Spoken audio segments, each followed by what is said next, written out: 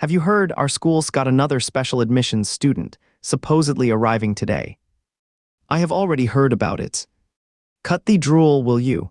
I can practically smell your excitement from across the screen. Word is this one's from that slum in Lower Harbor, no connections at all. Ehe. Hugo chewed the peppermint candy slowly, glancing at the school forum post and wondering how many of those rich boys he could take down if he actually ran into them at his new school. His slender fingers were still scrolling through the vulgar comments when a rough male voice suddenly asked, Hugo. He looked up at the sound and saw a school bus marked with Shandong Boys Academy parked right in front of him, the uniformed driver leaning out to look. He put his phone away, and the shadow in his eyes instantly softened into a smile as he bowed slightly and said, Hello. The driver muttered irritably, You are really hard to find around here. As a driver for Shandong Boys Academy, he would never had to pick someone up from this kind of neighborhood before. This was the most notorious slum district in Shandong State, right next to a crime-ridden underground zone. Driving his bus with the Noble Academy's logo made people stare wherever he went. Rumors said the area was dangerous, and he had been on edge ever since he arrived, circling around for ages. Naturally, he was starting to get flustered. He would almost snapped at someone in frustration when suddenly the boy smiled sweetly and bowed, saying, Sorry about that. Thanks for coming all this way. So cute. But he is just too skinny.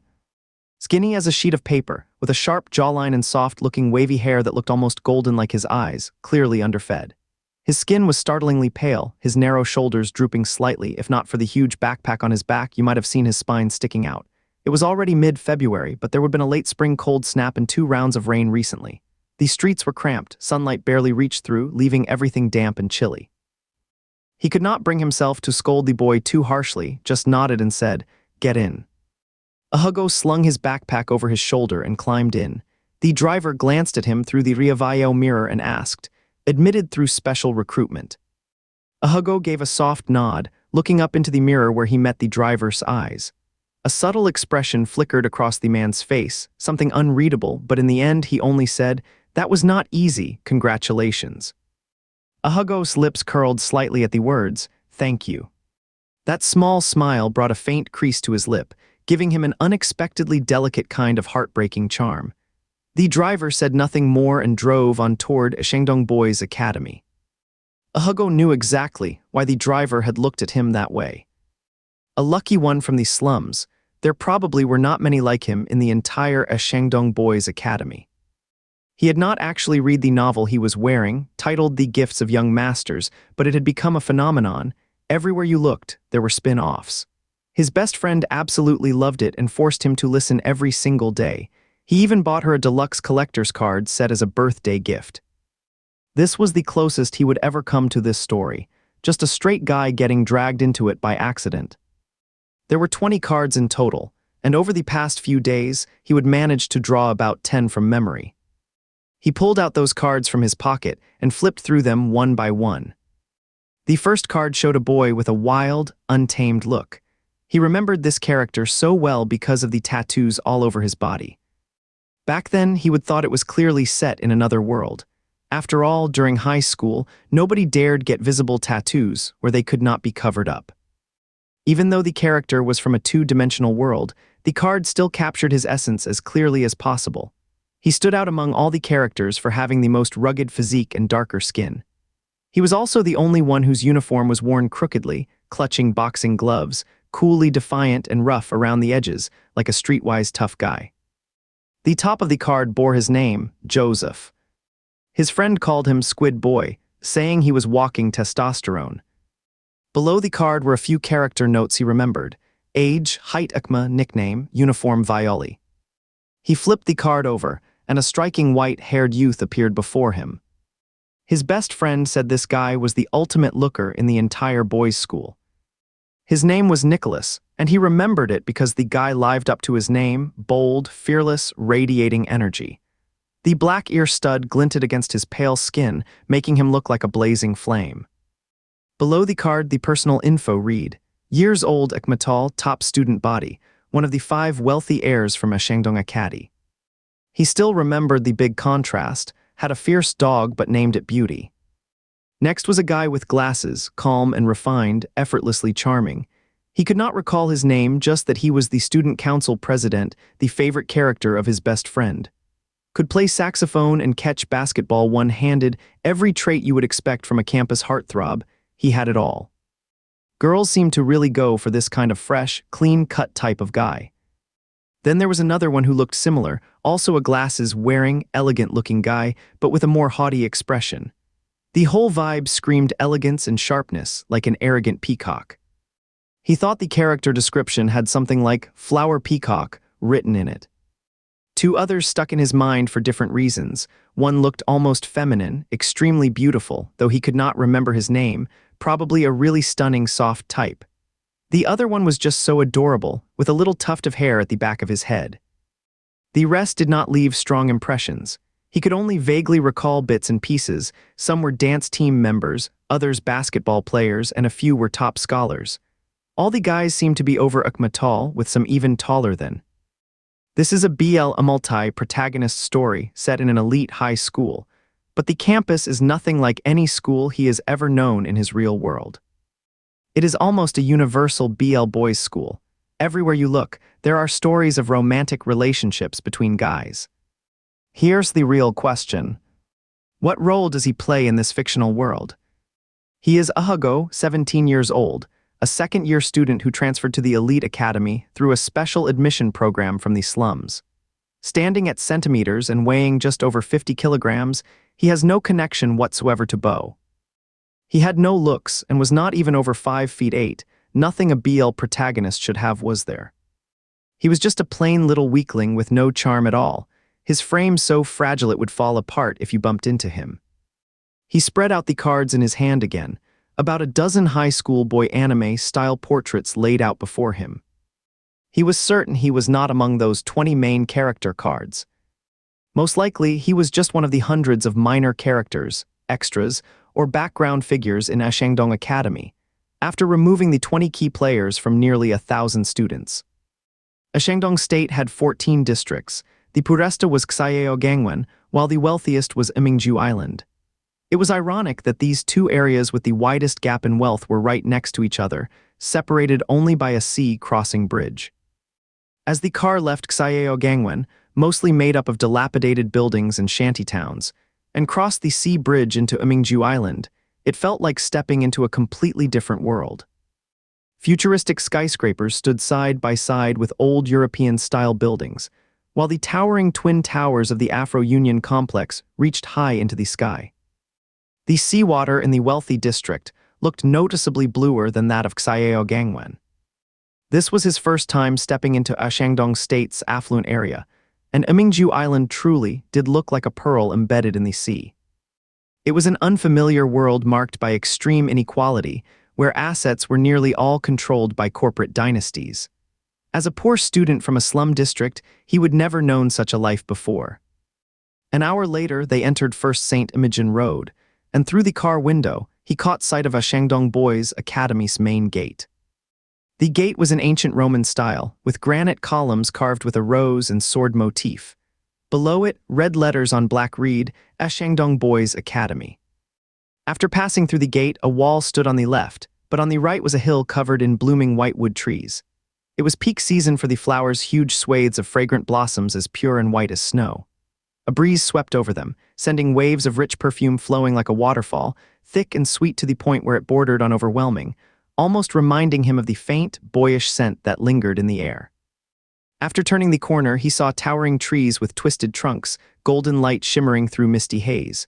Rows of red-tiled, brown-walled buildings were hidden among them, old structures that exuded a kind of decaying grandeur.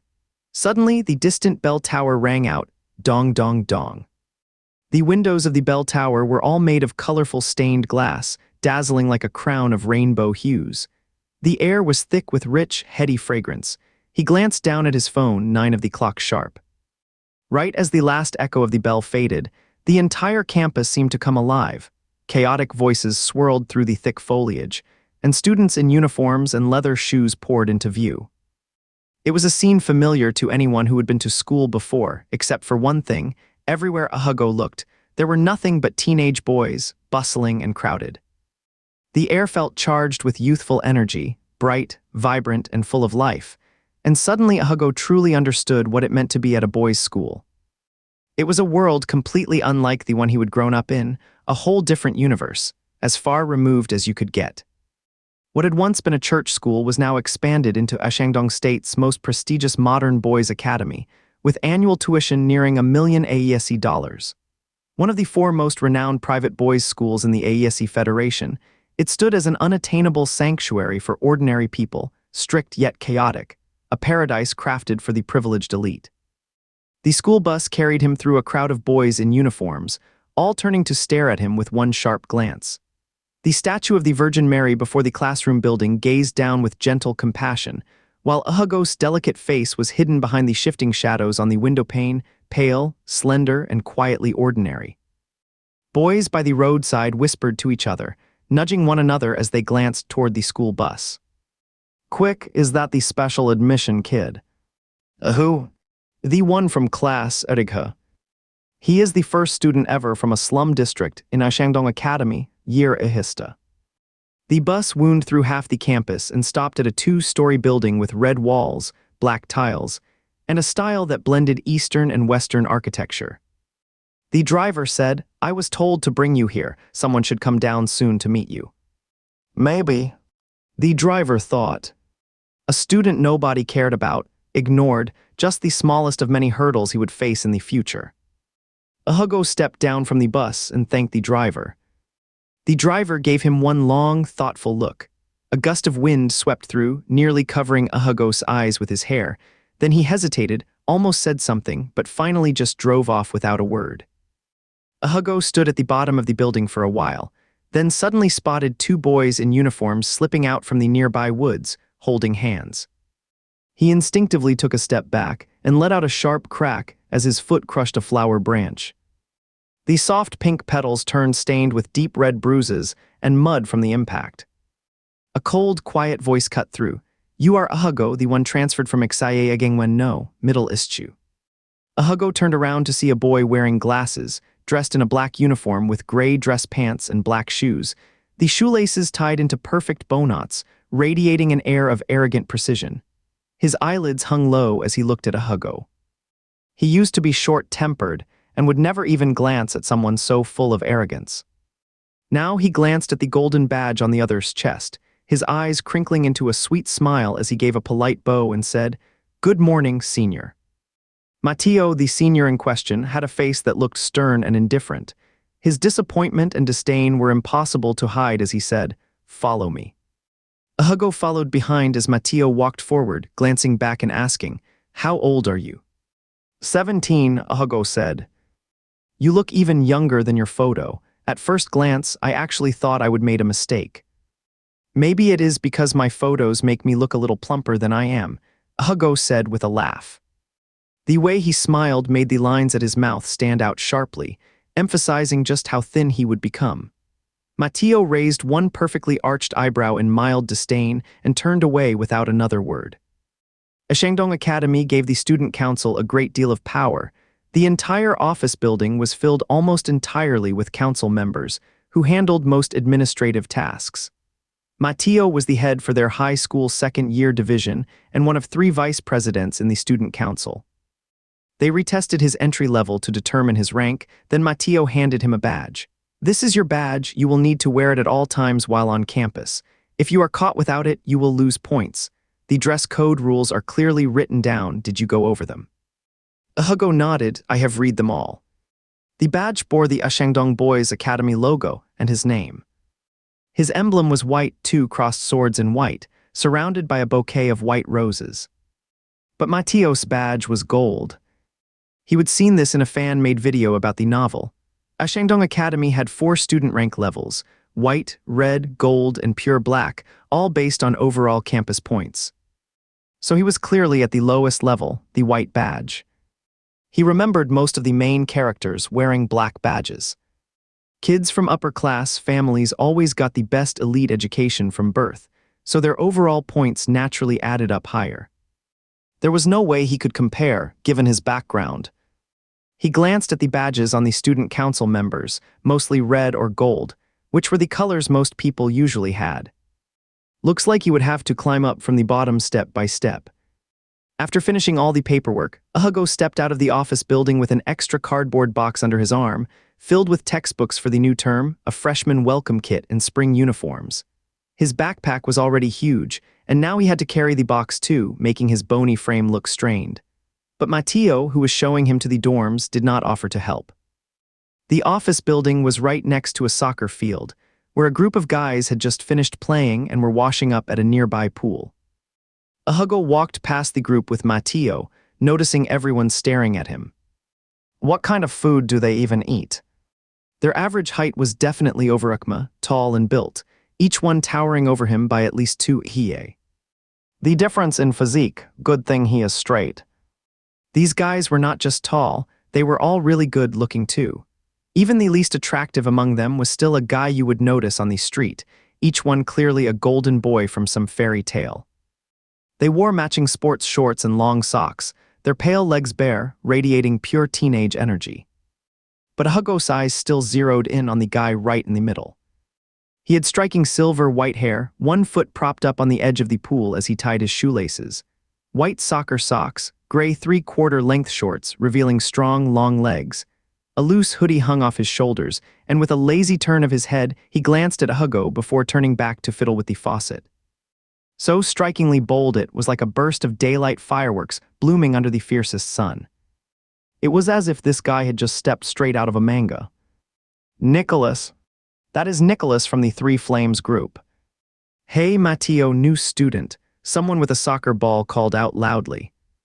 He was quite handsome, with dimples appearing when he smiled, his face glistening with sweat. Matteo nodded, but his eyes stayed on Nicholas as he grinned, one from the class next door, then added with a smirk, that special recruit. But Nicholas seemed uninterested in him. Instead, everyone else instantly glanced over when they realized he was the so-called special student. Hugo's hair was a bit long, wearing a black jacket with frayed and faded collar edges. His khaki cotton pants were worn out, while his brand new sneakers looked oddly mismatched on him.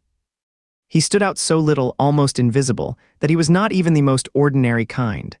Last year, 2 other special recruits had come to school. One was short and dark-skinned, unforgettable for all the wrong reasons. After Hugo and the others had walked far enough away, a boy rushed over from the field carrying his school uniform. Seeing everyone staring at Hugo's retreating back, he asked, "Theodai, what are you all looking at?" The boy called Theodai glanced down at Hugo with disdain, just a real disappointment of a new student. All that hype for the special recruit, and it turns out to be just this guy. Preheat, Nicholas shook his wet hands. If you have got nothing better to do, go practice your ball skills. Why is a rookie so obsessed with useless gossip? Oliver chuckled. Now that would be entertaining if he were cute, might actually get Joseph and Weston fighting over him. But now it is a shame. At Shandong Academy, special recruits usually fell into 2 types. One was someone from an elite family who got in through connections, using the special admission slot. Those were manageable. The other kind was actually a true special recruit. The so-called lucky ones were not as fortunate as they seemed.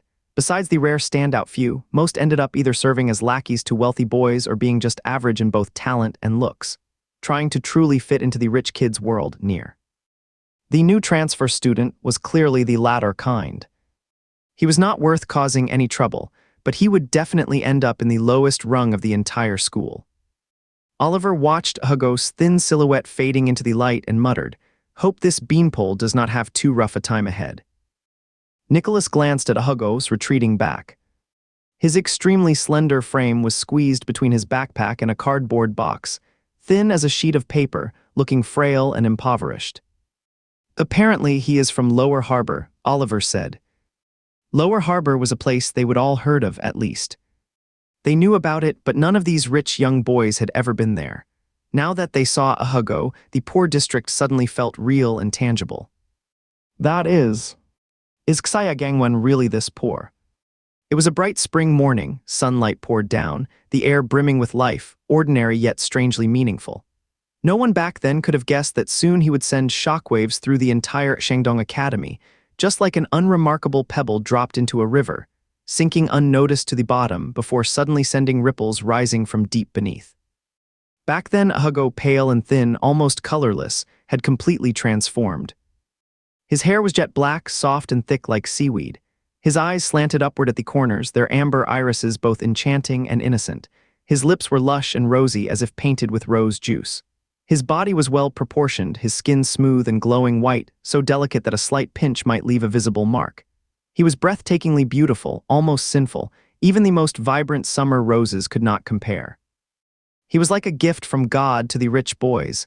No one knew whether it was mercy or punishment. A Shandong Boys Academy had 4 dorm buildings in total. A Shandong Boys Academy offers some of the best dormitory facilities in all of Shandong province. Most boys' schools are pretty basic and plain, sticking to the idea that luxury leads to indulgence while hardship builds wisdom. Take Saint N, one of the top 4 academies. It still uses shared bunk beds in its dorms, with a strict military-style management system. At Shandong Academy, dorms were assigned by badge color, which was based on overall points. Of course, those few tycoon heirs were the exception, nobles among nobles, naturally occupying the finest accommodations. Among the 4 dorms, Building 1 housed the fewest people, just 18, and was 5-star rated. It had strict security, a dorm supervisor, and housekeeping staff.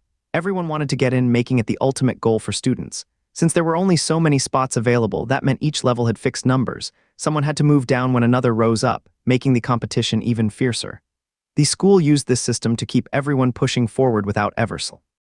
The second smallest group lived in Building 4, the worst conditions, with over 80 people. Most students, though, stayed in Buildings 2 and 3, mid-range accommodations. Each had 3 rooms with a shared living space, 3 bedrooms but 1 common area. Everyone had their own private room and thus a roommate. He would once heard his girlfriend tell stories about how some guy got moved into Building 2 and nearly caused a fight among his admirers who all wanted to be his roommate. The suitors went all out showing off, doing anything they could to boost their points, using connections, flattering the object of their affection. It was an intense behind-the-scenes drama. What made it wilder, everything happened secretly, the guy being fought over had no clue. So the battles were fierce but bloodless, pure. Back then, hearing those stories from his girlfriend felt boring and distant. Now that he was actually in it, he was genuinely curious. Who were the real people behind all of this? The 4 dorm buildings are spaced far apart, especially the first one, across a sky bridge in the faculty housing area, right next to the sea. It must have an unbeatable view of the ocean. He glanced toward the opposite side of the sky bridge and caught sight of the first dorm building, its exterior clad in dark gray granite, with frosted glass windows in red, white, and gold. Through a curtain of which wood blossoms, he could just make out a large fountain in front of the building. "Just a friendly heads up," Matteo said coldly, noticing him staring at the first dorm. "You would better not go over to that side of the sky bridge unless you have to. It will not do you any good." He got it. If he had a black badge like them, he could have traded words with the crowd. But in his current situation, he definitely should not go poking around those top-tier rich kids. The 4th dorm building looked old, red brick walls worn down by time, and which wood blossoms creeping up nearly to the 4th floor. Maybe they would left it this way on purpose, to push students in the lowest-ranked dorm to strive harder. It did not even have private bathrooms. Matteo led him inside. The room was not big and was a bit messy. "Nobody's lived here in ages. There is a storage room on the roof, cleaning supplies are all in there. You can tidy it up yourself. Your class only has 1 music lesson this morning, so you can go after school." "Thanks, senior." The other nodded once. He probably had a serious case of germophobia, standing at the doorway without stepping in, and now he kept wiping his sleeve with a handkerchief after brushing against dust when opening the door. Back in this day and age, he would never seen a guy carry a handkerchief around before. He thought the other's aloof, yet polished demeanor was exactly like that peacock. The peacock finished giving instructions and hurried off. Not long after, a voice came from downstairs. "All set, just a special recruit from Lower Harbor Bay. What is there to complain about, President? When are you coming back?" Hugo rolled his eyes, dropped his backpack, opened the window for some fresh air, cleared off the newspapers from the desk and bed, then headed up to the rooftop storage room. It was class time, entire dorm building quiet as a tomb. He climbed up to the roof and stepped out into an attic-style small room with old desks and chairs piled outside. A cat lay sprawled on top. Then he heard faint sounds. At first, he thought it was the white cat on its back, calling out. It lay in the spring sun, and a gentle breeze through the window carried a subtle, sweet scent, a whisper of life stirring all around. Spring came unusually early in Shandong province. But when he reached the doorway of the storage room, he realized it was not just the cat making noise.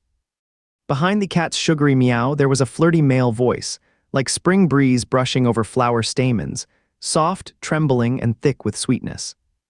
Then he peered through the slightly ajar door and saw scattered wine bottles and a teenage boy shrouded in smoke.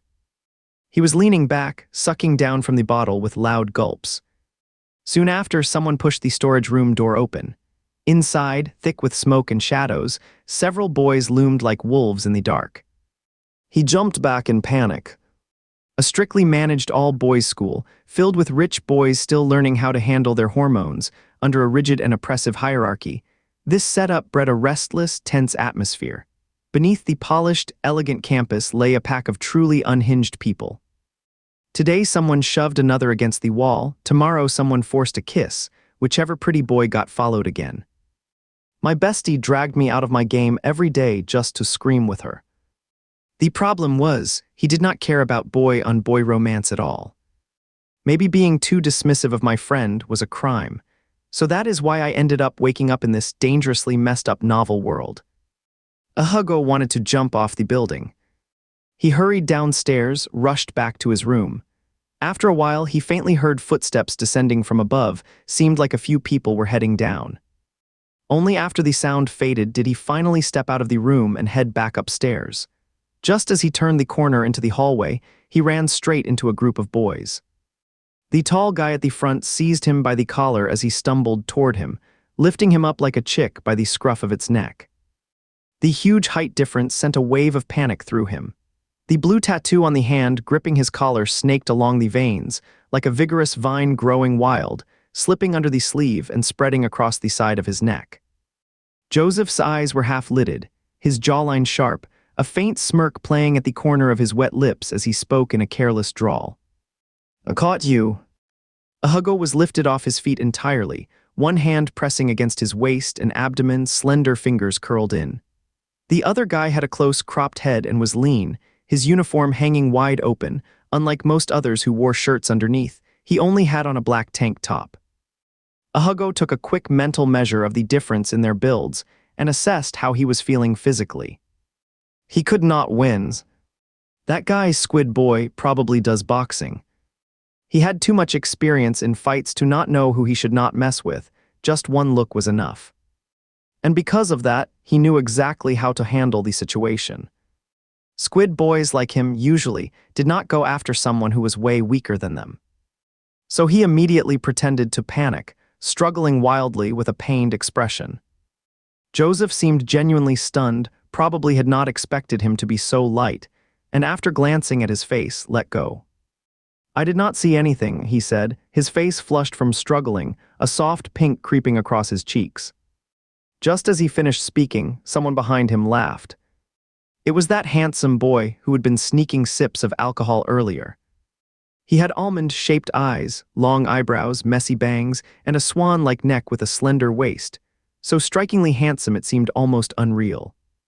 He thought he was being forced into it, but now he lounged carelessly on someone else's shoulder, lips glistening, always wearing that faint smile, as if he were a rare white cat.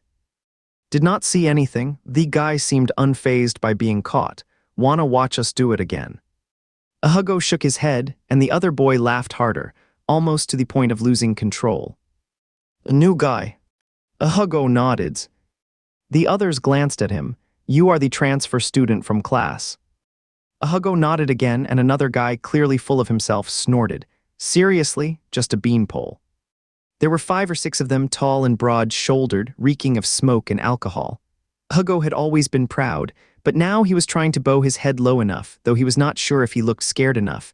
"I really do not know what you are doing in there." "What is your name?" Joseph cut in. Hugo ning from peaceful, song from praise. Question and answer. Seemed like they found it boring to mess with someone like him, so Joseph gave his face a quick slap and walked off. Light but firm and teasing. The tip of his finger was unexpectedly rough, the thin calluses scraping just enough to sting. "Joseph, let's just leave it." Joseph kept his hands in his pockets, did not turn back. "What is the point, a little chick like that?" The two guys sitting on the steps laughed and stood up. The rest followed down, chatting as they went. "Phew, I thought it was student council again, those surprise checks. You would have to be nervous just lighting a cigarette." "Since when did this school get so obsessed with nerds? Thought we might finally get a real looker this time." "What were you planning to do if a cute guy showed up? You want to get punched by Joseph or what?" Then another round of laughter erupted. Hugo glanced back and saw Joseph turn his head slightly.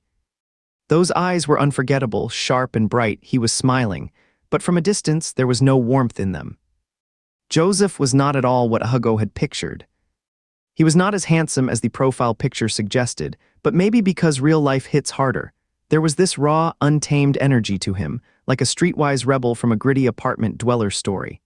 Chaotic, defiant, sharp-edged, and out of place in a fancy boarding school, even more so than someone like Hugo, who would come straight from the slums. After the group left, Hugo went into the storage room to grab some things and cleaned up the empty bottles and cigarette butts inside while he was at it. This place must be their hangout, or they were not the only ones coming here, judging by how littered it was with bottles and butts. The school rules clearly stated that smoking and drinking were strictly forbidden at Shandong Academy. The roof of the boys' dormitory was full of stories, just as they said. His eyes felt like they would been burned. On his very first day here, his entire worldview had shattered. And he would also realize something. A lot of people were watching him, the new special admissions student. For now, though, everyone seemed disappointed in him. He was grateful. Just as he would finish tidying up his dorm, he saw a message from their class leader. It was their schedule. "Next up is cello class in room of the music building. Make sure to get there early, and do not be late for the first lesso." Hugo washed his hands and put on the spring uniform he would just received, black jacket with a single row of buttons, fastened all the way up to the collar, white shirt underneath, gray dress pants, and black leather shoes. The uniform from Shandong Boys Academy carried an air of austerity and asceticism in both color and style, standing in stark contrast to the chaotic mess he would just seen in the storage room. Before leaving, he glanced at himself in the mirror. The uniform did not fit right. It made him look even more frail and pale, like someone who had sneaked into an adult's clothes.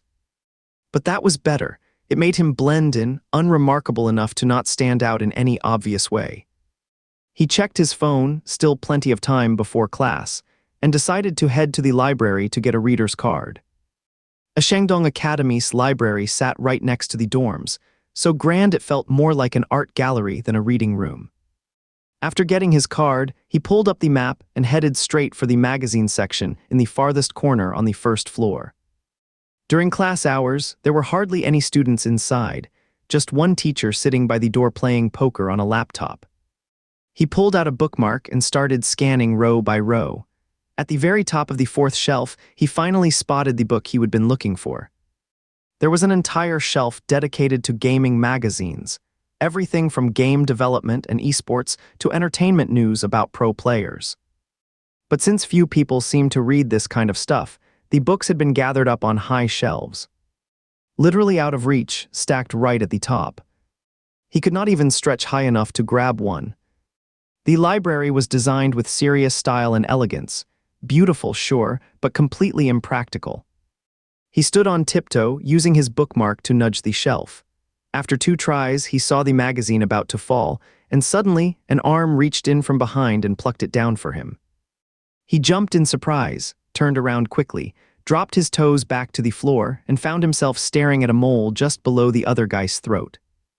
The guy was full head taller than him, broad-shouldered and lean, clearly someone who worked out.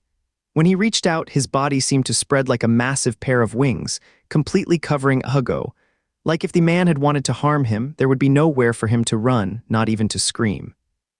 The height difference was terrifying. The guy placed the book into his hands. For a split second, Hugo felt like he would step straight into a manga. Otherwise, how could someone so tall and slender even exist in real life? He snapped back to reality, clutching the magazine and quickly saying, "Thanks." His eyebrows were striking, dark, sharp, and long, his black pupils unreadable at first glance. He looked so brooding it seemed he had neither love nor desire. But his face was straight and delicate, the kind of face you would expect from a top student. His skin was flawless, and that little birthmark on his neck added just the right touch, almost sensual, like the only flaw on his perfect body that made him feel human. The scene felt familiar, this library, almost like a moment from Love Letter, but with that same 18-year-old Hiro Kashiwagi. Only here it was darker, missing the soft white curtain drifting in the breeze. Seriously, how can someone this good-looking not be afraid of danger? After helping him reach the book, the guy reached out again and grabbed another copy of Game Developer Weekly, then flipped it open to read.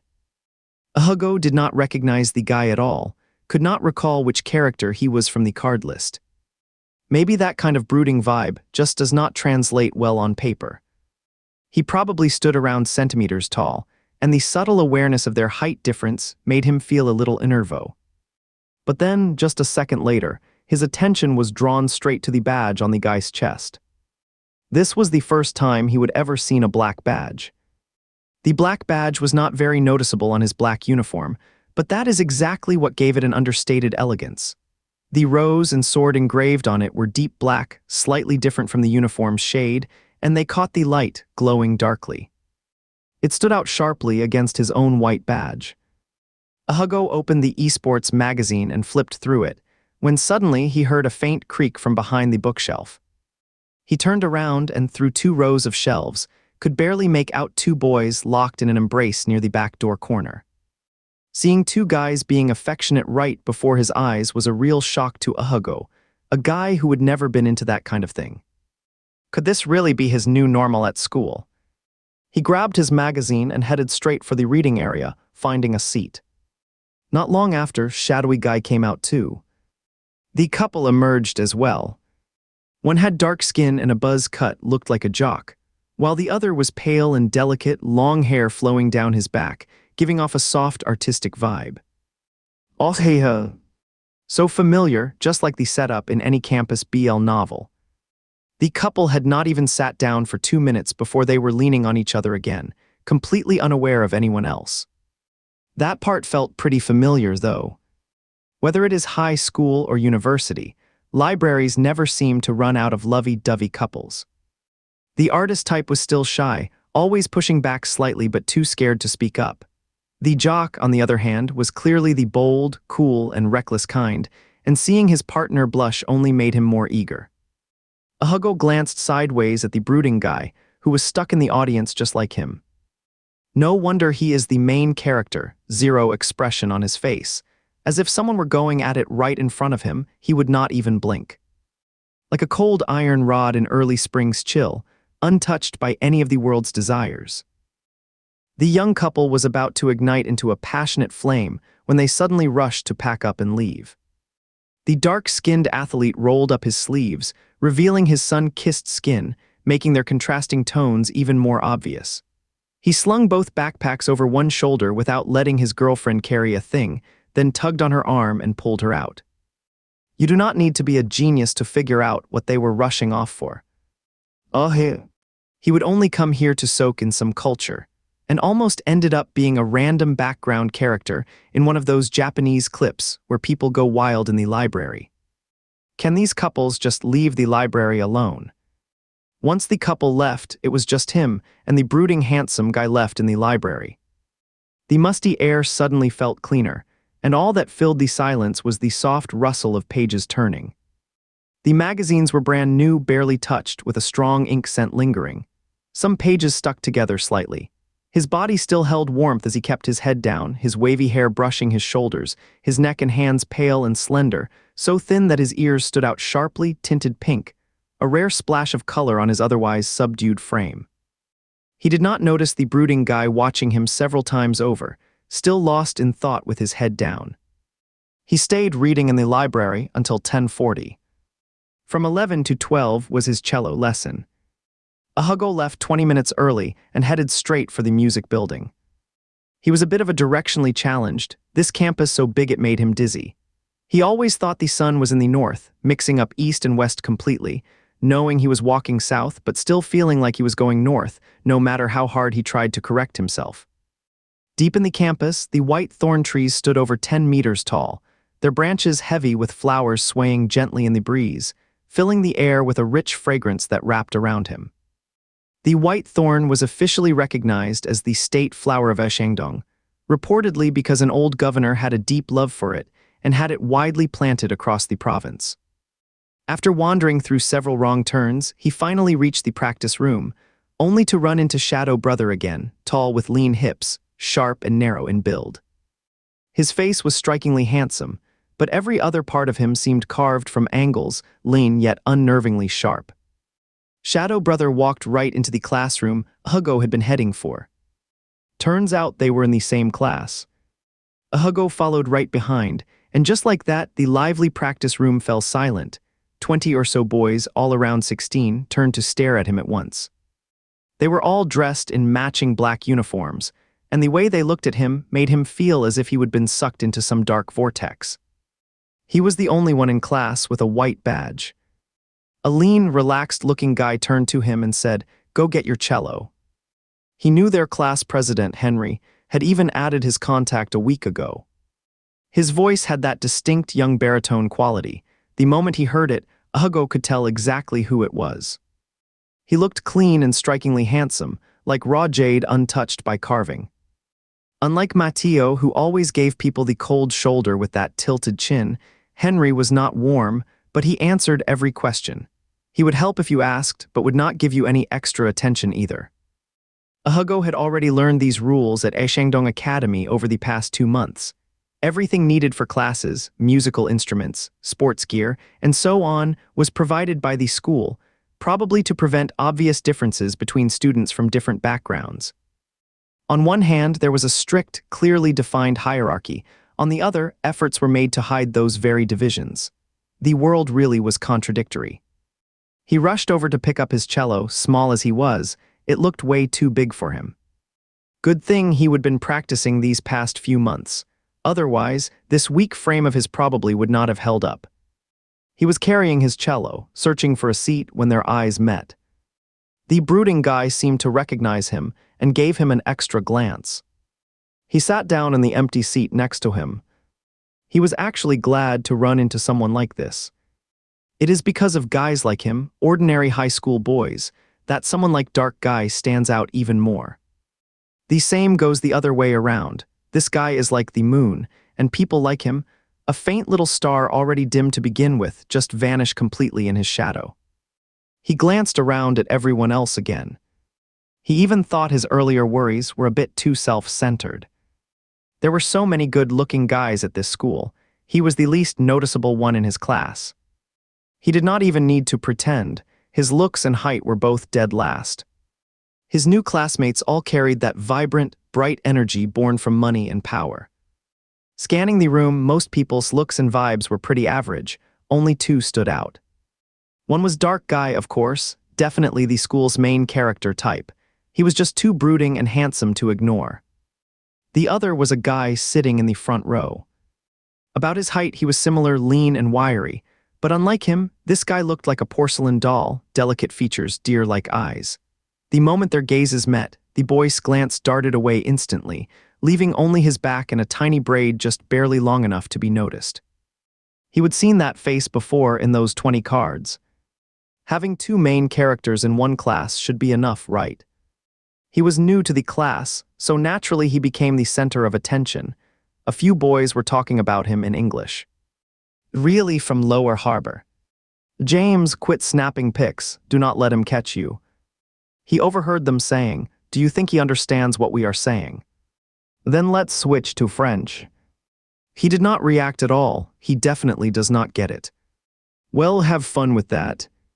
Hugo adjusted his violin slightly. You are Hugo, right?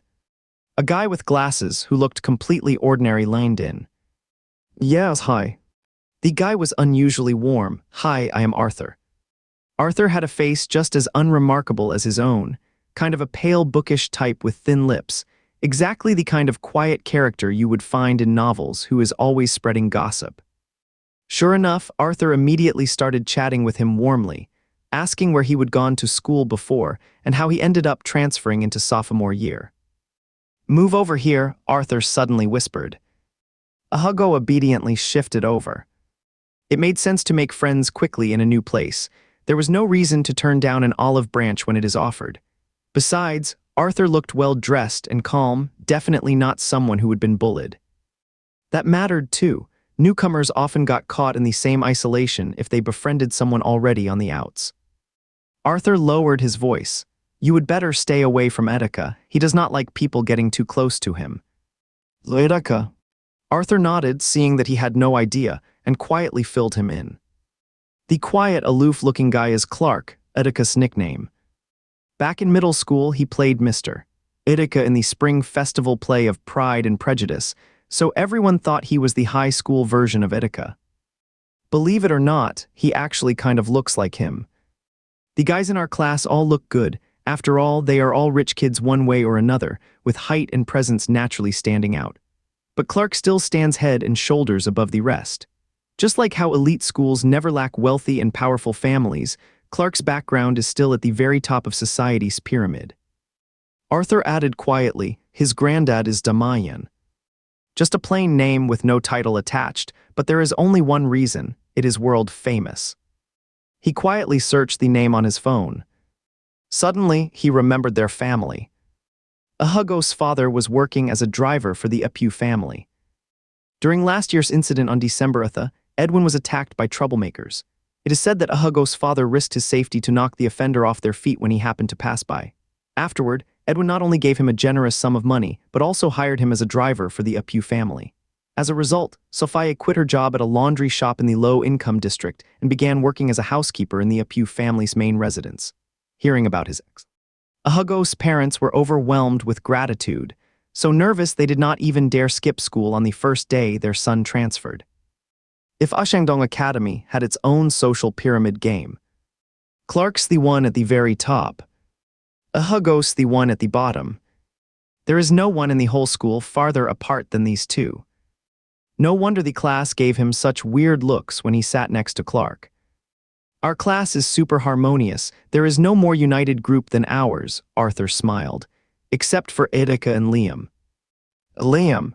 Hugo instinctively turned his gaze toward the cute little guy sitting in the front row. Arthur said, Liam's a bit reserved, maybe not much for talking, but he is really well behaved. Exceptionally handsome and delicate looking, slightly shy. A rich kid with that signature little tuft of hair and packed with all the good traits. Could he be Clark's match? He glanced over at Clark. Right when class started, their cello teacher asked him to play a short passage to get a sense of his skill level. He was not very good at playing the cello. To be honest, he had been cramming lately.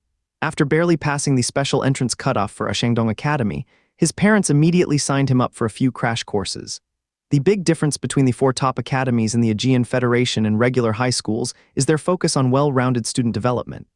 Hugo had been in an ordinary high school before, where he excelled in academics, but lagged far behind those privileged kids when it came to arts and sports. But he never really put much effort into it. Honestly, he had no idea where he would ended up, until Sophia excitedly mentioned she knew someone who could get him a trial at Ashangdong Academy. That is when the name suddenly rang a bell, and it hit him. He might have been pulled into a novel. So right after arriving, his first thought was how to make money. He never had much else going for him, abandoned as a child, always frail. Besides studying, he just loved playing games. At first, it was just about enjoying games. Later, he started making his own. There was a teacher at the orphanage named Ulakas who really encouraged him. He had been learning programming since 4th grade, and everyone else called him a genius. He does not think he is some real genius, just that he truly loves it. He gets completely obsessed with anything he truly loves. Recently, he has been in touch with a game company called Shark EA. Making games is not something you can do alone. Platforms, marketing, and promotion matter just as much.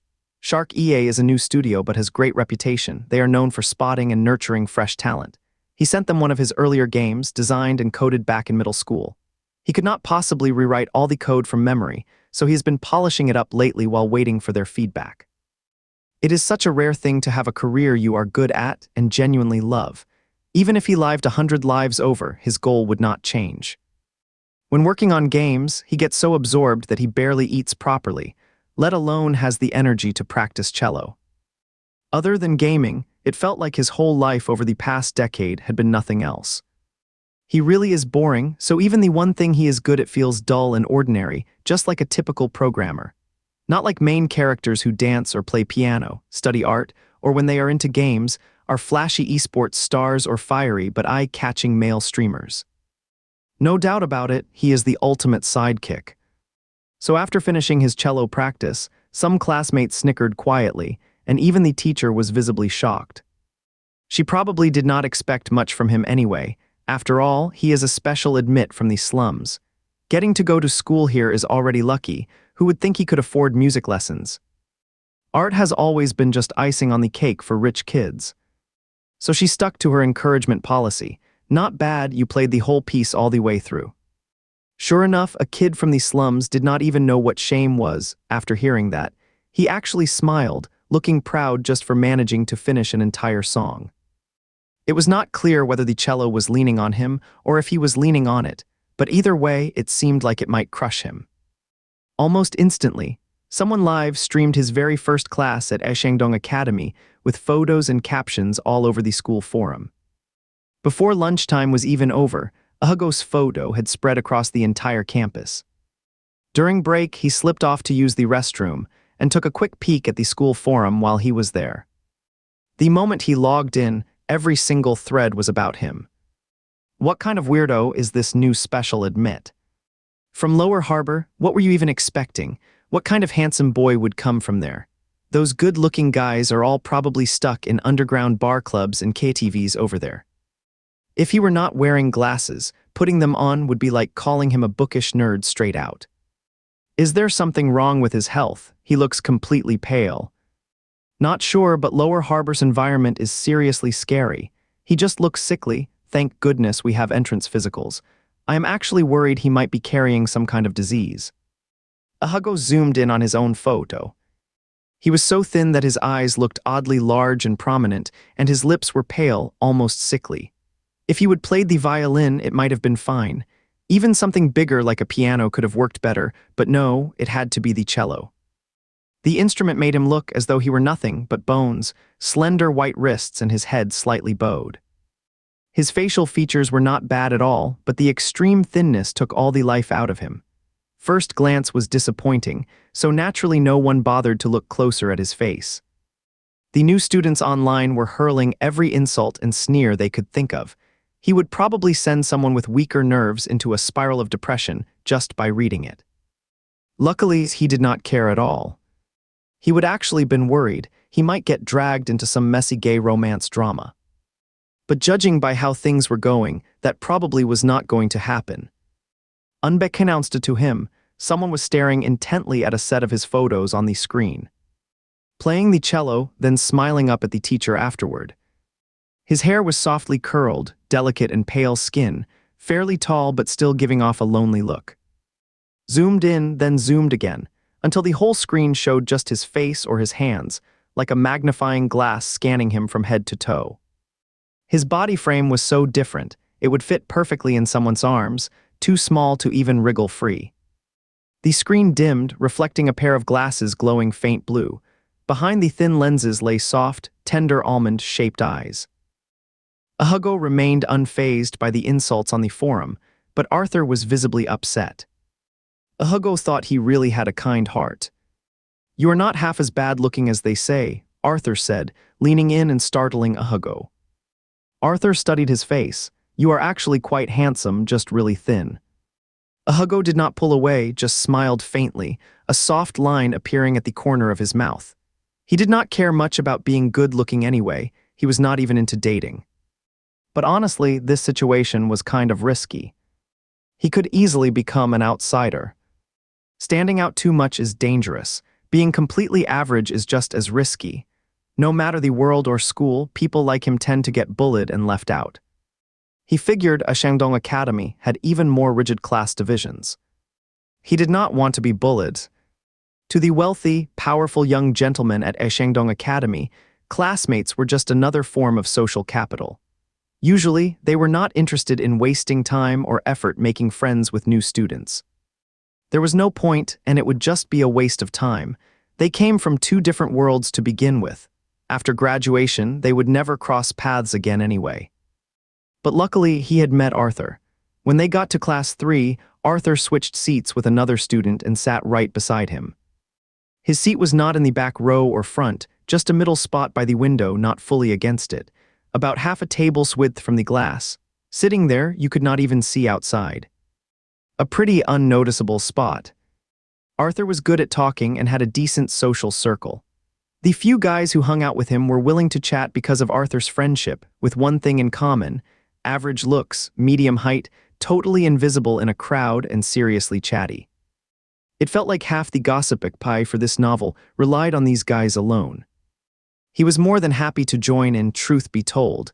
He could talk a mile a minute and would fit right into the role of a gossip-fueled background character. Arthur's circle was not exactly at the top of their class.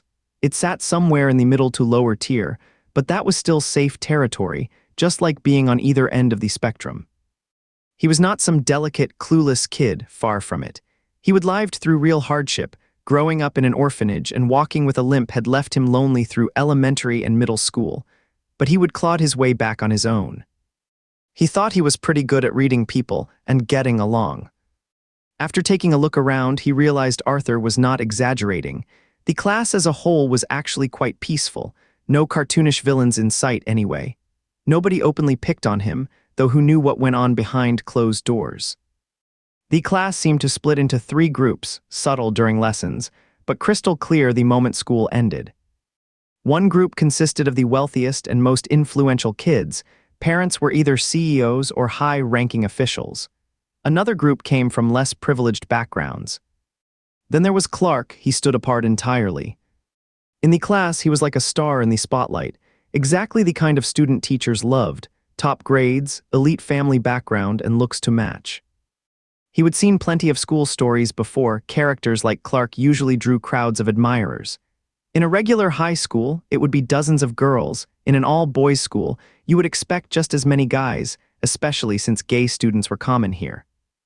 But not with Clark. He lived a life completely undisturbed. Hugo figured it was because nobody dared to approach him. There was something quiet and distant about him, an aura that said, "Do not come near." Even during breaks, he would sit there scribbling away at something. Hugo once passed by the restroom and caught a glimpse. He was surrounded by complex math formulas. A few boys were hunched over their desks beside him, staring with starry eyes that bordered on creepy, like if they got the chance, they would swallow Clark whole. Mr. Young Master's Gifts was not your typical school story. The characters here carried a kind of obsessive, almost sickening passion and desire. Stalking, force, imprisonment, just listening to their thoughts would probably get you censored. After all, they say there is no messier mind than a teenage boy's. Thank goodness that obsessive, feverish kind of love has nothing to do with him. Hugo felt the sharp, dividing chasm between protagonists and supporting characters. They inhabited the same world, yet might as well have been from 2 entirely different ones. His predicament was much like that saying, "Only the good-looking have youth." For the youth of the attractive is a world apart from that of ordinary people, just as the worlds of protagonists and supporting characters are irreconcilably distinct. It was as if an invisible glass barrier stood between them. Clark's presence only made that feeling stronger. Having someone like Clark, surrounded by attention like a star, was such a pleasant thing. He declared that Clark was the first man who had ever made him feel truly safe. The elite school's schedule felt completely fresh to Hugo. Alongside core subjects like Chinese, math, English, physics, and chemistry, there were science classes, art courses, and all kinds of electives and practical workshops. School started at M, and after-school study ended at P. At noon, Arthur took him around to explore the cafeteria. It was packed with people, yet surprisingly few recognized him when he blended into the crowd.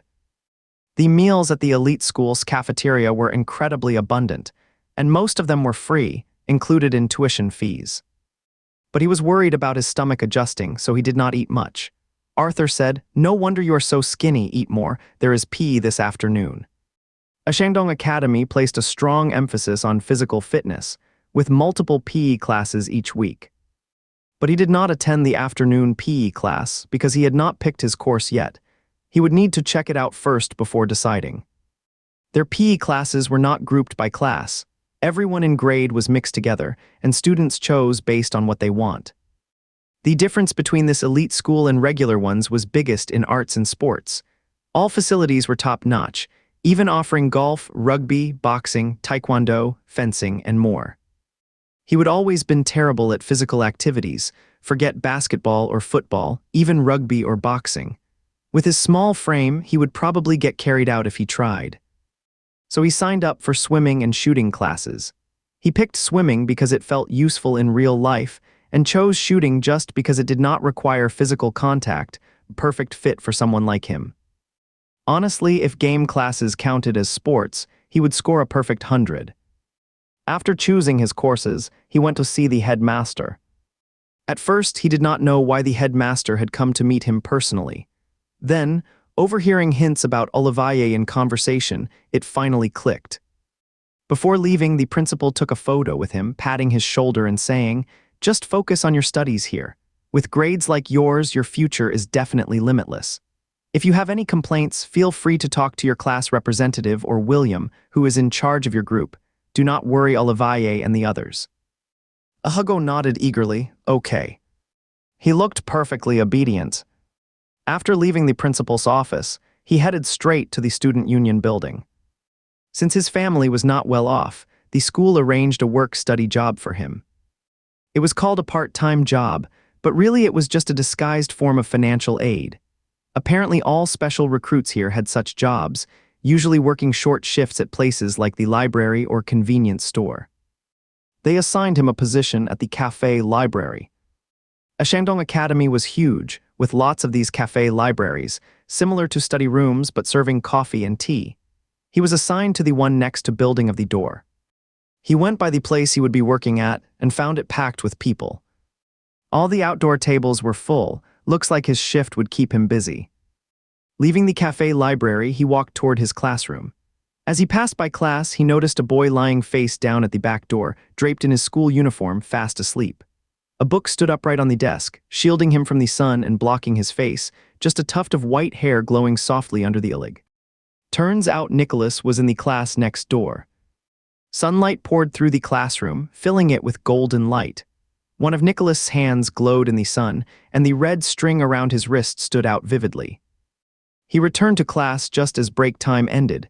Some students had already left for a lunch. It was only 5 of the clock. He was not really hungry, so he decided to wait until after evening study period to eat. He went to the restroom, and as soon as he shut the door behind him, he heard a group of boys laughing and rushing in. "I heard our class got a new student transferred in specially. What is he like?" "What do you mean, special transfer? Haven't you checked the forum? What even is the point of bringing a kid from the slums into our school? He is smart, heard he got straight Ace when he enrolled. Is he good looking at least? Just a skinny little thing, shorter than fat ado you even. Boys' school is terrifying. You're not picky at all, are you? He who gets to be the lucky one. Besides, even if he does not do it, hearing him cry out when he is hit might actually sound kind of fun. Being a little brother is not so bad either. Can mess around with him whenever, since he has got no real backup anyway. Let's find a chance to meet him then." Outside, there was a burst of giggles and splashing water. Only after they would all left did Hugo finally come out to wash his hands. Honestly, I do not know if those guys were just messing around or actually serious. He would been pretty confident about his looks before, but now he was not so sure anymore. He dried his hands and quietly stepped out of the restroom. He messed up his hair and slumped his shoulders, hoping to just disappear into the background. The sun was low in the sky, glowing gold on the white cypress blossoms. Just as he let his shoulders droop, a familiar voice cut through the air. "You have got a nice voice, do not you?" He spun around quickly and saw Joseph sitting on a secluded stone railing behind the bushes, smoking and turning to look at him. "Huh?" Seeing the dazed look on his face, Joseph let out a soft laugh, a faint crease at the corner of his lips, his skin seeming paper thin. Hugo immediately got what he meant, his ears turning red in an instant, and for the first time the pale, gaunt planes of his face seemed to warm up. Without a word, he walked away. He had gone a fair distance when he glanced back at Joseph. There he was, cigarette held between fingers, smirking in the smoke with an unkind sort of amusement. It was clearly teasing laughter. But it was not the kind of attention-seeking teasing, more like when you casually poke a stray cat or dog on your way home. You are just waiting for the day your crush drives you to tears and utter breakdown. A gust of wind blew through, carrying a thick, cloying sweetness that made his head spin. Joseph hated these white camphor trees at Shandong Academy, too sweet. It gave him a headache. The sunset blazed bright, spilling light across the corridor where the floor tiles gleamed harshly. Hugo's thin silhouette seemed to fade into the glow. He did not pay attention to whether the voice was pleasant or not. But it was so light that he could not forget the feeling in his hands for a long time. Despite how bony the other person felt, they were unnervingly light, making his heart race. Hugo had not even reached the classroom door when he spotted Arthur returning from lunch. "I brought you a milk tea," Arthur called out. "Thanks," Hugo said, taking it while trying to get used to how quickly Arthur warmed up. But Arthur was staring down the far end of the hallway and then asked, "Did you just talk to Joseph?" "No," Hugo said, not mentioning what had happened on the dorm roof. "Be careful, do not provoke him, and do not upset him." Once inside the classroom, Arthur took advantage of the quiet moment to give him a quick rundown on the school's two main troublemakers. One was led by Joseph from grade class, the other by Weston from grade class. That is why they are two separate troublemakers, mainly because of their different backgrounds. Weston comes from the complicated Black Dragon construction, a spoiled playboy who is known for causing trouble. As for Joseph, Joseph's also a special recruit, Arthur said. That instantly caught Hugo's attention.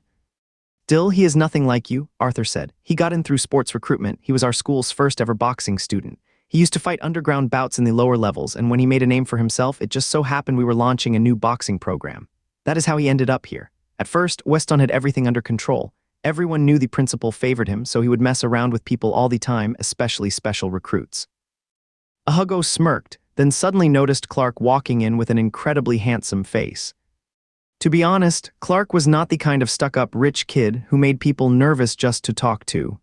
It was just that he was so quiet, people could not help but feel like they would disturb him if they spoke too loud. He quietly sucked on the straw, sipping his milk tea. Strawberry cherry flavor, way too much sugar, kinda cloying. "You are too thin, Hugo," Arthur said. "You need more sweets. I specifically ordered it extra sweet for you." Just the three of them in the classroom, with voices drifting from the hallway, making the room feel even quieter. With Clark around, Arthur, usually a chatterbox, did not dare speak too loud. Hugo picked up a pen and started sketching out his new map. The version of Black Rose Academy he would made in another world was actually much more complex than the one currently live, but his memory is not perfect, so he has only managed to recall about 2/3 of it. That is why he keeps adding patches and new areas all the time, and Shandong Academy has given him a ton of fresh ideas. He was not planning on anyone finding out about his game project. He wanted to stay low-key for now, until the novelty of being a new student wore off. And with his parents, he still had not figured out how to tell them he knew how to code and design.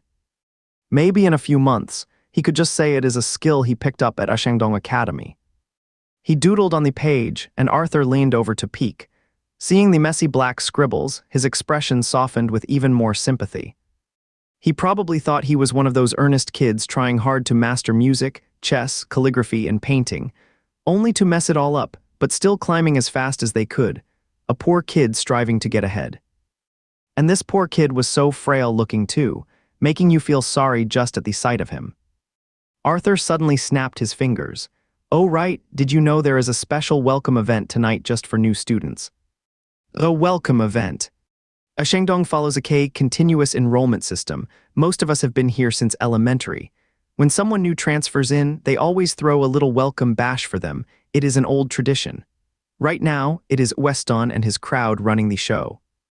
When he said that, Arthur hesitated before adding, "Do not worry, you will be fine. It can actually be kind of fun sometimes." He was not convinced. What did "you will be fine" even mean? Had someone actually gotten into trouble before? He could not help but feel this was some seriously sketchy party. Why was he fine? Was it because he was not good looking enough? He just could not treat this all-boys school like a regular high school. He felt tainted. Hugo recalled the conversation he would overheard in the restroom, resting his chin in his hand and sighing. The floor was too shiny, and the crimson sunset seemed to be setting the classroom on fire. Because Arthur had told him about the newcomers' gathering, he would been on edge all night until after study hall ended. As soon as study hall let out, their class monitor came over to tell him about the welcome party. "The school's usual orientation event, best you show up," said the monitor. As a new student, he certainly did not want to break any rules. After study hall ended, he went to the school's evening cafeteria for dinner before heading back to his dorm. Shandong Academy was full of trees. The daytime was fine, but once night fell, a damp, shadowy chill set in, and the floral scents grew deep and mysterious. About halfway through, he spotted a familiar figure. In the dark, that silhouette seemed like something straight out of a manga, slender and tall, strikingly handsome. It was Clark. He was actually heading the same way as him. He followed quietly behind, passing through the square when suddenly someone called out, "Little Curly." He froze, then turned. Several large guys were standing under the shadowy trees, as if they would been waiting for him all along. The leader wore the school uniform, with all buttons fastened neatly to the topmost one. He looked just like the others at first glance, but his hair was messy, dark circles under his eyes hinted at late nights and excess, and when their gazes met, the guy, this so-called rebel, gave him a lazy grin. There was not anyone better than he was at playing the role of an unimportant extra being hassled by a crummy main character. He kept his head down, said nothing, and did not run away, just quickened his pace slightly.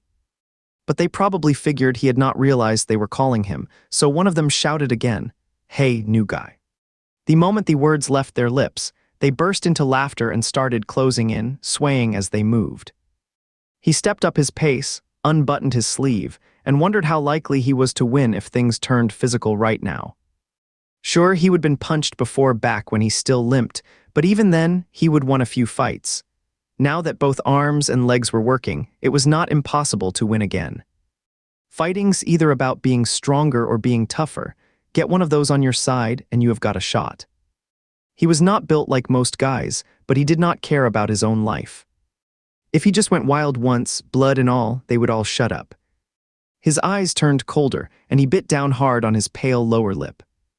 Then he caught sight of Clark's back. He came up with an idea right away and called out, "Brother up you." Under the streetlight, his shadow stretched longer and quickly merged with Clark. His head seemed to sink into the space between Clark's legs. The two of them were vastly different in build, making their shadows even more mismatched. The contrast only made him look skinnier and more solitary. Clark turned to look at him. Hugo gave a quick smile and panted as he hurried to catch up.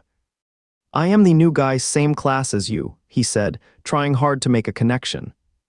Clark's gaze drifted toward the few guys behind him. His hair was slightly long, and his eyes were half hidden beneath thick strands. Clark's eyebrows were truly a masterstrokk, long and sharp, arched with a piercing intensity, his eye corners narrow and pupils dark as ink. So sweet and small a face, so quiet in demeanor, yet matched with such gloomy, razor-sharp eyes. Hugo did not look back. He just tilted his head up to stare at Clark, a wider smile spreading across his face. Clark looked at him like he was just an unimportant stranger. No, not like he really was. It suddenly hit him, maybe he would never actually heard Clark speak, or seen him walk with anyone else. He would never met such a quiet-looking guy before. Could he be a mute type? But that was enough for him. He did not think Clark was the usual type of aloof, cold-hearted guy who only showed warmth to his lover. He actually seemed kind to strangers too, since he would noticeably slowed down his pace. Clark had long legs, and even walking slowly, Hugo had trouble keeping up. He followed Clark ahead, glancing back once they would gone far enough. The guys were already out of sight.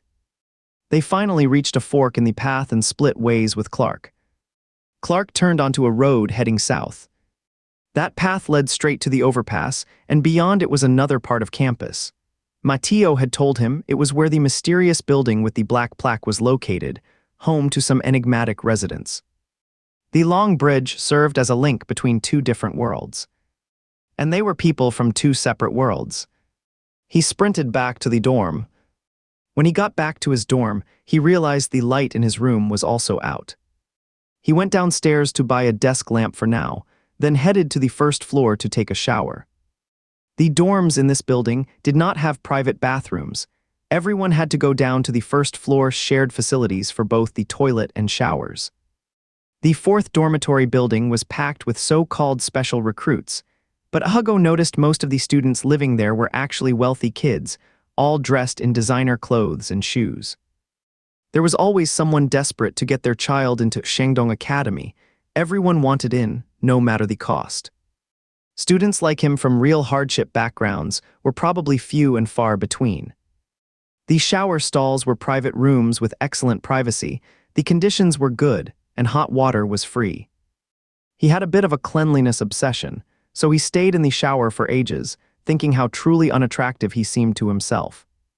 He was not really short, just average height and only with room to grow, but he was painfully thin. Teenage boys naturally have strong bone structure, but his frame was so skinny it felt almost skeletal, with no curve to his hips or way. He looked a bit unwell.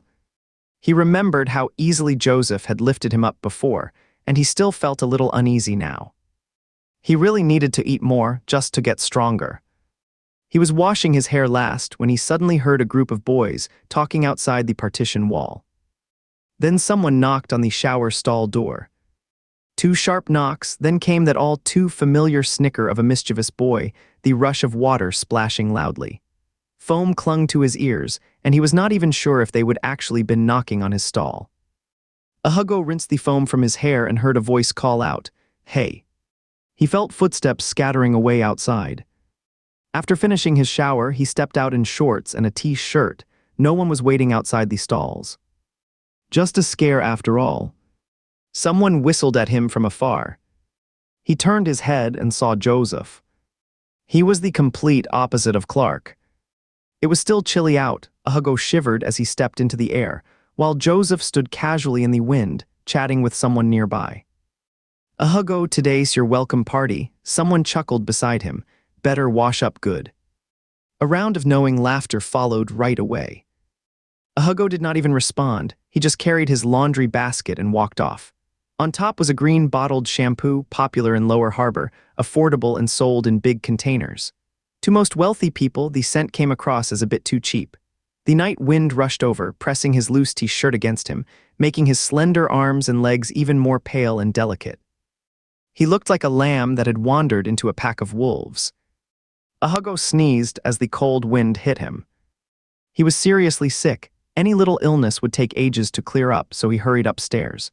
Joseph's voice drifted over on the night breeze, faint and hazy like steam rising from a bathroom door. "Are they still doing that welcome party?" After showering and returning to his room, Hugo had planned to start a new map, but the unsettling experience of being followed today left him on edge. At school, there were only 3 kinds of people who were truly safe: the wealthy, the powerful, and those who were just good enough to stand out. He needed to change his position at the very bottom of the entire hierarchy, fast. So he made himself a progression plan. White, red, gold, black. He really wished he could make it to the black badge. No one loved him, but no one dared to mess with him either. A Shandong Academy's ranking system was simple. Earn points. There were several ways to earn points. Besides donating money to the school, there were points for academic performance, various competitions, social practice activities, and even participation in group events or cultural performances. He thought he actually had a chance. As long as he had a goal, he would be tough on himself. He was going to climb up step by step. He also looked up the top university in the world for game design. He was self-taught but excelled in creativity and imagination, born to be a game designer. His games were fresh and fun, yet his fundamentals were weak. As a designer, his strengths and flaws were equally sharp. To go further this time, he needed proper, structured training. He could not just keep figuring things out on his own. He was searching for schools while doing leg stretches at the same time. His body felt really terrible right now. It was not even 10 of the clock yet, but he was already worn out. He was practically a sickly type already. But he was not the sickly type, could not even pretend to be. Because that kind of vibe usually belongs to the main character. He poured himself a glass of water when his phone suddenly buzzed. He glanced at it and saw a private message from one of his forum buddies. When he first arrived in this world, he was not very familiar with the local games, so he spent a lot of time hanging out on a well-known gaming forum. Online, he was way more confident than in real life, which is how he ended up connecting with a bunch of like-minded people, among them a guy named Katsuo who really knew his stuff. The two often discussed game design together. Later, it was Katsuo who introduced him to his company, Shark Electric Games, and encouraged. Katsuo, haven't seen you around lately. No fish for me, just busy with stuff. Their chat window looked like it belonged to a couple, frozen sardine on one side, and an energetic little hungry cat on the other. Truth was, he had not originally used this avatar or nickname. He would changed both specifically for Katsuo. It all started when they disagreed on an idea. He argued his point firmly, just a regular debate at first, but then he noticed how serious and kinda shy Katsuo actually was, so he decided to have some fun with it. The guy never responded though, and everyone else kept egging him on. That is when he jokingly picked out a matching username just to mess with him. Over time, the two actually became close friends, trading thoughts about game design all the time. They made a perfect pair. Katsuo was great with internet tech, while he had a wild imagination that never ran out of ideas. Still, their conversations were mostly limited to the forum. Private messages were rare. His last one was about Black Rose High, and at first glance it looked like a business deal. And of course, he could not resist making a joke while he had the chance. No fish for me, missed me already. Found a new job yet? He did not bite at all. His seriousness was what made it funny. Hugo replied, first day on the job, and everyone at the new company is so cold, sob. Since most people in the forum were office workers, he was worried that if they found out he was a high school student, he would not get taken seriously.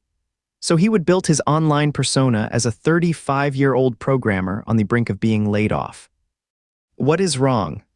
The new environment is really stressful. If you are not adjusting well, maybe consider joining our company. The workplace vibe is great. Really people-friendly.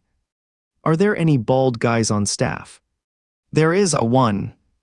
But I do not think it has much to do with our company, probably just genetic hair loss. Hugo burst out laughing, and all his exhaustion melted away. Whenever the other person got so serious, he found it utterly amusing. He went on chatting with brother Ahayu Adeo Ayu about the latest updates on the forum. Before he knew it, it was already 10 of the clock. Cannot chat anymore, I have got to go. My coworkers are dragging me into a team building event. And now, whining, there is no way I can get out of this kind of obligation. Right after sending that message, Arthur started knocking on the door outside. He quickly typed bye-bye and shut down his laptop. He pulled on his coat and headed to building 1 with Arthur and 2 other guys. Arthur told him this was a rare chance each year for Anon Black Badge students to freely enter the first dormitory building. But Hugo thought this kind of opportunity was not exactly a good thing for every new transfer study.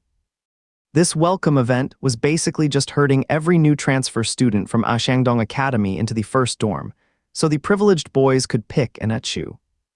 Back when Joseph arrived, did he go through this welcome event too? Would Joseph really just roll over and let himself be picked like Itha? At 10 of the clock, the school was completely quiet. A century-old campus with thick greenery and twisted tree trunks loomed in the dark like monstrous shadows blocking out the sky, and the air carried a faint salty tang of siawet.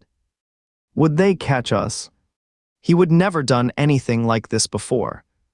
He would read the rules at Ashangdong Academy. They were strict. Today's special security would just turn a blind eye. It will be fine. Arthur added, I was going to ask Noah to tell Joseph to come and back us up, but Noah's phone's been off this whole time. Who is Noah again? He is my neighbor and childhood friend. He is real close with Joseph.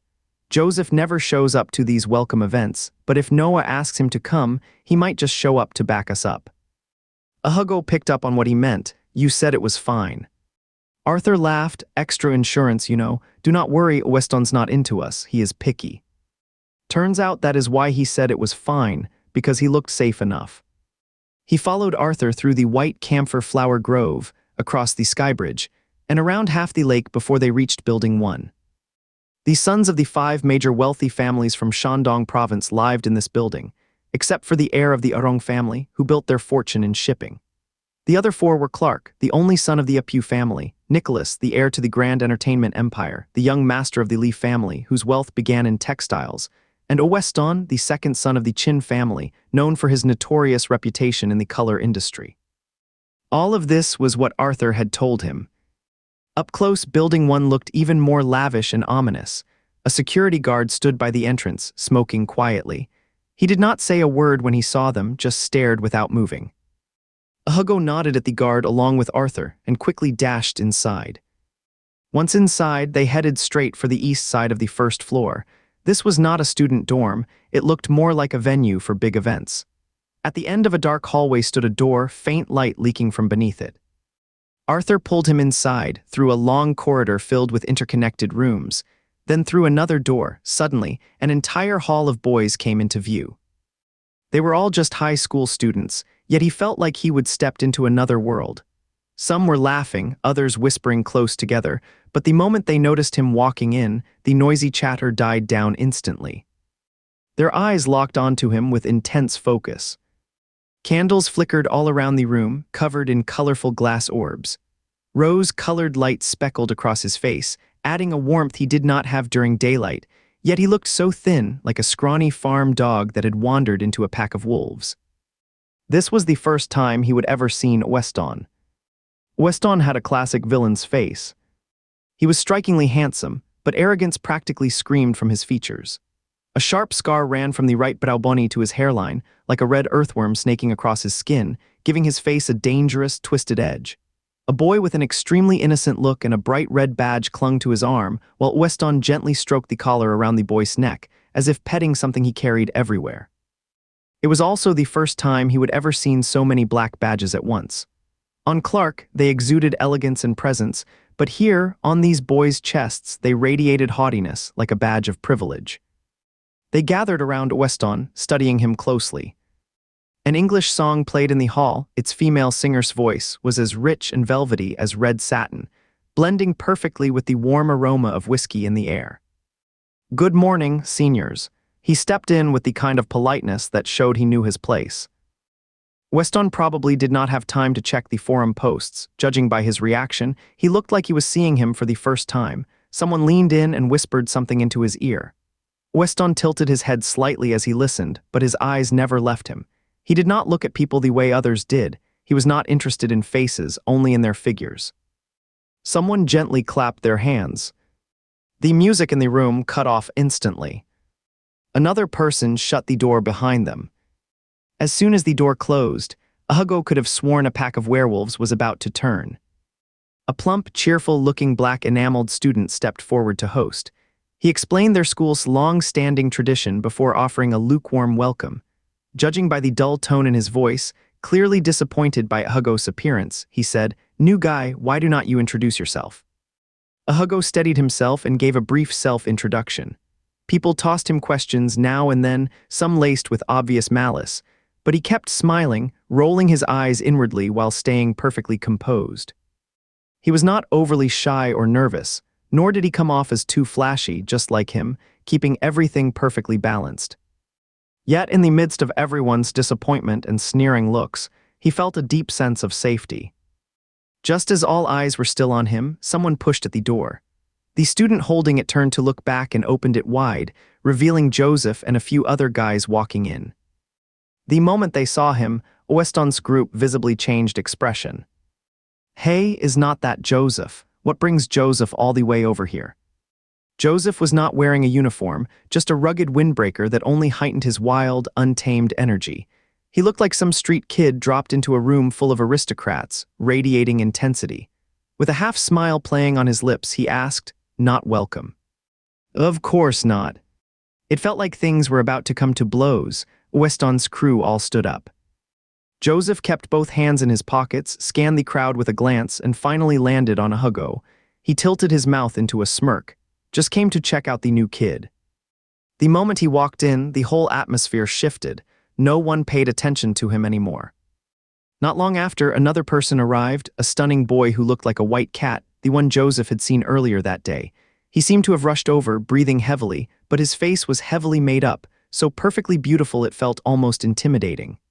Everyone's eyes were drawn to him, even the black card aristocrats standing beside Weston. But his gaze seemed fixed only on Joseph. He came straight for Joseph and stayed close by his side. He leaned in, clearly trying to steal a kiss, almost begging in the way he pressed forward, but Joseph turned his head away with a subtle motion. Yet he was not the only boy whose eyes burned with intense desire for Joseph. The dim lighting in the room made every hidden longing more visible. Most of the boys were looking at Joseph with raw, unashamed hunger. In most school stories, what sets them apart from other novels is how pure and vibrant young men's love and desire are clean, honest, full of life. Even when two boys press close together, it still feels warm with the scent of skin and youth. But this school was clearly an exception. He found himself lost in the thick air of temptation, as if some dark longing deep within him had finally started to rise and stir. He should go back and write right away. His mind was bursting with ideas. Someone handed him a drink and he took it, sipping once before choking instantly. Hugo heard everyone around him snickering, coughing so hard he turned red in the face, shaking his head. New guy, do not go breaking the rules now. It was as if they would just remembered he was there, all set on giving the newbie a proper lesson. Down in one, old rule. Hugo said nothing and downed it in one go. He knew he could not afford to show weakness right now. Going along with the locals, that is how the weak survive. It was so spicy that tears welled up in his eyes. He did not know what he would drunk, but felt his chest and face burning hot. Arthur quickly brought over the entire tray of pastries, and Hugo grabbed a piece of chocolate to eat. But the chocolate had a liquor center too, bitter sweetness clashing with the alcohol. His eyes were watery, and he caught Joseph barely suppressing a smirk, half-lidded and smug, watching him closely. His eyes still showed no emotion. Compared to these pampered young masters, Joseph was not particularly fair-skinned, his hair was short, and he probably stood about as tall as Clark, though built a bit more solid. Like the others, he sat cross-legged on the carpet, but his legs seemed restless, like they did not know where to go. There was something raw and messy about him, the kind of open, unguarded longing and desire that made it hard to pin him down. He thought Weston and Carl both seemed uncertain in their feelings toward Joseph, neither fully hostile nor completely indifferent, neither truly fond nor purely attracted. Luckily, they eventually let him be. Maybe he was not standout enough to really draw attention, but not weak enough to be pushed around, too bland to be liked, too tough to be bullied. Just like a glass of plain water. But nobody in this room was interested in drinking plain water. Hugo felt lightheaded, leaning against Arthur and the others as they chatted aimlessly. Still, it was not a total loss. For instance, he finally figured out that the handsome boy who always stuck close to Joseph was named Carl. Who else would have a name like that? Carl had a teardrop-shaped birthmark near his eye, the kind you would see on protagonists in BL novels. He really did look like a sly fox. He was stunning, utterly aware of it, with every flick of his eyebrows and tilt of his gaze dripping with charm. When boys stared at him, he could not help but feel proud, his chin tilted up just a little. Right now, he was fiddling with the lighter that had been on Joseph's table. The lighter was unusual, black in color, with a design of roses blooming around a skull. It was a Dunhill lighter. He recognized the brand. It reminded him of a roommate back in college who had gotten one as a birthday gift from his girlfriend. He would heard those things cost over 10,000 yuan. Joseph's cigarette was just as distinctive, pure black, shaped like a pen and much longer than regular ones, with Russian text on the pack. Since it was rare to see Weston and Joseph show up at each other's territory, the atmosphere at the welcome event felt strangely tense. Weston sent all his nearby friends away and invited Joseph into a side room for a chat. Joseph walked in without hesitation, never once glancing back at Hugo during the whole exchange. Everyone turned to watch their backs disappear down the hall. No one paid any attention to him, the plain and unremarkable new guy. Hugo could not take the heat and exhaustion anymore, so he spotted a quieter spot on the balcony and dragged Arthur over to sit down. Sitting on the balcony just zoning out, classmates would occasionally come by to chat. Surprisingly, they all asked the same thing: what his relationship was with Joseph. What kind of relationship could he possibly have with Joseph? They would just met. They probably figured he was not lying, so they would chat for a bit and then leave. He was so tired he felt drowsy, drifting in and out of consciousness, until someone nearby started making noise and snapped him back to reality. Two familiar faces. Carl seized the chance and tried to lean in close to Joseph. There were countless handsome guys at school. Take Clark, for example. He was like a prince from another world, the ultimate catch. Then there was Nicholas, so good-looking you could not stare too long, grandson of the richest man in a Shandong state, and Benjamin from student council, always the center of attention at every school event. They were rich, handsome, and well-mannered, today's golden boys with bright futures ahead. But he just could not help but like Joseph. A street fighter type, not exactly handsome, with a lean frame and rough edges, clueless about love, seemed like he would not treat anyone as a person even in bed. But that is exactly the kind of guy he cannot help but be drawn to.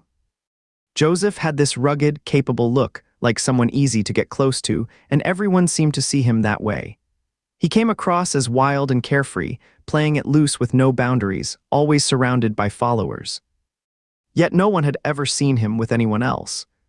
He never dated, never slept around, could turn down advances even in the wildest situations, carrying this oddly sharp, detached coldness. He acted like he was always hanging out with people, yet still had no real friend at this elite school. Joseph seemed to have no heart at all. That only made it more irresistible, made him forget all sense of pride just for the chance to be near Joseph. Besides, he never had much dignity to begin with. Now this is more like you, those others just do not fit. Joseph ignored him. He probably was not into this scene at all, and lit a cigarette with a sigh. The flame flickered across his eyebrows and eyes, highlighting his high cheekbones. He had a face that seemed impossible to control, one that could easily drive people mad, especially his mouth, slightly upturned as if he were always indifferent. Carl reached out and gripped his arm like he was trying too hard to please. Joseph gave no reaction, could not tell if he even enjoyed the rich boy's persistent attention. His eyes felt cold in a way that did not make sense, while the cigarette glowed red, flickering with each drag. The tiny pulse of light swayed slightly as he bit. Hugo figured Carl had almost no chance at all. Joseph usually ended up with someone sweet and innocent. A face like that was made for pure romance, though he was really a player driven half crazy by being in love. Hugo wondered whether to keep pretending to be asleep or just get up and leave right away. He was still hesitating when he felt Joseph sit down beside him. Now he could not pretend to be asleep anymore. He tried to get up, but Joseph grabbed his arm. Talk. He turned to look at Joseph, his lips moving slightly before finally saying Joseph's name. Hearing him call him brother, the storm of tension on Joseph's face eased a little. Carl did not leave either. He just stood there with his arms crossed. Arthur returned from answering the call that felt like a death sentence, saw Joseph and Carl standing there, and stopped in place, glancing over worriedly at Hugo.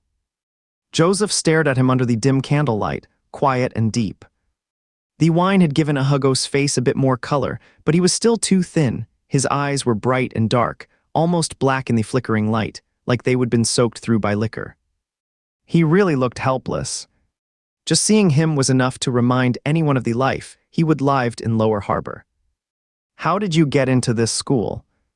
He said, I took the spring special admission. What is your specialty? Joseph asked, then added with a smirk, good at studies. Hugo gave a small hum in reply. Where exactly did you live in the Lower Harbor district? Sham Shuipo. Coincidence, Joseph said, raising an eyebrow. I know that place well. He leaned in a little close, his body warm, maybe just Hugo's own buzz from the alcohol making him feel hot, but he caught Joseph's scent, nothing like the flashy perfumes others wore. This was clean, simple, something like soap or shower gel. Hugo tilted back slightly. Still, knowing Joseph was also an alternate admission student, a thought sparked in his mind. You know that place.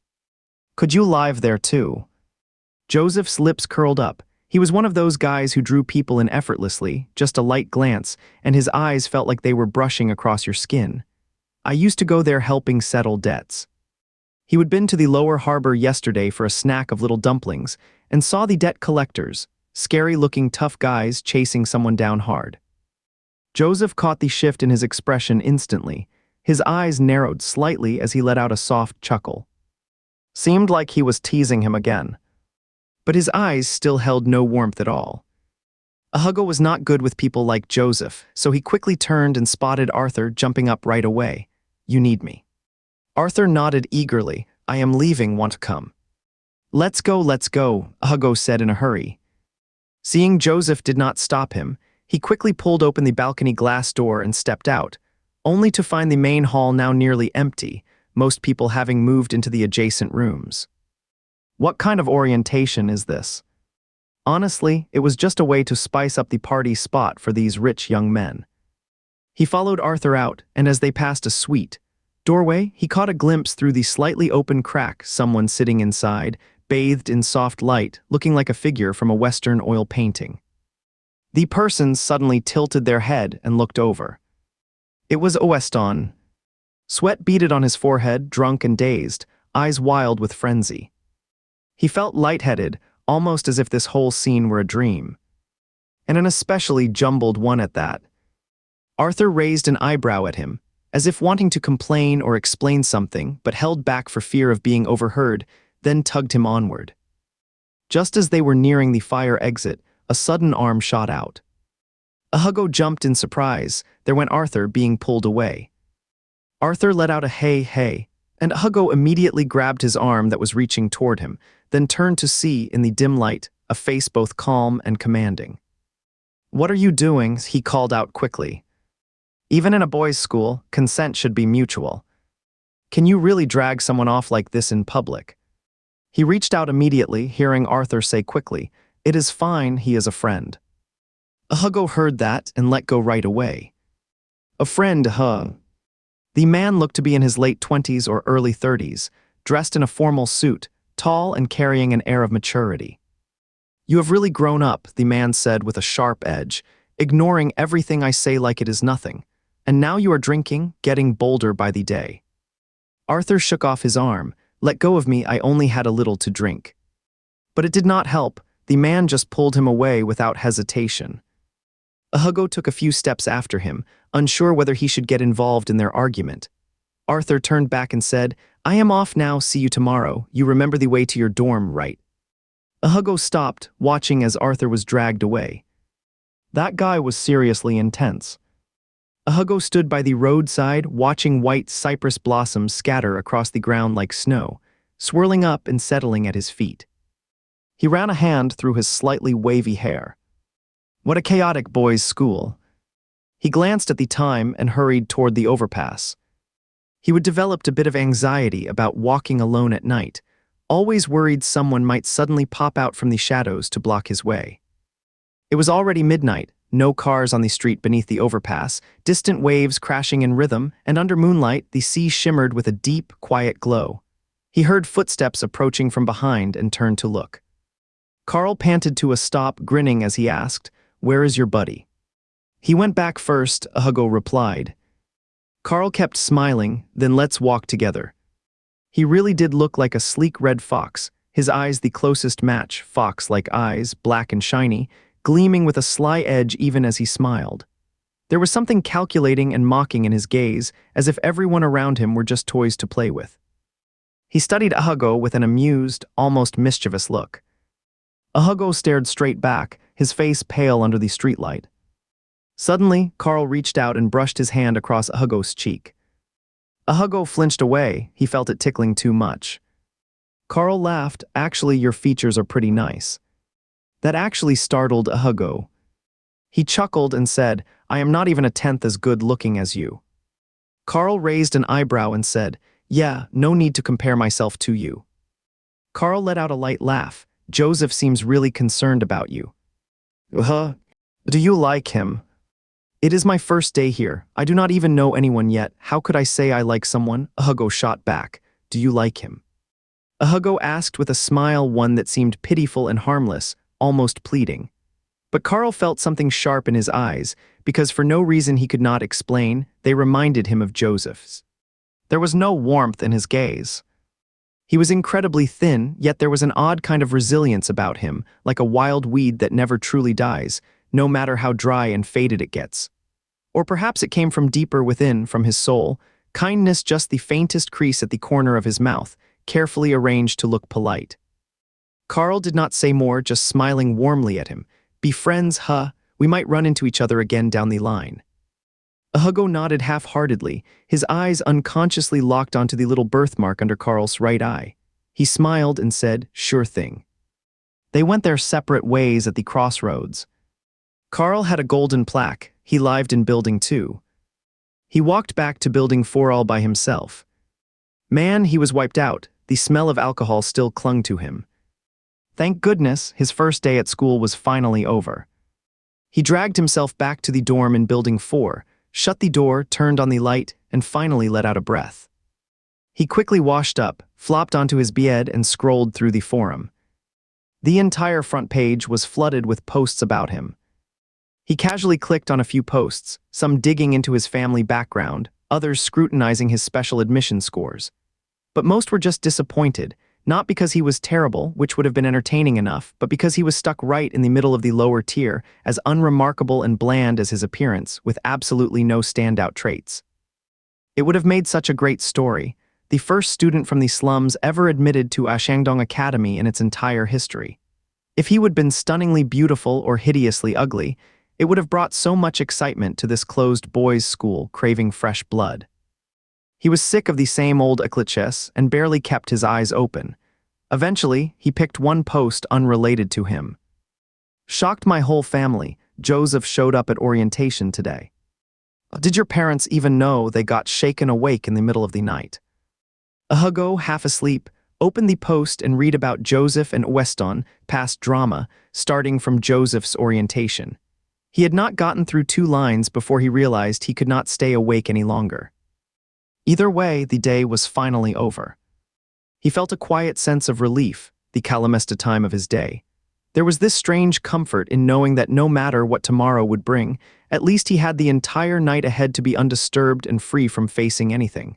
That little peace carried him through countless tough moments in life. The dorm had no curtains, but the hallway light outside just happened to shine right onto his bed. Still, there was a hook left behind by the previous student on the bed frame. He hung up his clothes over it, blocking out most of the glow and leaving just enough space to see the moon beyond. The dorm had no curtains, and the light from the corridor outside shone right in, but there was a hook left behind by the previous senior on the bed frame. He hung his clothes over it, blocking most of the light, leaving just a small gap through which he could see the moon outside. He stared at the moon for a while and heard a cat calling, lazy, drifting away on the spring night breeze. The scent of white thorn blossoms floated through the air like moonlight, even sweeter than during the day, blending gently with the quiet hush into a soft, peaceful drowsiness. Then he heard a sudden thud from upstairs. The next day, Hugo stepped out with dark circles under his eyes. That guy upstairs really knows how to keep things going, went from midnight straight past 1 of the clock, then started up again around 2. While seriously enduring, he slung his backpack over his shoulder and locked the door, when suddenly he heard a loud clang from upstairs, followed by someone muttering, "This is all your fault, I am going to be late." He immediately leaned out to look up. It was the couple he would seen in the library. The dark-skinned athlete and his artist wife. They ran into each other downstairs, and the artist whispered, "That new guy." Hugo noticed the artist had a white badge just like his own. But the athlete was sporting a fancy black badge, real high-class stuff. So he must have come here just to be close to his wife. The athlete gave him a brief glance, then slipped an arm around his wife's shoulders and walked off, though the artist glanced back at Hugo once more. Same as him, a white badge transfer student, but the artist sure looked like he would stepped out of a novel. So right after getting into school, he already found his one and only true love. By the second day at the new school, Hugo had become way less noticeable. Seemed like someone like him could only make such a small ripple in this place, nothing more than that. One day's attention was all the attraction he had. By the third day, his presence felt even fainter, and none of the guys who had followed him after class on the first day showed up to bother him, seemed like they would suddenly lost interest. He felt like a tiny pebble tossed into the vast lake of Shandong Academy, making just a ripple that vanished as soon as the wind blew. But the odds of stumbling into romantic moments between hot guys seemed way too high. Like meeting Joseph and Carl and ending up in their orbit somehow.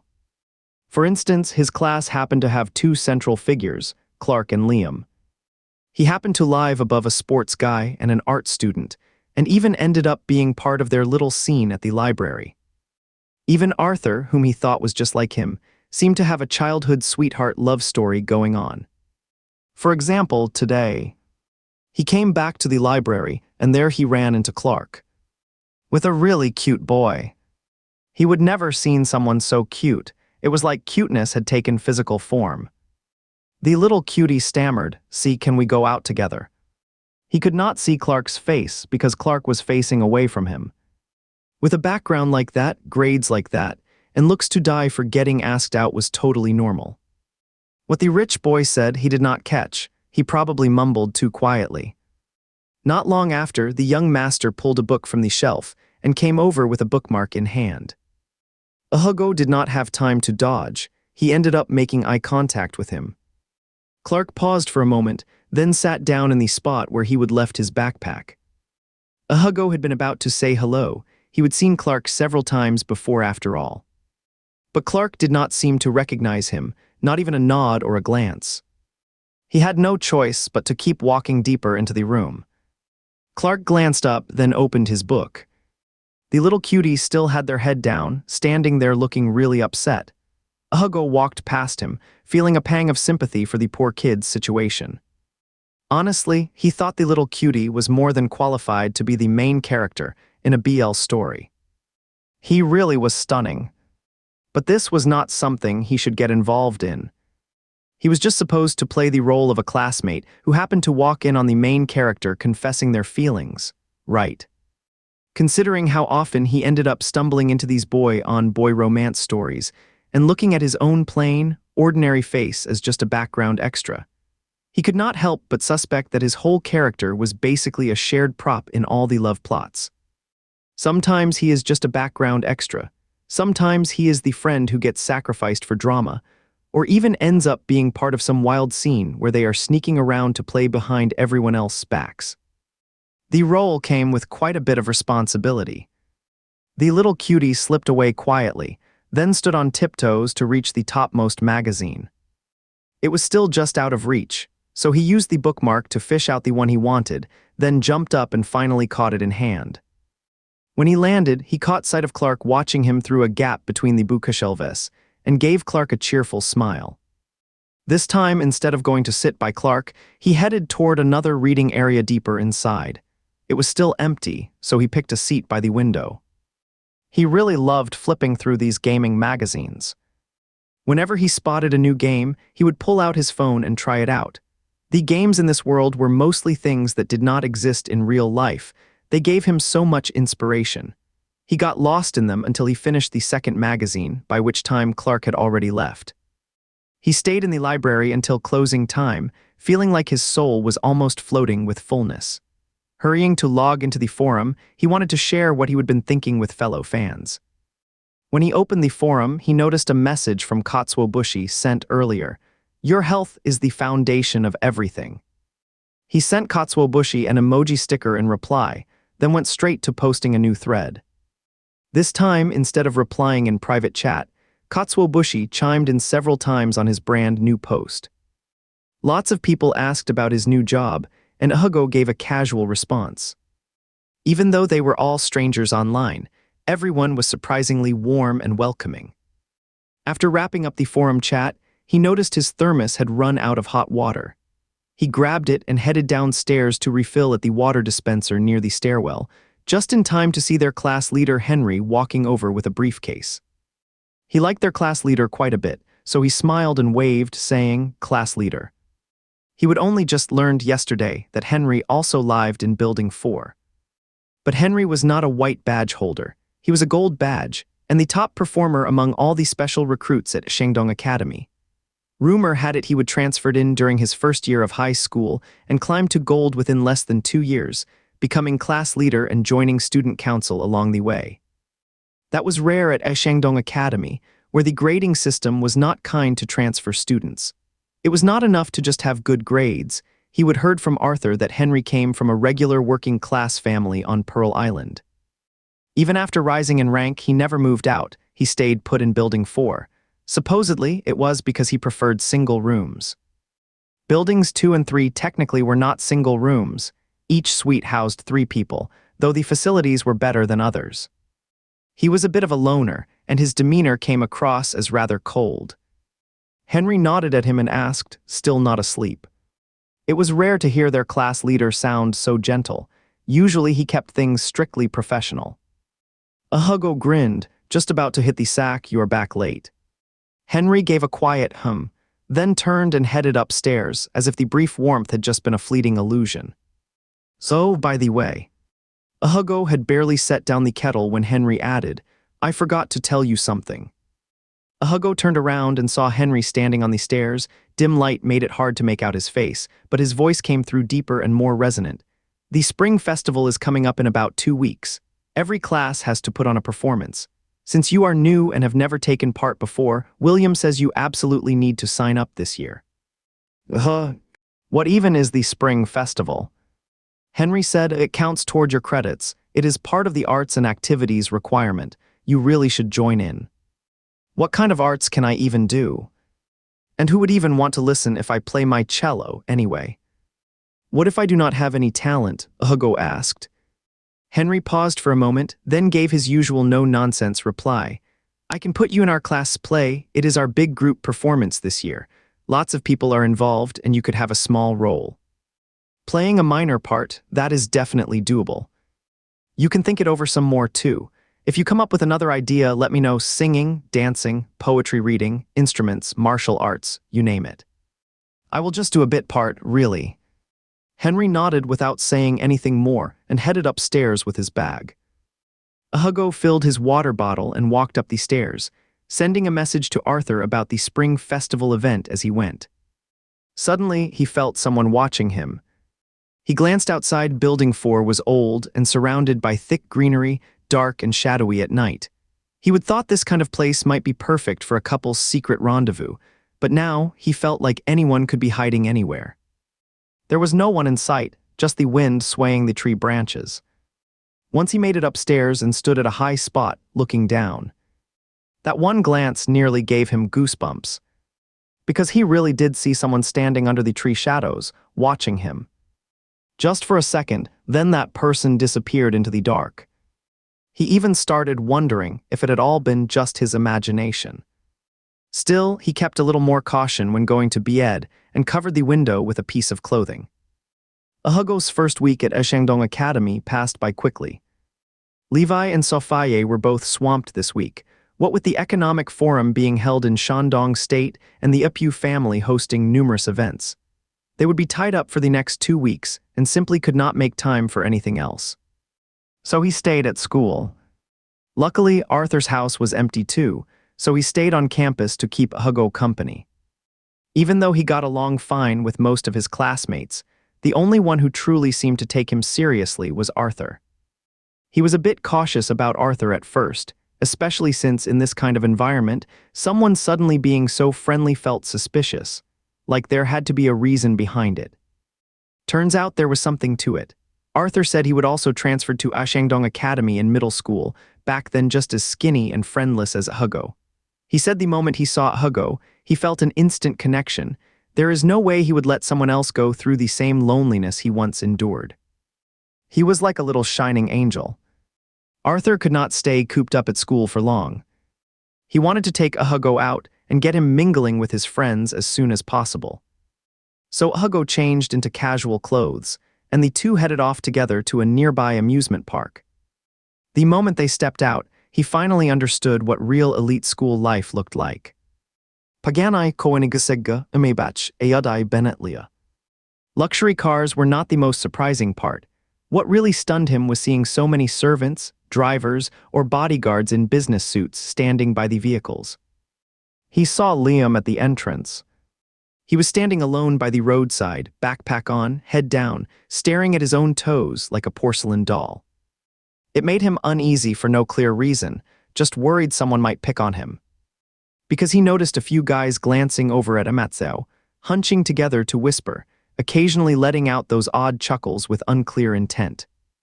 He stopped walking and stood there for a moment. Then he saw someone crossing the traffic toward Liam. He was a very young man just starting college. Liam smiled when he saw him and handed over his backpack. The person took Liam's hand and they crossed the traffic together. And there went another bystander, once again witnessing the love story of the main characters. Arthur casually introduced him to some of his friends, most of whom were from other schools and came from wealthy families. After dinner, they headed to a well-known karaoke lounge called Xingayui on Imingju Island. The facilities were fairly basic and the place felt old school, but when it came to fame, there was no one in Imingju Island who dared claim second place. Xingayui had a legendary reputation and sat right on the island's prime real estate. Hugo thought his own singing was bad enough, but Arthur and his friends sang even worse. The ear-piercing screams nearly gave him a headache. He leaned over to Arthur and said, "I am going to step outside for some fresh air." Arthur dropped the mic right away. "I will come with you." "No, really," Hugo said, gently holding him back. "I will just go up to the balcony for some breeze."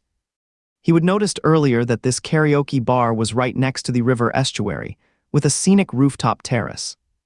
He stepped out of the private room and took in the fresh air outside, feeling somewhat better. He headed to the elevator, but it was slow to arrive on weekends due to the crowd. When the elevator finally arrived, a group of bulky men exited. Wow, since when did Xingayui's staff become this good-looking? Their figure is really impressive. If Asher's interested, we can have him bring drinks later. That guy looks trouble, his little eyes could cut you up. What is the problem? As long as you pay enough is not at all yours. I mean, that server was tough, wanted to call the cops, but in the end, did not he just take his money and shut up? I can be gentle with her, she is this gorgeous, I could keep her for a month or two. The guys all burst into laughter. A few greasy men, reeking of alcohol, walked into the adjoining private room.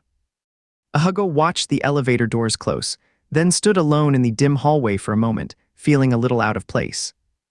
But the guy was just a student, no telling what those men might do to him. He decided he would better say something to warn him. After waiting a bit, he finally saw a waiter bringing up 2 bottles of wine. He froze when he saw him. The man's thick, striking white hair just stood out too much. It was Nicholas.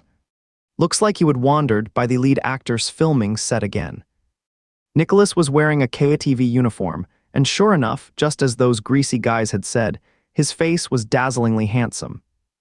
The two of them were like opposite ends of the spectrum, Hugo pale and lifeless, while Nicholas glowed with radiant youth and energy. Nicholas glanced his way, then carried the drinks toward the door of the neighboring private room. Hugo hesitated, then called out, Nicholas turned back, his thick, long lashes casting a shadow beneath his eyes. "What can I do for you?" he asked. A smooth, pleasant voice with a hint of warmth. After living in a rule of law society for so long, he still did not quite feel at home in this world. With the intention of keeping his conscience clear, Hugo said, "I just overheard those guys talking, be careful. They seem to have something on their mind about you." Nicholas smiled, "You stayed just to warn me." Hugo nodded. "Thanks, I got it," Nicholas said with a casual shrug, then stepped inside with a grin.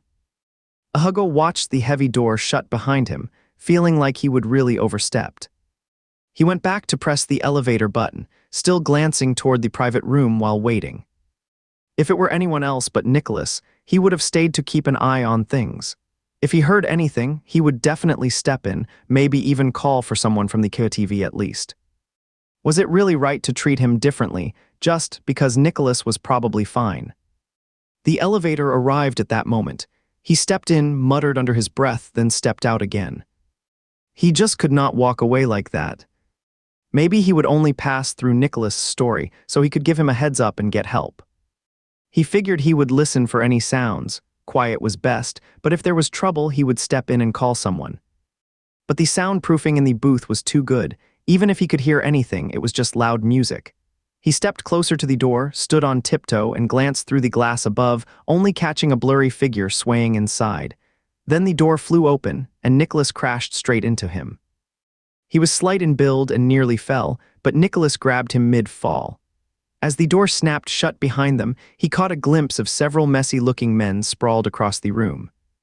Nicholas looked down at him, his harsh expression softening. "Were you waiting for me?" Hugo steadied himself and pulled away from his arm. "You okay?" Since things had gone this far, he might as well do a favor. Nicholas smiled. "I am fine." He then grabbed the microphone at his collar and said, "Cousin, I kinda messed up, come take a look." Room.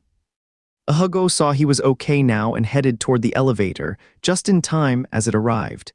He stepped inside, but Nicholas followed right after and joined him. He reached the rooftop, and Nicholas showed up right behind him. Hugo eyed Nicholas warily. "Come on out for a smoke," Nicholas said with a smile. He pulled a pack of cigarettes from his uniform pocket. The boy lighting up was incredibly handsome, his phoenix eyes slightly drooping, the shimmering lights across the sea turning into nothing more than a backdrop for him. Nicholas took 2 puffs, then tossed the cigarette pack and lighter into the nearby trash can. He flicked the remaining smoke between his fingers and asked, "You are from a Shandong Academy, right? I think I have seen you before, new transfer."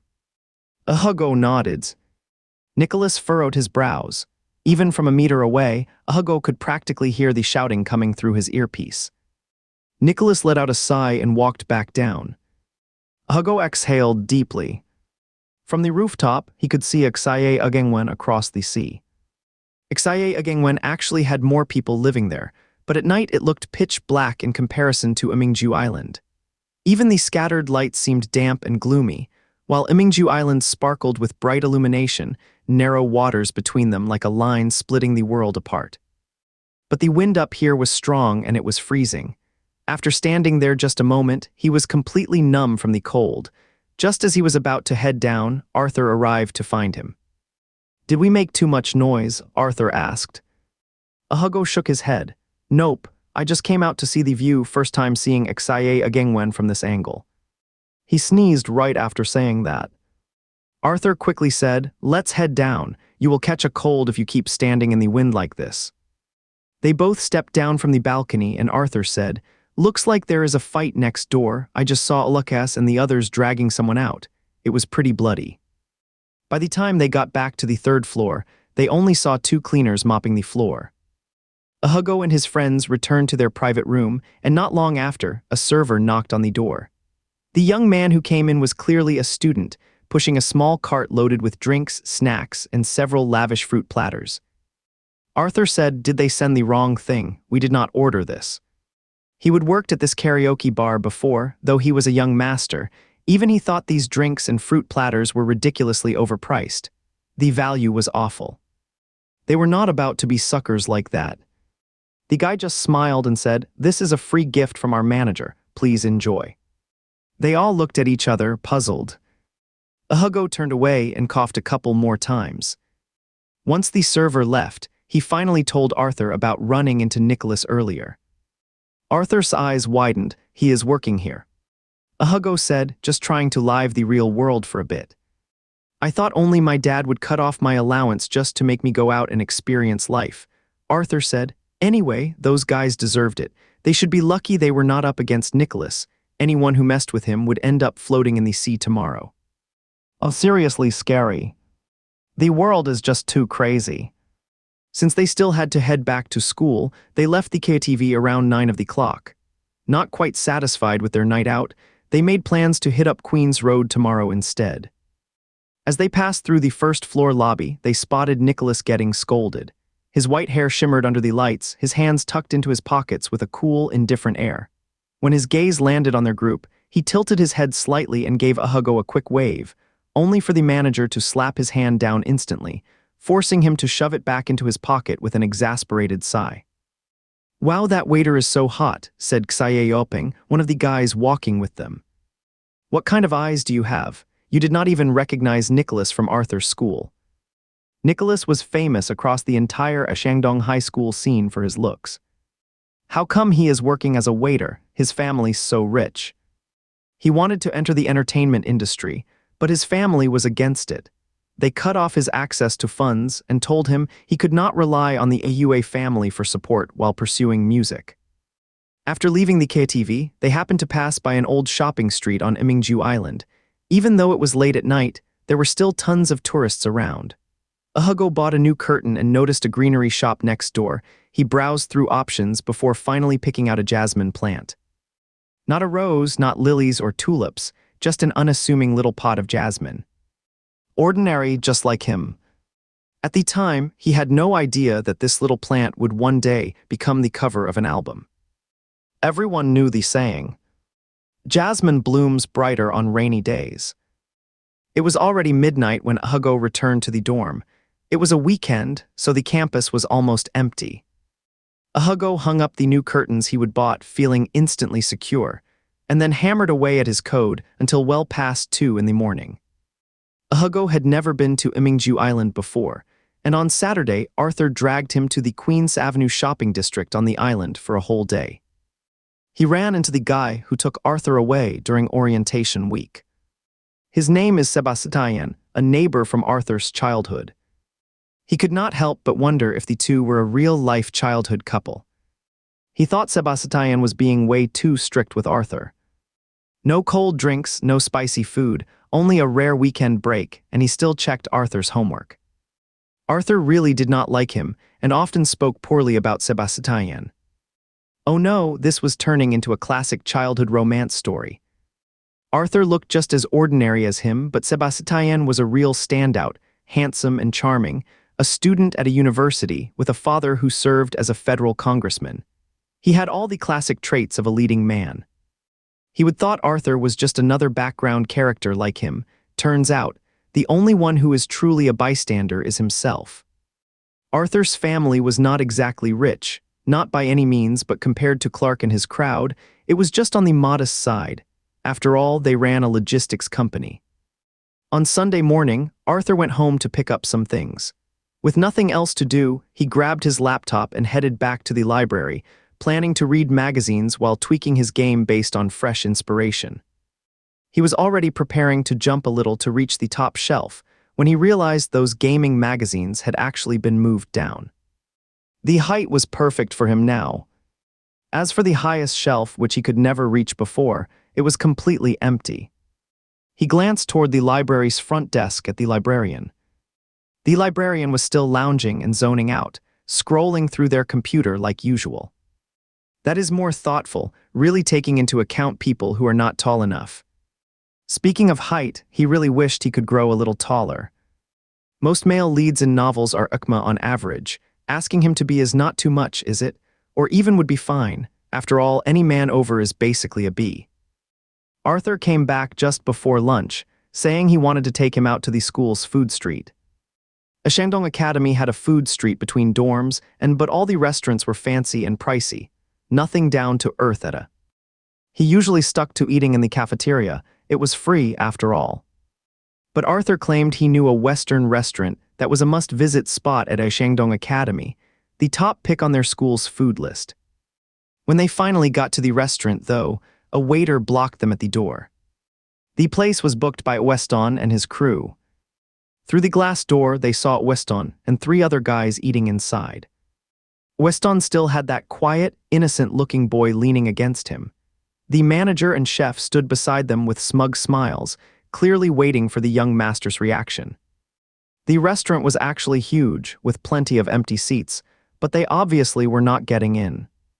He is such a pain, always needs to book the whole place just so everyone knows he is loaded, Arthur muttered. Let's just go back to the cafeteria, we will come again another time. Hugo pulled him along. They would barely turned around when someone called out to them. They looked back and saw the manager had somehow appeared at the door, holding the glass door open with a smile. You two want to dine in? Please come on in. Hugo and Arthur both froze for a second. Through the glass, they saw Weston watching them. Hugo smiled and shook his head. No, we are just looking around. This place is way too expensive. We cannot afford it. He tugged Arthur away, who muttered, Why did he suddenly want us to come in? There is definitely something off about that. Weston had absolutely no reason to eat with them. It was impossible he would take an interest in the two of us. Maybe it is just the novelty effect. Weston was dangerous, not in a gay romance kind of way, but more like he would enjoy messing with or bullying people. "Who is the guy beside him?" he asked Arthur. He looked so vulnerable, practically screaming, "I am about to be taken by force." Arthur's expression shifted repeatedly. "Wei, the special transfer student who joined us before you. I heard Weston personally arranged for him to come here. He used to study at Kinghechuan Middle School down below. Weston's really unpredictable. He changes people around him every few weeks. Who will be next, no one knows." Back when reading about possessive romance in novels, it felt thrilling, but seeing it in real life, just imagining that possibility made him feel sick to his stomach. He thought Wei was almost like a wooden figure, beautiful but completely numb. Beautiful but numb. They would arrived a bit early, so the cafeteria was nearly empty. Besides his usual portion, Hugo added another bottle of milk. Arthur slammed another bottle of milk in front of him. "Get me one more." He noticed that Arthur really liked feeding him. After finishing his meal, he casually packed up a box of fresh, cut fruit and a bag of chocolate. "Have this later in the afternoon."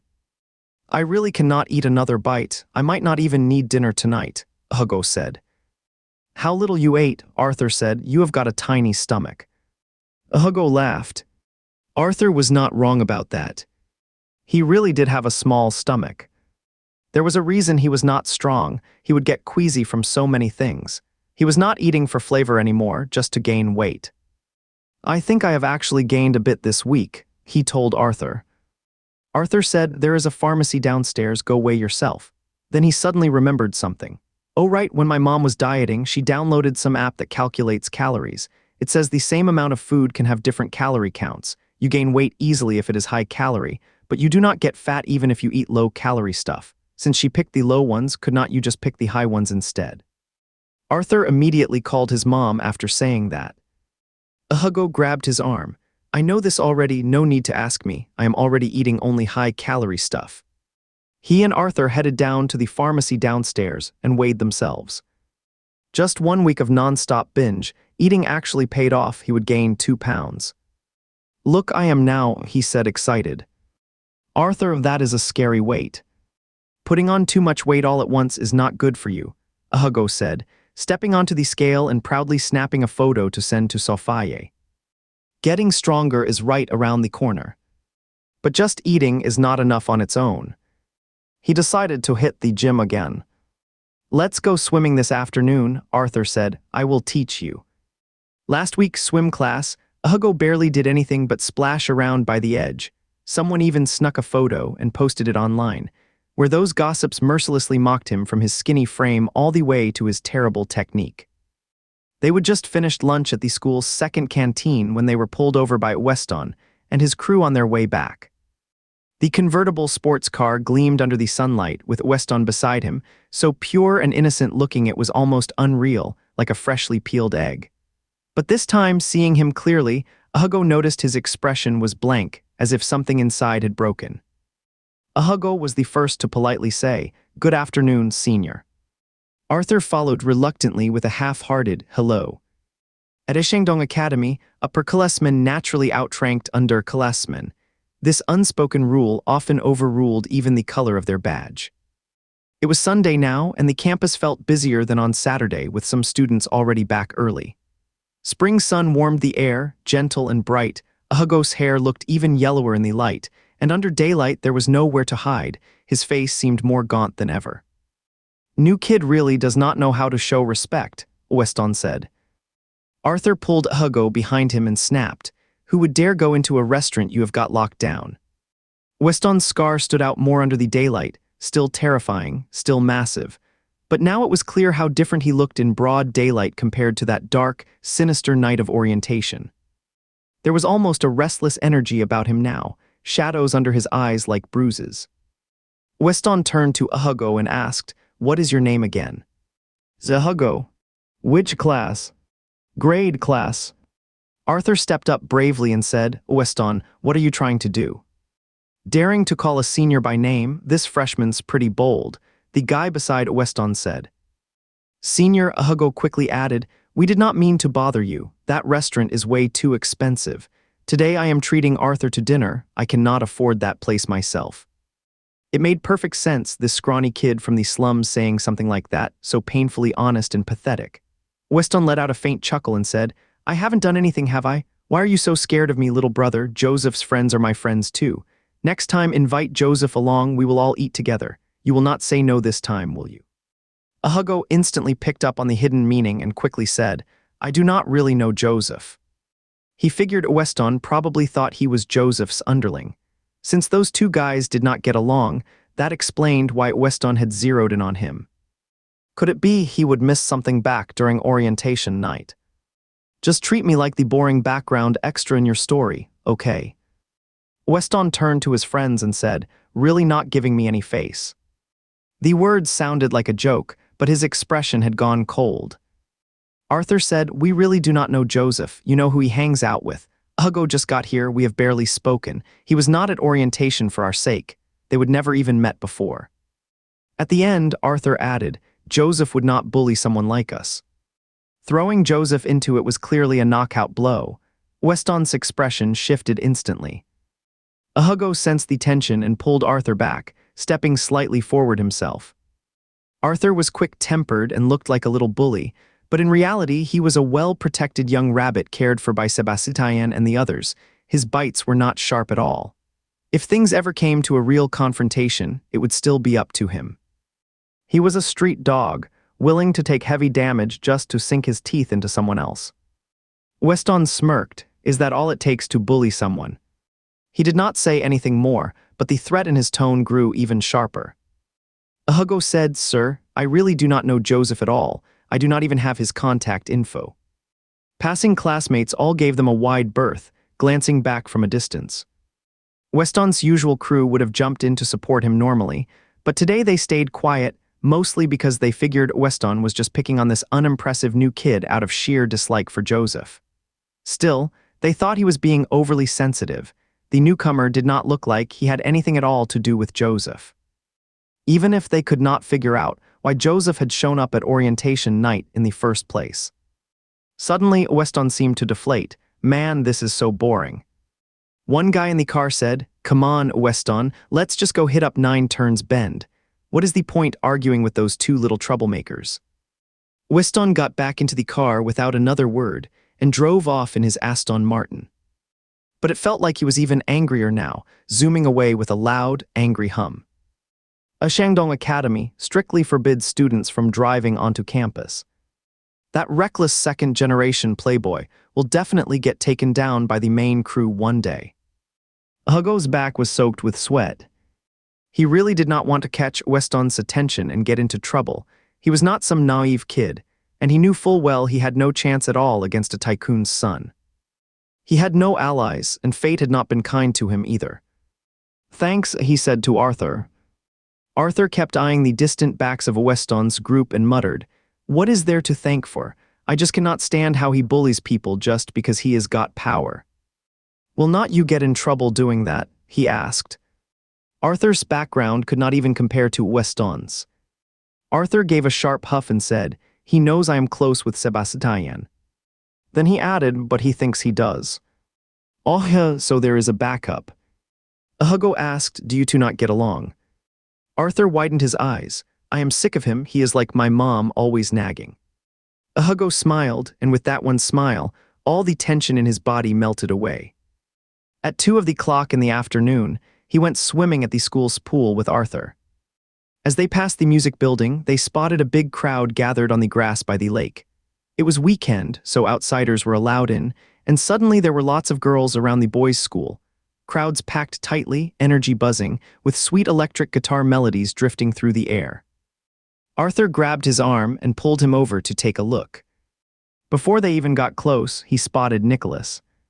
His green shirt was bathed in dappled spring light, his thick white hair glowing like a beacon, radiating youthful brilliance, as if he were literally shining from within, singing. Be a spark of light in this romantic universe. A spark of light. A spark of light. Zipping by, giving you a fleeting moment of joy. It is worth more than the endless Milky Way across the universe. When he played electric guitar and sang, there was this relaxed, laid-back vibe so effortlessly charming. It was like he did not need to try at all to shine bright, and he knew it too. That little bit of arrogance only made him even bolder.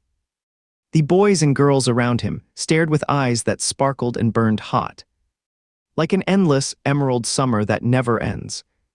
"Looks like it is going to be his show again this year," Arthur said. "That annoyingly handsome guy probably will not be a new star at Shandong Academy until he graduates." Spring Festival. The whitethorn trees on campus were nearly in full bloom. Their flowering season was unusually long, stretching on through March. When the final wave of whitethorn blossoms faded at the end of March, high schools across Shandong would all host their spring festival, with performances from each school. Thinking about it made Hugo's head ache. He had rehearsals starting next week.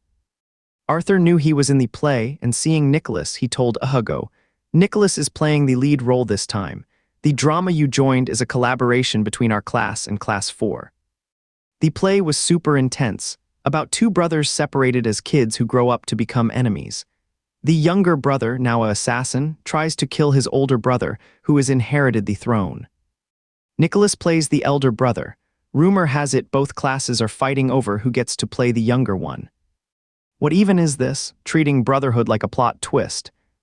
But we still do not know who is playing the other lead, the younger brother, and tons of people are vying for it. Anyway, it definitely will not be him. His role was already set in stone. Henry, the one writing the script, added a part for him, a nameless attendant by the older brother's side. Just a background character, really. But he was not just an ordinary background character. He was a background extra with seriously long standby time. This was William's request for the sophomore year group. He said the kid was a new student, attending his first group event, so he needed more stage time. But he was just too plain and could not play the lead, so they made him Nicholas' personal attendant. First, because Nicholas' act would definitely be the hottest of the year. Second, since a leading man's assistant naturally shows up more often, it would help build recognition.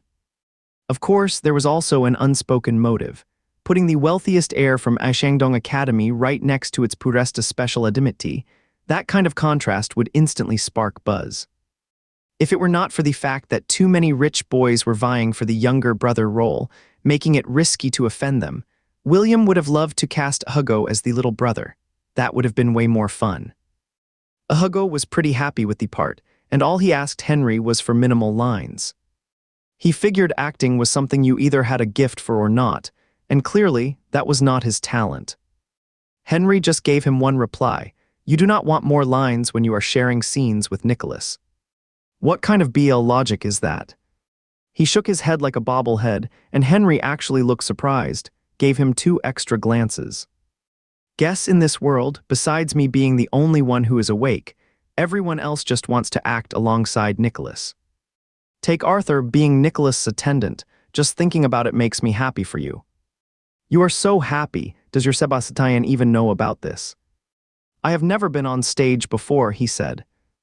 Back when I was in the orphanage, they used to put on shows all the time, sometimes just for fun during holidays and festivals, other times to impress potential adoptive families. But he never got a role. It was because of his limp.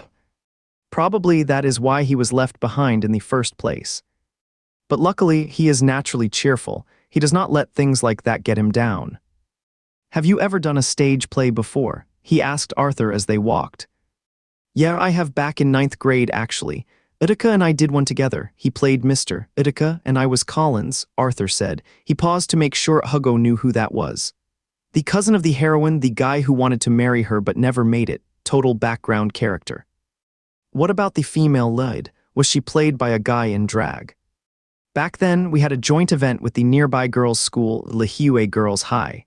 The lead role was played by their most popular girl, and after the performance, she confessed her feelings to Utica. The outcome was obvious, no need to ask. Utica definitely is not interested in girls, that is for sure. How about Clark? Is he any good at acting? Hard to imagine someone with his personality ever being on stage. Truth is, Arthur said, just standing there was enough. There's no argument there. Nicholas is even more handsome and striking than Clark, with a hint of mixed blood. Anyone could picture him as a medieval European king. He would absolutely kill it in that role.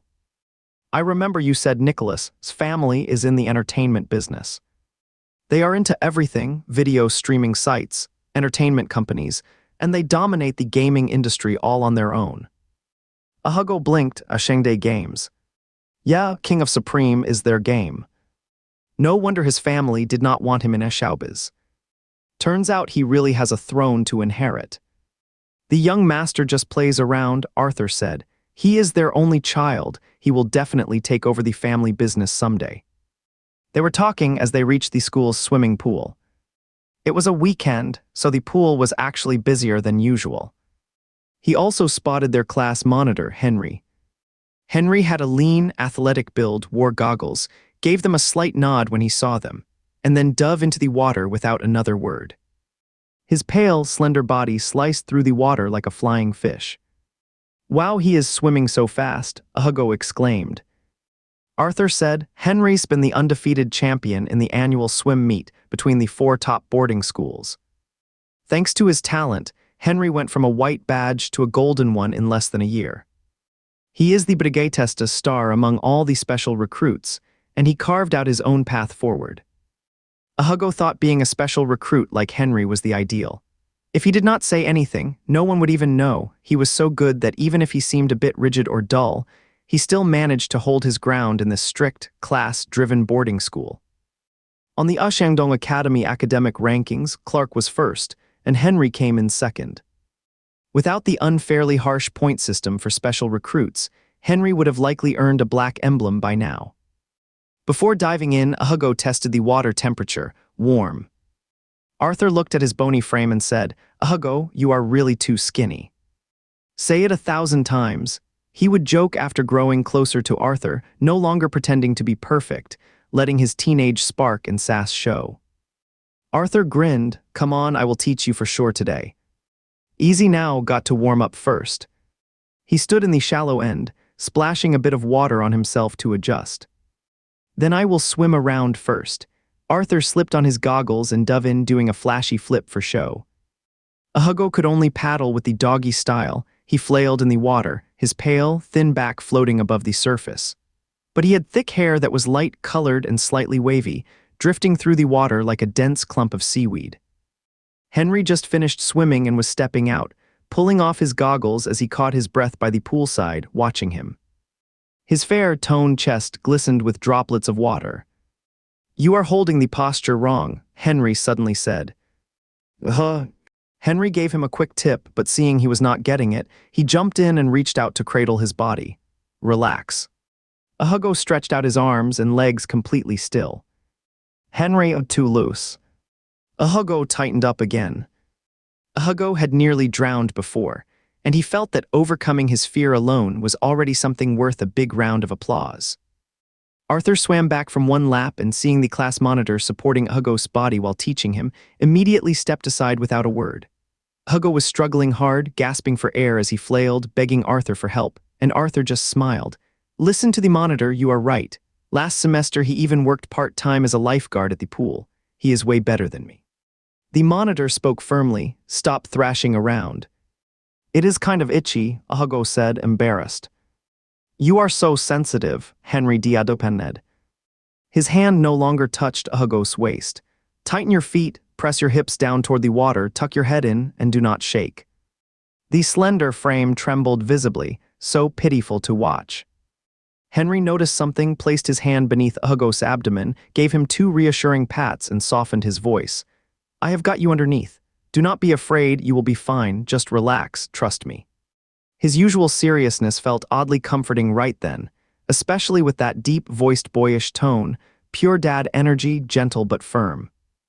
Arthur did not swim anymore. He just sat by the pool's edge, watching silently, and suddenly realized something.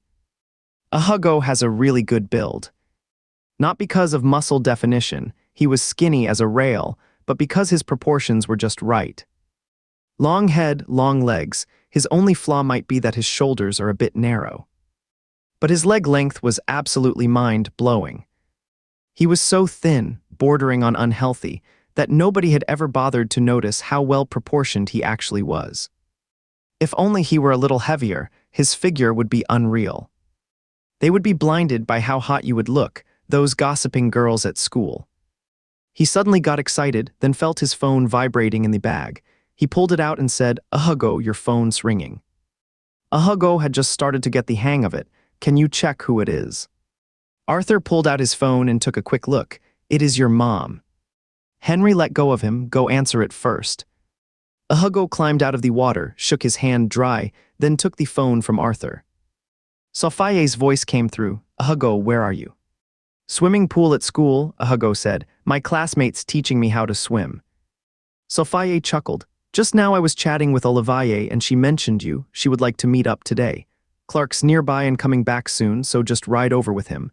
You got into a Shandong Academy thanks to Olivier's help. You haven't even thanked her in person yet. I have missed you too." Hugo was surprised. When exactly is he coming? He said he will probably be at school in about half an hour. I gave him your number. He will contact you when he arrives. After hanging up, Hugo was still a little dazed.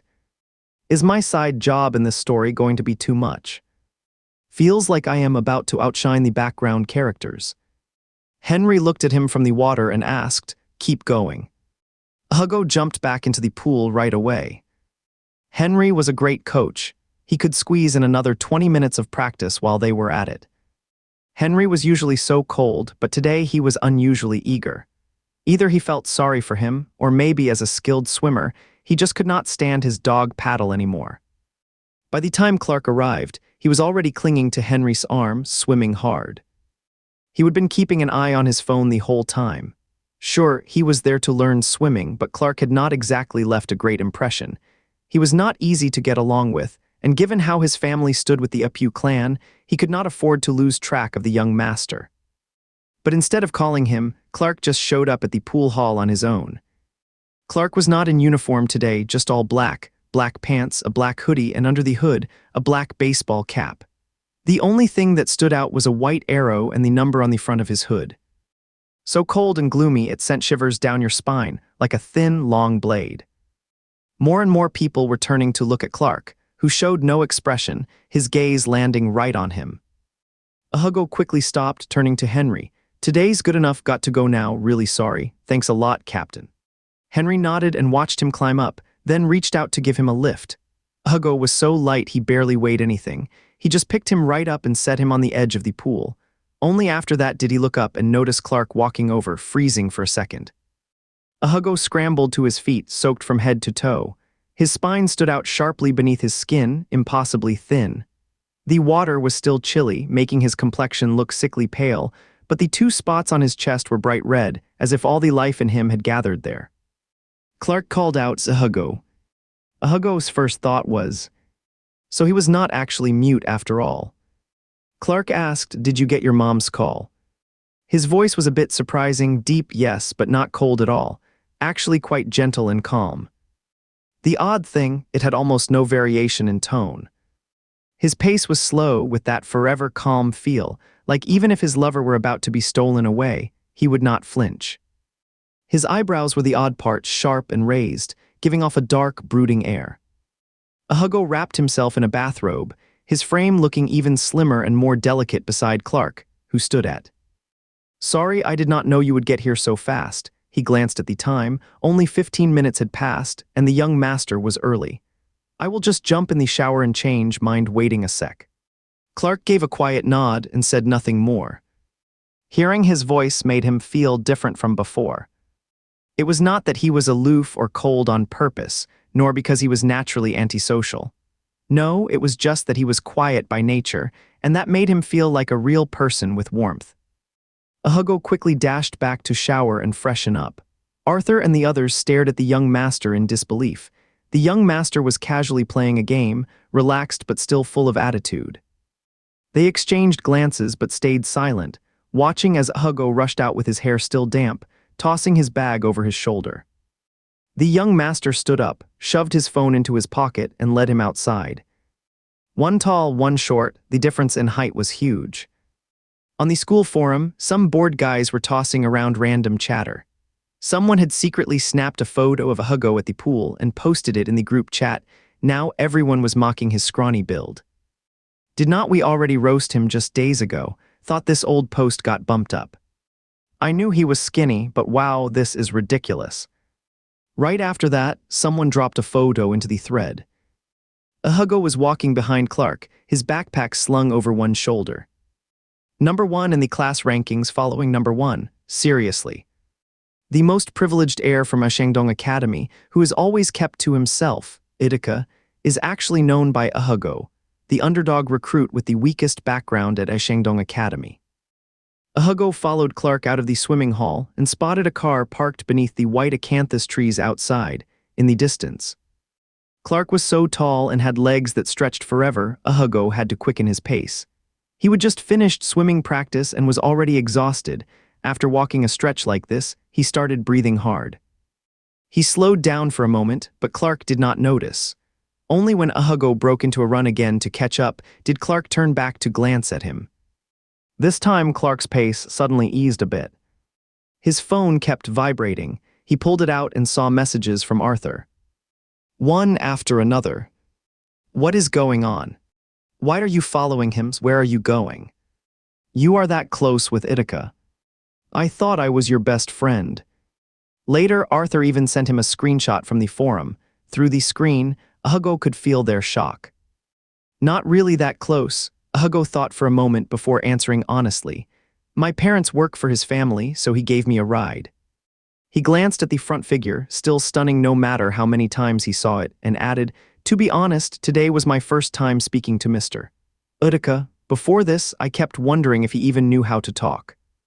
Clark's car was a black Rolls-Royce.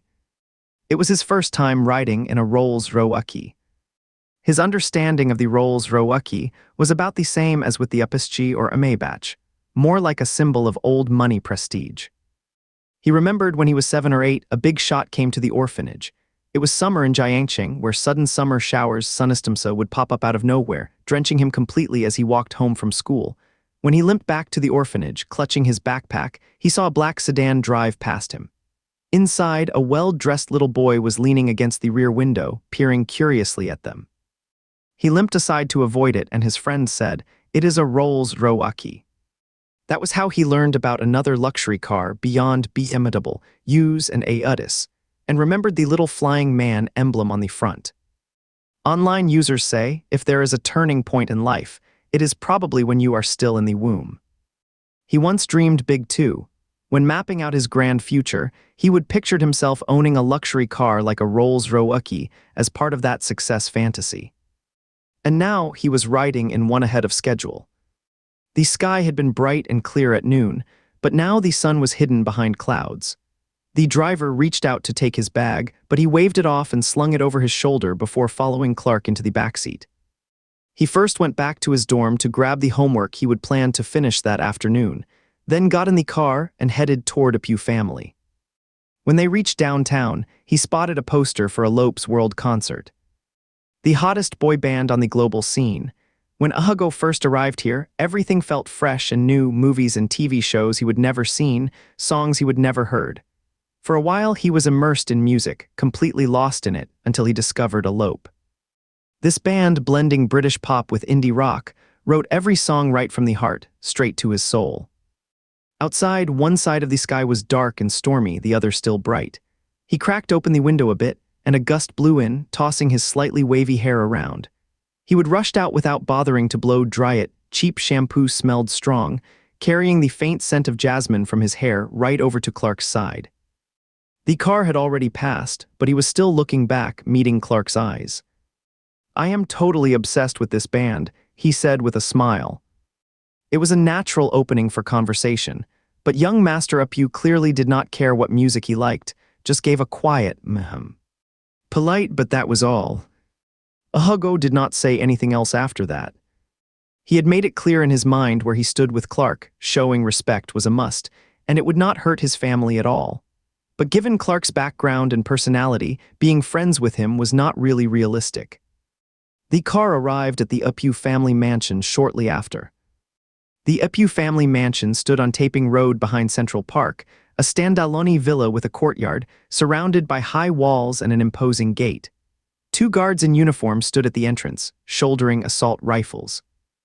He and Clark really were from two different worlds. The car circled the house once before parking in the backyard. Sophia was already waiting for them in the courtyard, and she waved at Clark first. "Really sorry to bother you," she said. Olivier had encouraged them to call Clark by his name, and Camille, who had been part of the Apu family for years, did so without hesitation, but she still could not bring herself to say it.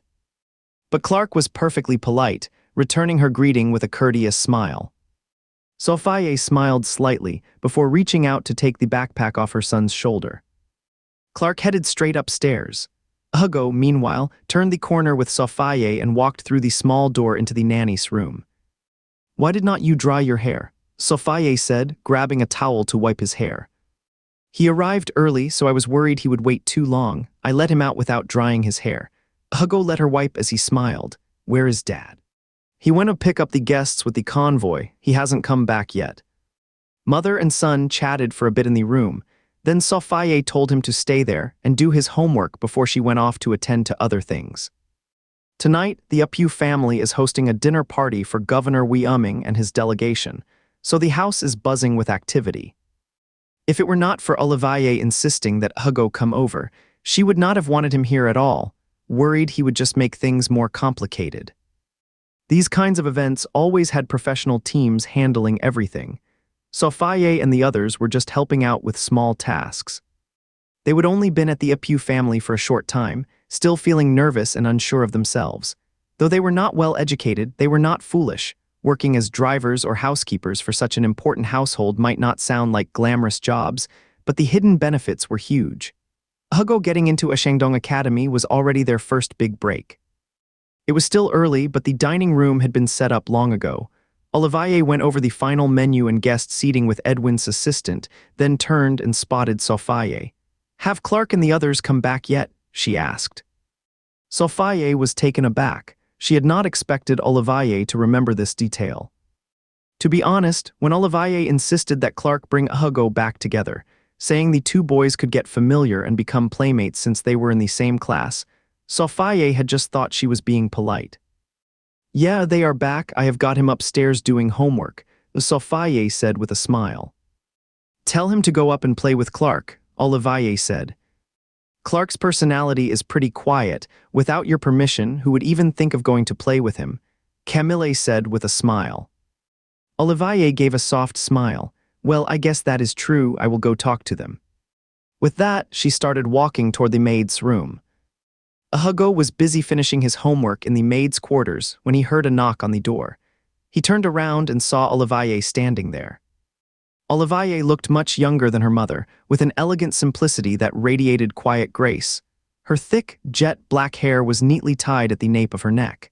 She wore little jewelry, just a pair of white pearl earrings that gave her a dignified and timeless elegance. "You must be Hugo," Olivier said, surprised. "You are even thinner than in the photos." Sophia quickly said, "Call her Auntie."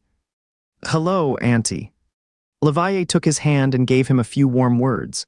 "Clark's great in every way, except he has always been quiet and keeps to himself, never really had friends. He actually went out of his way to pick you up, so I am sure he likes you." "Well, that connection feels a bit far-fetched, do not you think? Clark's always been top of his class since elementary school. He has won the national exam every year. The only thing I worry about is that he never talks much. When holidays come, he just stays home playing video games. He really needs a friend. Could you spend more time with him, study together or play? It does not matter." Hugo smiled warmly and said, "Sure thing." If the young master would even bother to notice him. 10 minutes later, Hugo stood in Clark's room. The room was ridiculously large, located at the far east end of the building, with an entire wall filled with all sorts of trophies, medals, certificates, and awards. So many categories it felt like a museum, including some pretty obscure ones, like from the Wildlife Foundation or the Polar Science Expedition team. It was basically a trophy wall for a straight-A student, packed so full it looked like a display at an exhibition. But those were all expected. Exactly what you would expect from a top-notch student with perfect grades and behavior. What surprised him was that Clark's room had an entire glass cabinet full of action figures. Most were cartoon characters dressed in tiny outfits, with incredibly realistic skin and fabric details. The quiet guy actually loved collecting action figures. Clark was sitting on the carpet, leaning against the sofa, playing a video game. His usually parted hair now fell naturally over his forehead, making him look even more like an ideal student. Olivier said in a mock-serious tone, "Clark, I am handing Hugo over to you. Take good care of him, do not just zone out playing games all by yourself." Hugo gave Clark a slightly awkward but polite smile. Camille called out to Olivier, "The clothes have arrived." Olivier nodded and turned to Hugo. "Make yourself at home, do not be shy, you two go ahead and hang out, we will head downstairs." Then she pulled a slightly worried Sophie downstairs. Left alone, the two of them stared at each other in silence. Clark's throat bobbed as he asked, "Want something to drink?" Hugo shook his head. "Make yourself at home," Clark said, pausing briefly before turning back to his game. Hugo sat down by the low table nearby, cross-legged on the carpet, and started doing his homework. He made sure to keep quiet. Once he finished all his work, he noticed Clark was still deep into the game. He played with intense focus, more like working than playing, and sometimes even frowned as if lost in thought. He got up to stretch, bored with nothing else to do, and wandered over to examine the figurines more closely. He did not really know much about these collectibles. Back in school, he had a classmate who was obsessed with them, always bringing back armfuls from trips to Japan. That guy was practically a rich kid, and the amount he spent on stuff left Hugo stunned. His friend once said he liked figurines because he enjoyed dressing up his toys exactly how he wanted. Lost in thought, he spotted a glass tank on the table, and to his surprise, it housed a turtle. He figured the young master must really like peace and quiet. That is why he kept a turtle. The turtle was small and quite pretty, so he leaned in for a closer look. Then Clark's voice came from behind, "Better not touch it, it bites." Before the words even faded, Hugo saw the turtle suddenly dart forward and slam into the glass. Water splashed wildly, and Hugo jumped in surprise. He turned around just in time to see Clark had pulled off his headset and stood up. "Got me startled." Clark walked over barefoot, his feet pale and toes long, the tendons on the arch of his foot stretching all the way down to his ankle. As he approached, the empty room suddenly felt much smaller. Tall guys over usually give off a strong presence, but luckily Clark is still young and slender, not like the former orphanage director's son, tall and quite heavy, making kids nervous just by looking at him. Clark had been curled up on the carpet playing games for a while. The creases in his clothes seemed to still hold warmth. "Why would a turtle be so aggressive?" Hugo said. "Narrow bridge tortoises are like that, pretty feisty," Clark said, then opened the fridge, grabbed an ice-cold drink and turned back to ask, "Want one?" Hugo shook his head. Clark took the drink back to where he had been sitting and settled down cross-legged. Hugo did the same, returning to his seat. Just then, Clark's phone started ringing. Hugo leaned forward on the table to listen as Clark took the call. "At home. Playing games. Not going, got something to do today. No rush, I am hanging up now. Talk later. Then just bring it over." "Yeah." A low voice with a hint of youthfulness. Brief and to the point. Not long after, Clark hung up the call and turned to look at him. Hugo flashed a quick smile at him, then quickly turned his head away and leaned forward, staring out the window. Clark only saw the round shape of his backside. He was quite thin, with slightly wavy hair that looked like it had been curled, making it appear fuller. He was not particularly short in height, but he was painfully skinny. The spine at the back of his neck stuck out clearly. One hand rested behind his ear, revealing a pale and slender wrist.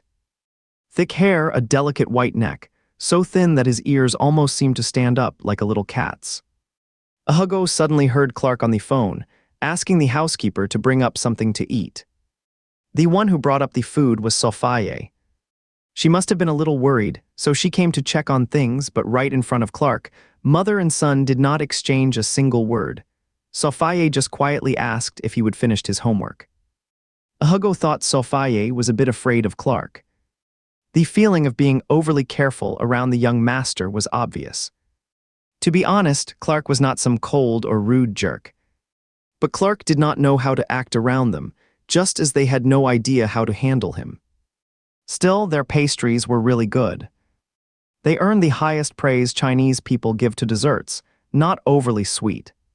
He particularly liked one that looked like a swan, kind of reminded him of the abalone swan pastry he would had in the South, but with a totally different flavor. Sophie brought up 2 plates, but the portions were tiny. Seems like wealthy people usually eat very little. He finished them in a few bites. Just as he would finished, he heard the sound of a car approaching outside. Then through the slightly open window, he caught someone in the courtyard calling out, "Slow down, do not trip." Next, he heard quick thuds on the wooden stairs, and soon a round-faced little boy burst onto the floor above. He looked about 3 or 4 years old, his words still a bit unclear, speaking in a high-pitched, soft voice. "Brother, you are back." The housekeeper smiled as she followed up, then looked at Hugo and said to the boy, "Did you say hello to this brother?" The little boy finally noticed Hugo, his eyes widening instantly, as if seeing a stranger in his brother's room was like spotting a ghost. Hugo smiled and said, "Hi there." Clark spoke up for once, his tone a little stern, "Say hello." The boy quickly said, "Hello, brother." Hugo's heart melted. There was no way he could resist a kid that age. "Hi, sweetie." The little one seemed a bit shy. The nanny behind him laughed and said, "We were supposed to go buy toys after class today, but since you are back, he came straight home without even getting that toy car." The boy turned to Clark and asked, "Brother, can I play beside you?" The elder brother softened for once, "Sure." Second master looked absolutely delighted. That was all it took, clearly. He had not gotten much of this kind brotherly care before. Hugo grinned and asked, "What do you want to play, want to join in?" The second young master still looked at the eldest, "Is it okay?" Clark gave a soft nod. The second young master lit up instantly and told the maid to go get his toys. Big brother Hugo might have struggled with some things, but handling this little brother, that was no problem at all. He loved kids and they all adored him. No child had ever disliked him yet. He knew exactly how to charm them, letting his guard down completely around little ones, and that playful spark in his personality slowly started showing through. It surprised Clark a bit. He would thought the kid was a quiet, lonely little snowcat, but turns out he is full of energy and even wags his tail. Clark was playing games nearby, and sometimes he would be startled by Weata's loud cries. Weata was much younger than him, and in the Upu family he was a beloved favorite. Even Edwin, usually so serious, would always smile when seeing him. Weata's playmates were all quiet, well-behaved children at a young age, and almost no one ever refused to include him in their games. Hugo, the kind of adult who always won against him, must have been his first experience with that. Hugo was completely on edge around Clark, but he became clever and sly when facing Weata. The 2 brothers were complete opposites, older brother deadpan and quiet, younger one a total sunbeam. It was clear he craved a playmate at home. "Come over often, okay? My brother never plays with me." Given how he treats his own little brother, it is no wonder Clark acts the way he does toward me. They played on until the maid came up to call them.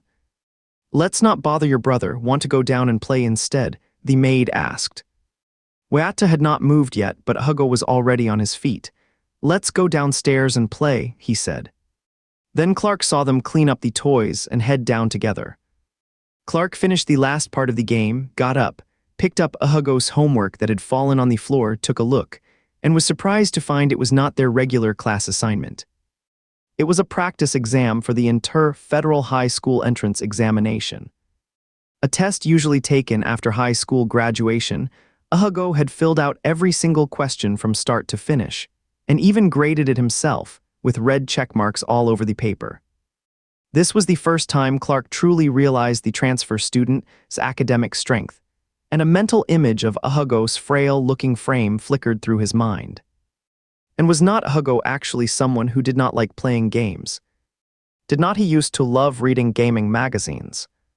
Those magazines were all Clark's subscription. Aside from him, very few people in the school ever read them.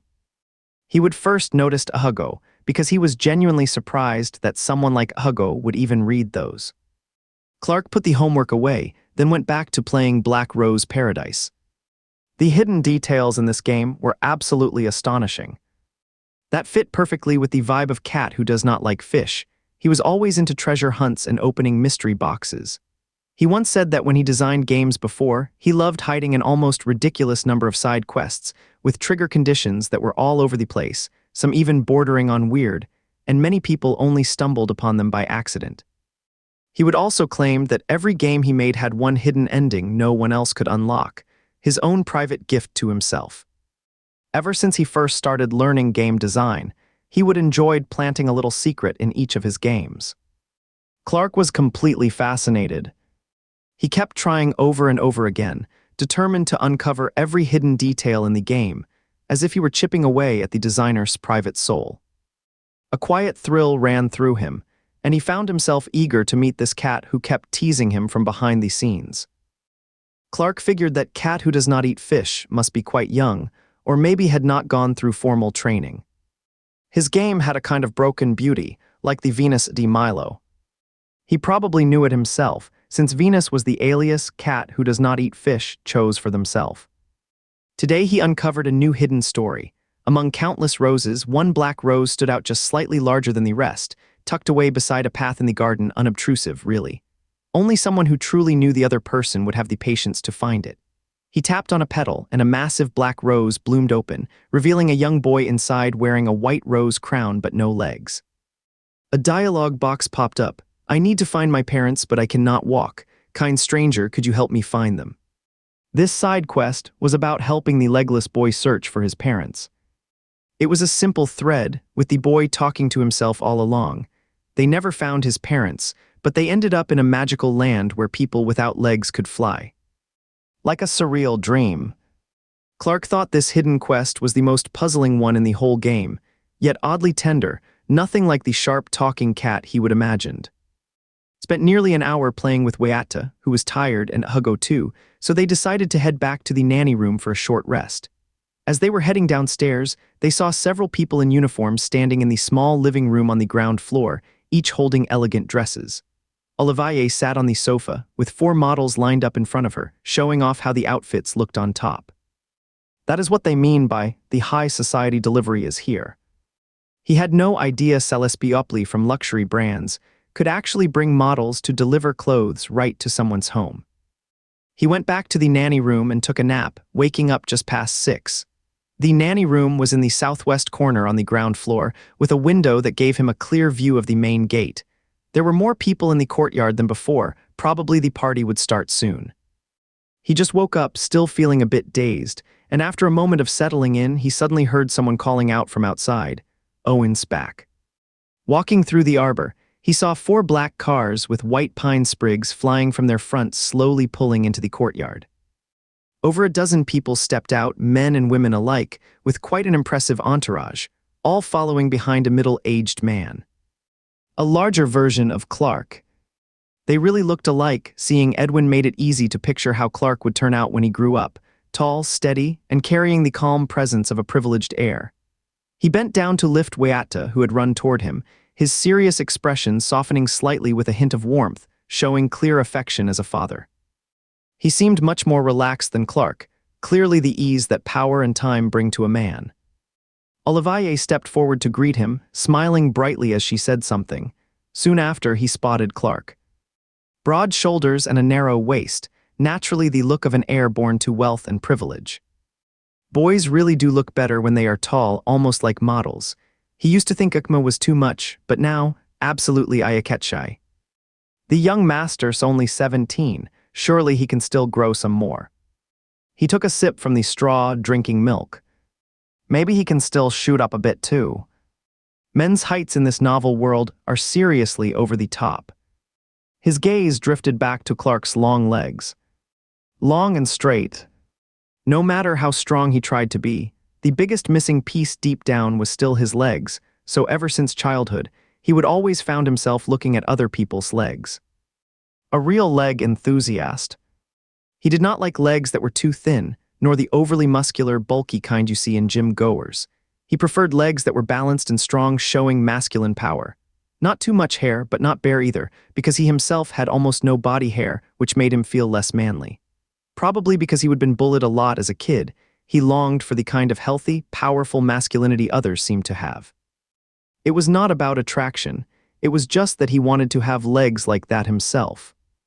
He glanced down at his own legs. They were so thin that the pants hung loose, and athletic socks wrapped tightly around his delicate ankles. The road ahead is long and uncertain. Whether he will ever get the kind of legs he dreams of in his lifetime, he does not know. In the study, Julian was asking Clark about his recent experiences at school. He has been busy lately, and the father and son haven't seen each other in almost a month. Julian asked, "Are you still working on that game company?" Clark nodded. "Do not let it interfere with your studies." "Yeah," Clark said. Julian paused for a moment, glancing at his son.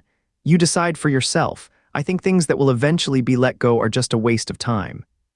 A knock came from outside, then the door opened slightly and son's secretary spoke softly. "Mr. Arong has arrived." Julian nodded once, extinguished the cigarette in his hand, and said to Clark, "Your uncle Arong mentioned you just yesterday. It would be good if you came with me." Clark nodded. The secretary then smiled at Clark and said, "I heard your wife mentioned you brought a classmate over to the house for a visit." Julian glanced back, raising one eyebrow in response. Clark said flatly, "Levi's son." Julian asked, "Which Levi?" Barry spoke up quickly, "The new guy we hired for the fleet, Levi." Julian let out a soft "oh," which was rare. He actually remembered the person. They left the study and headed down to the living room on the first floor. Clark, peering through the glass, saw Levi and a few other drivers gathered around Hugo. Standing next to adult men, he looked even more slender. Levi was so proud that his son got into Shangdong Academy, he could not resist showing off to the other drivers. After returning to the back, he met up with Sophie briefly, just a few minutes for the three of them to be together before Levi was called away again. The team's been swamped lately, with lots of guests coming to the Upu family and some require private rides. Sophie headed off too. Dinner was about to start. The maid's room was right next to the banquet hall and a bit noisy, so Hugo slipped out through the back door. It was surprisingly quiet outside. The houses here were mostly surrounded by high walls, the streets wide and peaceful. Even the old white cypress trees seemed older than usual, carrying an eerie, lonely vibe. Not far away stood the Twin Towers, already glowing with lights before the sky had fully darkened, like a government-funded billboard welcoming major trading groups to Shandong. The weather was grim today, and the weather forecast predicted severe thunderstorms for the evening. He didn't wander far, just strolled along the quiet streets of this affluent neighborhood. A row of houses here boasted distinctly unique designs, with red tiled roofs and white walls. Some of the early blooming white vitex flowers were already beginning to fall, their petals landing on the cars parked by the roadside. He loved wandering places like this. They never failed to ignite his inspiration. Some people who reviewed his games often said he had a vivid imagination and was clever, but the visuals were not up to par. After all, he would never trained formally. His skills were self-taught, lacking proper structured education. He was taking photos as he walked, when suddenly his phone buzzed with a private message from the forum. Koi Fish sent him a link. He clicked on it and found a deep interview about the renowned gamer Aiden. He had just seen Aiden in a magazine at school library, knowing he was an artist in the gaming world, celebrated for stunning visuals and profound artistic depth, with countless awards to his name. Koi Fish, you should take a look. He knew exactly what Koi Fish meant. Right after they first met, Koi Fish had already pointed out his shortcomings in game visuals. But he was stubborn, so of course he would not admit it. "Brother, what do you mean? Spill it clearly." Hugo typed, "This interview is really good. I will check it out when I get the chance." Hugo asked, "You are not taking a full day off today?" "Half day only." He thought for a second, then said, "How about visiting a coworker I do not know well, someone who is as quiet as a mute?" Hugo asked, "Is he actually mute or just pretending?" Hugo smirked, "Just a figure of speech. This guy's even more full of himself than you are." Guess he got teased again. It took him a while to reply. Maybe the guy's just shy. "Brother, so you are saying you are the one who is shy?" Hugo paused before replying, "Nope." Brother said, "Hey, lately little fish seems to be talking more." Hugo replied, "Just playing your game." Brother said, "You are not just saying my game visuals are not pretty, are you?" Hugo said, "There is definitely room for improvement." Hugo was about to type when he felt a few drops hit the screen. He looked up and realized the rain had started falling. The wind blew, tree shadows swayed, and the world was filled with a steady patter of rain. He ran to take shelter under the awning of a nearby convenience store and saw another teenager there, wearing a hoodie and holding a dog on a leash. What a huge dog! He froze. Back when he was little, he would been knocked over by one of these big dogs, and ever since then, just seeing such a dog made his knees go weak, so he instinctively stepped back. Turns out the dog was wagging its tail and moving toward him. Thank goodness. He was already on his toes, then heard the leash tug sharply as the owner scolded, "Beauty." He blinked, turned his head, and saw a bit of white hair under the other guy's hood. Nicholas recognized him too and smiled. "Of all people, it is you again." He really liked Nicholas. His face was always bright with a warm smile, the kind that could make anyone feel 10 years younger. "So this is Beauty. A dog that ugly? You are seriously calling it Beauty. No wonder readers all find the contrast so shocking." Nicholas pushed his hood down. "You know more than I thought knew about Beauty too." Hugo caught on. "My classmates mentioned it." As he saw Beauty moving toward him again, he gave a nervous laugh and pressed himself even tighter against the wall. "Scared of dogs?" Hugo nodded. "It is just too big." Nicholas chuckled. "It looks scary, but it is actually a total wimp, like a delicate little princess." Still, Nicholas gave the leash a quick tug, pulling Beauty right up to him, then reached out to stroke its head. Beauty leaned against his leg like it was begging for attention. Hugo, who had a thing for legs, could not help noticing how long Nicholas' legs were. It was freezing out, yet he wore just sweatpants, probably from working out recently. His calves looked especially sharp and slender, sleek and refined. His hand held the leash. The fingers were pale and long, and a red string dangled down to his wrist bone. Nicholas did not look overtly mixed race. His features were deep set, with a nose that stood out more than most Asian men's when viewed from the side, but his jawline was soft and gentle, giving him a youthful vibe. He wore an ear stud too. The breeze drifted toward Hugo, carrying a hint of damp sweat and something faintly sweet, like a boy's natural scent. He was just that handsome. Every inch of him looked like it had been unfairly blessed by the gods. Because he was there, even the rain turned into a divine fireworks show. Hugo looked up at the rain under the streetlight. It really did look like pop, pop, pop, exploding all around him. "Such a lucky chance. Can we swap contact info?" Nicholas suddenly said. Hugo turned and saw Nicholas beckoning. "Hand me your phone." Hugo handed over his phone. The phone was old, still warm from his body heat and a little damp. Nicholas took it, opened Facebook, typed in his own username, then tapped Add Friend. "I left my phone at home. I will confirm when I get back," he said. The moment the words were out, his phone buzzed. Another message popped up right at the top of the screen. "Salmon, you are mad." He handed the phone back. "Someone just messaged you." Hugo took it and glanced at the screen, his lips curving up as he typed. "I am not mad. Rain's been pouring. I am out here. Talk later." Autumn Herring shot back instantly. "You are really good at the game." Then came another message. "Seriously, really good." Hugo laughed out loud and replied, "I am not mad at all." He pocketed his phone and turned to see Nicholas watching him with a teasing glint in his eye, still smiling like that after being upset. "Sorry, I accidentally caught a glimpse of something." Hugo said, "Just messing around with a friend." Then he switched to Facebook and checked Nicholas' profile. Nicholas' name and profile picture was Beauty, that big dog, totally cool. Unlike him, who had just a few followers, Nicholas had hundreds of thousands, but he only followed about 20 people. While Clark was quiet and reserved, Nicholas was talkative, always laughing, completely laid back. He carried a distinct scent, roses mixed with cedar. The rain had mostly stopped by now, easing into silence. "Live around here?" he asked. Nicholas pointed to a house not far away.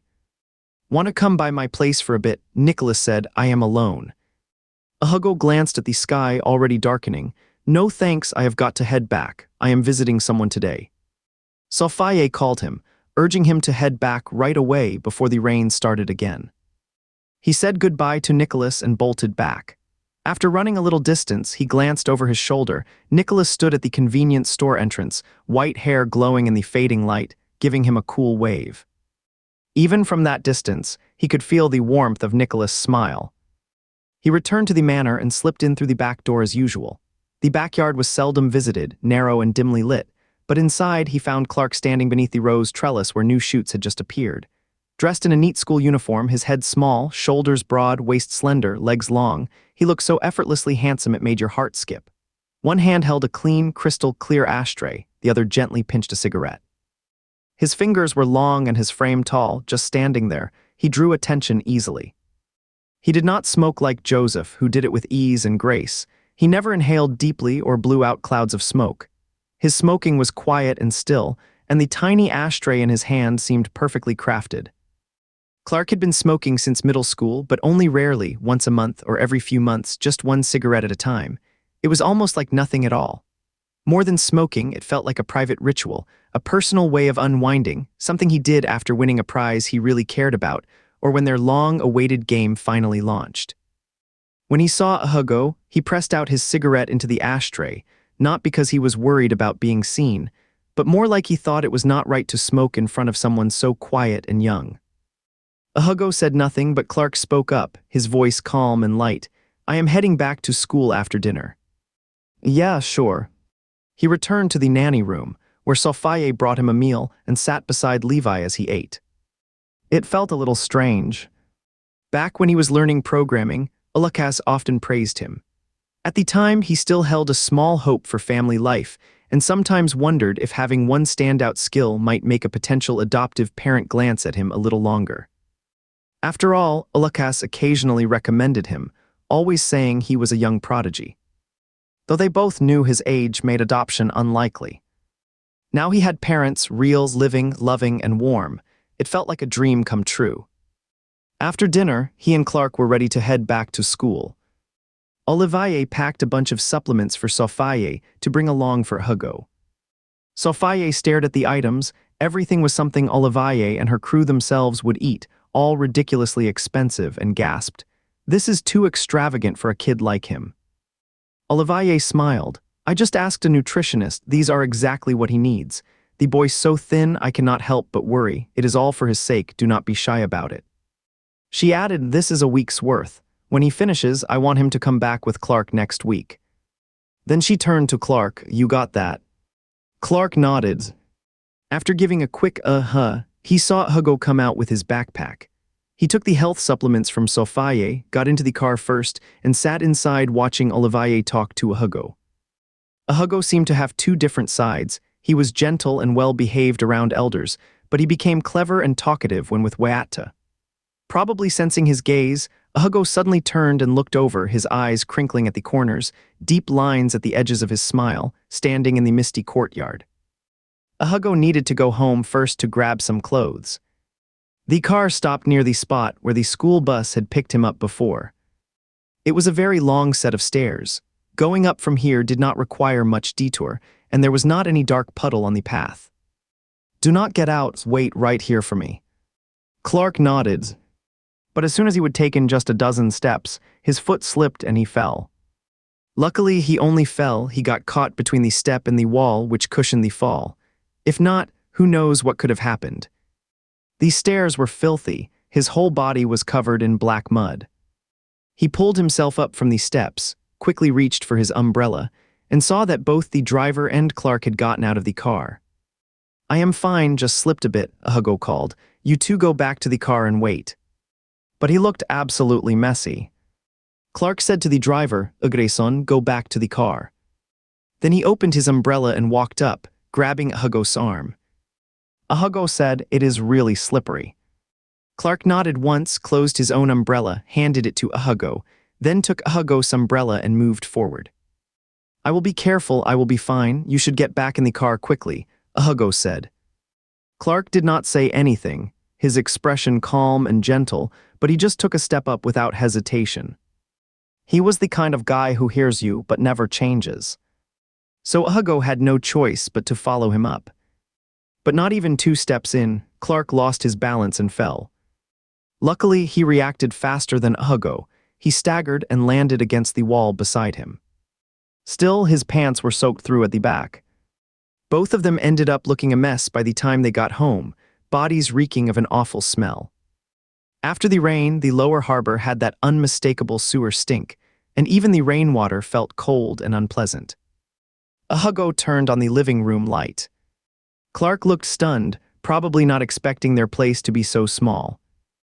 Hugo thought it was fine. Shandong province is packed with people. Living in a coffin-sized room would be lucky enough. The Ning family's place was only about 30 to 40 square meters, but at least it had 2 rooms, a private bathroom, and a small kitchen. Everything you would expect was there. But Clark's height made the space feel cramped. He had to duck his head when walking through the doorway, otherwise he would bump into the frame. His clothes were soaked through. Hugo took them off and lifted his arm to check. He would scraped both elbows, and just bending his arm pulled at the wounds, making him wince slightly. Clark gently held up his arm with a fingertip, giving it a quick look. Hugo lowered his arm. "It is nothing." Then he asked Clark, "You want to take a shower and get your clothes sorted? I have got a dryer, should be dry in no time."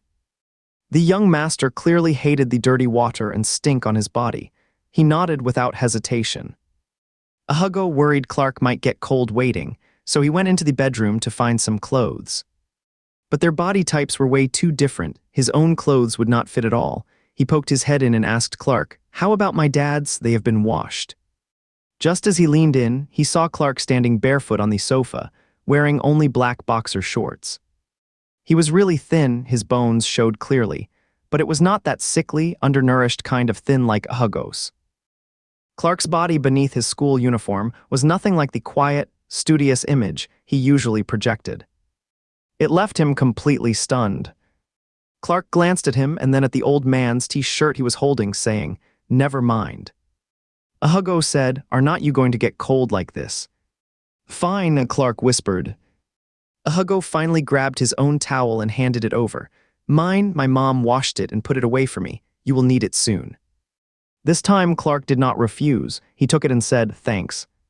He figured Clark must be feeling awful right now, probably regretting coming up with him, especially since he would soaked himself in dirty water, smelled terrible, and had to stay crammed in such a cramped room. Hugo also kicked himself for not insisting that Clark go back to the car. He thought, was not he just some expendable side character or background guy? Was it really too much to be sharing a room with the main dude, and even half naked? Thankfully, he was so skinny, skin and bones, that no one could possibly find him interesting. Since Clark had to wait for his clothes to dry before showering, Hugo went first. After washing up, he came out wearing a shirt and long pants, fully covered up. Clark sat on a small stool wrapped in the towel, scrolling through his game. The stool was way too short for him, the legs barely had space to stretch. But Hugo did not know if Clark avoided the sofa because he worried about wetting it or just thought it was too dirty. Their sofa was worn out, but Sophie had sewn a cushion and laid it over. After years of use, the fabric had turned slightly yellow. He had this odd feeling, like a maid who does not pity herself but feels sorry for her wealthy master, wondering if this was Clark's toughest moment yet in life. It reminded him of the little boy he would seen once, sitting inside a Rolls-Royce. Actually, Clark was not that bad at heart. His cold exterior was just an act. He was just quiet. It would take about 40 minutes to wash and dry the clothes, so Hugo brought Clark a hot cup of water, then went back to his room to pack up what he needed to take with him. After finishing, he heard the dryer on the balcony kick in a few times. He rushed out from his bedroom and saw Clark had already taken the clothes down.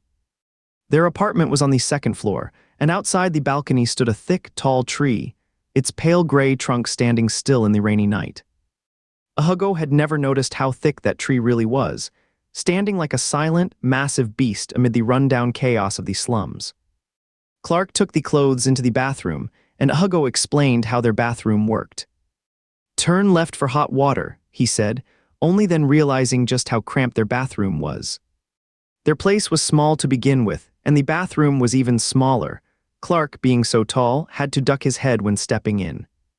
This is body wash, this is shampoo, Hugo hurriedly explained, almost sounding apologetic for possibly treating a young master too roughly, his voice soft and gentle. The bathroom was tiny, and he leaned in close, his warm breath brushing Clark's arm. Clark caught the scent of jasmine on him. It must be the shampoo. Both the body wash and shampoo bottles at home had a jasmine flower design. Clark felt an odd sense of being looked after. Hugo seemed so thin and fragile, really the one who needed care, not the other way around. For the first time, he actually felt that Hugo was more like someone his own age. Hugo was not really small, he just looked that way because he was so thin. Slender and tall, thick hair, a sharp jawline that made his eyes look even bigger. The bathroom was filled with a damp, close scent, probably because it was so small. Clark suddenly felt a bit short of breath and said, "I got it." Hugo shut the door behind him and said, "Oh, this one's a little loose, take it slow when you pull it." He returned to the living room and heard a faint sound of water inside. Clark must have just taken a quick shower, only 4 or 5 minutes, and was already dressed when he came out. After Clark finished drying his hair, they left the house together. He would poured water for Clark, but Clark had not taken a single sip. The steam had long since vanished from the cup. Stepping outside, Hugo still felt he would caused quite a bit of trouble, apologizing as they walked. "Really sorry, I kept you waiting so long." Clark did not say anything, but his scent had shifted to something familiar, jasmine. This time both of them were extra careful, taking each step with caution. When they reached the street-lampas glow, Hugo noticed their shadows moving hesitantly and suddenly laughed. Clark turned to look at him. Hugo quickly smoothed his expression, though his eyes still sparkled with amusement. Clark pressed his lips together, no longer so tense as before. It was like he would figured out why Hugo had laughed, so perceptive. Young master really cared about appearances. Hugo regretted laughing out loud, but he was worried Clark might slip, so he reached out and gripped his arm. But he could clearly feel young master's resistance. He quickly let go, then bent over and sneezed. Clark looked down at him, just a glimpse of pale, delicate skin at the nape of his neck, with damp strands curling softly. He looked just like a collectible doll. His neck was really that thin. Clark stopped looking at him and stared into the dark rainstorm instead. Because of the rain, everyone arrived at school earlier than usual this week. The main gate was almost empty of cars. Noah came by in Arthur's family car to deliver Joseph's phone.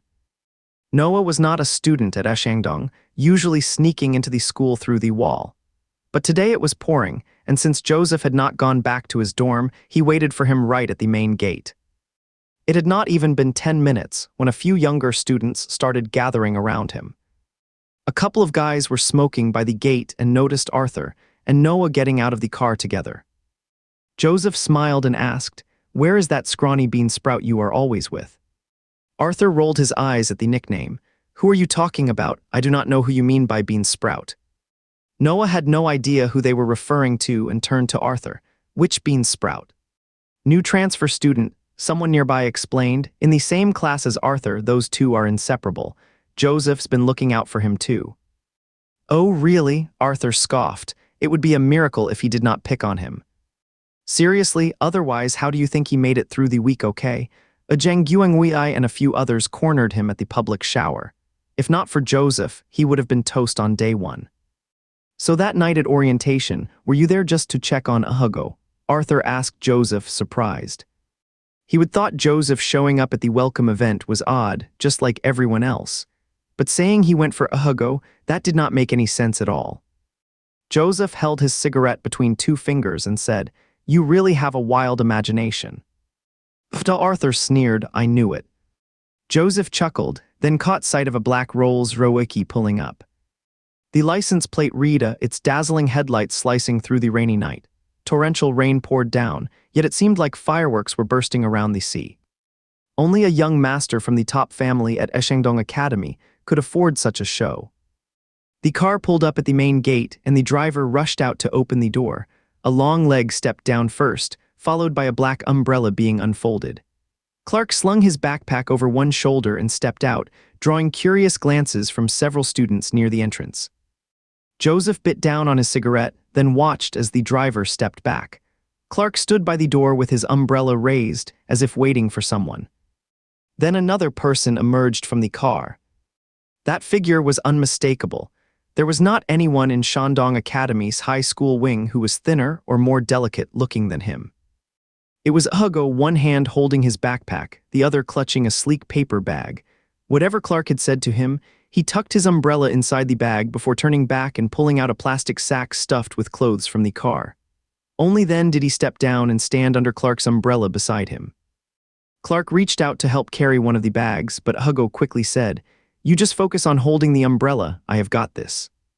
He hugged all the clothes and health supplements close, thanked the driver, then walked toward the school gate with Clark. They had not taken 2 steps when Arthur called out, "Hugo." He turned around and through the rain-laden haze, saw Joseph and the others standing under a tree just outside the gate, watching them. Arthur, who was last to notice, stood out among the tall boys like a small shadow. He waved at Arthur. Seeing that Hugo had come from Clark's car, Arthur did not dare approach right away. He waited until they were close before asking, "Did you eat dinner?" "Yeah, I ate already." Hugo did not ignore Joseph. He held his packages tightly and called out softly, "Joseph." He knew how to handle troublemakers like Joseph better than he did Clark. Sweet talk was the way to go. People like him just will not respond to force. Joseph tossed the cigarette onto the ground, its tip landing in a puddle with a hiss and going out instantly, curling up a thin wisp of smoke. He clearly had not expected to see Hugo and Clark together, his eyes scanning them again and again. Seeing the usual aloof posture from the young master, his lips lost their smile. Clark was not as unpleasant as Weston and the others, but being so solitary did not win him any favor either. Joseph could feel Clark's distance, just distant, not even dislike. The young master looked down on everyone. His disapproval was just as sparingly given as his approval. "Shall we go?" Clark asked Hugo. Hugo nodded eagerly. Arthur quickly said, "You go ahead first. I will come by your dorm later." Hugo nodded again and smiled brightly at Joseph and the others. "I will see you later." With that, he walked off with Clark toward the school. It was raining hardest now, with wind cutting through, cold and sharp. Fine mist from the rain dampened the tattoo on Joseph's wrist. Noah said, "Clark's still so cold." He turned to look at Joseph and noticed he was still staring at the school gate. His hair was shorter than before, probably just trimmed over the weekend. The sides of his temples showed bare skin, giving him a sharper look. It stripped away that old rough edge from his days as a street kid, and the clean scalp made him appear much younger. Noah followed Joseph's line of sight and saw 2 silhouettes, one tall, one short, shoulders brushing slightly as they walked. Clark, of course, was someone Noah knew well. The shorter one, he did not recognize him, the face left no strong impression. What stood out most was his frame. He looked like he might collapse under the weight of Shandong Academy's uniform. The wind pushed the pants tight against his legs, and if Clark had not been shielding him, he would have seemed swallowed whole by the storm. "Your classmate?" he asked Arthur. Before Arthur could answer, someone piped up from nearby. "That is the skinny bean sprout from Lower Harbor." Noah blinked in surprise, quickly turned to look at Joseph, then glanced toward the school gates. "Wait, he is from Lower Harbor too?" he asked Joseph right away. Joseph gave a half smile and turned the question back on Arthur.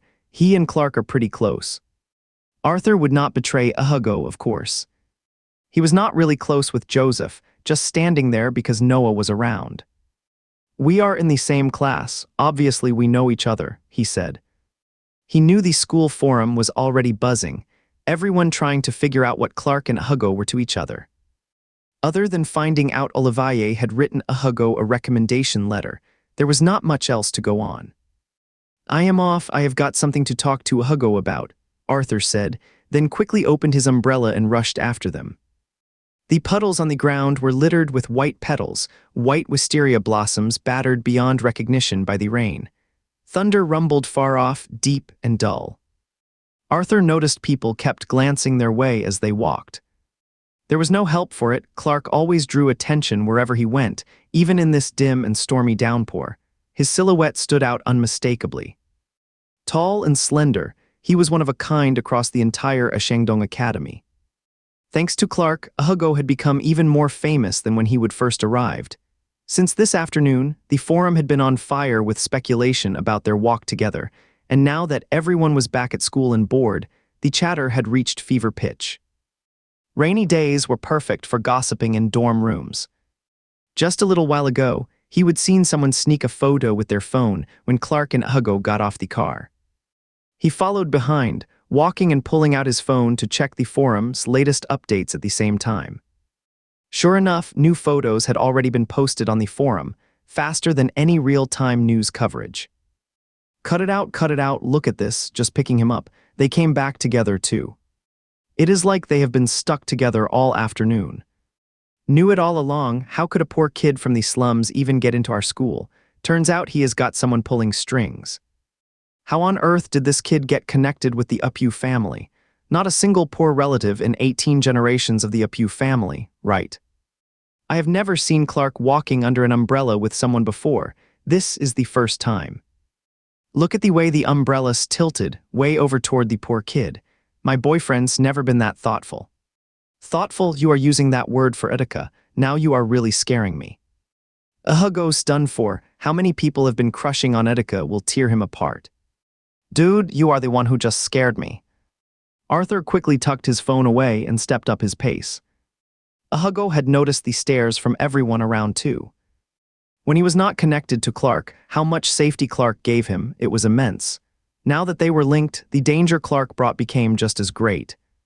He was not some naive kid, he knew full well what came with being near Clark, but could he actually be friends with him? He could not picture that at all. Forget the class difference, his personality was worlds apart from Clark's too. He could tease someone with the same personality as Sardine without a second thought, but he would never dare do that to Clark.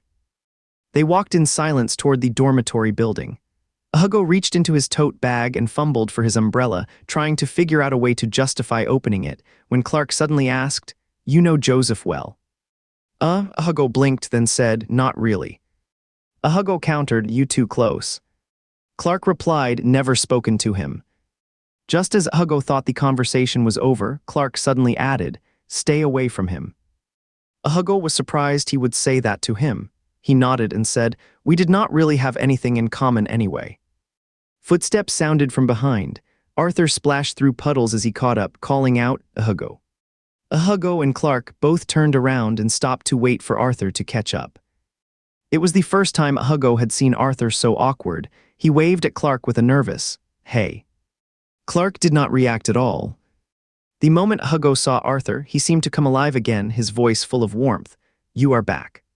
I was feeling kind of bored being alone at school, so I figured I would join Sebastian and Noah for dinner instead." Arthur started walking ahead, saying to Hugo as he went, "I am heading over to your dorm." "Sure, oh, by the way, I brought some snacks. My mom made them herself," Hugo said. Arthur grinned. "We are on the same page. Guess what? I brought milk biscuits too." He took a step forward and said, "Let me help you with one." Hugo did not even hesitate.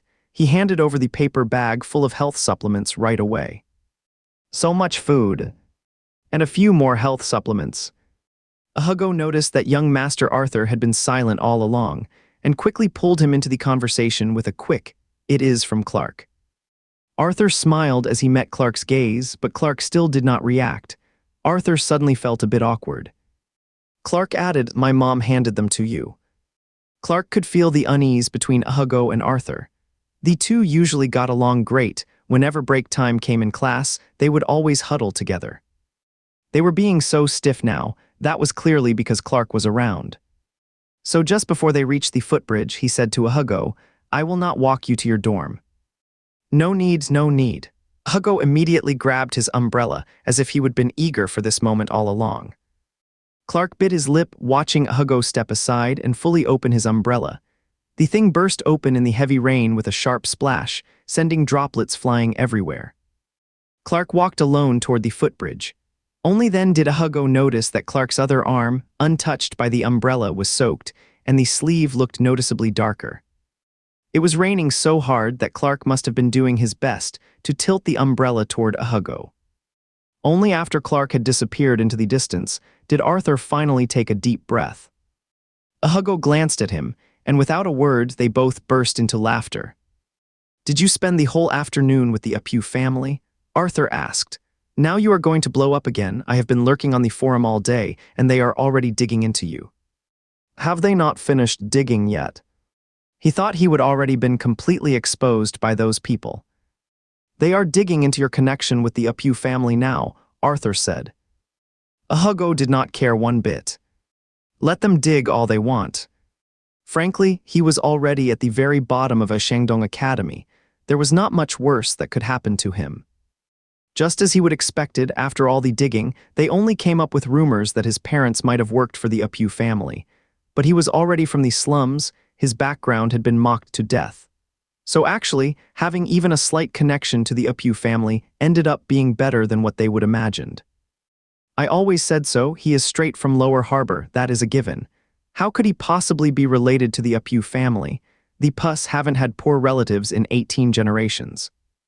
And some people are guessing about his relationship with Clark, hinting they are an item. Hilarious. The least likely thing of all is them having anything going on. They are just saying it to knock down a weak little sprout. Kept me worried for ages, thought my Itika might be some kind of skull enthusiast. Turns out he is just the young master and his little helper after all. Hugo yawned so hard it nearly hurt. He was completely immune to all those rumors. If they said he sucked at games, he might have flipped out, but this stuff, just nonsense he did not give a damn about. He was not in the mood to read more. He drew the curtains and bed drapes shut, turned off the light and collapsed into bed. His body was not strong, he would caught a chill from the rain earlier, and he was starting to feel like he might be coming down with a cold. Being careful, he immediately mixed up some cold medicine as soon as he noticed something off. His mouth tasted sweet but bitter, and as he listened to the rain outside and the rumbling thunder, drowsiness crept over him. Then his phone buzzed, he barely lifted his eyelids, glanced at it, and saw a message. It was from a number he did not recognize. The message just said, "Avoid fruit tonight, it will hurt your stomach." Moments later, another one came, and cut back on dairy too. Hugo was half asleep when he typed, "Who the heck are you?" After a long pause, the reply came, "Clark." Hugo's heart gave a little jolt. Then it clicked this afternoon at the swimming pool, Clark had actually called him. "Sorry, I forgot to save your number," he replied, fighting off drowsiness. Itika responded, "No problem. Get some rest."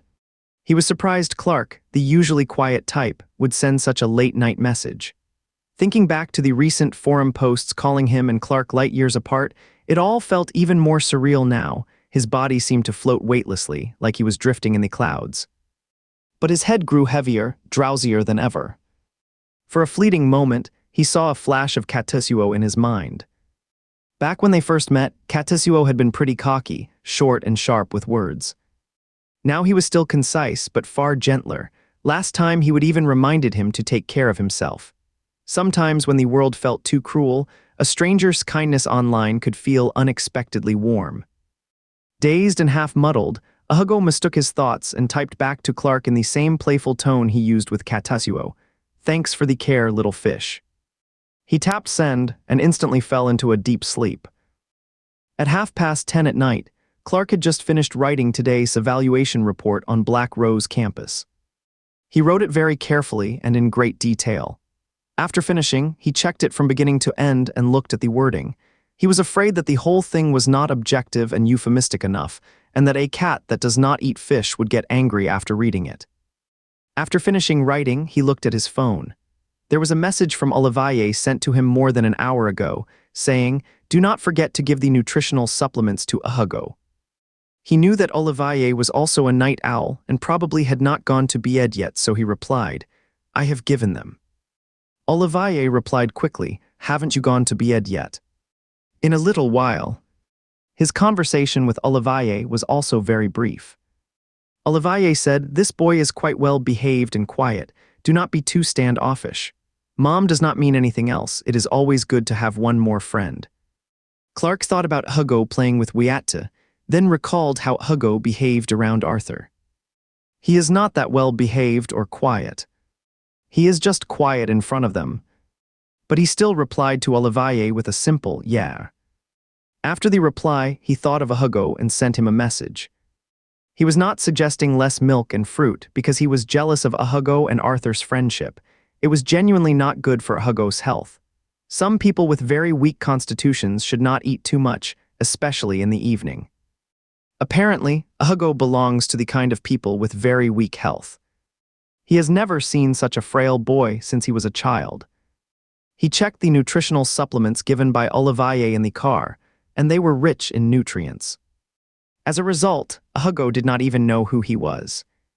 He is very sensitive, especially in interpersonal communication. He can tell that Hugo is very distant from him with a natural sense of alienation.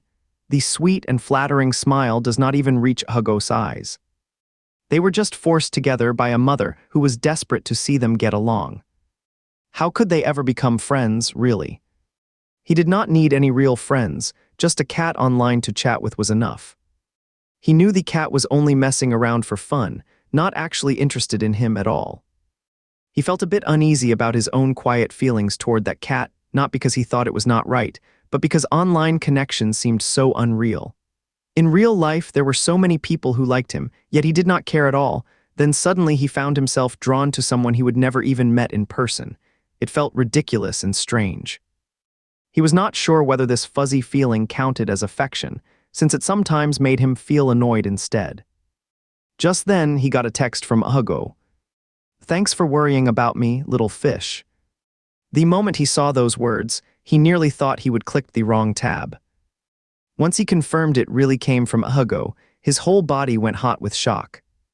A really strange kind of shock. He read it over and over again, and even switched to the game forum to check.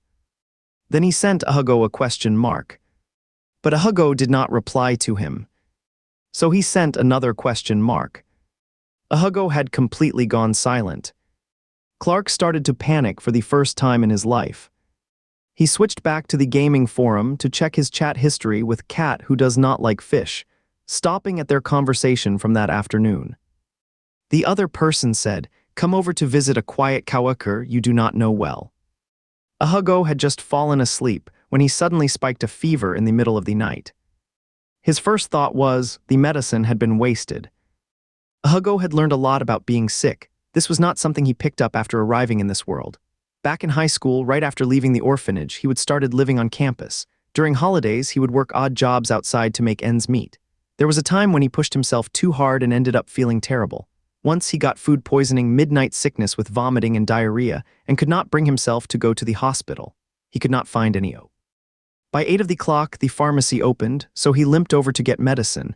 It was not raining that day, but it was snowing heavily. Halfway there, he threw up again and collapsed on the ground, too weak to stand. He did not know why he would dreamed of all this, dazed and half awake.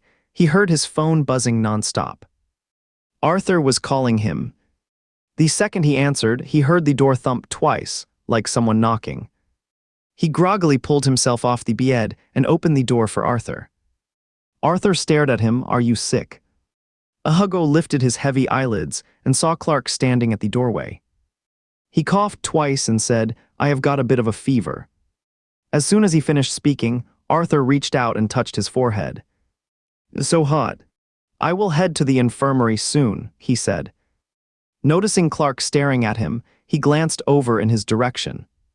Clark spotted the fever reducer on Hugo's desk and asked, "Did you take any?" "Yeah," Hugo said. "It did not really help." Hugo put on his clothes, and as soon as he moved, he began coughing heavily. His chest felt tight and heavy, making each cough sound like a dull, strained bellows. Arthur was genuinely alarmed and reached out to steady him, fearing he might collapse. Hugo stayed calm. "No big deal, I always get like this when I am sick." Clark followed behind, locking the door for him. "Should I carry you or back you?" This startled Hugo, and even Arthur was taken aback. Arthur steadied Hugo as he turned around, noticing that Clark seemed genuinely concerned. "I can make it myself," Hugo panted twice. "I am not that fragile." "You are barely breathing," Clark said. "The infirmary's either across the office building or right between dorms 2 and 3, both are far away."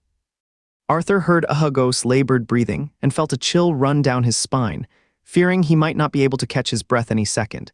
"Maybe you should carry him instead. Basement drains are blocked, flooding everywhere, and the water's freezing cold." Hugo finally noticed that both of their shoes and trouser legs were soaked through. Seeing him say nothing, Clark reached out to pick him up, but he quickly pushed his hand away. Just carry me on your back, on your back. Why did Clark suddenly seem so much more dominant? Clark gave a soft hum and crouched down in front of him. When Clark actually lifted Hugo onto his back, his heart gave a real tremble. Because Hugo was truly so light. So light that his heart melted, damp and soft like the rainy campus around them. He could not help but feel sorry for Hugo. Hugo felt a tightness in his chest. When he coughed, he turned his head away as much as possible, afraid of spitting on the young master's face. The rain had stopped outside, leaving a coolness in the air. The white thorn trees all appeared worn and damaged. Hugo was accustomed to being on his own and was not quite sure how to deal with this kind of attention. He felt uncomfortable about it. Clark was slim but had broad shoulders, firmly holding Hugo's legs as he walked steadily. As Hugo glanced at Clark and Arthur, a memory from the day before surfaced, himself lying helpless in the snow, and he thought, compared to his past life. They had barely made it downstairs when they ran into Henry. Henry paused upon seeing Clark carrying Hugo down the stairs, but his expression quickly returned to normal. "What is wrong with Hugo?" he asked. "Fever," Clark said. The three of them carried Hugo together to the infirmary next to the nearby office building. As they entered, Arthur noticed a school bus parked at the entrance of the office complex. A few boys got up from inside. Their clothes were not a Shandong Academy's uniform but formal gray suits, some even wearing deep blue ties. The whole group was laughing and chatting as they stepped off the bus, each carrying a bag. He saw Olendon from their class jump down first. They are back from their exchange program in the EU Federation already. "President, you should bring this up with the principal. This building's basement floods every time it rains," Olendon called out as he stepped down from the car. Hugo tended to get pneumonia whenever he had a fever, and every time that happened, he would need at least 2 or 3 days of IV treatment. Feeling defeated and weak, he lay in bed and said to Henry and the others, "I can manage by myself, you do not have to all stay here. Is not it almost time for class?" There was only one cello lesson this morning, but it was already nearly time. "I will stay here, you two, class monitor and Clark, go back to class," Arthur said. "Fine by me," Henry said, glancing at Clark. Clark said, "I have already asked the teacher for leave." "No wonder I heard him talking outside a bit ago." Clark looked at him and said, "You two go to class, I will take him back later. Arthur cannot carry him either." "I can definitely carry him, he is so light," Arthur snapped. Henry gave a small smile and said to Clark, "If anything comes up, just give me a call." He and Arthur stepped outside, where light rain had started to fall again, the air hazy and damp. He asked Arthur, "Why is Clark here with you?" "He was already downstairs when I arrived," Arthur said, then added carefully so Henry would understand the connection between Hugo and Clark. Hugo's parents work for the Apu family, so they know each other. Henry nodded once and did not say anything else. "It is raining again outside, huh?" Hugo asked. Clark pulled the blanket up a little for him. "Mehem," he said. Hugo thought Clark seemed off today. "How did Arthur get you to come over?" he said. "I did not hear back from you yesterday, so I got worried and came to check on you. Lucky I ran into him along the way." Clark looked at him, his pupils dark, his face delicate, brows sharp as knives. "Did you see my message?" he asked. "No," Hugo said, reaching into his pocket. "I left my phone in the dorm. What did you send?" "Yesterday you called me little fish." Hugo, wait, seriously, are you kidding? "Did you send it by accident?" Hugo coughed awkwardly. Clark placed his hand on Hugo's chest. "Maybe it was a mistake. I was almost asleep when you sent that message. Probably just thought of you as a friend." "What kind of friend?" Hugo glanced at Clark. "Just an online buddy." Clark's eyes suddenly lit up with a strange glimmer. From where he was lying, Hugo could see the mole beneath his Adam's apple, so tempting, almost hidden under the collar as it shifted when he swallowed. Clark hummed softly, the rain outside growing heavier. A damp kind of joy washed over him.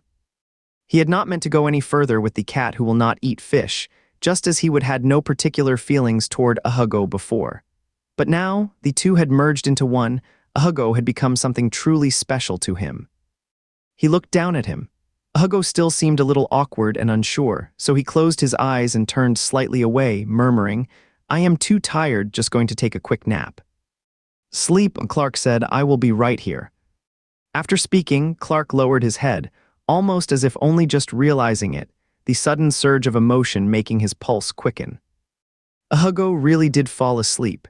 He could not say how long he would been out, but he woke once in the middle. Clark asked what he wanted for lunch, and Hugo went to get it. He did not really feel hungry, so he said just some porridge and fell back asleep again. Drowsily, he heard voices approaching. Someone pulled open the curtain by his bed, and through a foggy haze, he caught a glimpse of a figure's silhouette. The person said something, but he did not catch it, only felt the warm glow of the light soaking in. He lifted his hand to cover his eyes. His face was small, but his hands were thin and long, nearly hiding his whole face, leaving only a slightly too pointed chin visible. "Hugo, are you feeling okay?" He pulled his hand away and adjusted to the light. There before him was a face as calm and bright as springtime. He was oddly refined and handsome, round gold-rimmed glasses framing sharp, phoenix-eyed gaze. When he smiled, his lips seemed to carry the soft scent of a young man, like sunlight breaking through a fresh spring rain, warm and gentle. Breaking news, fresh update on Ning Do Yue, anyone listening, another full-degree twee. Heard the scoop, someone saw Utica carrying him to the infirmary. That is not all, the president went too. Benjamin's back. Right after he got back, he went straight to see him. He is there in the infirmary right now. He was probably just doing his duties as president. Benjamin always knows how to handle things well. What about Clark? Well, maybe he is just checking on his little assistant. Hugo immediately recognized Benjamin. Because Benjamin looked and spoke exactly like the kind of student council president you would expect.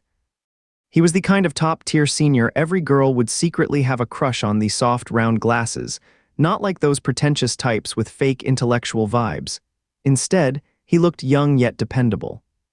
Compared to Matteo beside him, always wearing that haughty expression like a peacock, he came across as far more composed. His smile was warm and natural, with perfectly white and even teeth. "This is our student council president," Matteo introduced him. Hugo sat up. "Good afternoon, President."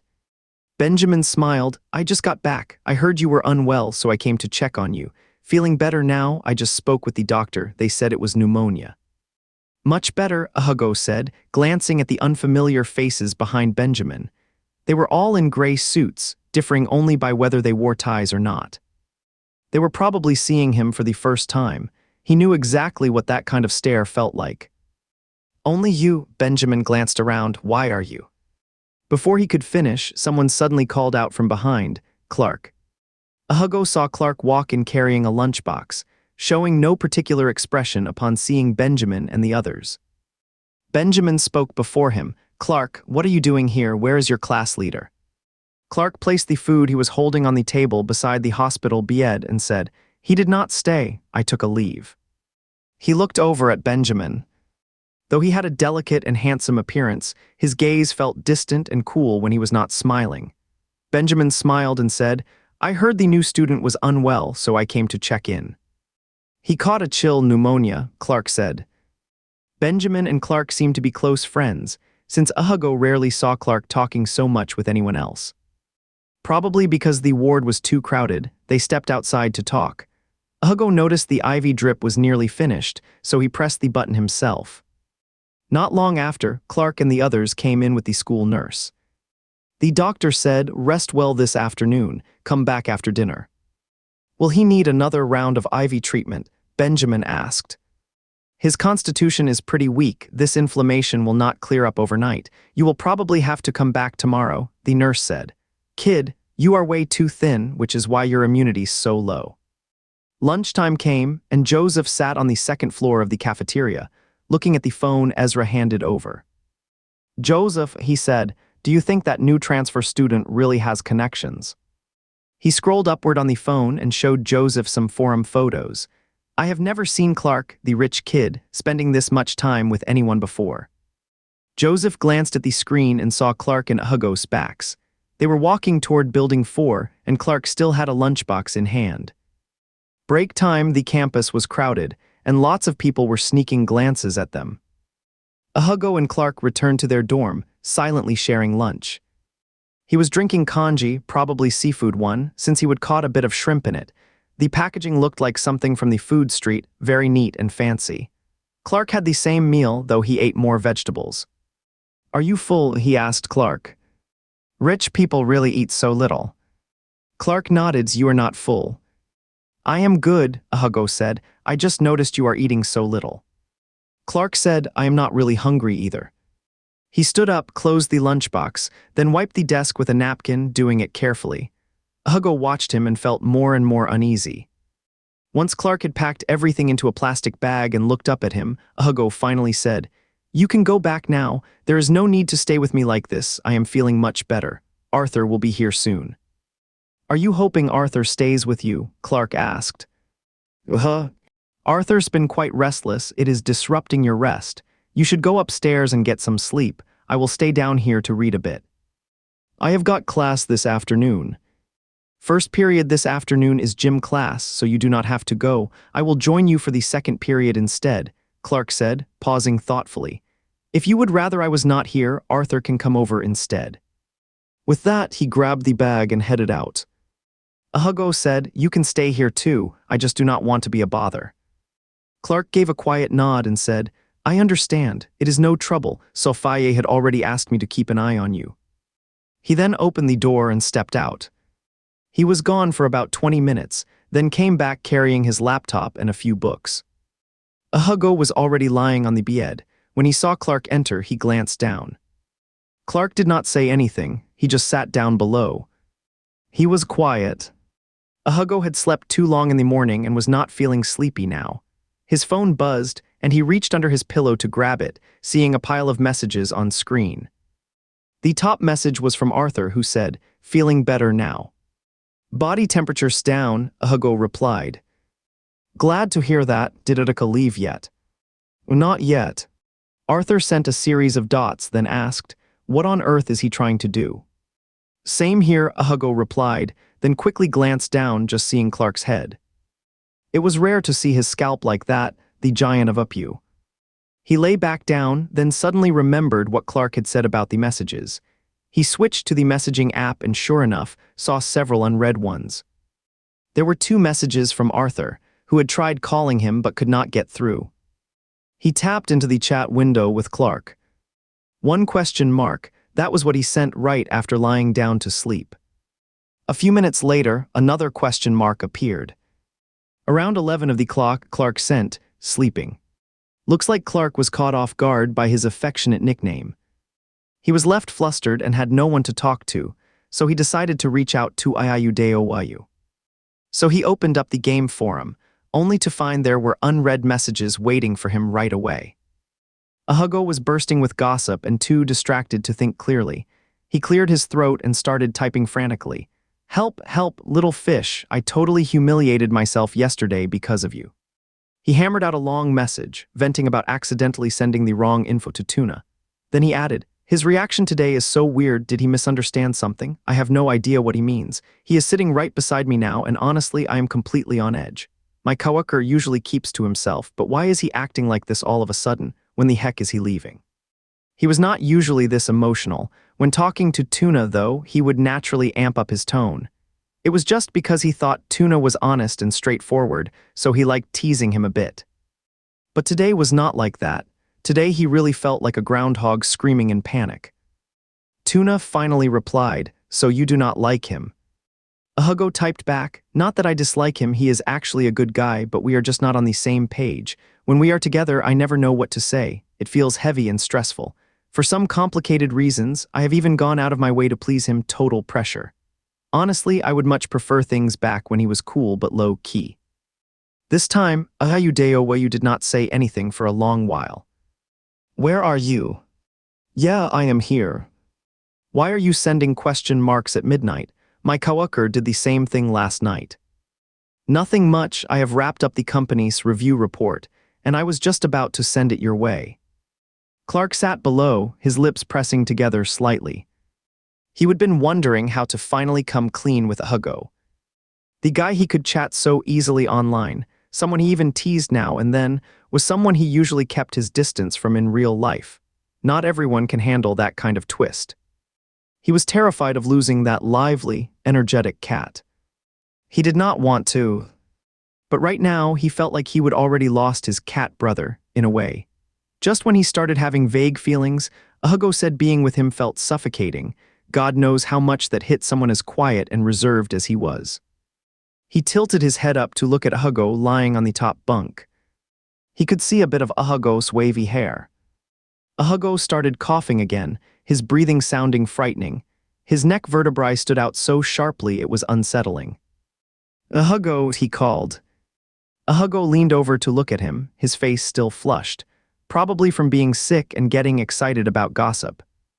That is exactly what a cat who does not eat fish should look like. This fictional online persona suddenly felt real. His eyes were wide and darting as he looked at him. "What is it, Clark?" The moment he spoke, Hugo felt a sudden jolt in his chest. Clark tilted his head up to look at him. From that angle, his face seemed smaller and ohitter than ever, with eyebrows raised and eyes quietly radiant. He really thought those features in Clark's face were unique. Clark said, "I have got a sudden errand. Let Arthur join you instead." Hugo blinked in surprise.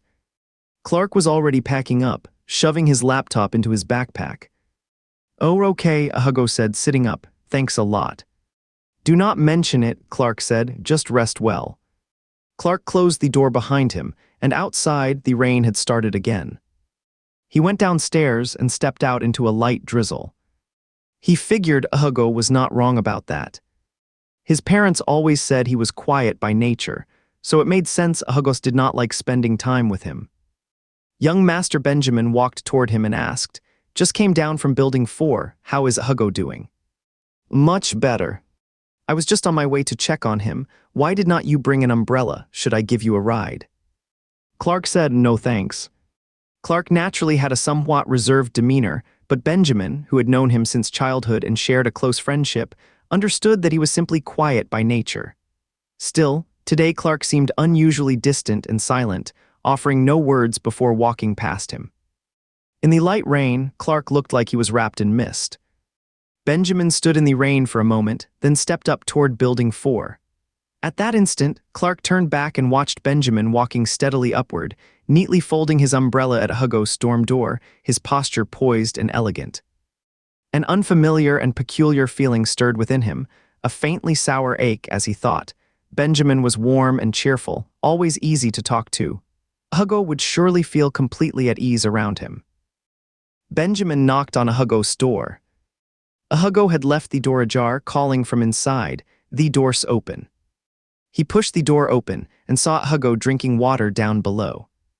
He was only wearing a loose-fitting pajama set, the collar of which exposed the hollows of his collarbones, making him look even more gaunt. "President." "Mr. Shen," Benjamin said with a smile, "why are not you resting in bed?" "Just came down for a drink," Hugo said. "President, is there something you needed?" "Yes," Benjamin said, his smile appearing even more refined, his teeth looking quite nice as he gave a warm, reassuring expression. "I took a look at your part-time work location. Was it the library between Buildings 2 and 3? Hugo nodded.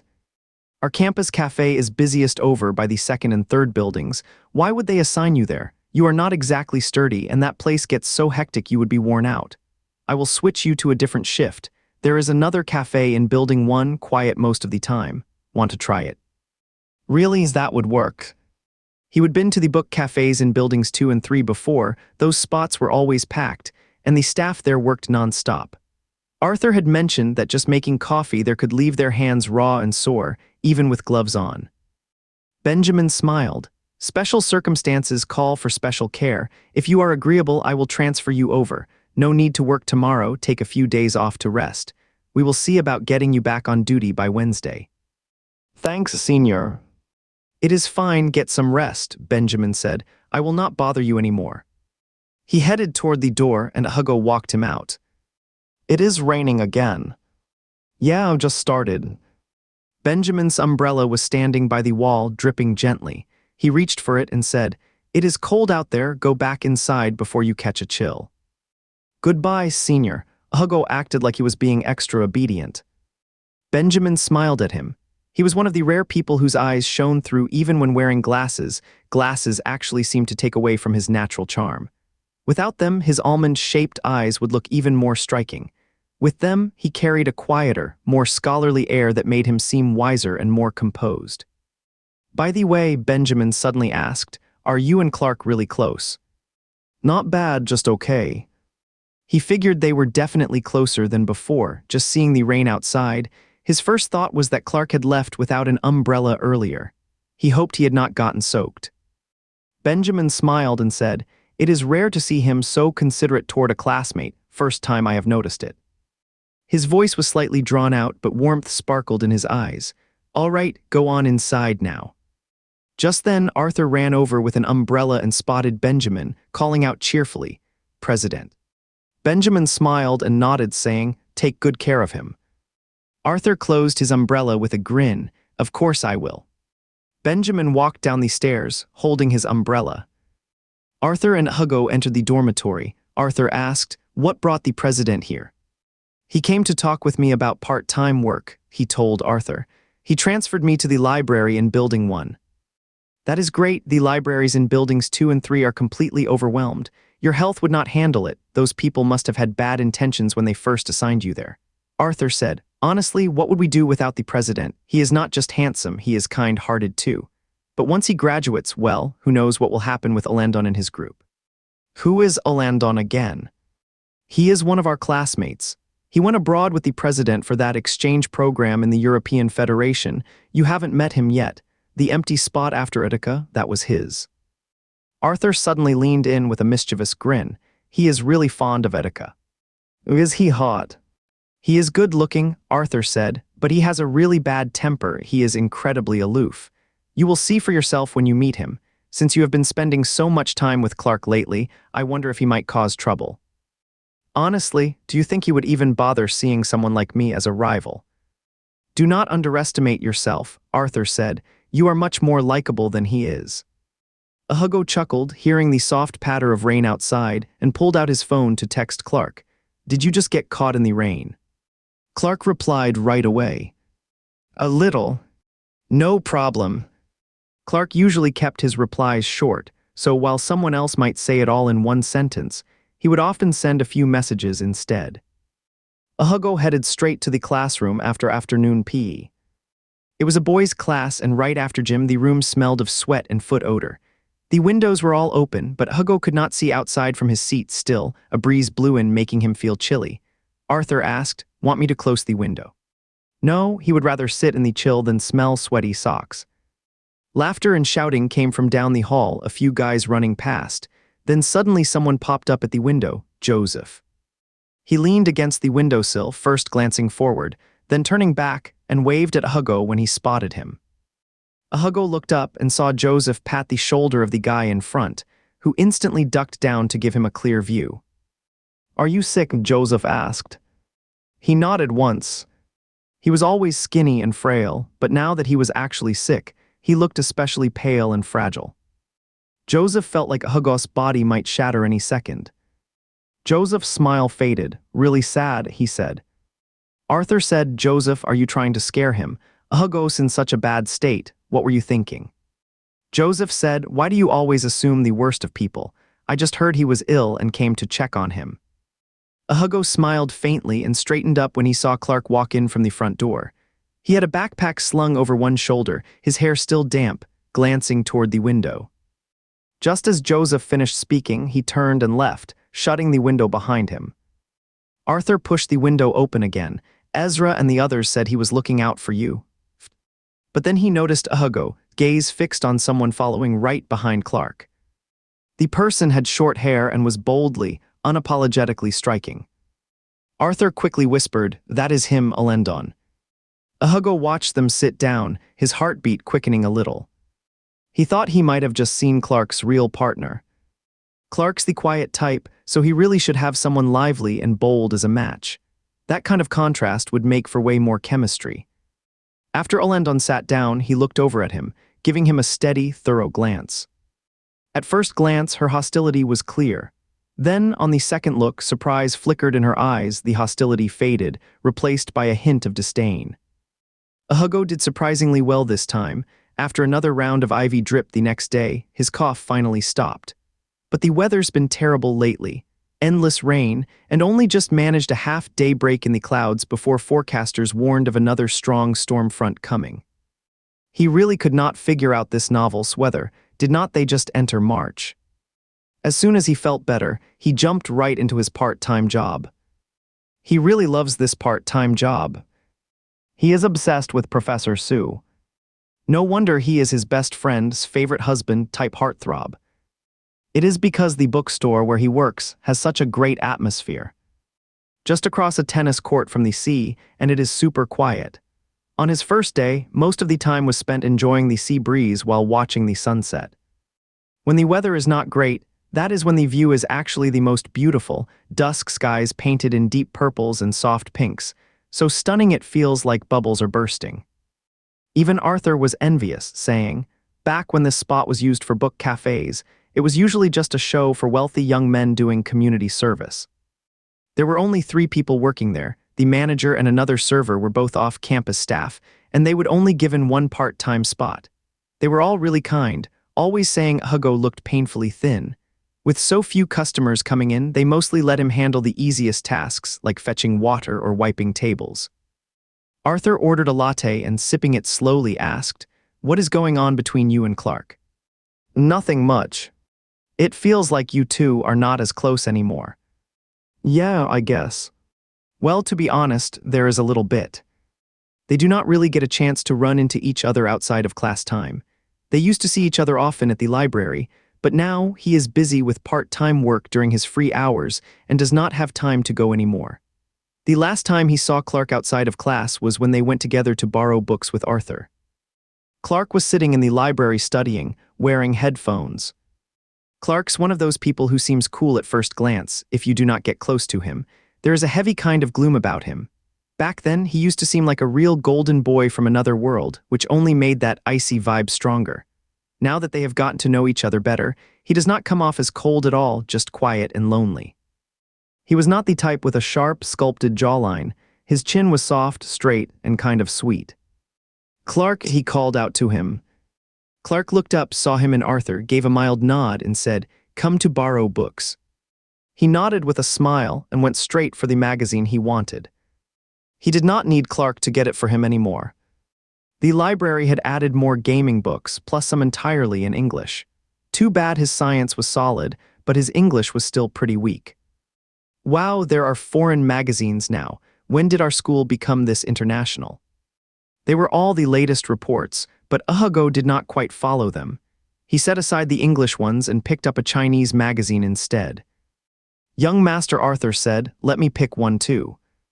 "You never read anyway. Just see if there is anything fun." "Fun stuff's over in the next aisle." They were whispering to each other, and through the bookshelf, Clark saw Hugo's lower face as he reached out to pull Arthur away. He thought Hugo smiled really well. Some might say his smile crinkled too much, but to him it was deeply moving. Just as he was thinking that, suddenly their eyes met. Hugo stood in the breeze, smiling right at him. Clark's heart raced for the first time, and even his sharp mind went blank with surprise. When Hugo was about to leave with his book, he gave Clark a friendly wave. Clark nodded back at him. Hugo and Arthur were about to leave when they saw Alendon coming in, carrying a backpack. They passed each other briefly, and in that close moment, Alendon's face struck him as equally striking as Nicholas. He thought to himself, he would always just be someone on the sidelines of the main characters' lives, whether it was Joseph, Nicholas, or even Clark. He truly hoped Clark's true love would come soon, pulling him out of his loneliness. After all, someone who would live twice knew just how precious warmth and connection in this world really were. And he threw himself completely into his game. Ayudeo sent him the evaluation report from their company on Black Rose campus, full of detailed suggestions for improvement. It was a massive undertaking. He added Ayudeo's colleagues to his team, forming a small group. He still played the part of an adult, meeting up with them daily to share ideas and help each other out. Shark Game Electric held his game in such high regard that it made him feel overwhelmed. So much so that he kept imagining what it would be like if the game launched, blew up, and turned him into a millionaire overnight. Hugo became incredibly busy. Balancing schoolwork and the game, he might have been exhausted, or maybe it was Olivier's supplements helping. Either way, he started eating more and sleeping better. His body was getting stronger, he could feel it. The first thing he noticed in the mornings was that he would finally develop those signs of being a boy. He had not had them before. For the first time this week, he managed to pull his bow all the way back. Even though his wobbly attempt got filmed and mocked relentlessly online, Hugo was still thrilled. His passion for gaming might be spilling out of his chest, but the desire for a strong, healthy body felt deep in his bones. Even though he would have been sick this week, he would actually gain 2 pounds. Life had never felt so full of promise before, like the sun just passed 6 or 7 of the clock, starting to peek through the clouds. When good things happen, spirits lift. The first thing that changed in Hugo was not his lip color, nor his skin, not even his growing frame or face, it was his energy and vitality. From a frail, pale bean sprout, he would started to glow with life. Just as he was beginning to transform, a sudden post brought him face to face with Clark, Benjamin, Joseph, and Nicholas, pushing all of them forward into a high-stakes situation. This meant he was not just seen as someone who became attractive later, he earned his place in their eyes from the start, and they witnessed his youthful growth firsthand, standing by him every step of the way as he shone brightly. After school on Friday, Hugo rushed from the part-time bookshop to the small theater for the first group meeting of the Spring Festival drama team. The wind was howling, and the storm system forecasted by weather reports was about to hit. The howling wind swept him up, carrying the sweet scent of white Agenwood blossoms, as dark clouds blanketed the sky, their edges glowing faintly with a pale light. Strange weather must be a sign that some lucky couple is about to take a big step today. Arthur was already waiting for him at the theater entrance. "You are so late, you are going to be right on time, are not you?" I ran into Weston. Arthur froze. Did he give you a hard time? Not really, Hugo said. This was the first time he would ever seen Weston at the book cafe. Even though Weston had long lost interest in him, stumbling upon him there was impossible to ignore. But luckily, the young master usually picked on people who were good-looking. Hugo was not even in the running, just some petty teasing for fun. The poor boy by his side was gone, replaced with another flashy guy. His taste really took a wild swing. Good thing this time, the tattooed flashy guy around his neck seemed to be on board willingly. He was even more trouble than Weston, doing most of the harassing while Weston just watched and let it happen. He looked totally bored. Seemed like the new toy was not giving him much joy at all. He was just dragging himself along, listless and dull. Hugo figured Weston probably picked up that tattooed guy just to spite Joseph. Actually, there is something I am really glad to hear. Rumors are spreading that Long Black Construction is having serious financial trouble, and people say Old Chin might be leaving town soon. Arthur clearly wished Weston would disappear right away. I hope he just packs up and leaves school already. He has done enough harm as it is. Probably not that easy, Hugo said. In stories, villains like him usually only get taken down when they mess with the main crew. But either way, Weston's half a lawbreaker. He is not going to walk away unscathed. Hugo spotted the principals and gave him a nudge. Come on, let's go. They entered the 1,000-seat auditorium of Shandong Academy, quickly weaving through the bustling crowd. Second years are over there. This was a group meeting for all Spring Festival Club performers. First, second, and third years were all present. It was the first time he would seen so many people gathered in one place. The auditorium buzzed with loud music, and as he passed through the group of freshman classmates, it felt like cutting through a dense jungle. They were all taller than him. What kind of diet are they on anyway? The auditorium was huge, with half of it taken up by the stage. Instead of sitting in the audience seats, everyone had gathered on the stage. Second years were mostly grouped in the center, far off. Hugo could already spot Nicholas, his white hair standing out as he lazily played piano keys, while Oliver and others leaned against the instrument chatting. He turned and bumped into Benjamin, who smiled and gently held him back. Be careful. A crisp scent rushed toward him, minty fresh, and mixed with the jasmine fragrance in his hair. After a week on supplements, and despite being sick for a few days, Hugo's complexion had improved quite a bit. He would even cut his hair shorter yesterday, still thin, but much more alert now. "Good morning, President." Henry waved at him. "Hugo, over here." Hugo hurried over and noticed Clark standing in the crowd, watching him. He gave Clark a friendly wave and said, "You are here too, Clark." Clark said no. He raised his camera, time to take photos. "He is the school paper's reporter," Henry said. "Our drama club members are over here, come on over." Hugo nodded at Clark, then followed Arthur and Henry toward the piano. He spotted the white-skinned art student from upstairs. Unusually, his dark-skinned partner was not clinging to him this time. He was pale and tall, with a slender frame that made him stand out among the other boys. Only he and Nicholas seemed truly eye-catching in looks.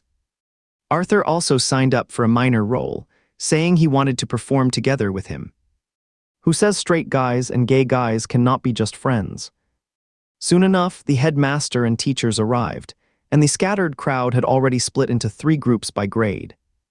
Both of them were on the shorter side and naturally ended up in a corner.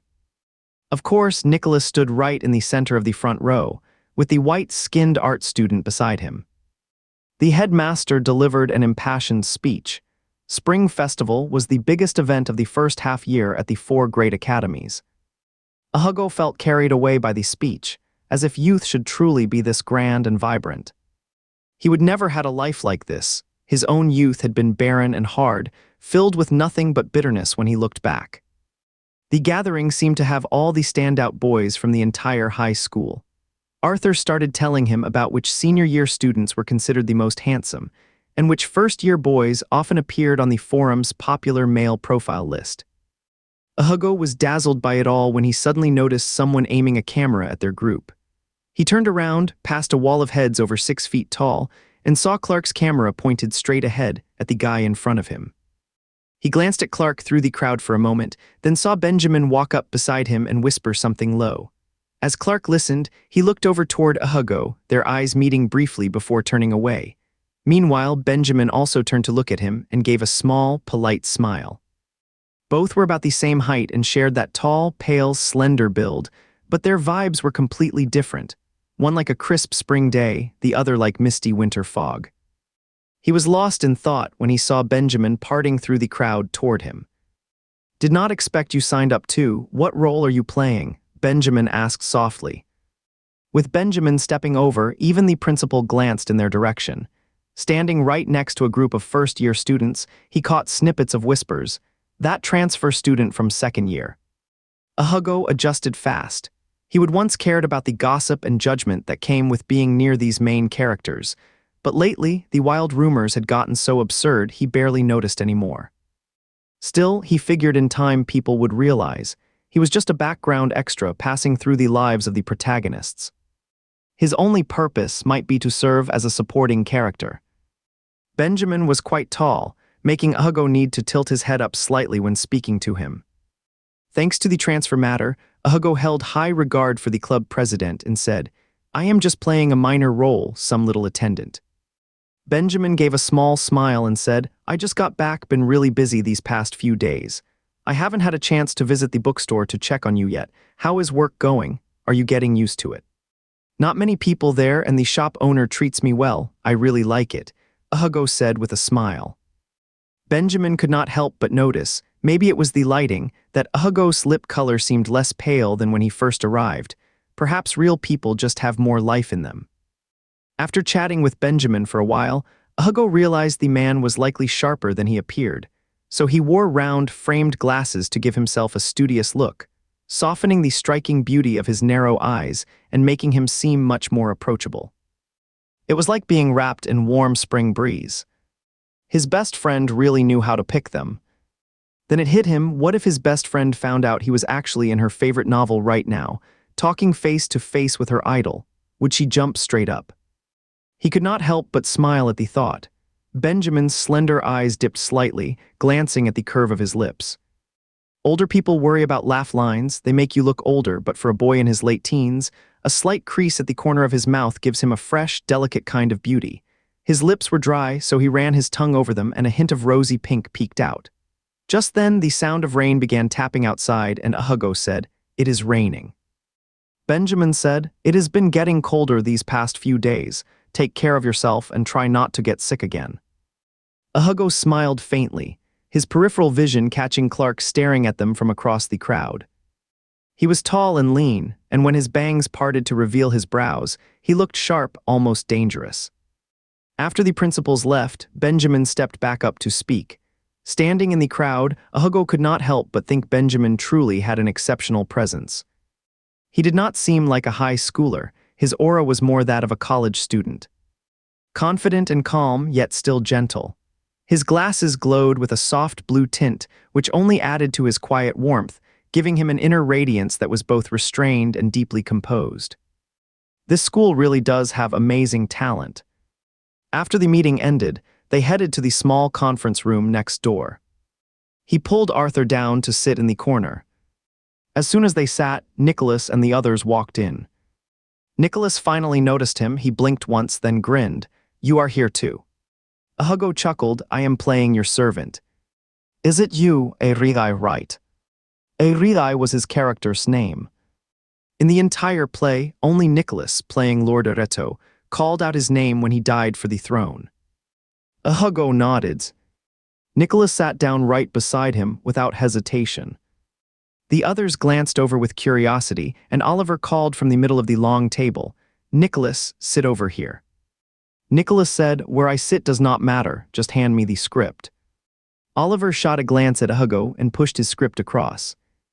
The script slid smoothly across the table, and Nicholas caught it mid-motion with one hand before picking it up. His white hair stood out even more when he wore the black uniform, reminding Hugo of an old romantic Japanese film he would seen, where the school bully had white hair too, and only dyed it back to black after meeting his true love. He really loved the movie, sense of youthful charm. Nicholas had this unique youthful vibe, laid back and free-spirited, not as wild as Joseph, kind-hearted but not overly polite like Benjamin. Thanks to Clark, Hugo was already starting to get used to having Nicholas sit next to him. He knew what everyone would say anyway. He figured it was not just him, everyone else had probably gotten used to it too. Being around such big names only made them look even better. He was basically a living contrast. The play had a total of 14 performers.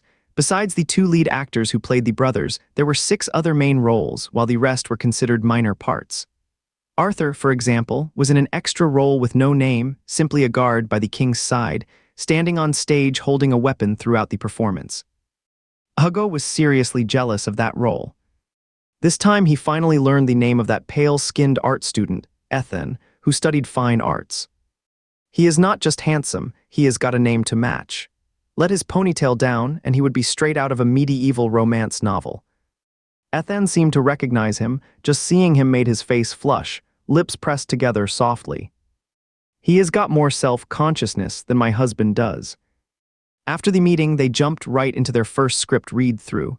The play was a short one, just around 10 minutes, and the session went even faster. They ran through it 3 times. Henry was both director and writer, he is really talented.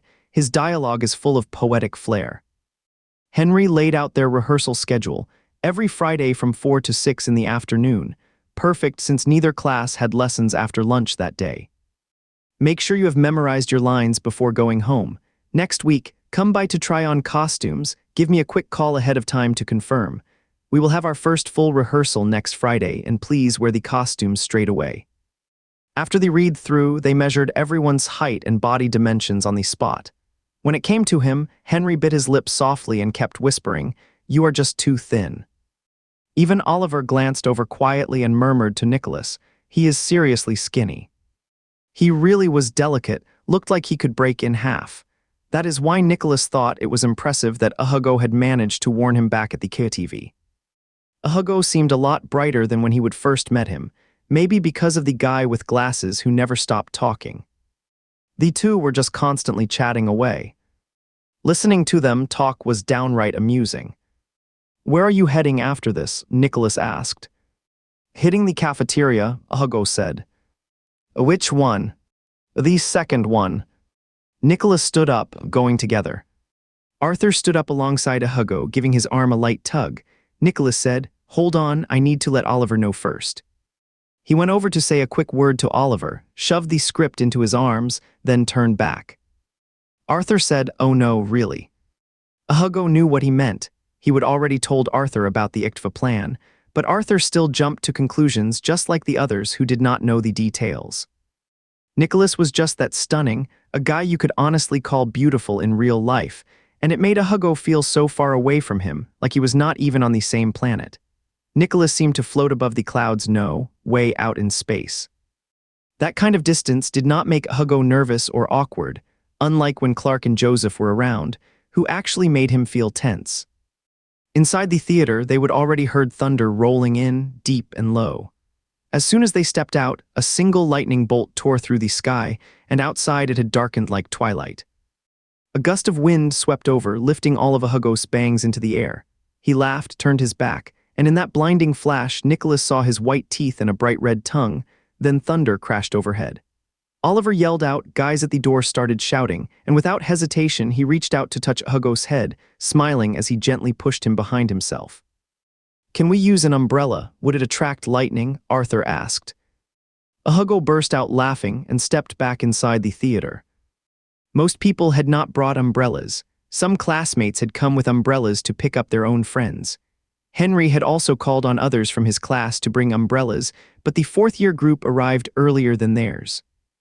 Oliver handed Nicholas an umbrella, and Nicholas immediately called out to Hugo, "Come on, let's share."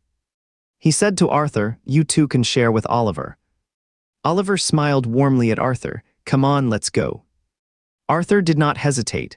Whether it was Nicholas, Clark, or Benjamin, he simply wanted everyone else to see Hugo walking with them. Drive them crazy, ideally, make them so frantic they are pulling their hair out, jealous to the point of bleeding, yet still cannot figure out why. Sure enough, when people saw Nicholas and Hugo walking out together under one umbrella, a crowd gathered at the theater entrance, all watching. Besides, Arthur thought one thing about Hugo was truly impressive. No matter what people said or thought about him, he never seemed to care. There were some comments online that made Arthur angry enough to argue back, but Hugo always told him to calm down, and Arthur could tell Hugo genuinely did not mind at all. He was not pretending. Sometimes, he even found the people on those forums kind of childish. Arthur believed that alone was enough to show Hugo was not anywhere near as bad as everyone claimed. How many people could stay so calm while hanging around those Black Seal tycoon heirs? And the longer they spent together, the more Hayao began to suspect that Hugo's previous careful behavior around Joseph and Weston had been put on. It was not that he was not polite, he just did not feel that fear or fawning in his heart. He was just trying to keep things simple, better to avoid trouble than stir it up. They had not gone far from the theater when Hugo spotted Ethan and his dark-skinned husband. Suddenly seeing them together, Hugo realized with a pause, his sleep had been peaceful these past few days, no longer interrupted by that steady rhythm of love-making. So it turned out the little couple was having a fight. Hugo watched the dark-skinned athlete scowling, then heard him mock Nicholas and the others. "Your campus heartthrobs here, go eat with him already." Ethan turned bright red, "Stop making stuff up." The dark-skinned athlete gave a cold huff, caught Ethan by the arm as Nicholas glanced over, and pulled him away. Oliver chuckled, Adelen's jealous again. Nicholas said they are actually dating. "Everyone else knows they are together except you. Adelen's been coming to our class all the time." Arthur said, "I know about them too." Hugo's I know too. And he figures he is probably a named supporting character in their love story, high on the involvement list. He can already picture the next scene, his crush paired up with some super hot guy for a stage play, and the sports jock going absolutely ballistic over it. Oh no, does that mean I am going to have to endure another night of banging noises again? I do not get why Henry picked Ethan to work with you. Does not Elendon from your class look a lot better? Oliver said. See, everyone just assumes the good-looking ones are meant to be lads. Arthur said, Elendon would not be working with anyone else. Is my Nicholas just another one in his eyes? Everyone else is just the same in his eyes, except for Clark. Hugo laughed. Nicholas glanced at him. Wind howling, rain pouring hard. He felt like Hugos might get blown away any second, so he just slung his arm around Hugo's shoulder. Hugo was not used to casual physical contact, but Nicholas said, "Stay still, I will shield you better this way." Thunder rumbled in the distance, and the scent of rosewood cedar floated through the damp air. Nicholas asked as they walked, "Is Clark dating that Elendon? I thought he was always keeping to himself." "Elendon's the one with a crush," Arthur said. "We are in such close classes, how could you not know?" Nicholas let out a loud, careless laugh, and just as a lightning bolt split the sky, he tightened his grip on Hugo's shoulder. He was so thin, Nicholas could not even bring himself to apply much pressure, afraid he would break his bones. That startling frailty did not spark desire, but it genuinely made any compassionate guy feel sorry for him. Nicholas had his own circle of friends at school, with Oliver being the core figure among them. Around these two black enameled elite boys were several golden enameled ones too, mostly kids, from the upper echelons of the Grand Prosperity Empire. They would grown up together since childhood and got along really well. "Are you still going to work at Xingyue this week?" Hugo asked Nicholas. "Yeah, I am counting on it for income. Wanna come hang out? I will get the boss to give you a discount." "I cannot afford that," Hugo said. "I would be lucky just to be hired as a helper." "Then come on, we will keep each other company when you are here." Count me in," Arthur said. Hugo asked, "What would you even do there?" "Xingyue gets paid really well." "Really?" Hugo perked up instantly. Nicholas noticed the sudden glow on his face and smiled. 300 an hour. As soon as the words left his mouth, Hugo felt they did not quite fit who he was. His lips tightened slightly. Nicholas laughed. "Wanna come? If anyone tries to take advantage of me again, you just shout for help." Oliver glanced at Nicholas. "Charles really pays you 300 an hour." Nicholas raised an eyebrow. "Yeah." Oliver did not bother correcting him. "I am in too." Hugo was genuinely excited now. 300 per hour, over 1,000 AED in one night, at least. What kind of requirements do they have there? He vaguely recalled that the staff at Xingyue had strict standards for appearance and height, and from what he would seen, all the servers were quite handsome or beautiful. "You will fit right in," Nicholas said. "The uniform from Shandong Academy is your golden ticket." He once heard Arthur mention that he thought it was like a storybook hero's luck. Just being from Shandong Academy was enough to earn people extra respect, even when working outside school. Like how top schools such as Tsingyue or Peking University stand out in real life. It started as a casual chat, but after dinner, Hugo actually went to the interview with Nicholas. There was no getting around it. Money was too tempting. Hugo really wanted to become independent and earn money fast, so he could ease the burden at home. He would worked washing dishes at a restaurant since middle school. He did not mind working. Even though people often felt sorry for him because he was young, had a limp, and no parents. Arthur was not quite convinced and insisted on going along. Nicholas said, "I would have to sell him first. Cannot I just come as a customer?" "Mr. Arthur, please come in," Nicholas said. Hugo burst into laughter again, his eyes crinkling at the corners. Nicholas gave him a smile. With Nicholas around, the interview was just a formality, but Charles thought Hugo was too thin and took an extra look at his id. "We cannot hire someone under 16. 17, I will be turning 17 soon," Hugo said. Nicholas picked up his id and glanced at his birthday. Charles agreed, giving in to Nicholas' request, and told Hugo to go ahead and try it out first. Hugo went straight to change into the server uniform with excitement. Oliver turned to Nicholas and said, "You are paying 300 an hour, right?" "Charles is covering it. I swear I would pay 300 an hour." If he offered 30,000, he would still shell out. What about the others? Are they all getting that much? Nicholas said, "Who cares how others are paying? As long as he gets this much, I am not even spending my own money. Look at his build back when he saved that girl. Was not 300 totally worth it?" Oliver said, "Beauty. Where is the beauty in that?" Nicholas pointed at his own face, smirking proudly as he strutted over to Hugo.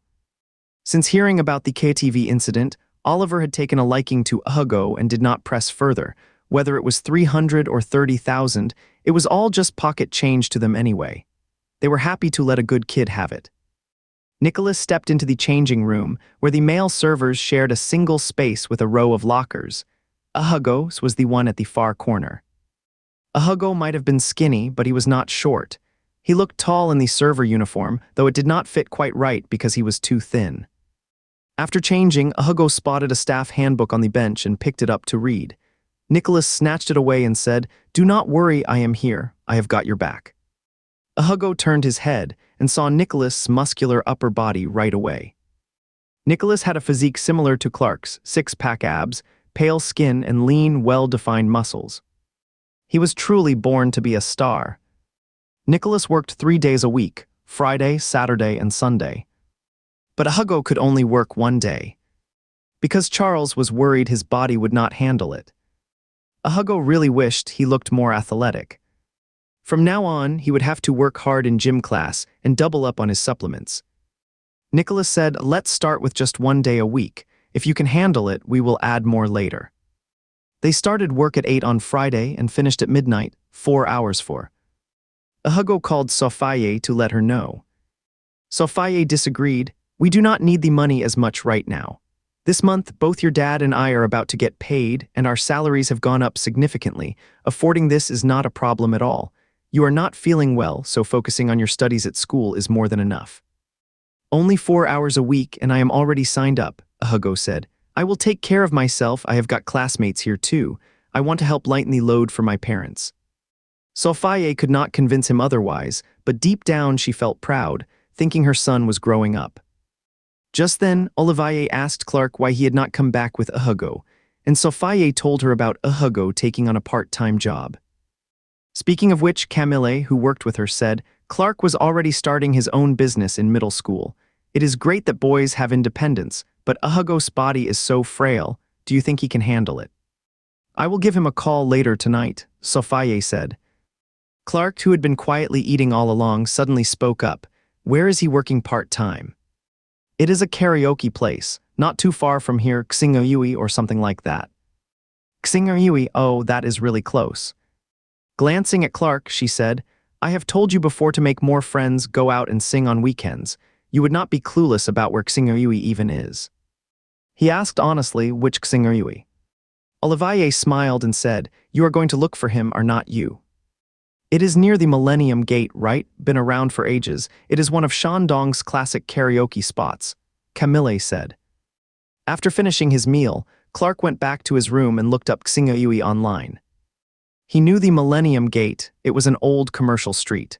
Back when Queen's Avenue had not developed yet, it was the busiest area around. He would gone there with his family as a kid to shop. He was used to being on his own, and Joshua from the Arong family, the only friend he had gone to St. Grace Academy across the ocean, so they did not see each other often.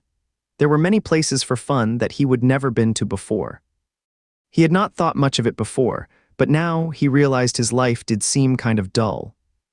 Tossing and turning in bed, unable to sleep, he finally got up, dressed, and stepped outside. The rain was still pouring heavily when he took a taxi all the way to the Millennium Gate. The driver asked, "Young man, you heading out for some fun? Do not let the quiet outside fool you, inside's packed. A few clubs are open all night." Clark shook his head and said, "Let's go." The car was just about to leave when he spotted his familiar friends Arthur, Oliver, and a slender figure at the entrance of Xing'Yui. The person seemed chilly, hugging their arms tightly. They appeared to be waiting for someone outside. Probably because of the rain, there were not many people around Xing'Yui's entrance. The group of boys stood together near the door chatting. A striking white-haired youth, tall and graceful, pulled out a hoodie and tossed it to Hugo. Hugo thought Nicholas had gone back for something, but when he realized it was just a jacket for him, he said, "No need. Once we are in the car, I will be warm enough." Nicholas stopped complaining. "Better put it on, do not get sick again. You have had a long night already," Arthur said. Hugo pulled the hoodie on, and the strong scent of roses and cedar filled the air. The car they had called arrived, and Nicholas told Arthur and Hugo to go ahead first. Hugo and Arthur got into the vehicle, and once it had driven away, Nicholas and Oliver went inside the ICTV again. Clark spent the whole night awake, unable to sleep. He thought Hugo seemed naturally drawn to lively and cheerful people, like Arthur, Benjamin, Nicholas, even his younger brother Watta. Hugo clearly felt at ease around them. But he could not figure out how to do the same. So he played Black Rose Campus all night. He figured that was about all he could really do for Hugo. He hoped with all his heart that Hugo would finally make it big. The moment Hugo woke up on Saturday, he received a message from Iudeoyu. It was sent around 6 in the morning, short and simple, just a little tip about a side quest. He thought the suggestion was solid, discussed it with the team, and spent the whole morning working on it. The rest of the team said, "Our boss really likes your game, he is super confident in you, and is personally overseeing this project." Of course, the boss was not blinded by enthusiasm, he had strict standards. Hugo's game probably would not be ready for release anytime soon. He would even ask Iudeoyu why he did not join their team. Iudeoyu replied, "I am working on another project, I can only give you advice. My colleagues are all more experienced than I am." Work can change a person, and it changed how the two of them talked too. After chatting so much about projects, they would turn into work partners. Hugo stopped teasing Iudeoyu as often, now their conversations felt more like those between mature men. Hugo thought that was actually a good thing, this serious dynamic meant they would not feel awkward if they ever met in person. Business is business, after all. Arthur was not at school this week, so on Sunday he went to set up a surprise birthday celebration for Sebastian. After lunch, he headed straight to the swimming pool. Turns out he still had some athletic ability. He would learn how to do the breaststroke, though his body was weak and he could not swim fast. After finishing his swim, he headed to the library to return some books. On the way, he received a call from Sophie. "Are you still at school?" Sophie asked. "I am here, are not you supposed to be back home after 3? Sophie mentioned she is going home this week and asked if he wanted to come along, or if there were any clothes he needed to wash. He would already washed his own clothes, but since he only sees them once a week, he still decided to go back. "Just now Olivier told me Clark, going in for a health check, and she asked if you would like to go along for a checkup too." Hugo has always had a weak constitution, and Sophie has taken him for many checkups, though nothing serious was ever found.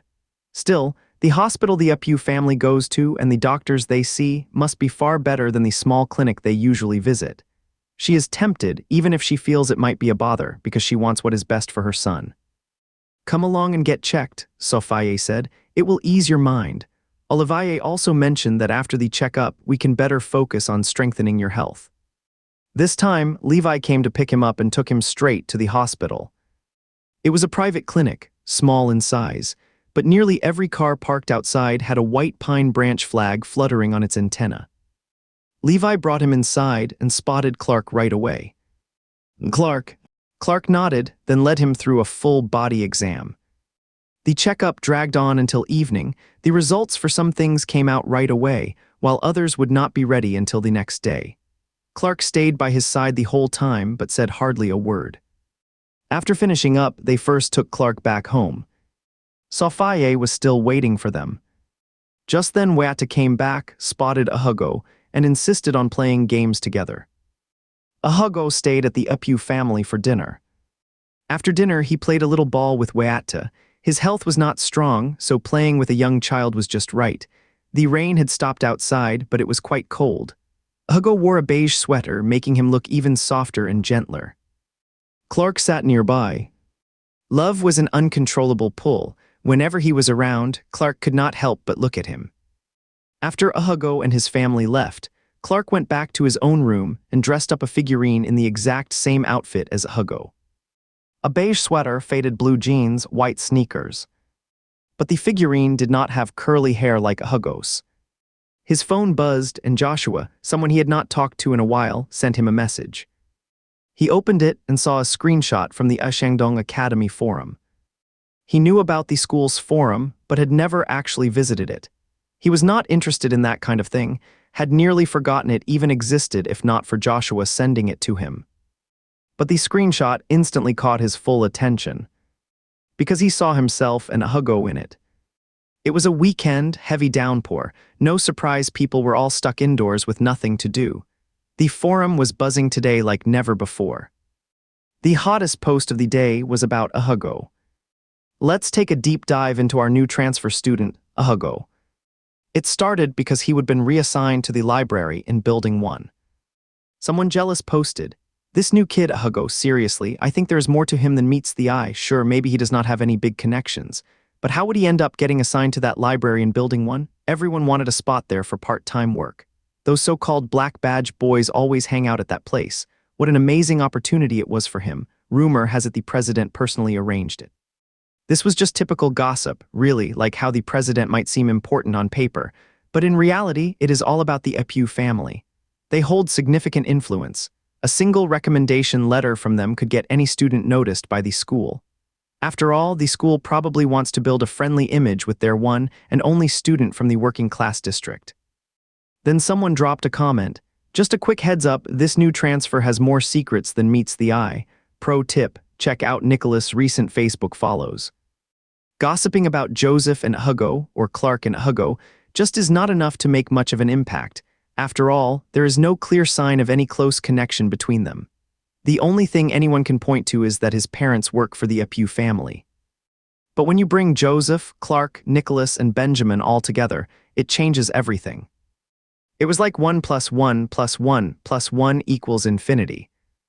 The reason was that this person claimed Nicholas had followed him, but the image attached was an old photo everyone had already torn apart on the forum. It was a picture from last week's rainy day, Clark and Hugo sharing an umbrella, but this time, a few bystanders in the corner were circled in red. That bystander was Joseph. The photo had been zoomed in and zoomed in again. Hugo and Clark walked past Joseph and his friends under the same umbrella. Joseph had his hands in his pockets, standing under Noah's umbrella, watching their backs. One side of his face was hidden in shadow, his gaze looking a little sharp, while Clark naturally raised an eyebrow, delicate and cold. The rain added just the right mood, the most privileged young master of Shandong Academy, and the school's most down-to-earth delinquent, with Hugo's frail frame squeezed between them. He looked unexpectedly elegant and slender, pitifully small, yet strangely charged with that eerie chemistry born from such a huge contrast. One stone sent ripples across the water. Suddenly, Hugo, once just an ordinary transfer student, became legendary overnight. The post kept getting more and more intense, drawing in students who never even visited forums before. Seriously, during today's meeting, Nicholas was sitting right next to me. We were all shocked. They were laughing and chatting like they knew each other. Not just that, I actually saw them leave campus together and get into the same car. Benjamin was chatting with him during the meeting too. Although the chairman is friendly to everyone, he had only just returned and would not have known Bean Sprout well. Still, he made an effort to strike up a conversation. What is so special about this new transfer student, anyway? Is his background really that deep we cannot dig it up? Could he be some bigwig's illegitimate child? No matter the reason, one thing's for sure, he is definitely not into him. That is truly the least likely possibility of all. The chatter was so loud, it actually reached the ears of a few top-tier guys in person. Joshua asked, "Hey, I have been hearing a lot about this Hugo from your school lately. Finally made a new friend. Your new pal seems pretty impressive." Clark had no idea Hugo was also friends with Nicholas. How on earth did they end up knowing each other? Nicholas is not exactly easy to get along with. He is always stuck in his own little circle. Benjamin had only heard that the forum was once again buzzing about Hugo, and he would intended to use his access rights to silence a few people spreading rumors, but seeing the revelation left him stunned. One Clark was already surprising enough. What is up with Joseph and Nicholas too? Joseph felt the same way. One Clark was already surprising enough. Now Nicholas and Benjamin were also involved with Hugo. He thought the guy just needed protection, the poor little sprout.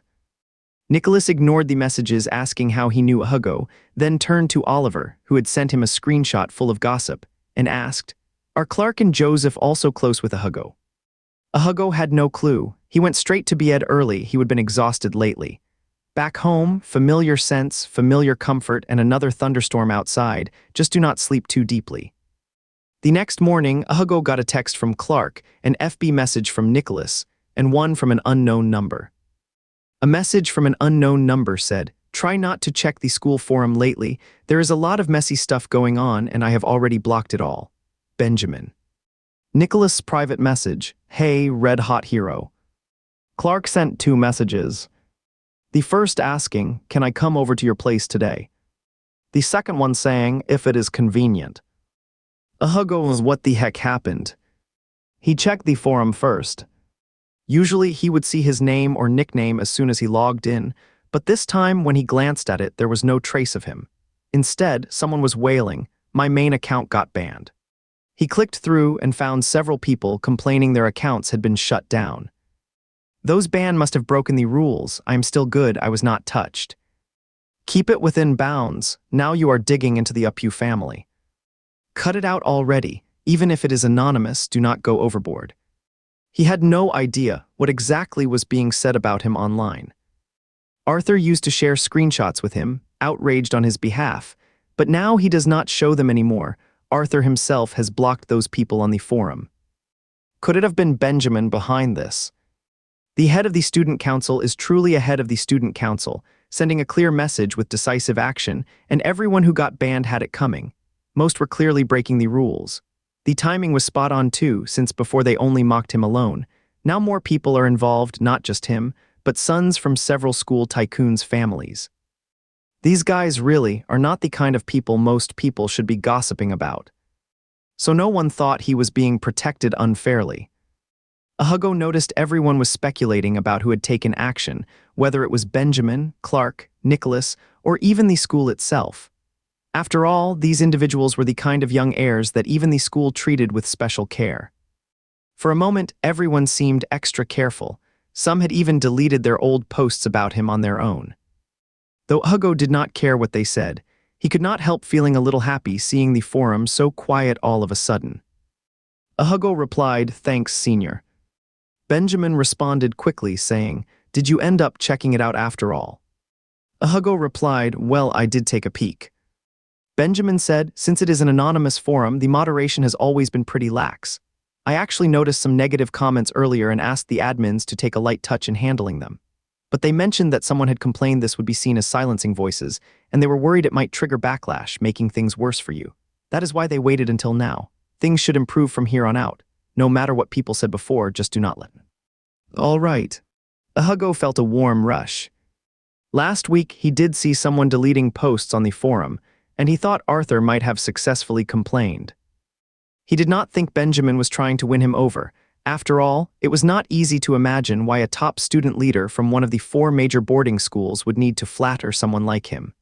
But he had to admit, Benjamin really was just as Arthur described, a kind-hearted leader who stands up for those in need. There were so many positive things being said about Benjamin at school that everyone genuinely respected and praised him. It had to mean he truly lived by strong moral principles. His respect for Benjamin grew even deeper. After replying to Benjamin, he quickly responded to Nicholas with just 2 words, "Haha." Based on the message Benjamin sent him earlier, he could guess what Nicholas might be referring to. He also suspected that this time, people on the forum were likely discussing his connection with Clark or Benjamin. Otherwise, Nicholas would not have said it like that. Nicholas had updated his Facebook status with a selfie from working at a TV. The photo was taken casually, even the dreaded angle, but he still looked absolutely stunning, with tens of thousands of comments below, clearly already on his way to becoming a star. He gave it a polite like, then got up and told his parents that Clark was coming over for a visit. When they heard Clark was coming, Sophia and Levi became extremely cautious. They kept double-checking with Hugo, "Are you sure he is really coming? How could young Master Clark possibly come to a place like this?" Especially with all the rain lately, their neighborhood was anything but clean. Even though it was sunny today, once the temperature warmed up, it might actually be worse than during the downpour.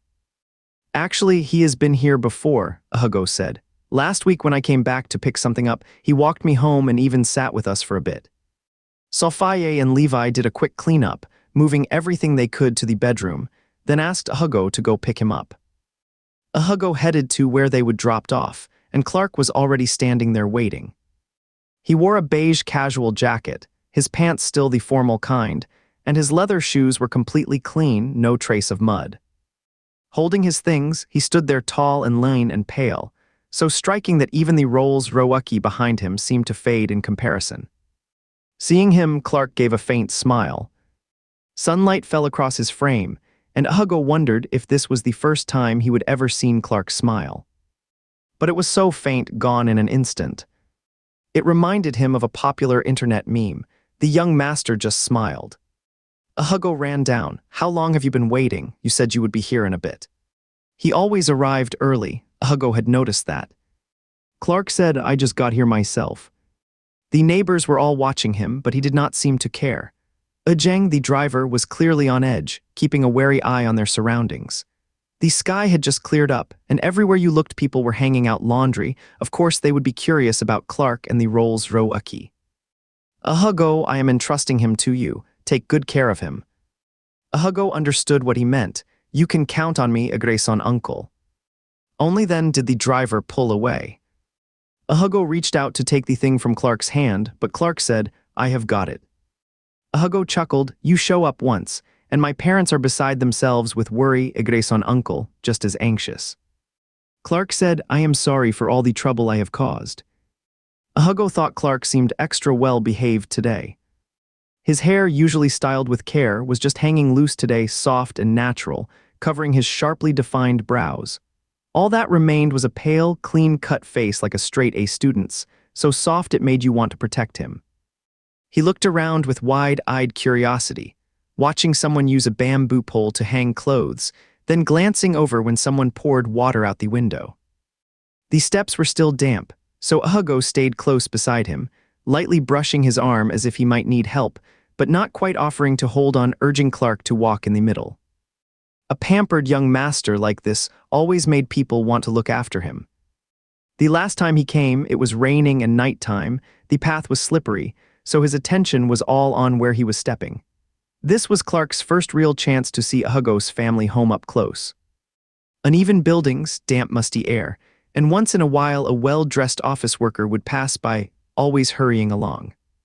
He would only ever seen places like this in movies. When they arrived home, Levi and Sophia had already cleaned the living room to be neat and bright. They would sprayed air freshener, but it might have been a bit too much. Hugo found the scent overly sweet. He personally did not like strong fragrances, so he opened the balcony window. Clark brought along all his medical checkup reports and the supplements he needed to take. The remaining fruits were gifts for Sophia and Levi, since they would be returning to the Upu family mansion later that afternoon, so he had not brought much. The fruits he brought were expensive, things their family would never buy on their own. The packaging was as fancy as Clark himself, standing out sharply against the cramped, run-down living room. Clark felt a bit uneasy, and so did the rest of his family. The small sofa could only fit 2 people, so Levi chose to sit on a stool, balancing warmth with dignity in an awkward way. Clark was quiet too, often leaving them both in silence after speaking just one sentence. "Levi, did you have a smooth journey here?" Clark's mehem. "Smooth sailing." Silence. "Levi, have some fruit." Clark, thanks." Silence. But Clark was not completely silent. He glanced toward the balcony and said, "I thought it would be raining when we set out, but here it is sunny." Levi smiled, "Yeah." Silence continued. Hugo brought over the teapot, and Clark looked up at him, his hands, unused to manual labor, lightly brushing against his knees.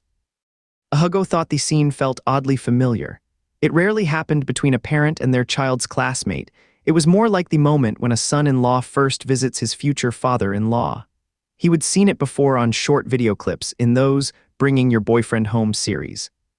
He could only think that him and Clark were too far apart in status to be anything ordinary. This was not just a typical classmate relationship. 17-year-old boys who have lived their whole lives on the edge of society rarely mix with people from different walks of life. Clark could not suddenly become like them, not really, their differences were everywhere. But Hugo could feel his sincerity, his effort, and genuine kindness.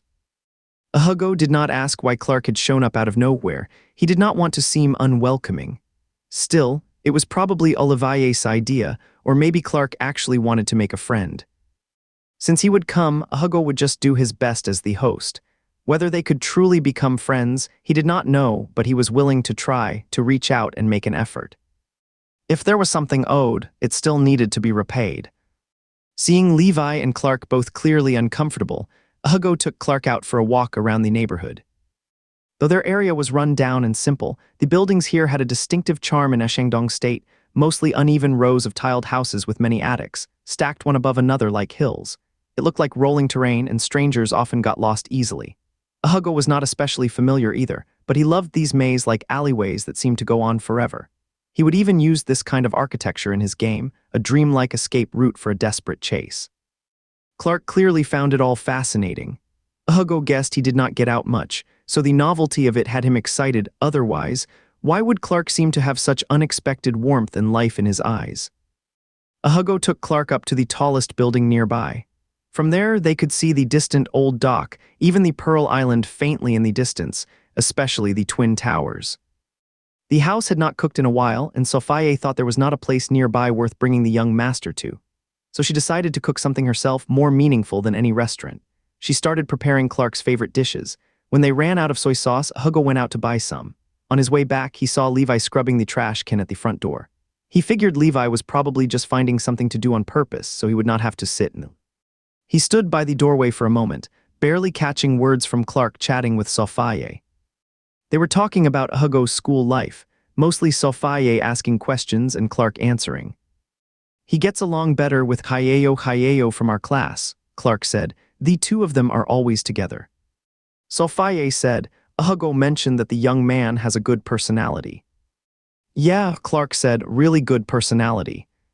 He works part-time at that Xingyue place, apparently because of him," Sophie said. "No, the one at Xingyue, that seems to be someone else," Clark added, "and he is really kind too." Sophie laughed. "You know more than I do then." Hugo wondered how Clark knew so much. Sophie smiled and asked, "How are you getting along with Hugo? If my Hugo ever does anything wrong, please be understanding." "No, he is great," Clark said softly. "It is me, cannot really connect with the people around him like they do. I am kind of quiet."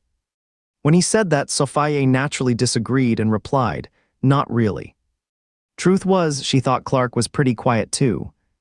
But you could not say that straight out, so she just said, "You will warm up to each other with time, and more hanging out will help." Clark gave a quiet mhm, then turned as he saw Hugo walk in and fell silent. Sophie took the soy sauce from Hugo, thinking to herself, "He really is quiet and reserved, but a good young man at heart."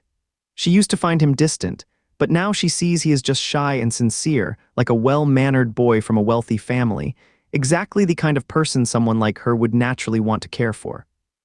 "Go on ahead to the bedroom now, you two are not needed here," Sophie urged. "Hugo, take Clark with you."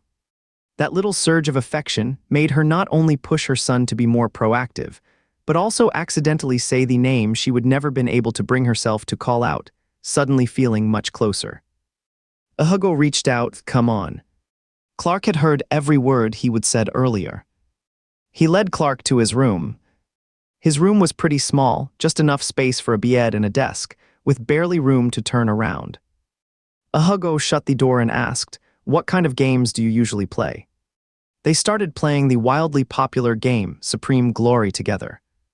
Both were skilled players, and after just 2 rounds, Hugo began to feel a real sense of mutual respect. Playing felt amazing. He ended up sitting cross-legged on the bed. Clark stayed in his chair, leaning back against it. The space was tight, his legs sprawled slightly apart, half bent, a thin boy with surprisingly strong thighs. Hugo could not help glancing at those long legs a few times, thinking to himself, that is definitely the most striking pair he would ever seen, really. When the game got intense, Hugo leaned in. Clark's fingers flew across the keyboard, but his mind had already drifted off. It happened when Hugo shifted close to the edge of the bed and instinctively rested one leg on Clark's thigh. He grew quieter than ever, lips pressed together in silence. Hugo was cold, so he wore thick white socks, but the movement had pushed his pants up a little, revealing a slender calf. He was slim overall, and his feet looked small, though maybe only because of how tall he was. He had size shoes. He caught a whiff of Hugo's scent, something beyond shampoo or body wash, faint but incredibly pleasant, making him want to move closer. After finishing the round, Clark suddenly realized how thirsty he was. He reached for water, only then noticing a bright red hoodie hanging on the coat rack behind the door. It stood out too much, way too vivid to match Hugo's simple, clean style. This was the jacket Nicholas gave Hugo yesterday. "Are you hot?" Hugo suddenly asked. Clark looked at him.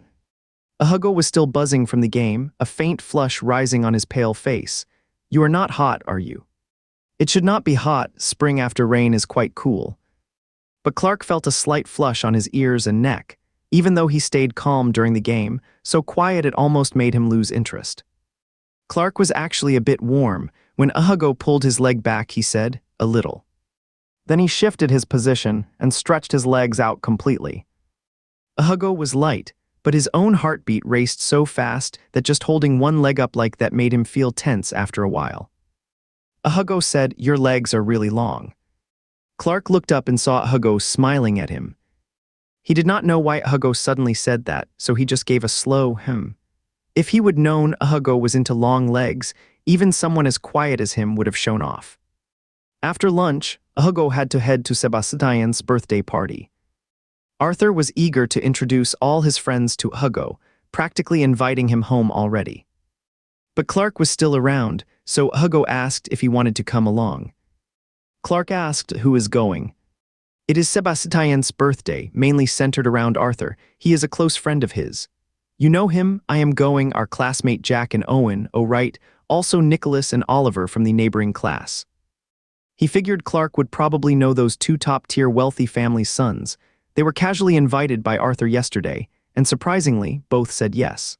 Arthur was thrilled. He really wanted to throw a grand surprise birthday celebration for Sebastian, and having such high-status young heirs attend made him feel especially proud. With that thought in mind, if Clark decided to go, Arthur might be even happier. Clark gave a quiet hem and mumbled, "Are you close with Nicholas?" Hugo thought for a moment and answered honestly, "About the same as us. He is someone I have only recently gotten close to. I got my part-time job through him." Clark gave a quiet hem. "He is about the same as Nicholas, then." Hugo looked at Clark, who had his eyes lowered. His lashes were long and fluttered gently like soft feathers, truly striking. "Is it okay if I go?" Clark asked. Hugo was a bit surprised, because he would assumed Clark did not like these kinds of events. "Do you want to go?" he asked Clark. Clark said, "Why do not you ask Arthur if he can bring someone along?" Hugo replied, "Okay." Then he glanced back at Clark. He thought Clark was acting oddly again. Maybe he is really lonely, deep down. Even a young master wants to make friends now. Hugo thought Clark might actually fit in better with people like Nicholas, Oliver, and Sebastian. They all moved in the same circle. If Clark could make more friends through this, it would be a way of repaying Olivier, would not it? Was not that exactly what she wanted for her son, to meet more people? He thought this way, and when he spoke to Arthur, he carefully framed his request, directly asking if Clark could come along. Arthur responded just as he had. "Oduka, he does not usually attend these kinds of events, does he?" "Then I will just bring him myself." "Do not tell me you are actually with him now," Arthur said while inflating a balloon. Hugo said, "That is right, I will be going with him later." Arthur said, "Wow, so many important people are suddenly coming. I am a bit worried about handling it all. Joseph showing up too. We have got half the school's top students gathered already." "Joseph's going." Sebastian invited him, he knows Joseph. "Noah, do not mess with me now, I just finished assembling this." Seeing Joseph grumbling to himself, Hugo said, "You go ahead and keep busy, I will hang up. We will meet up straight there."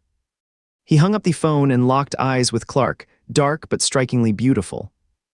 "Joseph's going?" Clark asked. Hugo nodded, remembering that Clark and Joseph seemed to have some tension, and said, "Are you still going? Arthur said he would welcome you." Clark said, "I will go." He kept his eyes down, then after a pause added, "But I do not really know them." Hugo declared with confidence, "No problem, there is me. Just stick close to me when we get there." Clark got the answer he wanted and gave a small nod, saying slightly awkwardly, "All right." Hugo said, I haven't bought a birthday gift yet, luckily. You probably know the son of that senator's family better than I do. Help me pick something affordable but still impressive. Let's go look together. Throwing a birthday party for a wealthy young master was really stressing him out. He figured Clark would have more experience with this kind of thing. And if something appealed to him, Sebastian probably would not think it was too unsuitable either. Hugo went to change his clothes, and Clark stayed in the living room waiting. Sophia and Levi had taken advantage of a rare day off to deliver some items to relatives, leaving just him and Hugo at home. He picked up the teacup and drank the tea Hugo had poured for him. It was a Hugo's own cup, brought over for Clark to use. The tea was just plain Echenpai tea, simple but sweet on his tongue, a gentle sweetness spreading through his body. He lowered his lashes slightly, his thick, arched eyebrows giving him a bold, spirited look. Last night's restless anxiety had made it clear. He did not want to just be a mere sardine anymore. He wanted to be the fish that gets eaten by a cat. Hugo changed into his clothes and walked out, carrying a bag. He was slender, and wearing the school uniform made him look like a kid trying to wear grown-up clothes. But his casual outfits were really great, simple and soft, perfect for him. Clark thought he looked nice. What is in the bag? He asked. Just a jacket I am taking to be cleaned. Clark saw it was Nicholas' jacket inside. Hugo only wore the coat for a short time before taking it off at school, but since it rained yesterday, the coat got damp and sat on the back of a chair all night, developing a faint, musty smell. Still, Nicholas was a young master, so Hugo decided to wash it before returning it. He did not dare hand wash it himself, afraid he might damage it, so he brought it home instead, planning to rush it to a laundry shop for cleaning. He picked a relatively clean laundromat, dropped off the jacket, then took Clark straight to pick out a birthday gift. There was a busy shopping district right nearby called De Yang Fang. Hugo had been there once before, but he figured Clark probably had not, so he decided to show the young master around and give him a real treat.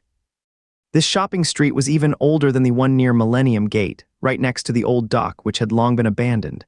But the street itself had survived, filled with all kinds of shops.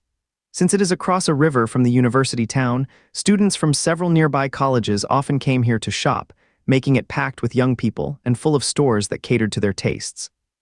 Clark's model-like figure drew countless admiring glances along the way, like a magnet for eyes. Have you ever been to a place like this before? He asked Clark. Clark said, I came here once as a kid with my grandfather. Hugo remembered his grandfather's name, Damayan, a man whose reputation was legendary. He pictured it, a world-famous figure bringing his pampered little grandson to visit a run-down neighborhood just to feel the pulse of ordinary life, probably with a crowd of reporters snapping photos nearby. For some reason, he imagined that young Clark must have been just as calm and composed back then, even at such a tender age. He asked Clark, back when you were younger, did you ever get a gift you really liked, but one that was not expensive? Clark's expression made the answer obvious. Oh, don't you have any friends who are not rich? Clark replied, I do not really have any friends. All right. Well then, you are probably going to get something pretty cheap for your next birthday, Hugo said. Clark looked at him, would you give me one? That was a loaded question.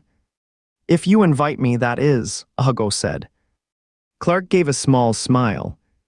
Even though the words sounded a bit forced, Hugo truly thought that when Clark smiled sometimes, it was like he transformed soft and gentle, all the sharpness in his eyebrows fading. But the smile did not last long, his lips settled back down as he said, I will invite you. Hugo thought he was being way too sweet and could not help glancing at him again. Clark pointed ahead. What about that one? It was a shop called Trendy Finds, with a giant pair of sunglasses out front, totally cool. They walked straight in and headed up to the second floor, where all kinds of creative items were on display, ranging from dozens to thousands of credits in price. He definitely could not afford anything that expensive. Clark's advice was simple, go with what he liked no matter the price. Hugo thought hard about Clark's interests right away. Action figures. Just thinking about action figures made Hugo imagine. It was all just setting the stage for Clark to play with his future boyfriend. His boyfriend had to be the one he would actually keep close and never let go of. Since Arthur mentioned that Sebastian's only real interest besides making money was collecting wealth, he ended up choosing a lucky money tree. It was a money tree made entirely of stacked coins, priced at just a few hundred credits, perfectly reasonable. As the shop attendant wrapped it up, Hugo noticed Clark holding a small record player and studying it closely. It was a little Prince record player. He would been eyeing it for ages, but it was way too pricey. And with records being so expensive these days, he did not dare spend the money on it. This might not be the best choice for him, Hugo said honestly. I have met Sebastian twice. He has got zero imagination. Sebastian started his business career while still in college. Arthur said he was all about money and material gains. The record player would have been a decent gift, but Little Prince is just too cute for him. Clark gave a soft nod and set the record player down. In the end, Clark picked out a fountain pen for Sebastian. A safe and straightforward gift. It was clear the young master did not plan to put much thought into picking a present. Still, Clark did think about him. After all, this gift was not expensive and even cost a few dollars less than his own. He figured Clark had never received such a cheap gift in his life, and probably never given one either. By the time they finished buying gifts, it was already past 4 of the clock. They stepped out of the store and Hugo invited Clark for a milk tea. But Clark just ordered an iced Americano. Is not it a bit cold? Used to it, Clark said, then added, I usually drink this. Will not that keep you awake at night? Hugo asked. Never, Clark said, I have it even at night. Then he added, probably just got used to it. Hugo could not drink anything too cold, so he ended up ordering a warm taro pudding bubble tea. He suspected Clark had never tried taro pudding bubble tea before and wanted to give it a shot. Because Clark kept looking at him, he would already had his share, so it felt a bit awkward to offer the rich young master a taste, but he still politely held up the drink. Want to try? Clark shook his head, then noticed Hugo's tongue peek out and sweep across the rim of his lips, collecting the foam in a quick roll. He stopped looking at Hugo after that. Clark drank coffee with perfect grace, no trace of a spoiled rich kid at all. Hugo thought Clark seemed different today. He figured they might actually become friends. Sophie and Olivier were right. Once you get to know someone, things smooth out. You do not have to be alike to be friends. Closeness naturally eases the awkwardness. But he did not dare take Clark out to buy snacks on the street, worried something might go wrong. He knew from Sophie that Clark was very particular about food, paying close attention to safety and nutrition in everything he ate. What counts as tasty can be a little different between the rich and the poor sometimes. He saw grilled squid by the roadside and started salivating, but managed to hold back. They were about to head back, get settled at home, then prepare for Sebastian's birthday party. On the way back, Hugo led Clark down a side alley beside the main shopping district. This was a route he would taken often when he was in school, and it was still relatively safe. It also cut straight to the dry cleaners, making it shorter than their original path. But just as they reached a crossroads, a loud roar came from ahead. Dozens of motorcycles thundered toward them. A group of menacing street thugs, each covered in more tattoos than the last. Hugo was not fazed himself, but he was worried about the rich young master walking beside him. Clark felt like a delicate porcelain doll to him, and even a tiny scratch would be hard to explain to Olivier. So he gently tugged on his arm and pulled him into the nearby $2 store. Clark, however, was curious. He glanced at the tough guys a few times, and in an instant his good boy demeanor vanished, his expression sharp and intense. He blocked out the light, casting Hugo into his shadow, reminding him of their first meeting in the library. The two had a striking physical difference. Their shoulder width varied just as much as their height. The gang vanished into a nearby mahjong parlor. Hugo finally pulled Clark out and said, "Let's go." He did not look flustered at all, kept walking normally. The mahjong parlor was wrecked, distant sirens wailed as the gang fled on their motorcycles. The shop owner's wife sat on the ground clutching her child, sobbing, while a nearby shopkeeper ran over to help her up. Hugo thought Clark had just seen real hardship in life. His eyes stayed dark and heavy as he stared at the parlor. But Hugo had seen it all before. He would even witnessed collectors beating someone bloody. Far off, the sound of motorcycles returned. He gave Clark's arm a quick tug. "Let's go." Clark followed him down the street when suddenly he spotted Joseph speeding toward them on a motorcycle, flanked by 3 tough guys. The bike shot past them. Joseph glanced back, sharp eyes blazing with cold fury. Then 3 more motorcycles followed. Only then did Hugo notice the last one. Carl had his arm wrapped around a blonde guy's waist, and both of them spotted them too. The wind whipped through Carl's hair. His pale skin looked almost delicate against the grimy old bike. The motorcycles screeched to a stop in front of the Mahjong parlor. Joseph strode inside, and the woman's wails grew even more desperate. Her baby cried out with her. Soon after, a police car arrived. 2 officers stepped out, guns at their hips, shouting, "What is going on here?" Carl was on the motorcycle, toe touching the ground. "Sir, can you please figure this out? We only came here after getting a tip." The sweet, sly vibe he had at school was gone. Now there was just a bold, streetwise edge. "Get down," the tall officer pointed at him. Carl reluctantly climbed off the motorcycle. Joseph came out of the shop and the officer said, "Joseph, what are you doing now?" Joseph looked furious. He jumped onto the motorcycle with a single motion. The engine roared to life, so loud it startled the officer, who quickly stepped aside. Joseph sped off in another direction. The shop owner ran out holding her baby, a young woman, her hair messy from crying. "Joseph, do not you dare mess things up for me." Carl and the others instantly climbed back on their bikes and followed. The short officer grumbled at the woman. "What is going on? Did you call the cops?" The woman snapped, "What do you think happened? Are you blind? Those guys, Eliuachuan and his crew, they wrecked my shop." Hugo and Clark made it home, still feeling uneasy. Even though he would heard rumors about Joseph before, seeing it with his own eyes was a real shock. Arthur chose the century-old taping hotel, located next to the Twin Towers, for Sebastian's birthday celebration. It was ultra-luxurious, entire floor booked.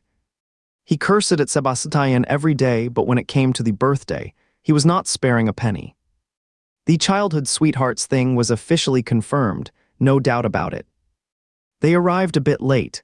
After all, they had to go back to school in the evening. The birthday party started at 6 p.m. and lasted until 10. As soon as Clark stepped inside, he spotted Nicholas.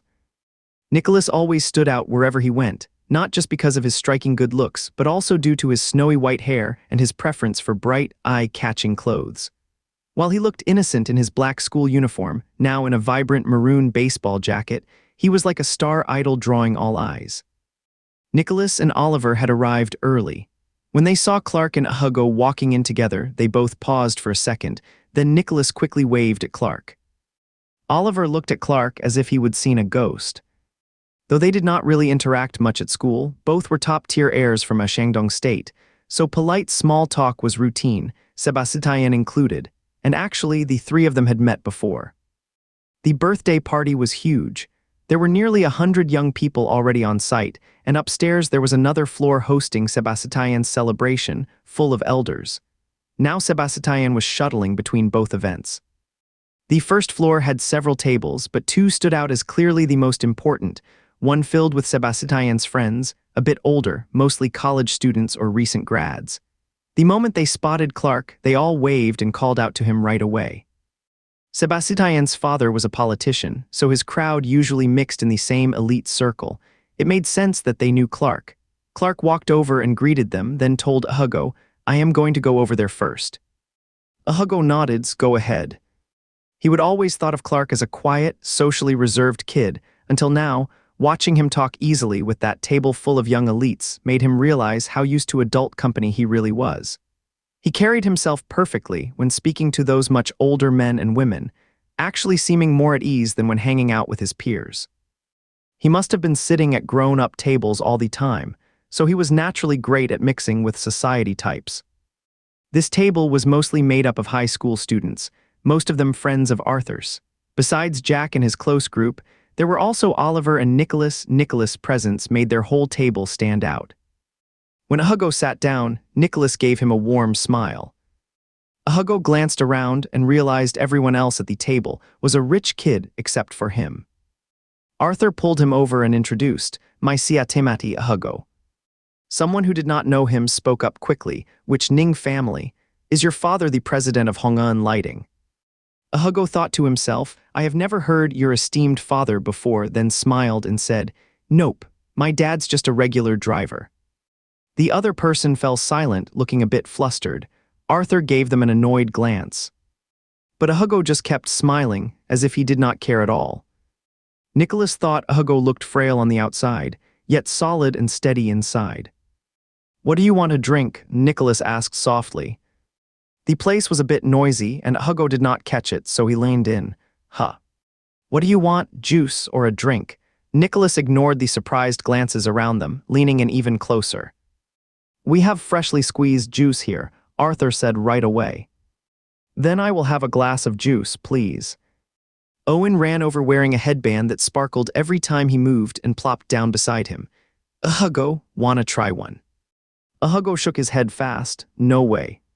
You see, it is only me wearing this, Owen said to Arthur. You really went all out with these. I will have Sebastian wear one later, Arthur said, so cute. Sebastian's voice came from behind. If you like them so much, go ahead and wear a few, matches your style. Hugo smiled and turned around to see Sebastian walking over with Clark. The group of older kids at the next table were still whispering about Clark's back. Clark glanced over and Hugo caught him looking in his direction. It was like a completely different person. This quiet, unassuming version of Clark felt worlds away from the one who had been chatting with adults earlier. Clark took a seat on the far side of Hugo, right next to him, 3 spots away from where he would been standing. That was the only empty spot left. Owen and Jack were sitting between them. Sebastian asked Clark, what would you like to drink? There is juice, Hugo said right away. Give me the same as him, Clark said. My drink's untouched, here, take it, Hugo said. Not having a place ready for Clark right beside him, that was a real letdown to the bold promise he would made earlier. Nicholas gave Hugo a quick glance. Arthur said there is plenty more available. He waved his hand, and a waiter brought over several different types of juice for Clark to choose from. Clark still picked the same orange juice that Hugo had. There were Arthur and Jack, along with a few others who loved to gossip, so the atmosphere at their table was never dull. Occasionally, people would try to engage Clark in conversation, but he always gave short replies, and no one dared to joke around with him. Gradually, he ended up being left out. They would even hired a band for the night, fairly well known. Oliver said, they are not even close to as good as Nicholas. Nicholas sings really well, I will show you the video I recorded yesterday. Arthur said, pulling out his phone to find the clip he filmed at the karaoke bar last night. Last night at Xingyiwi, Arthur specifically requested Nicholas and Hugo to be his personal hosts. Everyone was fascinated, passing the phone around. When it reached Jack, who was sitting right next to Clark, he leaned forward with exaggerated politeness, tilting the screen toward the young master so he could see clearly. In the video, Nicholas was wearing Xingyiwi's uniform, looking sharp and well-groomed, his smile bright with warmth as he said with a friendly tone, Guests, you are just 2 people here. Would you like me to sing something to liven up the mood? His tone was light and playful, a hint of laughter in his voice, only 17, yet already more charming than most idols, effortlessly cool and bright-eyed. Sing on, sing well, and we will reward you handsomely. Hope your voice is as lovely as your face. Then Nicholas sang a laid-back little love song, so handsome, so talented, totally irresistible. He was kind of vain, really, but clearly doing it on purpose. Since they were friends, he could afford to be a bit flashy, showing off that playful, boyish confidence. Hugo had no idea about Clark's thoughts and still leaned across the crowd, trying hard to get his attention. What do you think? Could he just go straight into a debut? Clark swallowed hard, pretty good. Nicholas was definitely more lakiably than him.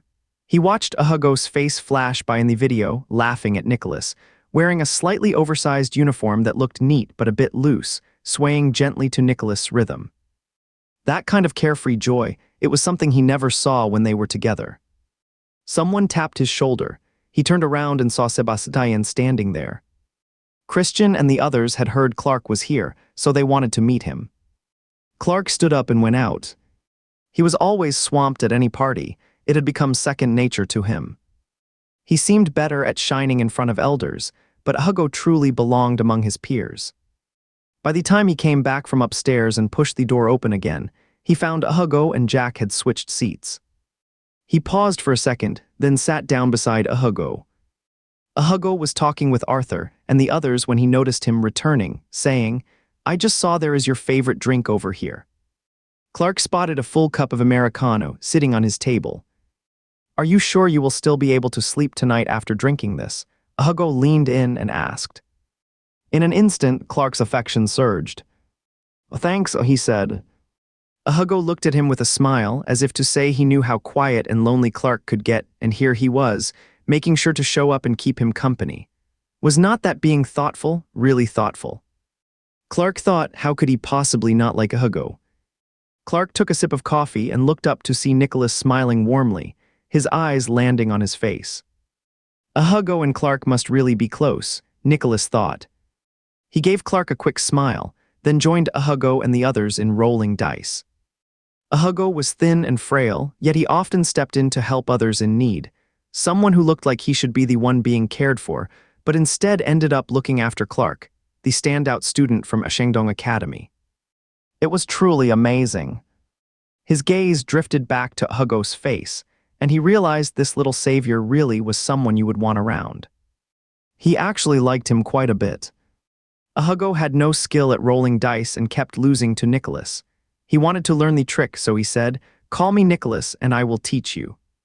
Now that his competitive spirit kicked in, Hugo suddenly did not want to say it. "Fine, do not bother then." "Every roll will be sixes," Nicholas said, waving the dice with a confident grin. Hugo was hooked, thought the trick was pretty cool and could come in handy among guys. He was just about to call out Nicholas' name when Clark said, "I will teach you." Nicholas turned to look at Clark.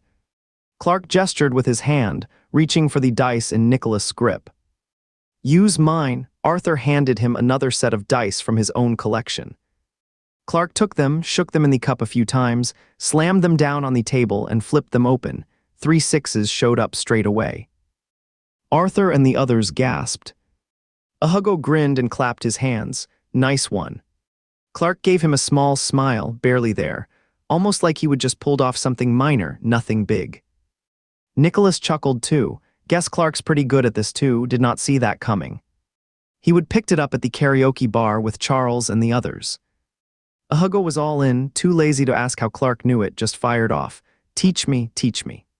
Clark nodded and started teaching Hugo, while Arthur and the others gathered around to watch. Oliver was not impressed. This was just a trick he would learned in middle school. How could these top students treat it like some kind of secret formula? But Clark actually knowing how to do this, that surprised him. A straight-A student with moves on the booze scene. He would stolen the spotlight from Nicholas. He glanced at Nicholas, who was now asking Hugo, "My style's different, wanna learn that too?" Was this a challenge? No wonder. Nicholas is not exactly a shy kid from the start. Arthur asked, "Is this really that easy?" "Clark's method is pretty simple too," Hugo said, showing off his smarts. He picked it up right away and rolled 2 sixes and a 5 in one go. Sure, not perfect, but he would improved amazingly fast. "How come I cannot do it?" Arthur said. "Nicholas, come over and show me how." Nicholas showed him once, then broke it down step by step. His technique was definitely different from Clark, a horizontal shake combined with a wrist figure 8 motion. Hugo picked up another trick and could not hide his excitement.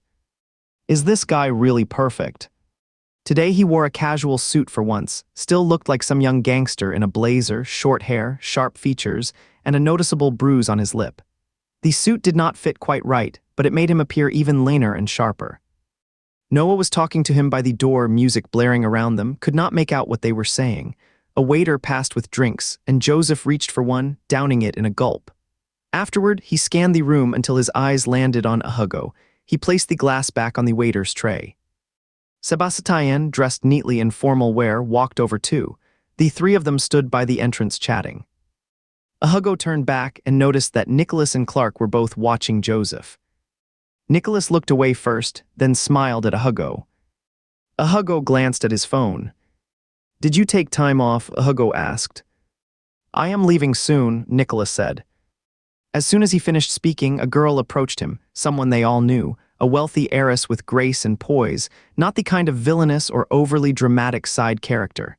The group treated her politely. "Do not drink too much juice," Clark told him. "I will just finish this sip," Hugo said. After Nicholas finished talking with the girl, he stood up. Seeing that, Sebastian came over with Joseph and the others. They all knew each other, even if they did not hang out regularly. On this kind of occasion, everyone would nod politely, at least for Sebastian's sake. Noah said, leaving so soon. "Hard-working slave to the grind," Nicholas said, grabbing his coat. "Happy birthday." "Nicholas is working a part-time job, so he has to head off to work," Arthur said. As he left, Oliver did too. Sebastian and Arthur walked them out, and Hugo quickly stood up right after. Joseph had just sat down when he took over Nicholas' seat. Seeing Hugo stand up, he grabbed his arm. He was injured, and there was still a chilling edge to him. His eyes were heavy even when smiling. Without a smile, they looked downright dangerous. Hugo said, "What is up?" Joseph gripped his wrist, his heart trembling as if afraid he might crush Hugo's arm with too much force. But deep down, a lingering rage still burned inside him, almost like he wanted to break it completely. He let go instantly. Hugo's wrist was already red, but he did not seem to care, turning and dashing toward Arthur and the others. As soon as he left, Joseph locked eyes with Clark. Those eyes were still quiet and distant, but now, when they looked at him, there was something different, not emotionless anymore, maybe even a little annoyed. Joseph was not in the mood today, no patience for dealing with the rich kid. Noah moved into Oliver's old seat and asked, "Does your mouth hurt?" Joseph ran his tongue over his cheek and said, "This kind of injury, nothing." "You really cannot keep doing this," Noah said. Joseph did not say anything. He stood up again and walked straight out. Noah followed him outside. Joseph lit a cigarette in the hallway, and Noah noticed a patch of skin missing from his hand. His tattoo was ruined where it had peeled off. He glanced at his wrist for a second. Joseph waved him away and took a drag. When Hugo arrived, he brought Nicholas' coat along too. He handed it to the restaurant staff upon entering, and now he took it back and gave it to Nicholas. Nicholas said, "You actually washed it." "All the bags were from a dry cleaner's." Hugo nodded. "Thanks for letting me borrow your clothes yesterday." Nicholas gave him a friendly clap on the shoulder. He and Nicholas were totally just two guys being guys. He thought Nicholas was incredibly handsome, but his behavior was all very straight-laced. Sometimes he would wonder if Nicholas had accidentally ended up in a boys' school romance novel. Or maybe someone like him was just meant to be a white moonlight figure, a dreamy kind of guy who belongs to no one. Before Nicholas' ride arrived, he exchanged a couple more words with Sebastian, and it was clear that Sebastian had a real knack for making friends. Just as Arthur had said, he was quite the charmer. Arthur pulled Hugo back, saying, "Oh, come on, you are already sucking up again." Hugo laughed. "I means you went all out for his birthday, are not you even a little conflicted?" Arthur said, "No conflict at all, I throw him a birthday party, and he covers the costs." Arthur looked even more surprised. "You do not actually think I would go all out for free, do you?" Hugo said, "Sebastian's pretty good, actually." "What kind of good? He is going to quiz me on my words after the party ends. What a freak." Hugo chuckled and slung an arm over Arthur's shoulder. Arthur looked more solid than Sebastian, but in reality he was a bit shorter. A hand reached from behind and lifted his arm. He turned around and saw it was Sebastian, instantly pulling his arm back. "Best friend jealousy." "What are you two talking about now?" Sebastian asked Arthur. Arthur fake smiled. "Hey, birthday boy, wanna have some cake?" Sebastian said, "Cut it whenever you feel like eating, just not my thing." Arthur turned his back and gave him a side eye, only to have Sebastian grab him by the nape. "Wow, Arthur's really something now, got the money, and this is how you treat people."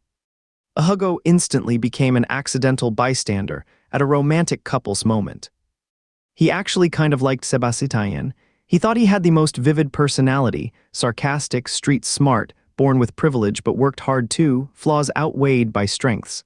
Guys like this made for rare love interests.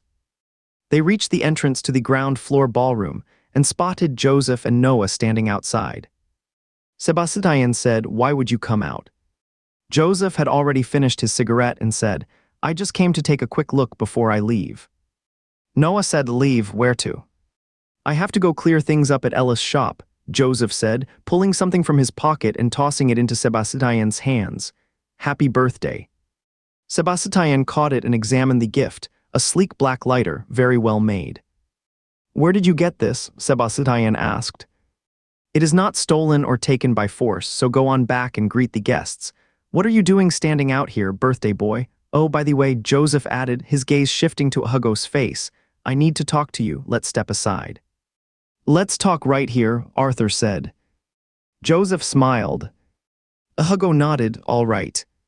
They walked toward the courtyard. The century-old hotel's lawn carried a damp, shadowy chill, probably because of the cold. That is why the white aralia trees by the wall were just budding, their pale flowers scattered and sparse. Joseph moved to a quiet spot and lit another cigarette. Hugo followed, staring through the floor-to-ceiling window at the lively scene inside, making the outside feel even colder. Joseph. Are you close with Clark? Joseph asked.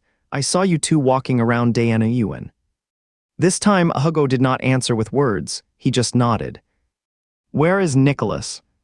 Hugo said, we work together. Joseph frowned, what kind of job? Part-time at a karaoke bar. Which one? Hugo was a bit confused, unsure what Joseph was up to, but he answered honestly, Xingyue, over by the Millennium Gate. Joseph took a drag on his cigarette. The light was dim, and the music and laughter from inside drifted out faintly. Everything felt dark and dreamlike. He would notice right away, Joseph's eyes never smiled. Even when he laughed with total disregard, the kind of loud, cocky laugh that meant nothing, those eyes still looked heavy and gloomy, as if life had weighed him down too much, leaving his soul burdened and sad. Now they were even darker, deeper. Hugo saw the scar on Joseph's back hand and gasped, your hand. Joseph said, just a surface wound. Go home now, I am leaving.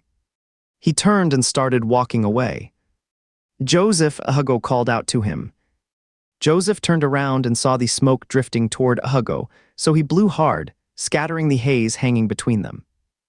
Hugo had wanted to tell him to stay away from that group, to steer clear of that kind of life. He figured Joseph had never meant him harm, even though he always seemed to tease him. But in the end, he did not interfere with someone else's life, just said, be careful. Joseph smiled, showing off his white teeth. His dark expression melted away, just like the smoke drifting between them.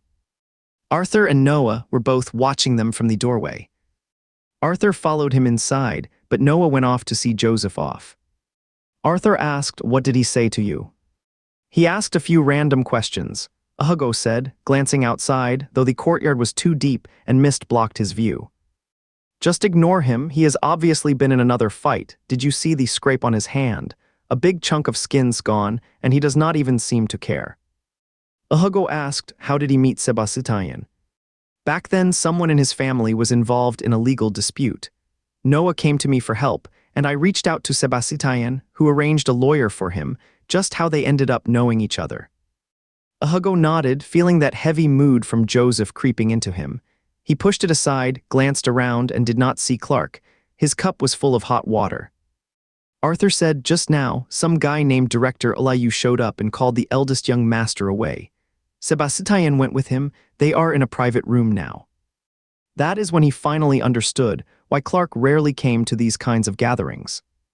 There was just too much to handle. Not long after, Noah returned and immediately asked him, you are really from Lower Harbor, huh? Arthur straightened up instantly. What is going on? Hugo figured Noah was just like those rich boys from his school, always labeling him as a poor kid from the slums. So he smiled and said, yeah. But Noah replied, that is no small feat, really. Then he reached for the bottle to pour a drink. Arthur was a bit hesitant around Joseph, but he was not afraid of Noah at all. He cannot drink. Noah turned to look at Hugo. Hugo said, have some juice instead. Noah smiled and set the bottle down. Hugo grabbed a juice glass and clinked it against Noah's. Noah drained it in one go. Young Master Arthur, ever the gossip, asked, has Joseph been getting into fights again? What do you mean fight? That is called doing the right thing. Young Master Arthur waved it off. He is always doing heroic things, is not he? Noah's mood dipped a little as he poured another drink. Then suddenly he turned to Hugo. You know what? Joseph is from Lower Harbor too. Arthur and Hugo both froze in surprise. Do not know. I do not know either, Arthur said. Is not he from the new district? You two are neighbors, are not you? Noah said he moved there later. He used to live in Alayus village. Hugo knew where Alayus village was north of Shalaupit, right next to the landfill. It was even a poorer. Because of you I am telling you this, keep it quiet. He does not want anyone knowing he is from Lower Harbor, Noah said. A sister who helped him before had her shop smashed by a bunch of extortion thugs today. He went after them for compensation, and that is how he got hurt. Is not that doing the right thing? As he spoke, Noah suddenly stood up. Tell Sebastian I need to go, something came up, I cannot stay. Hugo and Arthur looked at each other, watching Noah hurry away. No wonder Ezra and the others always said Joseph had your back. I have been wondering why he seemed so off all along. Now I get it. So he showed up on welcome night, and the guys who were planning to block Hugo outside the public bath just gave up quietly. Even though online rumors were all over the place, no one dared step near Hugo in real life.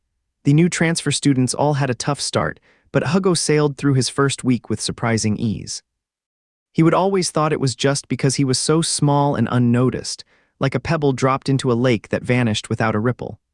But in a school where bad behavior ran rampant, someone as quiet and invisible as him was exactly the kind of target rich boys liked to play with. Someone was watching his back. Sebastian's birthday hit its peak because that is exactly when he was beau. The sky had turned pitch black.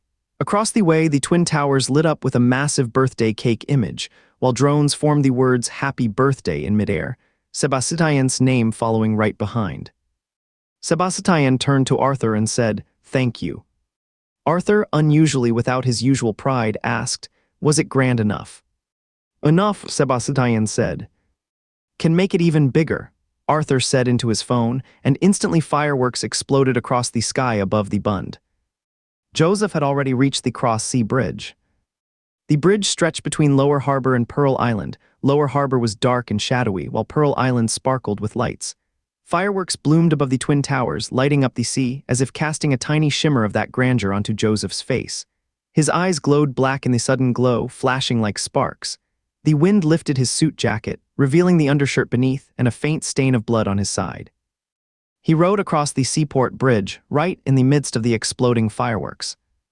Arthur was a bit of a delicate flower, having been busy with the birthday party preparations since yesterday and barely getting any sleep last night. After watching the fireworks, he said he was exhausted and wanted to head down for a rest. By nearly 10 of the clock, Hugo decided it was time to leave and went downstairs with Clark to look for him. When they asked Jack, he replied, He is lying in room 3. Hugo knocked once on the door but did not hear Arthur answer, so he and Clark walked right in. Inside, they noticed only a small lamp was lit near the sofa. The room was playing music, and as soon as Hugo heard it, he grinned. It was the latest hit from his favorite girl group. Arthur had even danced to this song for him before, doing a really silly routine that always made everyone laugh. How could anyone possibly sleep with this kind of music? Hugo glanced around. But Clark suddenly grabbed his arm. He startled when Clark suddenly grabbed his hand, then he barely made out Arthur scrambling out from under the sofa, only to crash into the coffee table with a loud thud, followed by Arthur's yelp. Ow. Sebastian immediately reached up to support his head. Are you okay? Fine, Arthur shoved him away, clutching his head as he scrambled to his feet, his face flushed red, noticing that Clark had already pulled Hugo back out the door.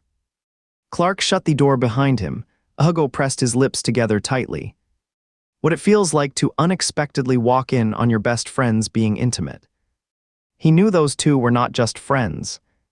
Perfect rivals, childhood sweethearts. He turned to look at Clark, who was pressing his lips together, his eyebrows raised in a way that seemed to carry a flash of shock. He let out a quiet chuckle. Clark was tall, so he would actually seen more than Hugo.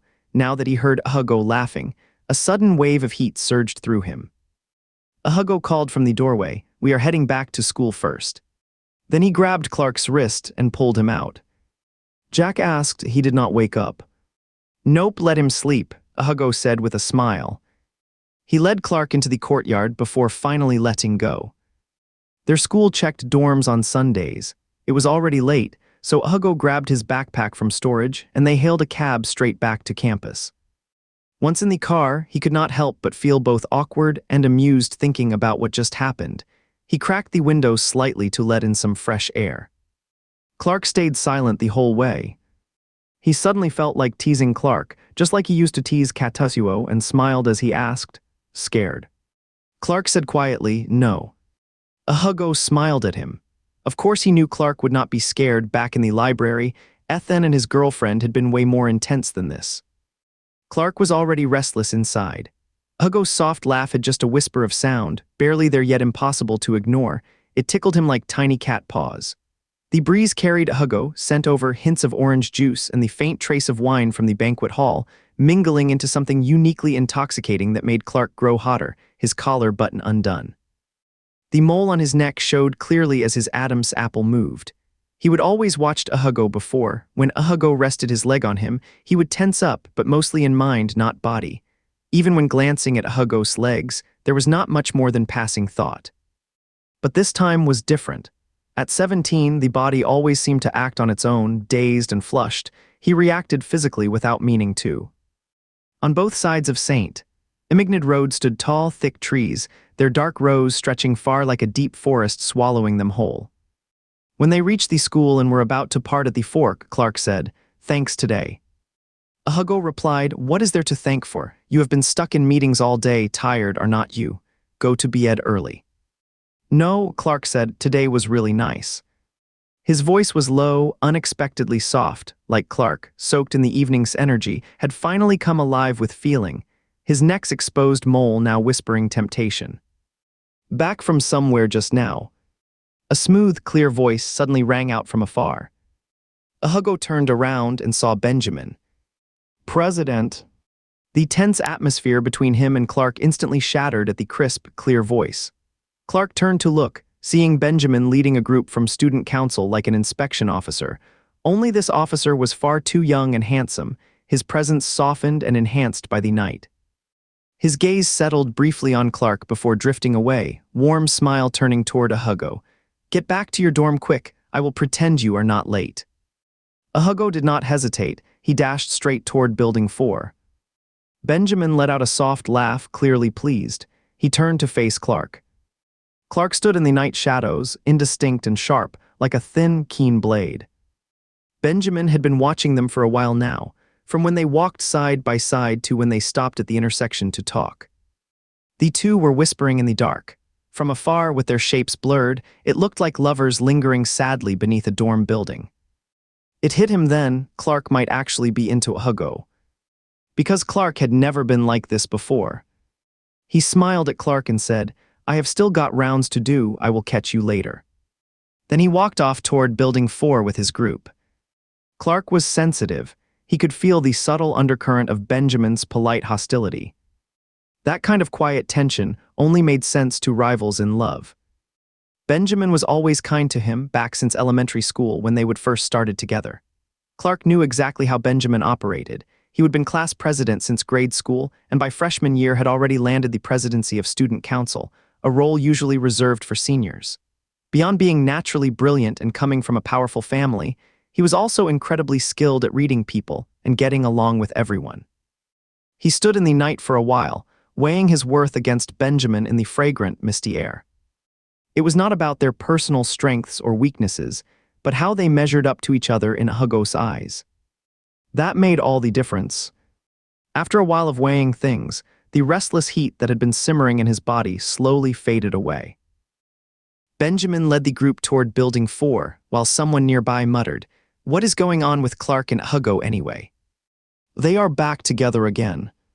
Is not it true Hugo's parents work for the Upu family? Something like drivers, right? There are tons of drivers in the Upu family. Have you ever seen kids from other driver families around here? Maybe they are in the same school still. Not every driver's kid gets into our school. Ever looked at Hugo's file? His science scores are insane. If it were not for his weak humanities, he could have knocked Clark right off first place." They chatted as they walked, but Benjamin's mind was drifting far away. Just a second ago, he would almost thought Clark and Hugo were about to kiss. Benjamin first noticed Hugo the moment he saw his file. As student council president, he was not directly in charge of special admissions, so when he first laid eyes on Hugo's photo, the boy had already passed the special exam and was confirmed for February enrollment. Matteo was chatting with others about the new special admit in the office, and Benjamin glanced through his file. Hugo's photo was not anything special. He was too thin, and the picture made him look slightly heavier than he actually is, but he still looked a bit gaunt. Yet Benjamin stared at it for a long time. He did not know how others were, but maybe it was just his personal preference, or the fact that so many people pursued him had made him overly particular, setting exacting standards when it came to who he would fall for. Most people looking for a partner might go for someone just good-looking or impressive, or maybe taller, fairer-skinned, with long or short hair. Most usually have a type they are drawn to. His standards were different, he was more specific, and if he said them out loud, it might sound a little obsessive, even strange. He did not want someone too tall, someone he could completely cover with his arms. Skin had to be soft and smooth all over. Not too pretty, he disliked overly attractive people. 6 or 7 out of 10 was perfect. He liked ordinary-looking guys. He preferred someone delicate in appearance, someone who looked like they needed protection, someone who sparked his protective instincts. But none of that mattered most, not even close. The lips were what really counted. He liked guys with a little lip pearl, upper lip shaped like an M, and lower lip not too thin. Hugo fit every single one of his tastes perfectly.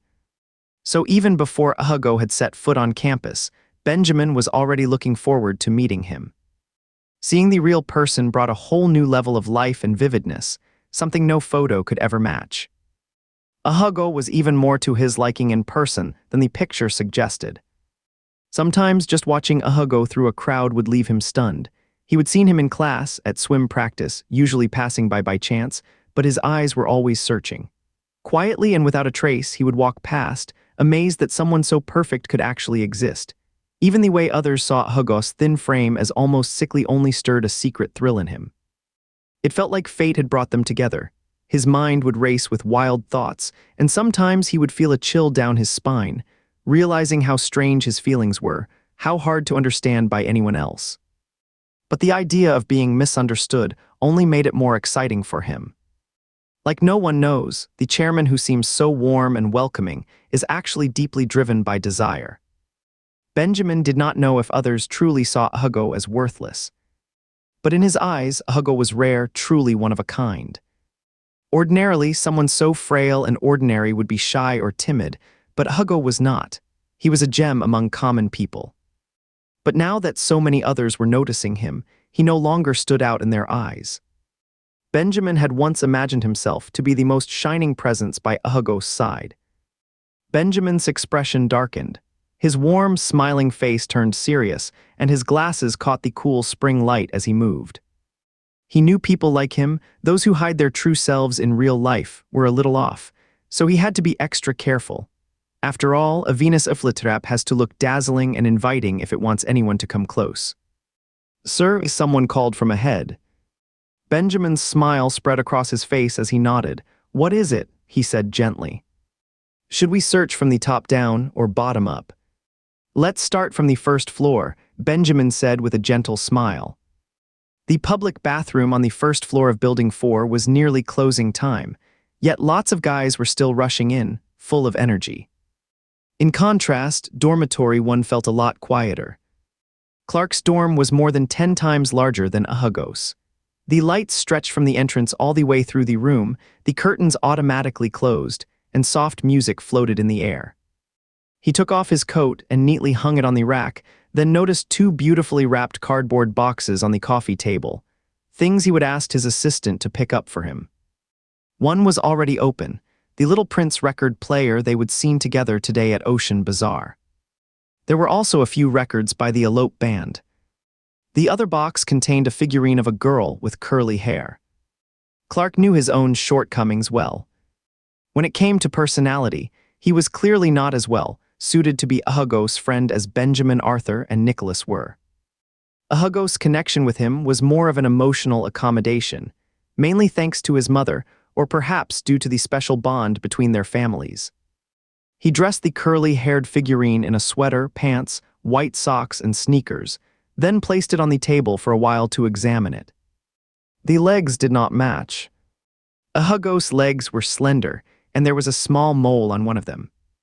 He would taken a close look at it when he was leaning on Hugo's leg playing games. So Clark reached out and gave the figurine a little nudge, and it turned its head. Hugo had not even made it back to his dorm room when he got a message from Arthur. Arthur asked, "Did you get back already?" Hugo replied, "I am in the dorm now." Arthur said, "I will be there in a bit."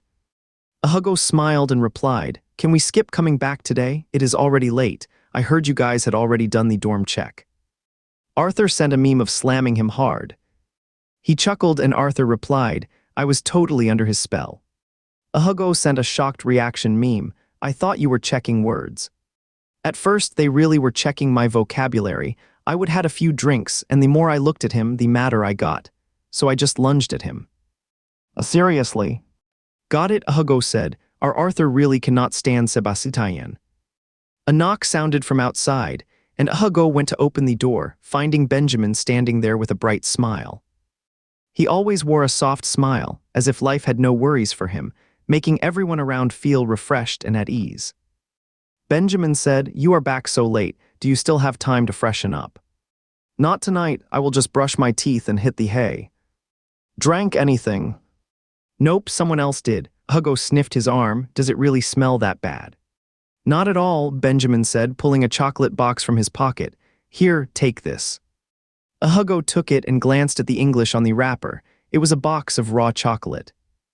"It was left in my office by someone. I am not really into this stuff, so here, take it. You are so skinny, might as well gain a little weight." "Thanks, Chairman." There were still other club members waiting by the stairs. Benjamin handed him the chocolate and started to leave, saying, "Get some rest. Do not forget to brush after you eat." "Will not they check inside?" "They do not just check if people are there. They also inspect room cleanliness and make sure there are not any banned appliances." Benjamin smiled. "I know every little detail about your room, so no need to check. Just stay put and behave." He smiled warmly, his tone gentle but carrying a quiet authority, like a teacher who is both kind and firm. He always felt a deep sense of closeness toward Benjamin, as if the man reminded him of someone he missed terribly. In the long yet fleeting years of his life, Alakas had been like a single ray of warmth in the darkness. Mr. Alakas. Alakaz's parents both worked at the orphanage, and after earning his associate degree, Alakaz returned to his hometown to become a math teacher at the orphanage's elementary school. Alakaz was his guide and also the best teacher he ever had, true to his name, handsome and full of sunshine, with a grin that showed off a pair of cute baby teeth. That is when he met Alakaz, right at the darkest moment of his life. He would lost the shelter of the orphanage and was constantly getting beaten up at school for refusing to back down, always drawing the anger of a few older boys. Life had been hard. Once, they locked him in the bathroom and drenched him in urine. He felt furious and utterly humiliated, so much so that he decided to run away from school. He had not gotten far, limping badly, when Alakaz found him. Alakaz picked him up on his electric scooter and brought him back. He did not remember what Alakaz said along the way, but he clearly remembered Alakaz buying him a chocolate bar. Back then, he had pride and also a kind of silly charm, so one little box of chocolate was enough to make him obediently go back with Mr. Alakaz. In the dimming dusk, he sat on the back of the electric bike eating chocolate, a simple round kind that cost just a few yuan, but it tasted amazing, his first real treat ever. He even licked the wrapper clean. A great teacher can change a person's life. Alakaz taught math, and from then on, he always came out top in the whole school.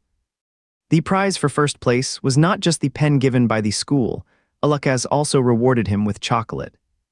When he finished elementary school, Alakaz gave him this wish: keep rising higher even after great progress. Alakaz and Benjamin were quite alike, both wore glasses, had a clean-cut look, and loved to laugh. Let's be honest, he was the most handsome teacher Alakaz had ever had. Before brushing his teeth, he ate a piece of chocolate. Benjamin's imported raw chocolate was softer and pricier, but it did not taste as good as that $5 box he would had that evening. He thought Benjamin was warm and always ready to help, like a younger version of Alakaz. He did not really miss anyone much, But sometimes he would wish he could go back and see Ulukes. Maybe he could not anymore, which is why he ended up meeting Benjamin.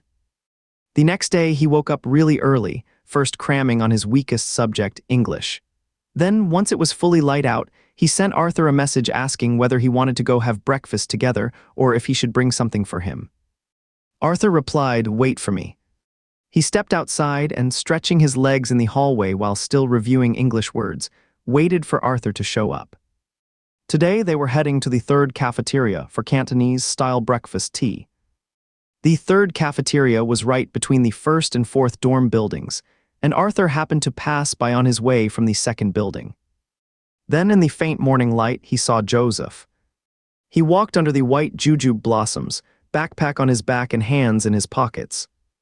The earlier rains had thinned out the white jujube blooms compared to before, and he leaned over the railing, calling out, "Joseph."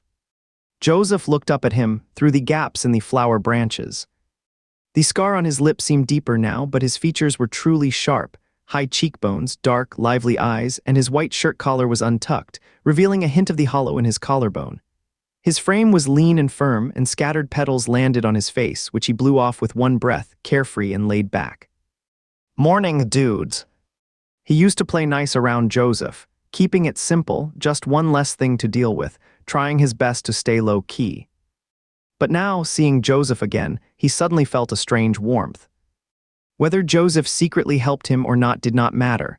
What mattered was that in this school full of rich kids, finding someone else from the lower harbor district, like himself, just naturally pulled them closer. It was like meeting a hometown cousin after crossing state lines, or bumping into another Chinese person while abroad. Joseph asked, "Did you get your hair cut?" He would gotten it trimmed on Friday. Joseph should have seen that before, but they had not talked about it, so the question sounded like he was just catching up. Hugo nodded, then suddenly heard someone yelling down from the fourth floor, "Thought you were dead." It was Noah's voice. Joseph gave a faint smirk and headed upstairs. He did not stop at the third floor, he went straight up to the fourth, where Hugo heard Noah muttering angrily, "Phone off, no one could find you, what were you planning?" Joseph said, "My phone died." "Where were you yesterday? Ella says you never even showed up at her place." "Stop yelling, I have got a headache." "I would not be asking if I did not care about you." "How did you even get in here?" After that, he could not make out the words anymore, just Noah muttering something under his breath, followed by the sharp click of a door shutting. A while later, Arthur arrived and called up to him from downstairs. He replied with a faint "yeah," then headed down the stairs, hearing someone lean over from the fourth floor asking, "Going for food?" It was Joseph. "Count me in," Joseph said. Hugo went downstairs first and burst into a grin when he saw Arthur. Arthur kicked him, "What is so funny?" Hugo asked, "Did not sleep well yesterday." "Got back late," Arthur said, reaching up to tug at his collar. "Sebastian's really something, you are not even 18 yet." "I kissed him first, and it was just a peck, I was out of it yesterday, I am definitely not getting into anything with him." He felt completely at ease about this. No one with any sense would make a move before 18, not even the real couple. Sebastian might be sharp-tongued, but he had a soft heart. Arthur believed him when he said it was all on his own initiative. If Sebastian had ever had ulterior motives, sweet and innocent Arthur would have been long gone by now. There would not have been any bickering left between them. Hugo saw Joseph and Noah arrive, so he dropped the subject right there. Noah was not from their school, he wore the uniform of New Bay District No. Hi, carried a backpack and had dark circles under his eyes, clearly not having slept wee. "Wait, what is Noah doing here?" Arthur stared, taken aback. Noah snapped back with a scowl, "I came to check if Joseph's dead yet." Joseph grinned, "I will treat you to a big meal, stop sulking already." Hugo shot Joseph a glance. Joseph's face looked a bit pale, his lips dry, there was less of that wild edge than usual. For the first time, Hugo caught a hint of vulnerability in him. He was not sure why, but knowing Joseph shared something similar with him made him unconsciously tone down Joseph's aggression. He even thought Joseph's gaze toward him had grown just a little softer. They headed to the third cafeteria together. It was still early, so the place was not crowded, smaller than the first and second cafeterias, with a quiet and peaceful atmosphere. Joseph stared at Hugo's plate and froze, blurting out, "You have got a bean sprout body, how can you eat all this?" Hugo glanced at Joseph's tray. "You are tall and built, you eating just this little." Joseph laughed, but the motion pulled at his sore mouth, making a muscle twitch in his face as he said, "I have got a mouth injury, I cannot eat much." "I am still growing, got to eat more," Hugo said, picking a spot where no one was sitting. Joseph swung over the bench and sat across from him. "That is true, you should eat more. Every time I touch you, I am worried." Arthur rushed over with a tray. "Hugo, you have got to try this steamed rice porridge with seafood." Hugo took it and glanced at Joseph. Joseph said, "Do not overdo it." Just then, Noah arrived and sat down beside him with an even more intimidating load. "What are you staring at? I barely ate last night. Finally getting a free meal at your school, I am not missing out. Shrimp dumplings, egg tarts, custard-filled buns, steamed pork buns, double skim milk pudding." Noah had a whole tray. Arthur asked Joseph, "You are eating hardly anything." Joseph said, "I am cutting down." Hugo let out a quiet laugh. Hearing the laugh, Joseph looked up at him and nudged his leg under the table. Hugo's knee twitched, his leg jolted, and he instantly quieted down. Joseph felt a small sense of satisfaction. A faint tremble stirred in his chest. It was not just because they were all ordinary people from Lower Harbor. It reminded him of last night when Hugo suddenly called out to him and said, "Be more careful." Funny thing, there were plenty of people who cared about him, some even more eager, more sincere. Yet it was precisely the kind of care from Hugo, someone who seemed so in need of protection, so fragile it almost broke your heart, that sent a quiet tremble through him. A reckless, homeless stray dog, suddenly pitied by a lamb barely able to fend for itself. It was so absurd it made him pause briefly last night while lying alone on the clinic bed. They would barely taken a few bites when Nicholas and Oliver walked in. The two of them were really close. They stuck together like shadows wherever they went. Arthur spotted Nicholas first and quickly waved, calling out, "Nicholas." Hugo turned to look, and Nicholas gave them a warm smile while Oliver just waved. A few minutes later, they both came over with their trays and sat down. "The boat keeper's congee today is pretty good," Hugo said to Nicholas. He noticed Nicholas was drinking the same kind of porridge. "Tastes good?" Joseph asked. Hugo nodded. Joseph got up and went to get a bowl too. "Are you usually here for meals?" Hugo asked Nicholas.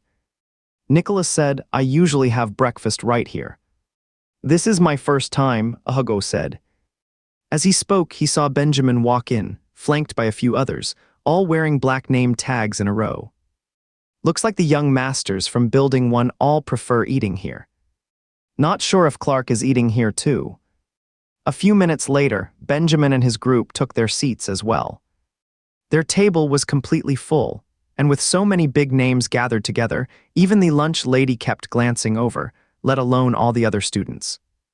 Report, not sure if I should say this, but it seems harmless, today's canteen is buzzing with activity. In the picture, a few usually unrelated big names, Nicholas, Joseph, and Benjamin, were actually sitting together having breakfast. Not only were people on the forum surprised, but even Weston, who wandered in drowsily, froze in place. He would come alone today, half asleep, but seeing Joseph and Nicholas right there snapped him fully awake. He stood at the doorway for a moment, his eyes scanning the group.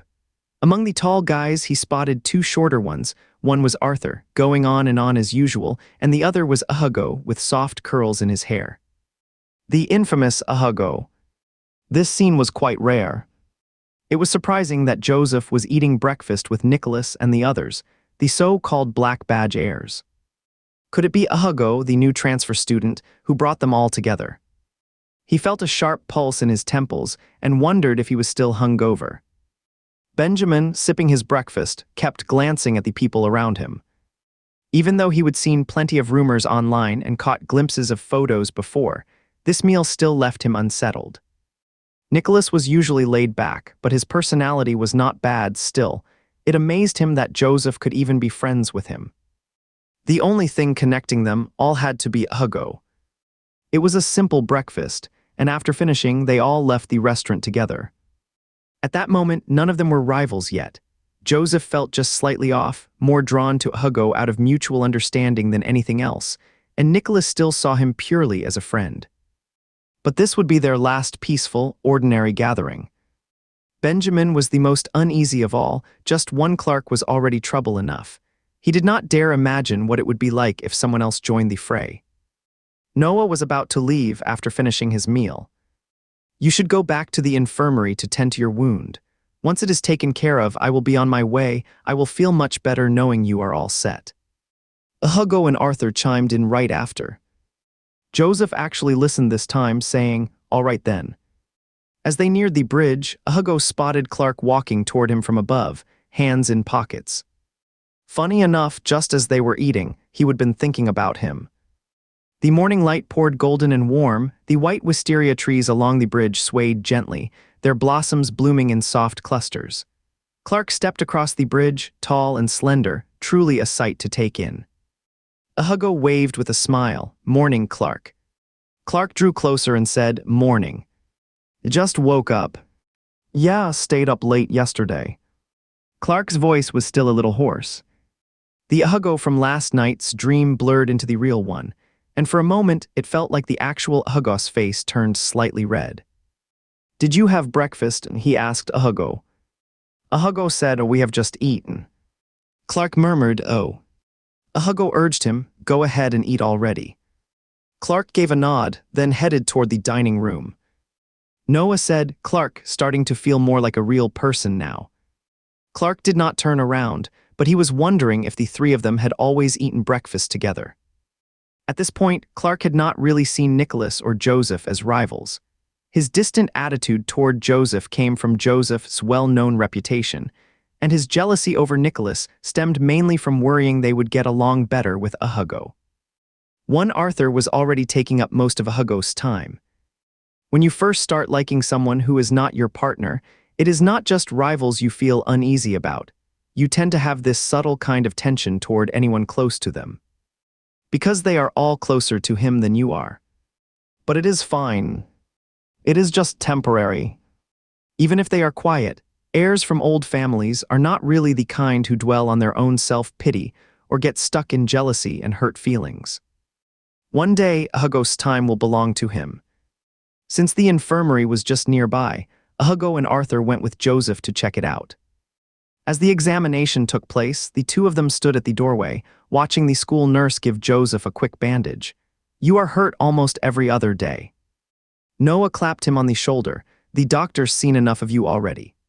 The hit made Joseph flinch, his breath catching for a second. He paused, then reached to pull up Joseph's t-shirt, only for Joseph to brush his hand away. They locked eyes. Noah finally understood, anger flaring in an instant. Without a word, he stood there with a dark look on his face before turning and walking out. Hugo noticed him reaching for a cigarette and followed quietly, saying, "You cannot smoke here." Noah shoved the cigarette into his pocket. "Does Joseph get hurt a lot?" Noah grunted in reply, "Yeah, he is probably more consistent than when he eats." "Do not his family care?" "What family? He does not have one." "Here it comes." A weak mother and abusive father, a poor underdog protagonist, standard stuff. Then Hugo heard Noah say, "Just one pair of bloodsuckers for relatives, the aunt and uncle." Hugo froze, his heart suddenly pounding in his chest. What about his parents? Noah said they are dead already. He sounded pretty annoyed, but Hugo was suddenly left speechless. When Joseph came out, he flicked the back of his head. "Let's go." "Yeah," Hugo mumbled, dazedly following behind. All he could see was the white bandage on Joseph's hand, wrapping around his black tattoo. It felt like a sudden bond had formed between him and Joseph. "Orphan, huh?" Joseph walked Noah out. Noah said, "I climbed in through the wall, I will climb out the same way, no need to send me." Joseph replied, "With me around, what wall are you even jumping?" You would think the school was his own private empire if you did not know better. Hugo and Arthur stood where they were, watching them walk away. Arthur said, "My Noah's actually pretty loyal, huh?" Hugo asked, "Is your Noah straight?" Arthur's eyes widened. "Of course he is. He has been dating his girlfriend for 4 years. So it is just a pure friendship then." "That is really nice." Hugo thought people like them were actually better off with friendship than romance. Love is too personal, they would feel uneasy. Friendship works perfectly, warm, safe, gives them space, and no fear of losing something they never really had. Back then, Joseph had seemed like a dangerous, rough school bully in Hugo's mind. Now he finally understood why Joseph's eyes always looked so heavy, without any warmth. It was not the same kind of gloom as Clark's. Clark's brooding was not so heavy, it was more like quiet isolation. He thought Joseph had a soul completely at odds with his tough exterior. Maybe he was like Hugo used to be, so strong, but over time, learned how to protect himself through endless battles. I am taking back everything I said about Joseph before, I just realized how pitiful he really is, Arthur said as he walked. When you think about it, he is only 18, it cannot be easy for him. Hugo snapped right away. He would not like anyone feeling sorry for him, it would piss him off. Do not even show it in front of him. I get it, he never lets anyone know he is from Lower Harbor. His pride must be sky high. Hugo did not keep pressing Arthur to analyze Joseph's mind. He understood all too well being dissected like that was its own kind of pain. But he did understand why Joseph did not want anyone knowing he came from Lower Harbor. It was not about fearing people using it against him. And it was not just some typical teenage boy's complicated, sensitive pride. It was because people like him needed a shield, something to hide behind so no one could see their true selves. Hugo thought back to who he used to be, stubborn and defiant, and realized he might have ended up nowhere good if Lucas had not stepped in and shown him the right path. Joseph had only ever felt a small flicker toward Hugo, like how two of the same kind instinctively comfort each other. But this week, Hugo seemed less guarded than before. Back then, Hugo would always sweetly say Joseph, tilting his face up with a smile, but Joseph could feel the distance, even resistance, just like how everyone else treated him. He would gotten used to it, either people loved him or they feared him. But the wall between Hugo and him seemed to be melting away with the warming weather. This week, the temperature shot up fast. Spring in Shandong was so short it felt like you could already smell the fierce heat of summer. That day, he was playing basketball with Ezra and the others. He had an injury, so after just a couple of plays, he sat on the sidelines to watch. Suddenly, he saw Hugo running toward him. Hugo dashed over out of breath and asked, "Why are not you joining the show?" Joseph, Hugo laughed. "Did not you know you can earn points by joining the spring festival event? You guys have a poetry recitation, right? It is super easy to slip in. I joined our class play group performances like that are perfect for blending in. Just show up and you get points." Wait, who told you I do not have enough points? I saw it on the bulletin board, you were listed. Did not you know? You are at the bottom because your score's way too low. Joseph actually looked a little embarrassed. That is just because I do not want to earn those points. I get it, but what about the final exam? How are you going to handle that? Joseph did not want to tell Hugo how bad his grades really were. He would never actually gone to school properly for years. Failing the final exam was a given. Are you just bored lately? He asked Hugo. Hugo shot back, fine, whatever. I was just asking, no need to get all defensive. Hugo, you have been getting way too full of yourself lately, he said. He used to cower every time he saw me. Now that he is hanging out with some big shots at school, no one dares mock him anymore, so now he is puffing up like a peacock. Joseph felt like biting his tongue. Hugo was even worse, he played innocent. No way, I'm just saying it is a shame you are letting the spring festival event go to waste. Everyone else jumps in for free points, but Joseph thinks he is too good for it. My bad for speaking up. Hugo was already halfway out the door when he said it. Joseph grabbed his basketball and tossed it toward him, just enough to land near Hugo's feet, not hitting him. Seeing Hugo jump in surprise, Joseph could not help but grin. Hugo kicked the ball back with a flick of his foot. Hugo had to go work at the bookstore today. The weather was getting warmer, and by the time he would run all the way there, he was drenched in sweat. But when he pushed open the door, he found Benjamin sitting inside. "President," he stepped through the doorway. Benjamin was typing on his laptop. When he saw Hugo enter, he glanced at his watch and said, "You are late." Hugo chuckled as he shrugged off his jacket, put on his apron, and said to the shopkeeper, "Sorry about that, boss."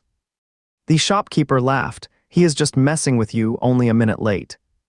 Benjamin smiled and went back to typing.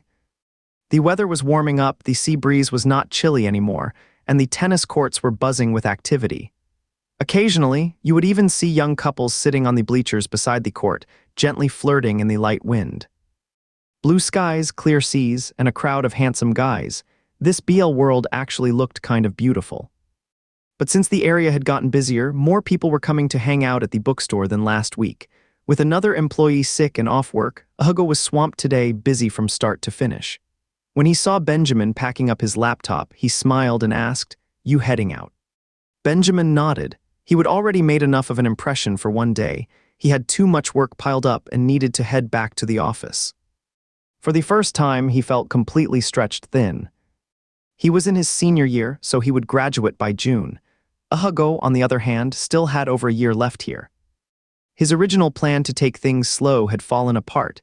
There was not time for any slow-burning approach anymore. Suddenly remembering something, he asked, "Hey, do you like this band called Elope? I think I saw that on your enrollment form." Hugo nodded.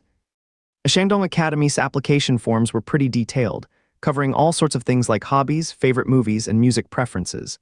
One section asked for the student's favorite singer and what kind of music they liked. He would browse online and saw everyone else listing highbrow classics, so he figured it would be way too pretentious for a kid from the slums who could not play any instrument to write that. Instead, he just listed a few Elope songs. Benjamin said, "That band's supposed to appear on a Shandong Entertainment and Arts TV this week. The show takes live audience members. Wanna go?" Hugo looked surprised. When and how would I even get there? Benjamin smiled. "If you want to, I can ask around, do not know the details myself, just wait for my call." Hugo said, "Nah, it is probably too much trouble." "Not at all, the tickets are free, gifted ones. Alake's dad is the head of entertainment and arts TV, so they send us a batch every week through student council. I will check for you." Hugo lit up. "Sure, thanks, President." "The president is too kind." Benjamin gave him a warm smile. "Just wait for my call." Watching Benjamin leave, their store manager said, "Good-looking, great personality, and so talented. What on earth did God close the door on with him? He is born to be the main character. There is no way us extras can even dream of keeping up." But when you think about it, Clark, Joseph, Nicholas, they all have their fair share of romance. Benjamin, not so much. He seems especially busy as student council president, which gives him a more mature and composed air than the rest. Before he even got off work, Benjamin's call came through, asking him to stop by the office after hours. Arthur was still waiting for Hugo to finish class before heading out to eat together. He called Arthur before heading over to the office building. Besides the first day of school, this was his second time stepping into the student council building. Last time he came with Matteo, just to a big room full of student leaders. This time, he made his way straight to the president's office. At Shandong Academy, the student council holds tremendous power. The president's office is not much different from the principal's. A polished mahogany desk held the school flag, the council banner, and various awards. The room was full of things yet neat and tidy, with a refreshing scent in the air. Most people had already gone home, only Benjamin remained at work. He is really swamped with work. When he walked in, Benjamin was still on the phone. He just gestured for him to sit down while continuing a conversation by the window. Seemed like he was securing sponsorship for Spring Festival's performance. Dressed only in his white shirt with sleeves rolled up to the forearm, his voice soft and smooth as he spoke confidently. Hearing him talk made him actually believe that if someone invested in their school, the business would take off overnight. The outcome of the conversation seemed promising, and Benjamin was still smiling when he hung up the phone. He really looked good in a white shirt, gentle and refined, like a breeze on a spring day. His appearance alone was already top-notch, and his strong work skills only added to it. He walked over to the desk and took out a few tickets for him from the drawer. "Just one is enough," Hugo said. "Ask your classmates if anyone wants to go along with you," Benjamin said. "You are not going, sir." "Actually, I am filming a show at ON TV that day," Benjamin said. "I will check if I have any free time then." Every move came naturally. There was no need to overplan or stage things just to shine. Knowing when and how to show his best self, like a peacock instinctively opening its tail, was something written into his bones. He knew exactly what clothes suited him best, and how to naturally highlight his strengths without forcing it, easing in the qualities he wanted others to notice. A Venus of flytrap has to bloom wide open, as bright and eye-catching as possible to draw attention. Hugo, of course, asked right away, "You are filming a show, what kind?" "It is an intellectual quiz competition, one step to fame. Ever heard of it?" "No." He did not watch much variety TV. Benjamin noticed him shaking his head, a hint of surprise in his eyes. Because people around him would usually react with things like, "I know this one, this is tough," or "You are amazing, chairman," and so on. He smiled and said, "Then you can just watch how I do." Hugo nodded, and Benjamin lit up even more in his mind. Just like the person he was. He thought Benjamin and Nicholas were both glowing from within. Nicholas' light was more dazzling, while Benjamin's was softer and calmer. "Have you had dinner yet?" Benjamin asked. "Not yet," Hugo said, holding the ticket. "When do you get off work?" "Once I have moved these things over, I am done." He was moving a few cardboard boxes from the table to the next office, and Hugo slipped the ticket into his chest pocket before helping him carry them. "Thanks for your help," Benjamin said, grabbing his coat. "Let's go dinner. How about a big meal at the food street?" Everything felt natural, with no hint of pretense. Hugo said, "No need, Arthur's still waiting for me in the cafeteria." "Then come with us," Benjamin smiled, his eyes briefly flicking over Hugo's lips. Arthur really is a big spotlight. He seems to be around Hugo all the time. Still, he is just a distraction, not enough to be a real threat. But when they got to the dining hall, Benjamin realized there was more than one third wheel present. There was also an actual rival. Hugo waved with a smile, Clark. This time the atmosphere between him and Clark was completely different. Still, Benjamin knew how to play it cool. Smiling warmly, he greeted Clark. "Clark's here too." Clark could sense something behind those words. Unlike Benjamin, who was good at hiding his feelings, maybe Clark just had that brooding vibe to begin with, he politely said, "Senior." Their school had a strict hierarchy. Second years usually had to address third years as senior out of respect. But Clark rarely did first because seniors did not dare mess with him, and second because he hardly ever interacted with upperclassmen. The two of them were both well-known scions in the Shandong region, close enough in normal circumstances. It was rare for Clark to call Benjamin that. But today, Clark could clearly hear a subtle distance in it. Arthur said, "I asked him to join us. He always eats alone." They are all in the same class, and since Clark does not mind, Arthur's more than happy to include him. Good-looking and quiet geniuses are just naturally likable. He used to be afraid of Clark, but not anymore. Now he even tries to look out for the young master, just like Hugo does.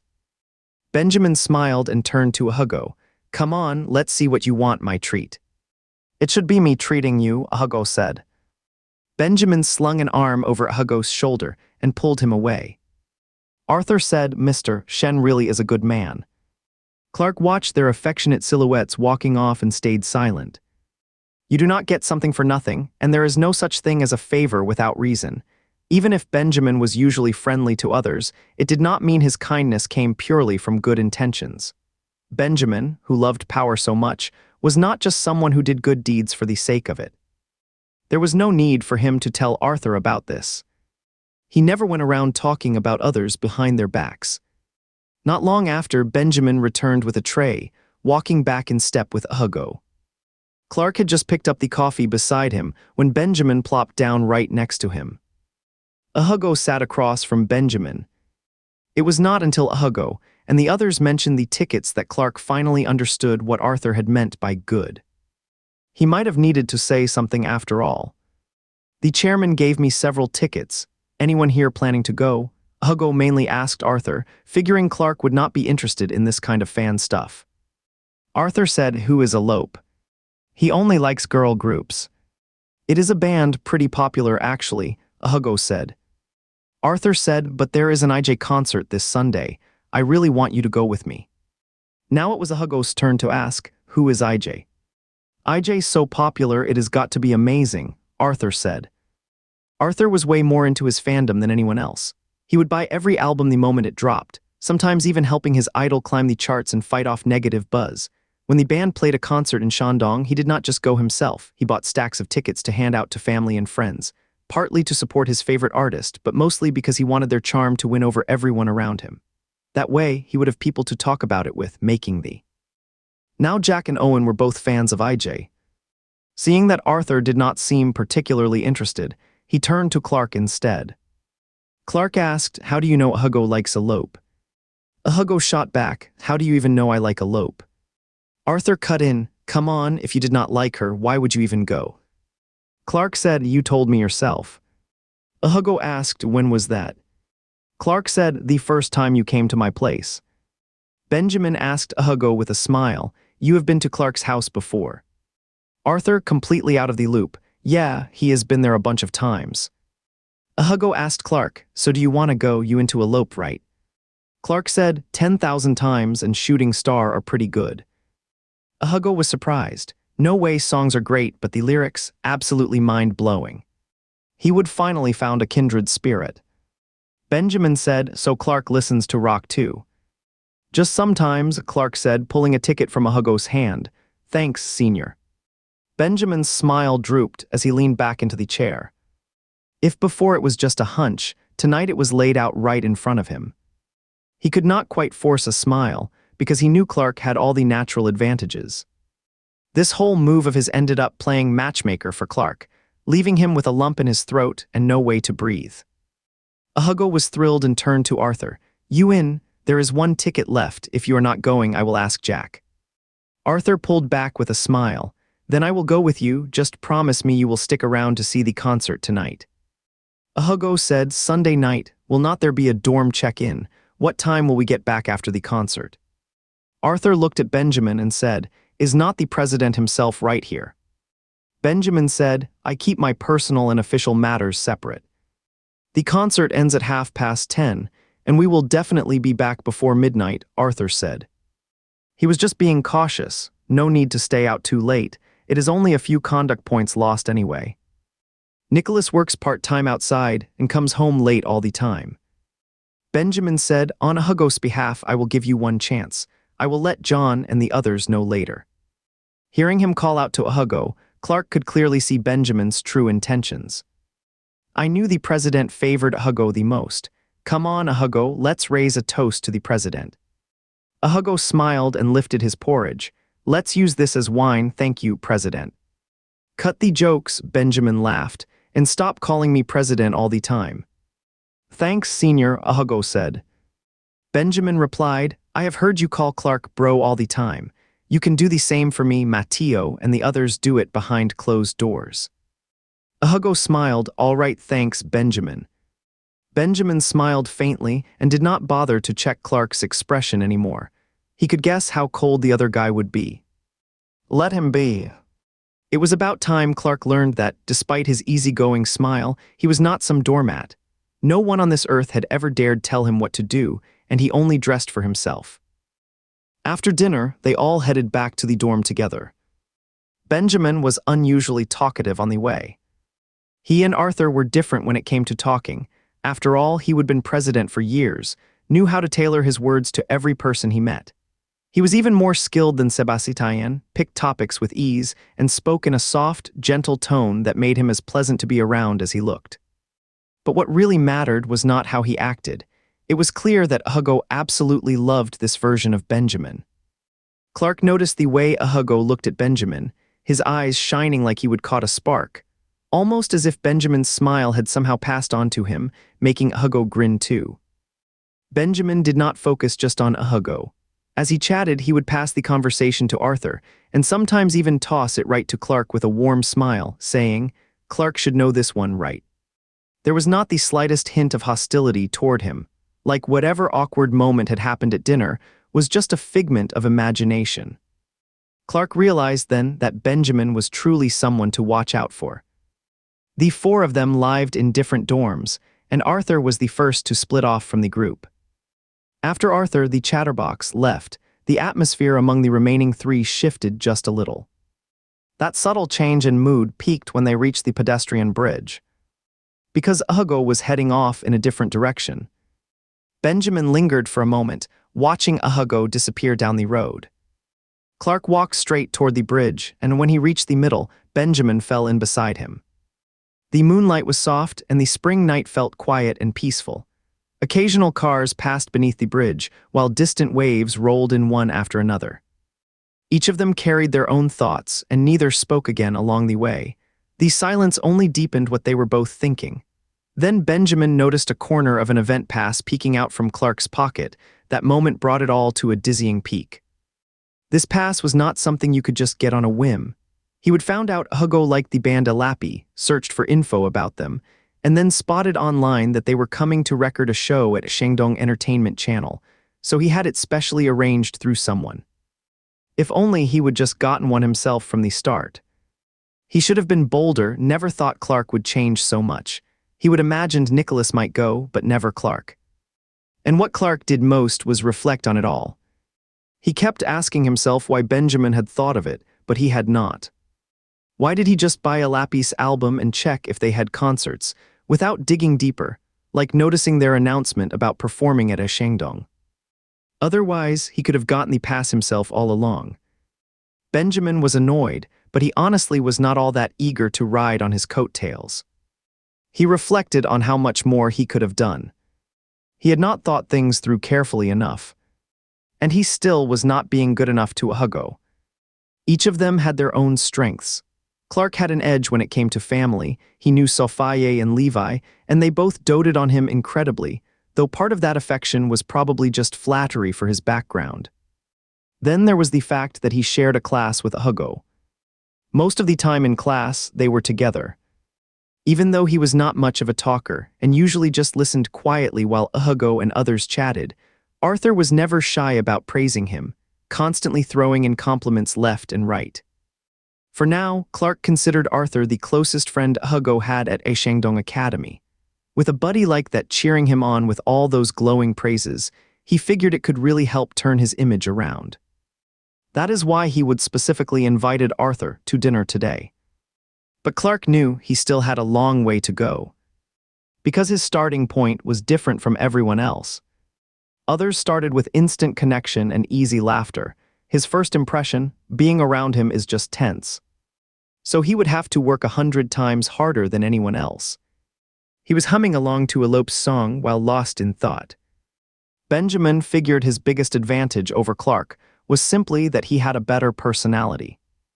Even if he did not actually come across as warm and welcoming as he seemed, he still found it easy to outshine Clark, the quiet, awkward guy. Quietness was Clark's trademark, and also his biggest flaw. Even if given a chance alone with Hugo, he might barely say 2 words. But with work piling up and being on different levels from Hugo, he had the least opportunity to connect. So whenever he had free time, he would head straight for the reading lounge. Good thing Clark was not one of those types who would latch onto Hugo at every chance. He actually owed him thanks for being so awkward and bad at chasing people. He would arrange the reading lounge for Hugo. This quiet spot next to Building 1 was both secluded and close to the first dorm, and thankfully no one had planted trees yet to give others shade. But just as he stepped into the lounge today, he spotted someone completely unexpected. Weston. He pushed the door open and found Weston leaning sideways, talking to Hugo. When he saw Benjamin enter, Hugo gave him a quick hello, his voice noticeably duller than usual. Benjamin knew Weston's true nature better than anyone, so he smiled and said, "Weston's here too." Weston lit up at the sight of Benjamin. Smiling, he said, "Heard the chairman's been suddenly popping in here a lot lately, almost treating this place like his second office. I came to check what new item could possibly be drawing such attention from our esteemed chairperson." Benjamin's smile faded slightly. "You have got cameras planted on me. How would you know I did not come here all the time before?" Hugo asked, "What would you like to drink, Benjamin? Still the jasmine green tea with Mao Jian?" "Yes," Benjamin said with a smile as he looked at him. Clark's preferred iced Americano. Benjamin liked floral tea, and Weston always wanted fruit wine when he came by. Everyone really fit their usual personalities. Hugo went to prepare the floral tea for Benjamin. "Am I being ignored now?" "Not ready yet," Hugo said with a tight smile. "Just wait a moment, senior." He brought over a pot of floral tea and set it on Benjamin's table. He would learn Benjamin's habits by now. Favorite was strong scented jasmine with a touch of Beoching green tea. The special twist was 1 spoonful of honey. The taste was all tea at first, but left behind a faint sweetness on the finish. He always poured his own when he finished, did not like being disturbed while working or studying, kept quiet himself, and stepped outside to take calls. Refined, gentle, low maintenance, every nice word applied perfectly. With a guy like that around, Weston seemed even more troublesome by comparison. Since it was in school, the bookstore's fruit wine had extremely low alcohol content, but Weston clearly came straight from drinking elsewhere. He carried a strong smell of liquor. He might be nearsighted, squinting slightly when looking at people, and his scar above the eyebrow looked especially intimidating under sunlight. But Hugo found it even more unnerving that Weston kept staring right at him. Help. Last time he came with his tattooed boyfriend, it was not like this back then. He would just let the boyfriend push him around, but his eyes had always held that teasing glint. What was up with that look, like he was trying to peel something off him? Thank goodness it was in the book cafe. Both the boss and coworkers were pretty kind to him, and with the president around, Weston might be reckless, but he probably would not cause trouble right now. The way Weston kept staring at him made him feel completely uneasy, like a snake tongue was dragging across his face. Weston gave Hugo a thorough once-over from head to toe. He was trying to figure out what kind of magic this new, fragile transfer student had. At first, he did not think Hugo was that attractive himself, but everyone else kept saying he was. After hearing it so many times, sometimes he would start doubting his own taste, wondering if maybe the guy really did look good after all. Or like a dish everyone claims is delicious, but he just cannot get into it. Still, he could not help thinking that maybe the food was not bad at all, it was just not his kind of flavor. That is exactly how he felt about Hugo right now, those two conflicting feelings. He thought there might be something about Hugo that he had not noticed yet, maybe his personality, maybe his talent. And the longer he looked, the more he realized Hugo actually seemed a little different from how he would appeared on welcome night. He would gained a bit of weight, that was the most obvious change. Back then his cheeks were so thin they had slight hollows, his jawline stood out sharply, and his neck and wrists were painfully slender, making him look almost like an alien. Those big gray eyes seemed too large for his face, kind of mismatched. But Hugo did not seem as sickly anymore. His cheeks had visibly filled out a little, even if he was still thin. He was not as quiet and withdrawn as the first day. Hugo had been laughing and chatting with the boss earlier, one hand propped on the counter, the apron string tied around his waist, and that is when young master realized just how good his body proportions were. Slim waist, long legs. He knew men's bodies better than anyone, had plenty of experience. A quick glance was all it took to picture the muscles and bones underneath their clothes. He would never noticed how incredible this beanpole's leg length really was. Still, his butt did not have much meat on it, kind of flat. He thought Hugo might look even better if he gained a little more weight. But then again, if it were not for him being with Joseph and the others that caught his attention in the first place, he probably would not have glanced twice at someone like this. But now, he was suddenly intrigued by this skinny scholarship student. Back when he fanakayed someone before, he would either go all out with money and gifts until the person happily gave in or use a bit of force. He just loved that thrill of conquest. The last guy he had, a tattooed boyfriend who came on too strong, he lost interest within days. But since he was not sure how deep the connection was between Hugo and Clark and the others, he decided not to use force for now. He would go with plan 1, this kind of rich kid could easily charm a naive, broke kid like him. It should be simple. He could not wait to see the look on Joseph's face when he saw Hugo leaning against him. Just thinking about it made Hugo seem even more interesting. "Do not be scared of me," Weston said with a grin, completely ignoring Benjamin's stare. "I am not going to eat you. Want to add me on Facebook? That is okay, right?" "Sure thing," Hugo said. He added people on Facebook all the time, no reason to make Weston feel awkward over it. Luckily, after adding him, Weston stood up. "Do not forget to follow me back." "Right away." Weston strutted off then, all confidence. Hugo's lips dipped downward as he glanced at Weston's profile picture. A massive close-up selfie, face right in your face. He even zoomed in on the scar across his forehead, filling nearly half the screen. Either he is deeply insecure or completely unhinged, or maybe both. In any case, stay far away from people like that. Benjamin asked, does Weston come around often? Hugo said, not really, just occasionally. He always picks on Hugo whenever he shows up, the shopkeeper said. Today's behavior was strange, I do not know what is going on. If he gives you trouble and you cannot handle it, come find me, Benjamin said, unusually serious. Hugo nodded, all right thanks, Senior Benjamin. Benjamin's face softened again. I have got something to take care of, I am off now, and this tea today, absolutely delicious. He had a gift for complimenting people. The way he said it, the tone in his voice, was more powerful than the words themselves. Hugo watched him leave. Then Benjamin suddenly remembered something and pulled out a chocolate bar from his pocket. Saw them handing these out, brought you one. Hugo felt awkward. He would already thanked Benjamin last time when he got a box of chocolates, replying politely that they were really good, and now the guy brought another one. Benjamin smiled.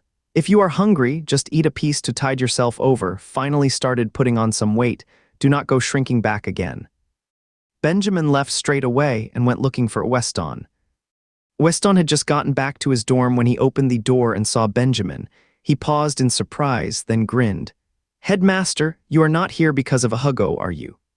Benjamin had his hands in his pockets, backpack slung casually over one shoulder, looking like the kind of gentle, dreamy guy you would see on a poster, but his expression was icy cold. Stay away from him. Weston thought, aside from himself, probably no one else in the entire school had ever seen Benjamin's true face. Just like his father, ruthless and cold-hearted, and just like that father who could always clean up his messes and pretend to be respectable in public. Honestly, I was only curious at first, Weston said. He is not really my type, but the fact that he can hang out so easily with all these rich guys here made me wonder. You threatening me like this? Now I am actually intrigued, so Hugo must have something special after all.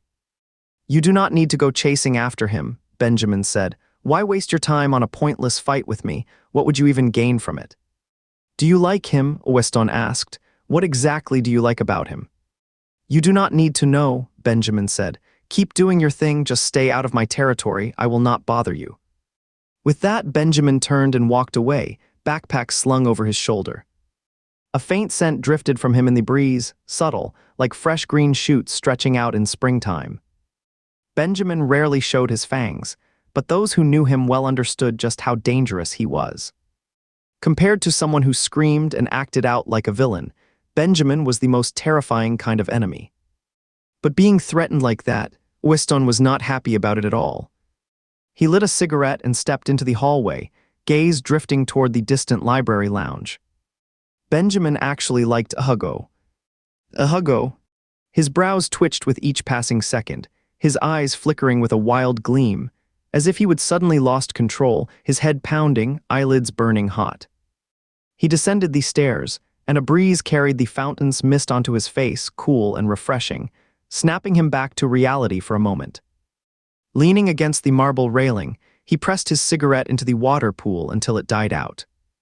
The cigarette tip sizzled as a wisp of white smoke rose into the golden glow of sunset. He did not know how long he would sat there when suddenly he spotted Hugo walking down the flower-lined path, backpack slung over his shoulder. From afar, his face was blurred, but the thin, fragile figure of Hugo gave off a delicate kind of beauty, fragile yet striking. Hugo hurried toward the library before it closed to check if there were any new magazines this week. He got Sophia's call just as he was nearing the library. As soon as he answered, before he could even speak, a sweet, high-pitched voice asked, "Is it Hugo, brother?" It was Weatta, of all people. Hugo burst into a smile. "That is me, hi there." "Hugo, brother, when are you coming over to my place? I just got a new toy." Hugo chuckled. "Well, got to wait until the weekend. I will come by if I get a chance, okay?" Yay, just wait for me after school, okay? I have got lots of stuff to learn over the weekend, too." Hugo heard others laughing in the background. "Yes, okay," he replied. He could not help wondering how Clark, who was so quiet, could have a younger brother who was so sweet and tender. Sophia took the phone and smiled. "So you will come back with Clark after school on Friday." "I have got to work a shift that night." "Almost forgot," Sophia said. "Should I have your dad come pick you up? He has got more free time this weekend than usual. No need, I will head back on Saturday instead. Your job's not that far from school, is it? You are usually off work past midnight.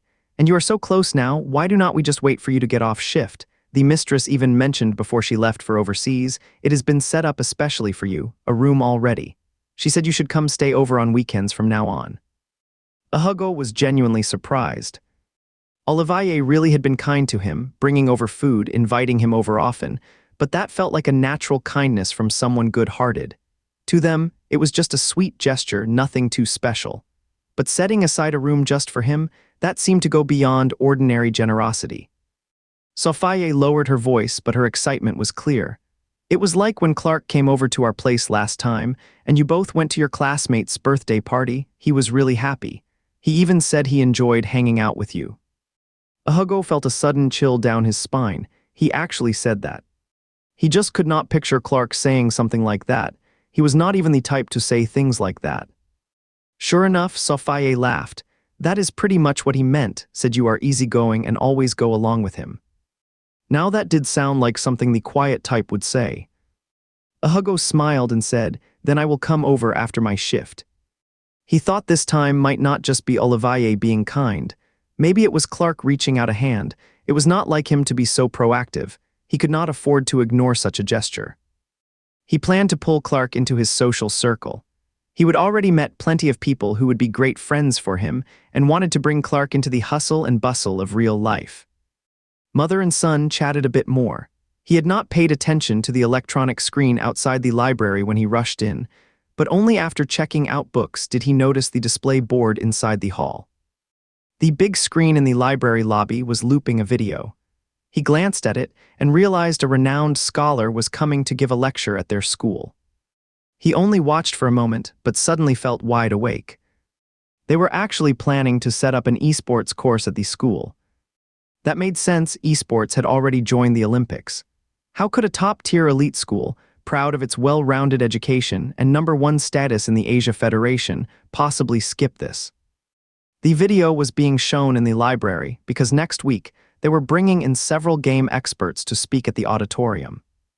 No wonder it is the top private school in Shandong province, great reputation and plenty of money. The guest speakers they brought in are two names he has seen all the time on gaming magazines, one of whom is Aiden, the very person Tuna had urged him to keep an eye on.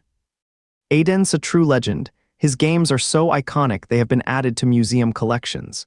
He would heard just 2 days ago that Aiden was coming to Shandong for a game developers conference, and now he is actually being invited here by the school. That is some serious move. Hugo's bookstore boss paid him for the week, not much, but he was thrilled. He had been planning to treat Arthur to dinner. Arthur had bought him snacks countless times before. His desk was practically stuffed full from all the treats. Once he got paid from his KTV shift, he would treat Clark, Benjamin, and Nicholas to a big feast. He found a great value restaurant on a food street through a review app and sent the location to Arthur. As he walked, Hugo checked out the reviews of that restaurant and glanced at their signature dish too. Just as he was walking, a brightly colored paper airplane suddenly flew toward him. Hugo quickly reached out to catch it. Just as the plane was almost in his hands, it spun midair and flew back. In the glow of the sunset, he saw Joseph effortlessly catch it and flash him a mischievous smile. He show off. Standing beside him were Ezra and Carl, who seemed to have just finished eating and were walking out of the cafeteria. Carl still had half a cup of milk tea in his hand. Under the sunset, all three carried a bit of that rebellious vibe, but Carl was not as bold and wild as he was at the De Yang Fang anymore. He would turn back into the neatly dressed boy in uniform, sweet-looking and delicate. He figured Carl was not just a fan of Joseph. He would probably made his way into Joseph's circle of friends, and in some ways he was even his little brother. Ezra and the others obviously got along really well with him. Hugo grinned and clapped his hands. Wow, Joseph, you're so good at that. Joseph gave him a look, keep pretending. Hugo just turned and walked off with his phone. Joseph started laughing. Hugo watched as Joseph tossed the paper airplane again. This time it flew straight to him and he caught it. Folding paper airplanes takes skill, and he examined the one in his hand closely. Joseph had made it from a regular flyer. By the time he looked up, Joseph was already walking away with someone. "Joseph," he called out to him. Joseph turned around. "Did you sign up for your class, poetry reading?"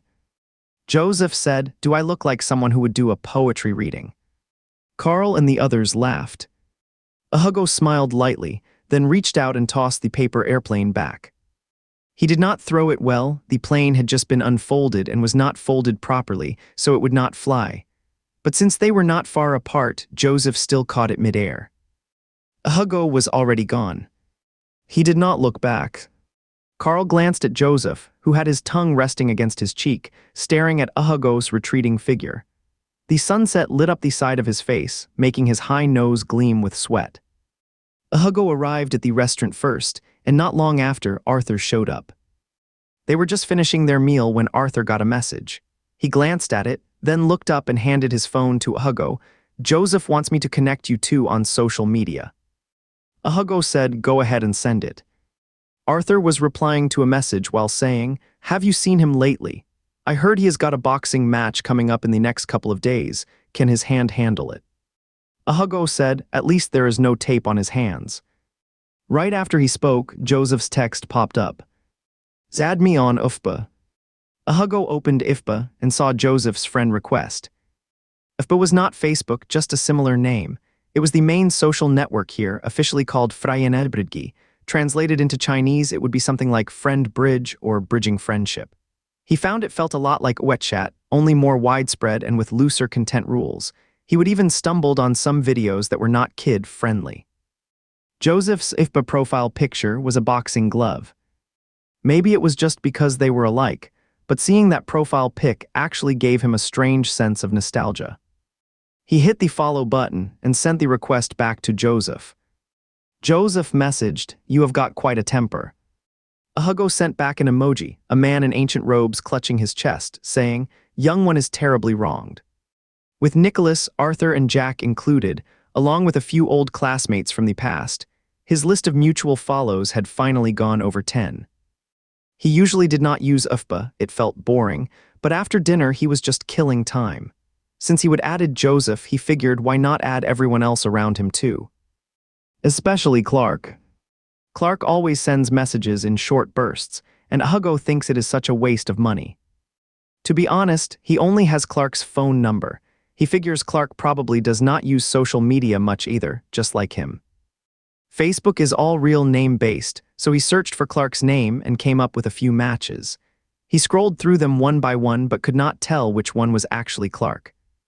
None of them felt like his style at all. He turned to Arthur and asked, "Which one is Clark's account?" Arthur said he does not have Facebook, he deleted it. Hugo looked up. Arthur sipped his juice and said he deleted his account back in middle school. Deleted it. Arthur set down his juice, his usual mischievous expression creeping in. Today he wore black-rimmed glasses, making him look even more like a gossip NPC. He adjusted his glasses, leaning in with a conspiratorial whisper. "Honestly, this is something pretty much everyone knows by now. Back in middle school, he was not nearly as withdrawn as he became later. No, not the loner type at all. He actually hung out with classmates back then. There were a few rich kids who got along pretty. Later on, a few of those guys transferred schools. No one knows if they left voluntarily or were pushed out. The ones who stayed now barely even acknowledge Clark. It is like they are strangers. They avoid him completely," Arthur said. "Since then, he hasn't joined any groups at all. Haven't you noticed he is not in the class group chat? I think that incident had a lot to do with why he is so reserved these days. Honestly, though, I still think he is decent. Not nearly as dull as people may." Hugo gave a soft and immediately regretted not inviting Clark to dinner today. After they finished eating, Hugo kept thinking about it. It was dark now, the food street buzzing with energy, the sense of all kinds of dishes blending into a warm golden glow under the streetlights, pure city life in full swing. A few junior high students were browsing the stalls, clearly still young, maybe 13 or 14 years old. Hugo watched them and pictured Clark at that age, probably taller than these guys, but definitely just as innocent looking. Do not know how it happened, but he suddenly remembered that day at their house when Clark told Sophia, "I am kind of quiet." Clark was indeed a bit reserved, but right then he realized something. In Clark's eyes, maybe he himself came off as even more withdrawn. He truly felt he was too dull, which is why he would said Clark was putting up with him. Tomorrow he will not have to work a part-time job, just regular classes, so during lunch, he will definitely invite Clark. He would make sure to include him from now on. But the next day, when he got to class, he found out Clark had taken leave and left school. He sent a message to Clark, "You are off sick." Clark replied, "Yeah." Then added, "Out doing something." Inviting those big names to give a talk at their school was not easy. It required careful scheduling and making sure everything from food and lodging to travel was arranged for them in Shandong. This year's GDC, hosted by Shandong, was the largest yet, bringing together top game developers, designers, and publishers from around the world. Most people could only skim through keynote speeches and events, catching a glimpse of new tech and trends. But he wanted to get Hugo access to some key. He wanted to bring Hugo face to face with those experts for meaningful conversations. This would be his gift as sardine to the cat who does not like fish. He did not mean to hide it. He just heard Hugo had complained about feeling tense around him, and he was afraid that if Hugo found out, he might pretend to like him despite actually resenting the friendship. He was truly terrified of losing this cat. This gift was also an apology. He hoped it would help forgive his own selfish desire, and from now on, they could move forward together side by side in the things they both loved. Hugo had been living a really fulfilling life these past few days. Being busy made him happy. Whether it was theater or part-time jobs, Hugo could feel himself growing fast. He has already mastered all the swimming styles. Once he builds up more strength and his stamina improves, he should be able to pass the swim test requirements. He really has a natural talent for sports. Those 2 PE classes he signed up for, he is doing great in both. Last week he barely managed to pull the bow all the way back, and everyone laughed at how shaky he was. But this week, he almost hit the center red dot, scored several 9 rings, so many that even their coach came over to take a look. Awesome, awesome, awesome. He feels he has got some real talent for archery, and loves the feeling of an arrow flying off. Hearing that, he wanted to give it a try. So during break, he went to the school arcade and shot at balloons. Surprisingly, he hit every single one. "Young Master Arthur, you are serious. You have never played before, come on now." He thought shooting was way easier than archery. Shooting is seriously cool. The costumes for their stage play were all ready by then, and they had their first full-run rehearsal with makeup on Friday. Arthur went all out to hand out the leftover concert tickets to everyone else in the play. He was especially eager to push them on Nicholas. Nicholas said, "I do not follow girl groups."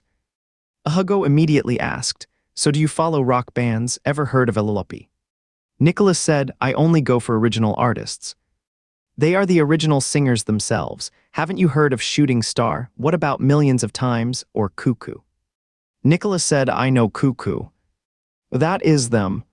Hugo saw he was not getting anywhere and gave up. Young Master Arthur jumped right in with a pitch. "You really do not watch girl groups. They are all super pretty, I swear." Then Hugo heard Nicholas say, "I am into super handsome boys."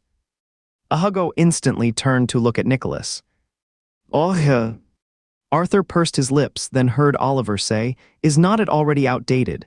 The current sensation is red strawberry." Arthur snapped back, "You are the one who is out of touch. They were just shelved for a year, now their tour's already underway." Oliver calmly said, "Then why are they handing out tickets left and right? If you are even a second late, red strawberry sold out, and scalpers are driving prices through the roof." Hugo quickly pulled Arthur away. Arthur said, "What would a clueless guy like you even know about beauty? The red strawberry crowd's full of plastic faces." Hugo chimed in, Yeah, sure. You will see for yourself when you are there. I have got a real beauty in my idol, Isai." Hugo said, cannot wait. Nicholas laughed quietly beside them and could not help but reach out to adjust Hugo's hat. Hugo fixed his hat and said, "Hey, Mr. King, do not do that." Nicholas burst into laughter this time. He found Hugo's true personality really entertaining and surprisingly sharp-tongued. "Have you put on a little weight?" Hugo looked up at him, the stage lights shining down from above and casting shadows across his face. Hugo actually sounded pretty proud as he said, "I have gained over 3.5 pounds this week. Totally worth it since I eat so much at every meal." "Then keep eating more," Nicholas grinned. Hugo turned around, took off his hat, smoothed down his hair and fanned himself with it. His head was getting warm under the hat, so he pushed all his bangs back to reveal a smooth forehead. Nicholas thought Hugo actually looked pretty good. A bit heavier, he might look even better. He caught a whiff of Hugo's hair scent and asked, "What kind of shampoo are you using?" And he leaned in to sniff again.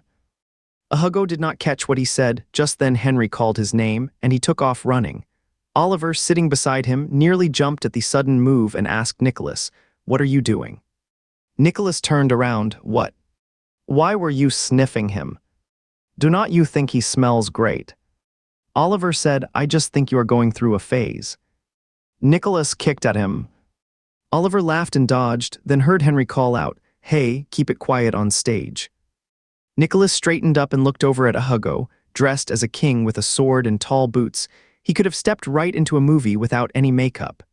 Even though Hugo blended in among the crowd and did not stand out in size or outfit, Nicholas spotted him instantly. Hugo's first group performance. Back then he had been shoved into it last minute.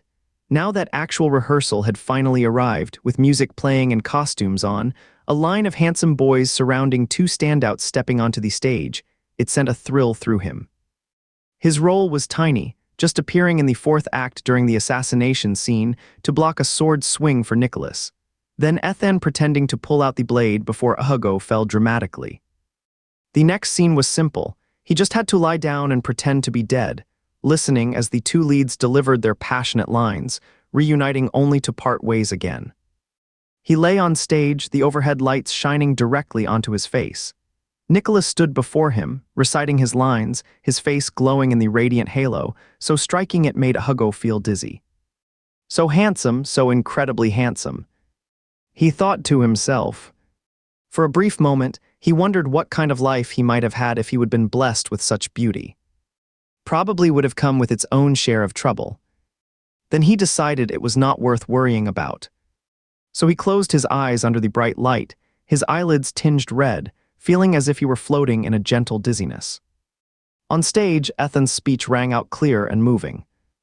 Then came the brothers embracing, the younger one shielding the elder with his body, dying in his arms. Then the curtain fell. Only when the final scene ended and the lights dimmed did he finally open his eyes, fumbling to get up. Then he saw Ethan's boyfriend, a varsity athlete, standing on stage with a dark scowl. Ethan rushed over, and the boyfriend started wiping furiously at the fake blood smeared across his face. It was from earlier when Nicholas had brushed his face. He looked like he was about to explode from jealousy. "Idolin, you know how hard it is to pull off the jealous lover trope. This kind of over-the-top jealousy is not going to make anyone go, aw. Oh well, as long as the little couple likes it, that is what matters." He noticed Ethan seemed to be enjoying it, still in his costume, when Idolin pulled him off the stage, only to be stopped by their straight-laced class monitor. Henry said, "Ethan, change your clothes before you leave." Ethan coaxed gently, "Be good, just wait a minute." Idolin huffed and let go, then glared at Nicholas' hand, the one that had just touched his boyfriend's face, as Nicholas stepped down from the stage. Nicholas wiped the fake blood off his hands with a tissue and said, "Your boyfriend shares a changing room with us. Why do not you go check on him?" Udalin did not hesitate. He went after him right away. Oliver unfastened his costume and chuckled, "Why would you have to go and upset him?" Nicholas said, "Come on, is it really that serious? Those two are head over heels. You have never been in love. You do not get how possessive people can get." "I would not act like that even if I were dating someone," Nicholas said. "Do not say things like that, you will regret it," Hugo warned him. "You are not actually going to end up eating humble pie, are you?"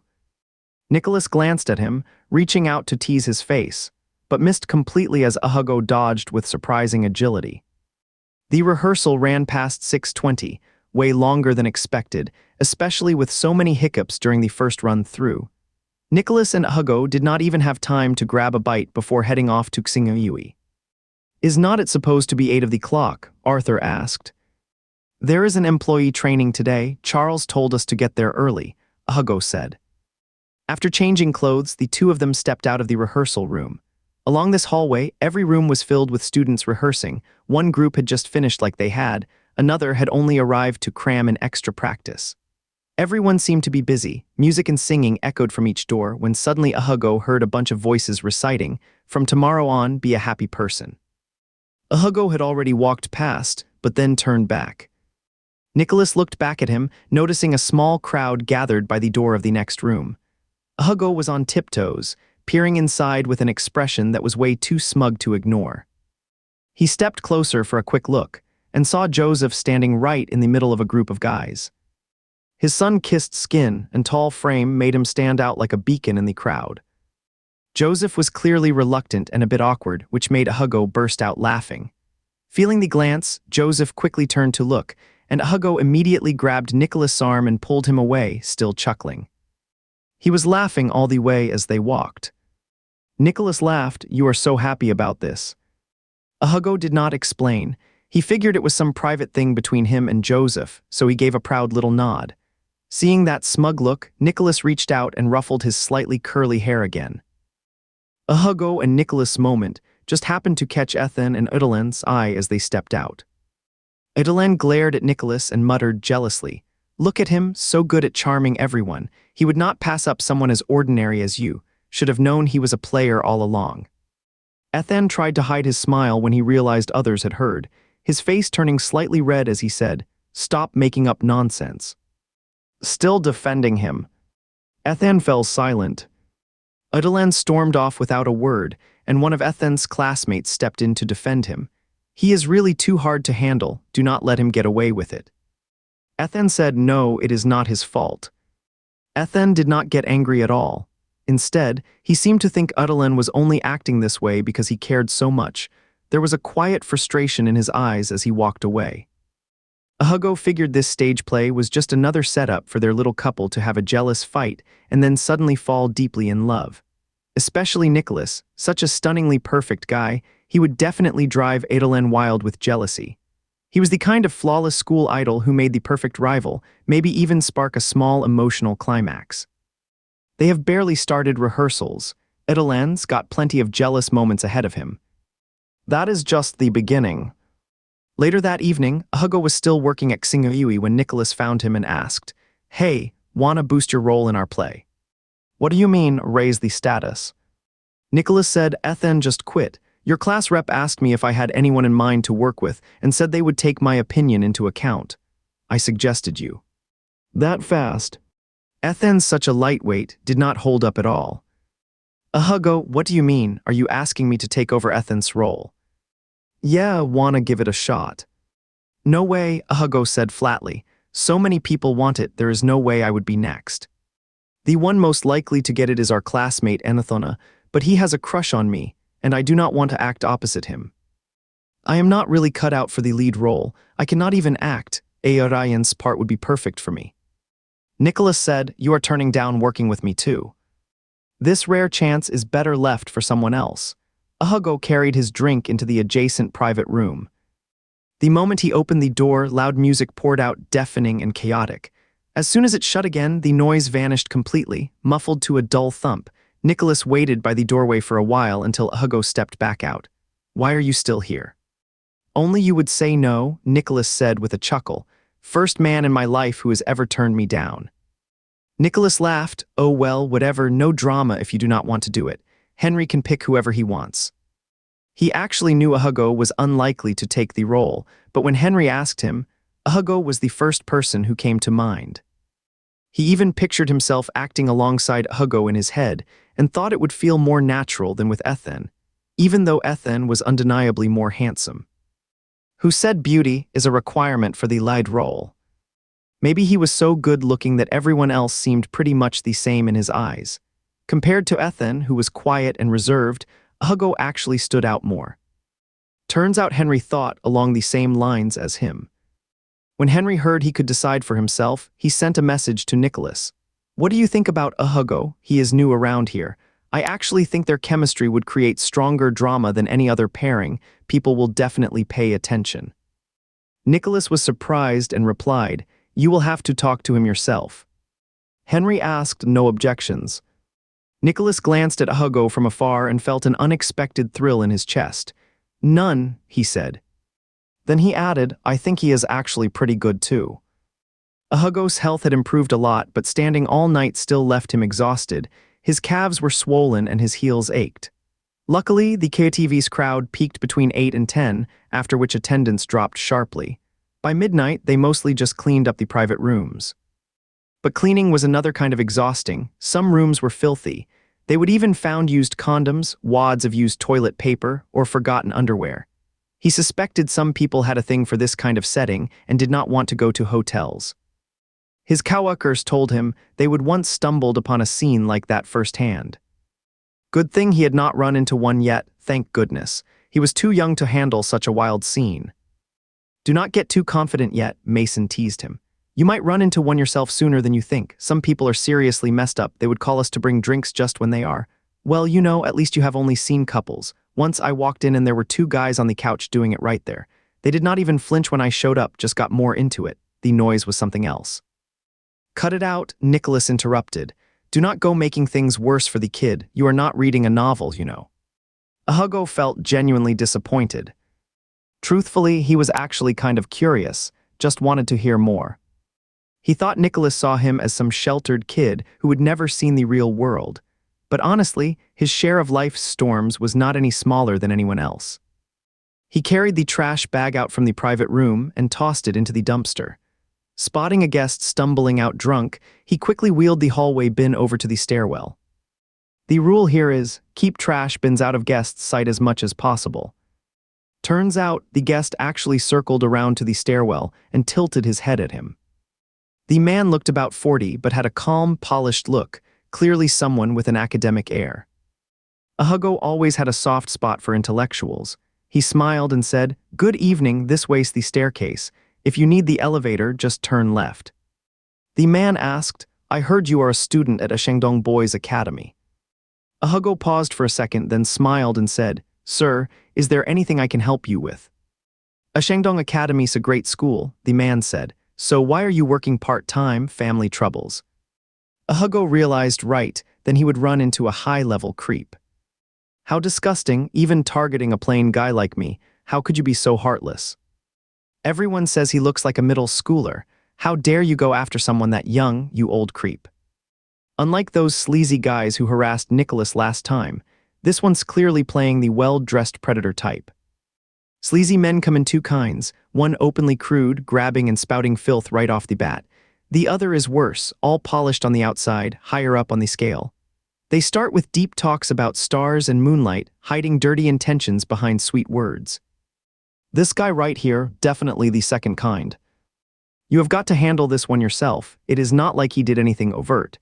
So Hugo smiled and said, just out here to build some experience. Mister, could you please step aside, the trash bin's kind of stinky. As he spoke, he pushed the trash can forward and the man stepped back.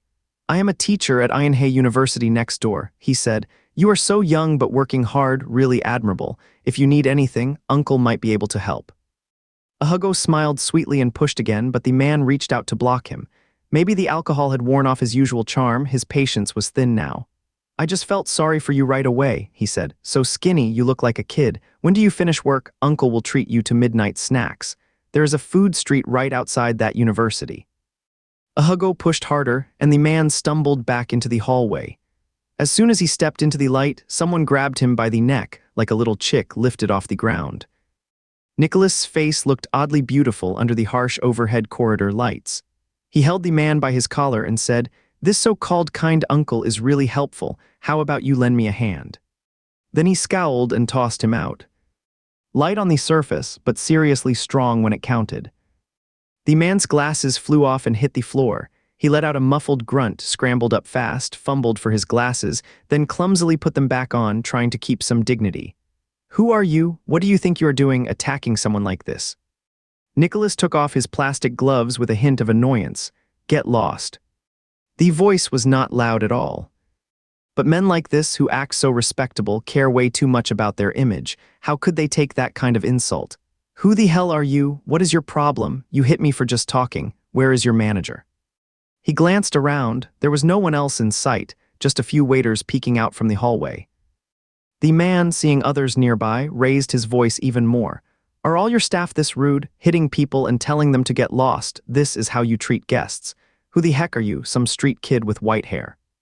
Nicholas had not been too angry at first, but seeing him act so high and mighty made him snap. He took a step forward, ready to move in, then Hugo stopped him. Hugo nodded toward Mason. Mason, cover the camera. Mason reacted fast and immediately raised his mop to block the hallway's security camera. Hugo let go of Nicholas. Go ahead. Nicholas had not expected Hugo to pull this move. The man froze too, and he was not stupid. Realizing everyone was one of their own, he muttered curses and headed straight for the elevator. Hey, uncle, Hugo called out quickly. Do not go, were not you going to treat me to midnight snacks? The man rushed into the elevator and Hugo followed right behind. Nicholas grabbed his arm, no need to chase him. Do not want him going straight to Charles with complaints. I got to clear this up myself. Nicholas said, I will handle it. Hugo replied, you have got a history with Charles, let me go. Do not you think I look like the kind of guy he would believe? He would totally buy my story. With that, he stepped into the elevator and headed down. Nicholas glanced at Mason. Mason swallowed hard. I really underestimated Hugo. Nicholas thought, not just you, I underestimated him too. But he was not convinced, so he followed down to check. He did not see the man, but right after stepping out of the elevator, he spotted Hugo waiting there. He is gone. Hugo pushed him back into the elevator. That old creep probably felt guilty and left as soon as he hit the ground floor. I thought he would cause a scene. Nicholas reached out and gently touched his cheek. I am impressed, really impressed. What is up? Hugo looked utterly innocent. Smart move, you have got real experience, knowing how to cover the camera. Hugo wanted to say, it was all hard, earned lessons from painful memories. Back then, whenever someone came at him, they would always cover the camera first. Covering the camera had once been his worst nightmare. Now he was just using the villain's own tricks against him, nothing more. He gave a soft smile. I cannot do much else, I still need you, Nicholas. Without your help today, I would not know what would have happened. Stop pretending, Nicholas said, though he was secretly pleased. I always keep my word. Once I say I have got your back, I mean it. If you get so much as a scratch, that is on me. That is so touching, Hugo said. They both laughed after finishing their talk. Nicholas still gave him a warning. Next time you run into someone like that, just go around them, do not worry about offending them, or call me, you really need to eat more. Once you are stronger, I will teach you some boxing. I am a golden dragon rank. They returned to the floor they had to clean. Nicholas put his gloves back on and picked up a trash bag, then suddenly let out a sigh. Hugo looked at him and saw that Nicholas was eyeing him from head to toe, saying, You are finally starting to grow into it. You are already getting hit on. But remember this, being good-looking is not our fault. Anyone who gets harassed is the victim here. Hugo finally realized he was just joking around and laughed before heading into the private room. Still, he did seem to have grown a bit more. As he wiped the sofa, he caught sight of his reflection in the shiny wall. His uniform now fit him much better than when he would first started. The KTV outfit was perfect for someone slim like him, and with the dim, dreamy lighting, red, blue, or lush pink, everywhere from the private rooms to the hallways, Hugo in his uniform and headset looked unexpectedly sharp and strikingly elegant. They clocked out at 12 sharp and headed back to the break room to change. He was still undressing when his phone rang inside the locker, Clark calling, asking if he would finished work yet. You are still up, he asked. No, Clark said, I am out eating dinner. It has been a late night. I am about to be done here, Hugo said, having already taken off his pants and cradling the phone between his ear and shoulder. Nicholas asked, what is going on with your back? Hugo glanced back and saw Nicholas lifting up his T-shirt. There was a big red patch on the lower part of his back, and the scratches from scratching were still clearly visible. Just scratched it, do not know why, but my back's been itching weirdly, he said. Clark asked, you busy? Not really, we are just changing clothes. We will be off soon. There was a brief silence on Clark's end, then Hugo said, I am going to hang up now. Are you at Xingyue? Clark said, I am actually not too far away. I will have a Grayson swing by to pick you up. No need, Hugo replied. Nicholas said he would give me a ride home. He lives near Taping Road. Clark had been waiting outside Xingyue for ages. He regretted using a question like that. Not long after, he spotted Hugo and Nicholas, along with about 10 others, coming out of the KTV together. Several taxis were parked at the front of the KTV, and everyone else was piling into them one by one. Hugo waited by the curb for a bit before Nicholas showed up on an electric scooter.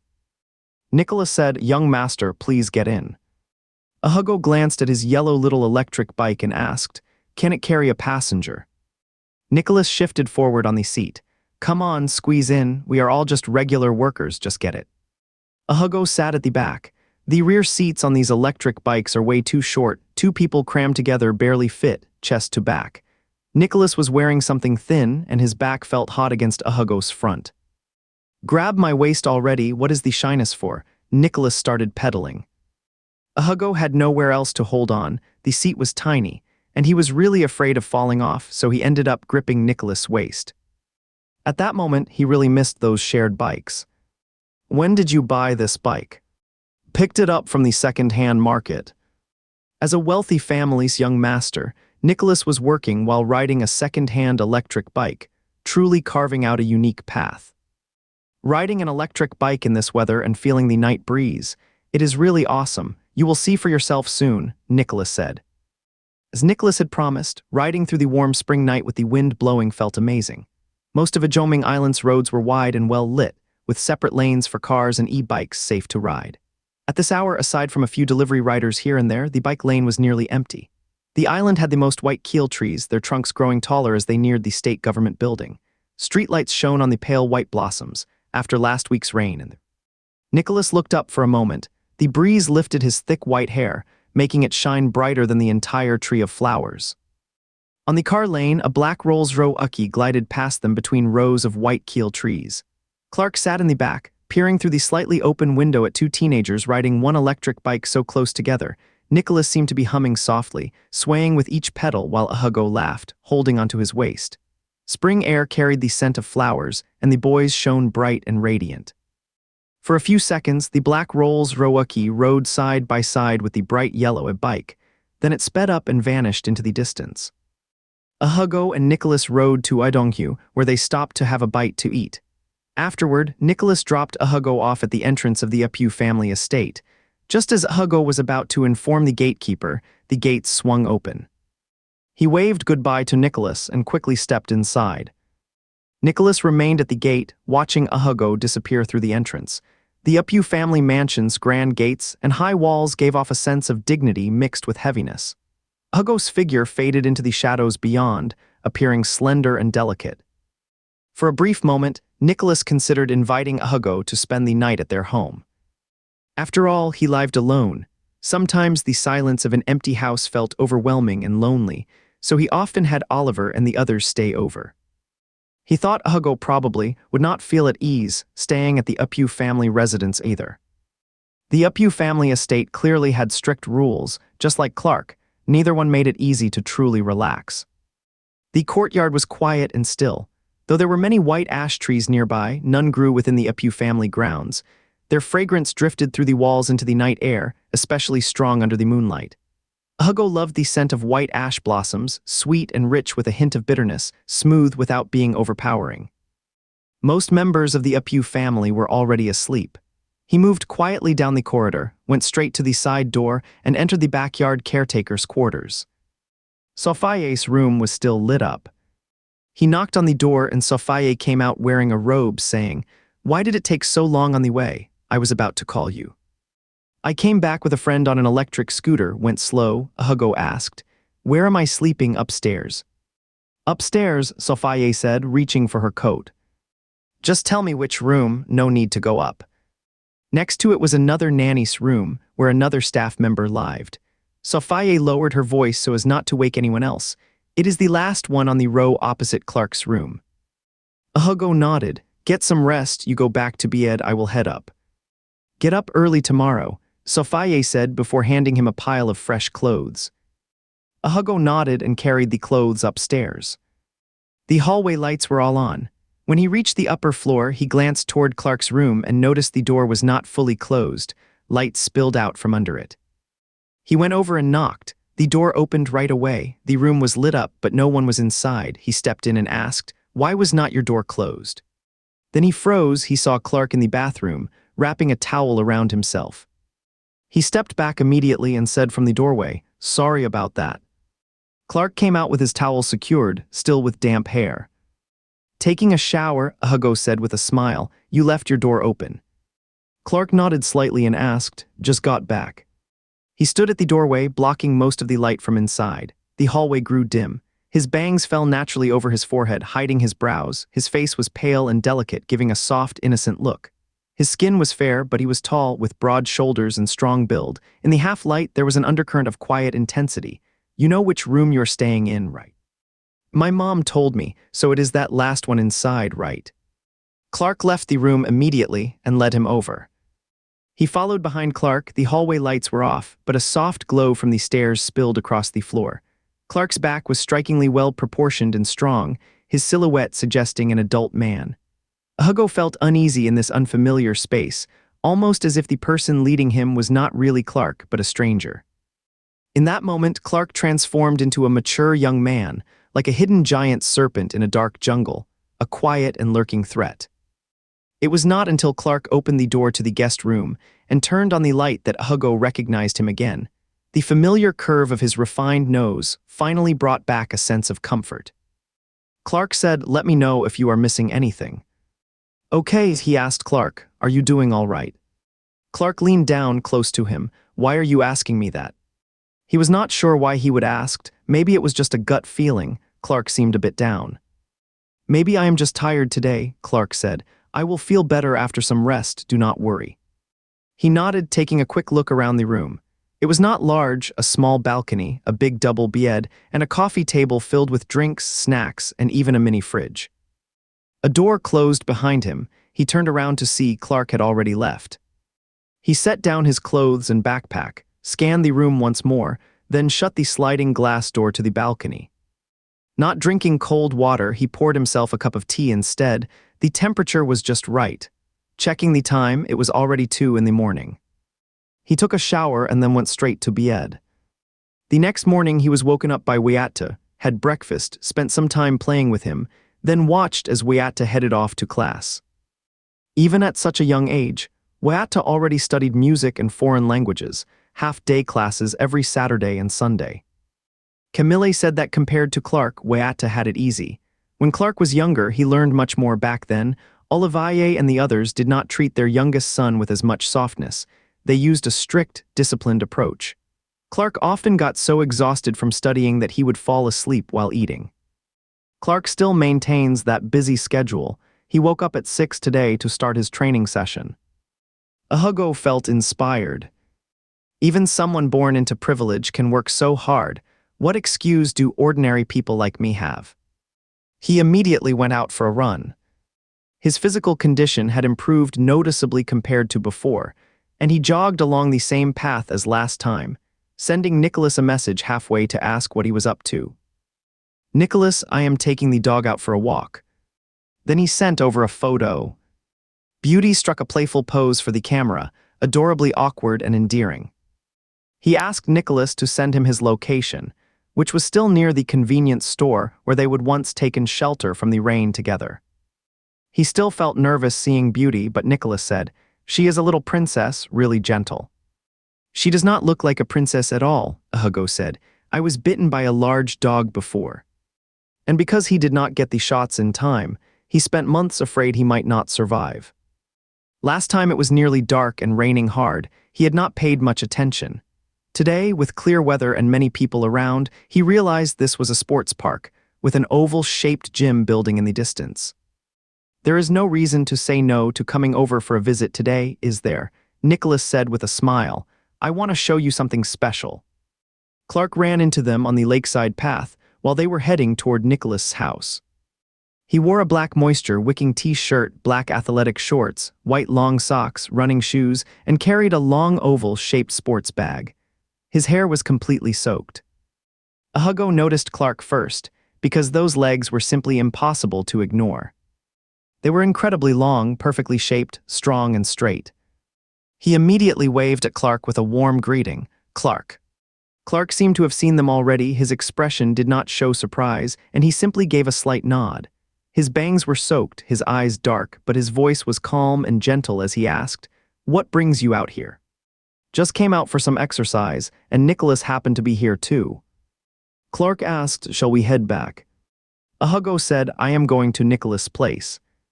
Nicholas smiled and invited, "Want to join us?" Clark showed no change in expression, his voice still calm as he said, "I need to go back and shower, thanks." He gave a slight nod and kept walking, backpack on his shoulders. Nicholas glanced at Clark and said, "His mood's gotten so much better lately." After speaking, he turned to look at Hugo, only to see Hugo still watching Clark. When Hugo finally looked back, he said, "Clark's legs are really long." He felt a deep admiration for Clark's physique, thinking it matched his idea of the perfect build. Then, seeing Nicholas, he realized this was a gap that could not be crossed between someone like him and the main character. He reminded himself to stay grateful and keep things in perspective. Nicholas' house was large, but there were no walls, just a big villa where he lived alone. Unlike Clark's tidy room, Nicholas' place was a bit messy. In the house, he only saw a photo of Nicholas with his mother, no sign of his father Gabriel. What Nicholas wanted to show him was not something visual, it was actually meant for him to listen to. "Yesterday on our way back by bike, I suddenly got an idea. I stayed up late and wrote a short melody, what do you think?" Hugo looked surprised and said, "You can write songs too." Nicholas said, "I am aiming to be a real original artist." Nicholas had a room filled with instruments and various sheets of music, a bit messy. He cleared the papers off the tall stool, then sat down holding a ukulele. "I want to hear your honest opinion. I do not know much about music, but I can tell you how an ordinary person feels." That is exactly what I am looking for, ordinary people's feelings. Nicholas settled in, brushed his hair back a bit, the red hoodie making his pale face look even brighter and lively. His long fingers casually strummed a few chords before he began humming and playing a short melody. Hugo did not understand much about music, but he figured this was something like a demo, a rough version with only melody and no lyrics.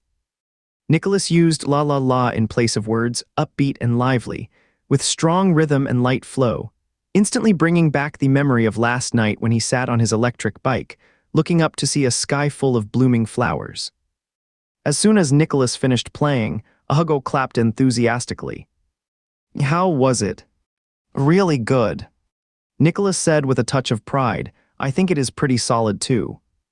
Hugo had listened to many of Nicholas' songs before, some were complete pieces, others just half-finished drafts, and some were only 10 or so seconds long. He truly thought they all sounded great. He thought Nicholas was really talented. Before, he only thought Nicholas looked good, but now he realized he was not just a pretty face, he had real skill. "Why do not your family support you?"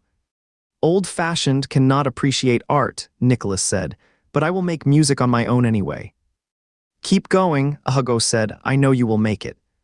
When I become famous, you can tell people you were the first to hear one of my songs. Then when you become super famous and have a concert, do not forget to invite me, nah, I will just buy a ticket to support you. You might need to act fast then, you might not even get a chance to grab one." Teenagers always love dreaming about the future, getting really excited about it, as if their bright hopes were just around the corner. Who would have thought one day he would actually be at his own concert? What about you? Have you ever thought about what you want to do in the future?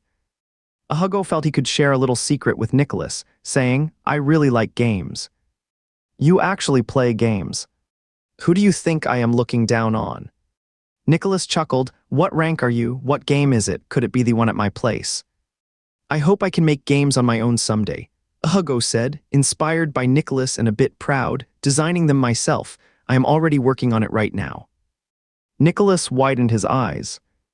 When he deliberately made that expression, 2 faint lines appeared on his forehead. "Have you finished it?" Nicholas asked. "I submitted it to a game company." Nicholas stared at him, lost in thought. "You little guy, I never would have guessed you are hiding so much." Hugo shook his head. Nicholas laughed, then glanced back at him, still looking a bit stunned. His expression toward Hugo had shifted in a subtle way. Hugo checked the time. "Oh no, I have got to go." He would promise to spend the morning with Weatta. He should be back from school by now. Nicholas escorted him out, and Beauty rushed over, making Hugo jump behind him for cover. Nicholas burst into laughter, instantly feeling that Hugo had returned to his familiar self.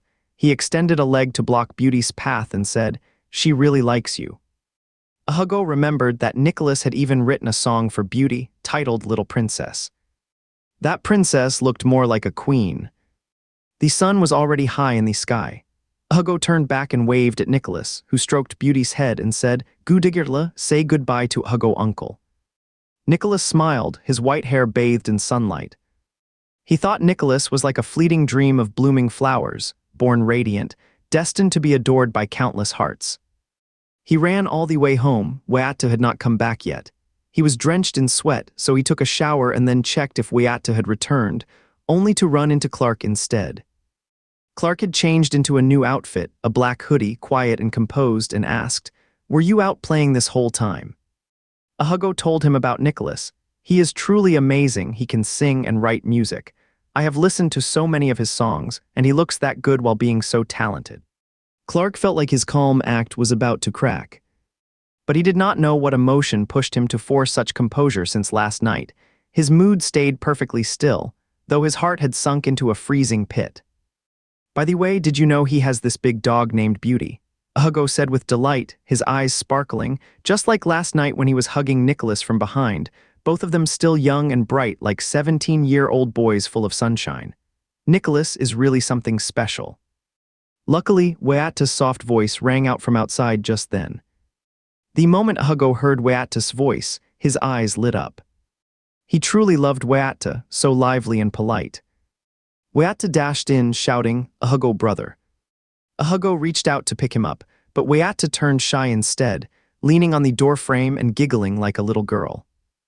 Hugo stayed to play with Weatta. Weatta was shy for less than 10 minutes before becoming lively again. The quiet house came to life, and Camille and the others had nothing else to do but watch them play. Clark went upstairs and finished his homework while hearing faint sounds of excitement below. Back then, Weatta used to be close to him too, but now he is drawn to someone else. He used to love this kind of quiet, but after being pulled into the lively world by Hugo, his heart changed. By the time he finished his homework and came downstairs, the house was silent again. He asked Sophie, "Where are they?" Weatta's foreign language teacher came for a lesson. Hugo said a classmate needed him, so he went out. Sophie looked at him and said, "If you want to find him, just call him and ask where he is." Clark did not make the call. A heavy, bittersweet feeling welled up inside him, something too complex to describe. No one knew how long Hugo would be gone, but he did not come back that night. When dinner time came, he sent a message to Hugo, "Are you not coming home for dinner?" Hugo did not reply. It was not until dinner time that Clark asked Sophie and learned Hugo had done exceptionally well during his trial period at Xingyue, earning an extra day of work, including Saturday night. Sophie said, "We cannot really control him, telling him not to push himself so hard. He says he enjoys working there, it is light on effort and pays well, and he gets along great with his coworkers. They keep each other company, which is enjoyable." Clark felt as if each word was like an arrow piercing his heart. This time, Hugo came back with Nicholas again. He knew the way well this time and went straight to the guest room. As soon as he shut the door, he heard Clark knocking. He opened it to see Clark smiling warmly and saying, "Still not asleep." Clark was wearing pajamas and looked very calm. He had never seen Clark's voice so gentle before.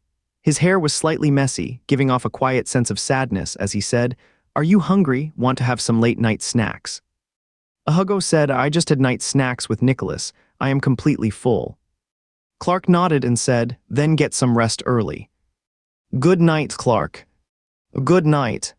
"Clark," Hugo called out to him. Clark gave a soft hum and turned around. "Is there something on your mind? Want to talk about it?" Hugo scratched his head, saying, "You have seemed off lately." Clark said, "Let's talk tomorrow." Hugo paused, surprised that Clark agreed. He nodded. Clark spoke gently, "You must be worn out, get some rest." Hugo nodded. When Clark was young, his family often said he was so awkward with words, and never spoke much, sure to get into trouble later in life. Everyone else in the family could talk easily, but he was the quiet one. He thought if it came to making Hugo happy, he was not as good as others, so he would just try harder. But now, just trying hard did not seem enough. Maybe he was asking for too much. He felt deeply disappointed. This kind of bitter emptiness was something he would never experienced before. Hugo was truly exhausted, so he took a shower and fell asleep immediately. The next day, he woke up and went straight to find Clark, but Clark had gone out for exercise again. "Is he at the gym?" Camille laughed. Their school team started preliminary matches back in March, did not they? Training must have already begun. In a few weeks, they will probably be training from morning till night. Hugo was just thinking about going for a run too, so he said, "Then I will go check out the gym." He reached the entrance hall to change his shoes when suddenly he heard Camille laughing and saying to Sophie, "Clark might be dating someone.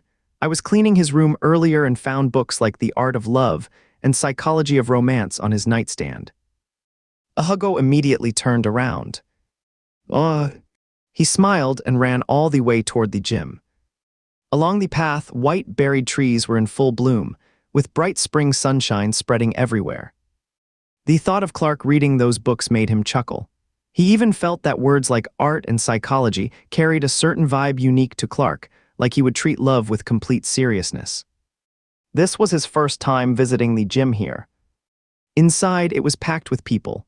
Aside from a few smaller rooms, there was a large green grass field in the center, an open-air space with lush, soft turf. A crowd had gathered around it, and on the field, a group of young men were actively playing. It was actually a rugby match. He would only ever seen rugby on Super Bowl news coverage. This was far more intense than basketball or soccer. It was a high-energy, fiercely competitive sport. He was instantly drawn in and forgot about looking for Clark. He slowed down to jog across the stands, stepping down one stair at a time, watching the crowd around the field cheer and shout with excitement. As he jumped off the last step, he saw a tall guy holding a red rugby ball in one hand, breaking through a wall of players like lightning, rushing straight toward him. He seemed to sense his presence instantly, turned his head briefly, and vanished past him in a flash. It was Clark, his jersey snug against strong muscles, long and athletic legs, sweat-dampened black hair, sharp features, and an intense energy radiating off him. That moment summed up 4 words: violent elegance. Clark was actually playing rugby. In his mind, rugby was always played by a group of heavily built men. The contrast with Clark was simply too great. He could still picture playing tennis. Even soccer felt a bit too intense for someone as quiet as Clark. Turns out, Clark had a side he never knew about.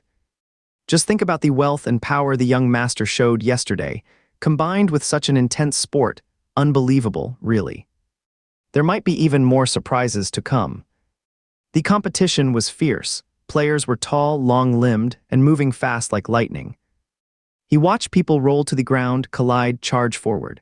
Clark's hands were huge, gripping the red ball, his knuckles reddened.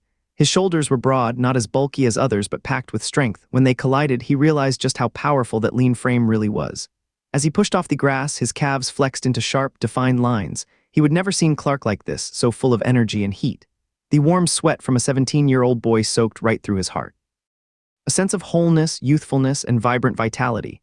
This kind of life force was exactly what his frail and delicate body lacked most, what he deeply longed for. It stirred an instinctive admiration. A healthy body is a kind of life force. Youth itself is a life force, so too is the raw energy of young men. Even that unexpected physical presence, unmatched by his gentle looks, subconsciously made him admire it as a fellow male. Clark had become towering and vivid in his mind, making his heart thump. Yet he told himself it was just the energy of the intense game that stirred him, so he joined in cheering with everyone else. Clark was clearly the standout player, the slimmest and tallest, yet also the fastest. He pulled out his phone to record a clip. Clark had definitely seen him. He kept glancing over in his direction. But after the game ended, Clark stayed right on the field and did not come over. Hugo waved at Clark. Clark's reaction was even stranger, just biting his lips and glancing over occasionally. When he rolled up the bottom of his T-shirt to wipe his face, Hugo caught sight of his clearly defined abs. Sweat glistened on his skin, the waistband of his pants visibly dampened, as if wrapped in a wave of warm, charged energy. He was stunning. He almost wanted to touch those abs. The coach blew a whistle and the athletes gathered together. Clark stayed at the back, still glancing over in his direction now and then. This probably was not an official game, since no one was wearing proper football gear. The sport can be quite intense and risky to play without protection. Official matches require helmets and various safety pads. That means they were not giving it their full effort earlier. It is hard to imagine how exciting a real game would be. Hugo was not sure how much longer the training would take, so he went back up and found another spot to sit down, waiting for Clark and the others to finish. About 10 minutes later, the practice ended completely. Hugo saw them heading toward a different exit and was just about to get up and follow when he noticed Clark stepping away from the group and walking over toward him. Hugo stopped in place and smiled from afar. "You actually play football." Clark looked up at him, and Hugo slowly came down the steps one by one. He did not realize each step he took felt like it was landing right on Clark's thoughts. "You looked really impressive out there just now," Hugo said. Clark's face was still damp with sweat. The front strands of his hair were soaked and less thick, revealing his brows and eyes beneath. Hugo was used to Clark's quiet nature, so he spoke up. "You go grab your bag first. I will wait for you by the exit." Clark nodded, and Hugo decided to walk with him toward the opposite exit. Clark paused for a moment, then followed, walking silently alongside him across the field. Hugo was wearing sportswear too, but he had been feeling weak today and had on long sleeves and pants. The soft, loose gray outfit made him appear even more slender and delicate. As they reached the exit, he caught their reflections in the glass door, Clark behind him, eyes seeming to linger, soaked with sweat, his tall frame nearly blocking out the view of Hugo entirely. He thought if they were playing on the field together, Clark could easily knock him off balance and break him apart in one move. Clark went to change clothes, while Hugo waited at the gym entrance. Watching as other players came out one by one, he still had not seen Clark appear. He walked to a nearby store and bought 2 bottles of water. After drinking half of one, he finally saw Clark coming out with his backpack. He now had a jacket on over his torso, still wearing shorts underneath, youthful and tall. Those legs were truly stunning. Long and pale, the right amount of hair in all the perfect places. "Why did you take so long?" Hugo tossed him the other water bottle. Clark caught the bottle in his hand, glanced at him, and said while holding the water, "Sorry for making you wait." Due to just finishing training, his fingers and forearms were flushed red, yet he did not drink from the bottle. They walked back together and Hugo said, "Are you going to play in a competition?" Clark gave a quiet nod. The youth school rugby league starts gradually at the end of the month. Hugo praised Clark without holding back. "You looked really impressive earlier." Clark did not seem embarrassed by the compliment and instead kept staring at him in a strange way. Hugo turned to look. "What is wrong?" Clark pressed his lips together slightly.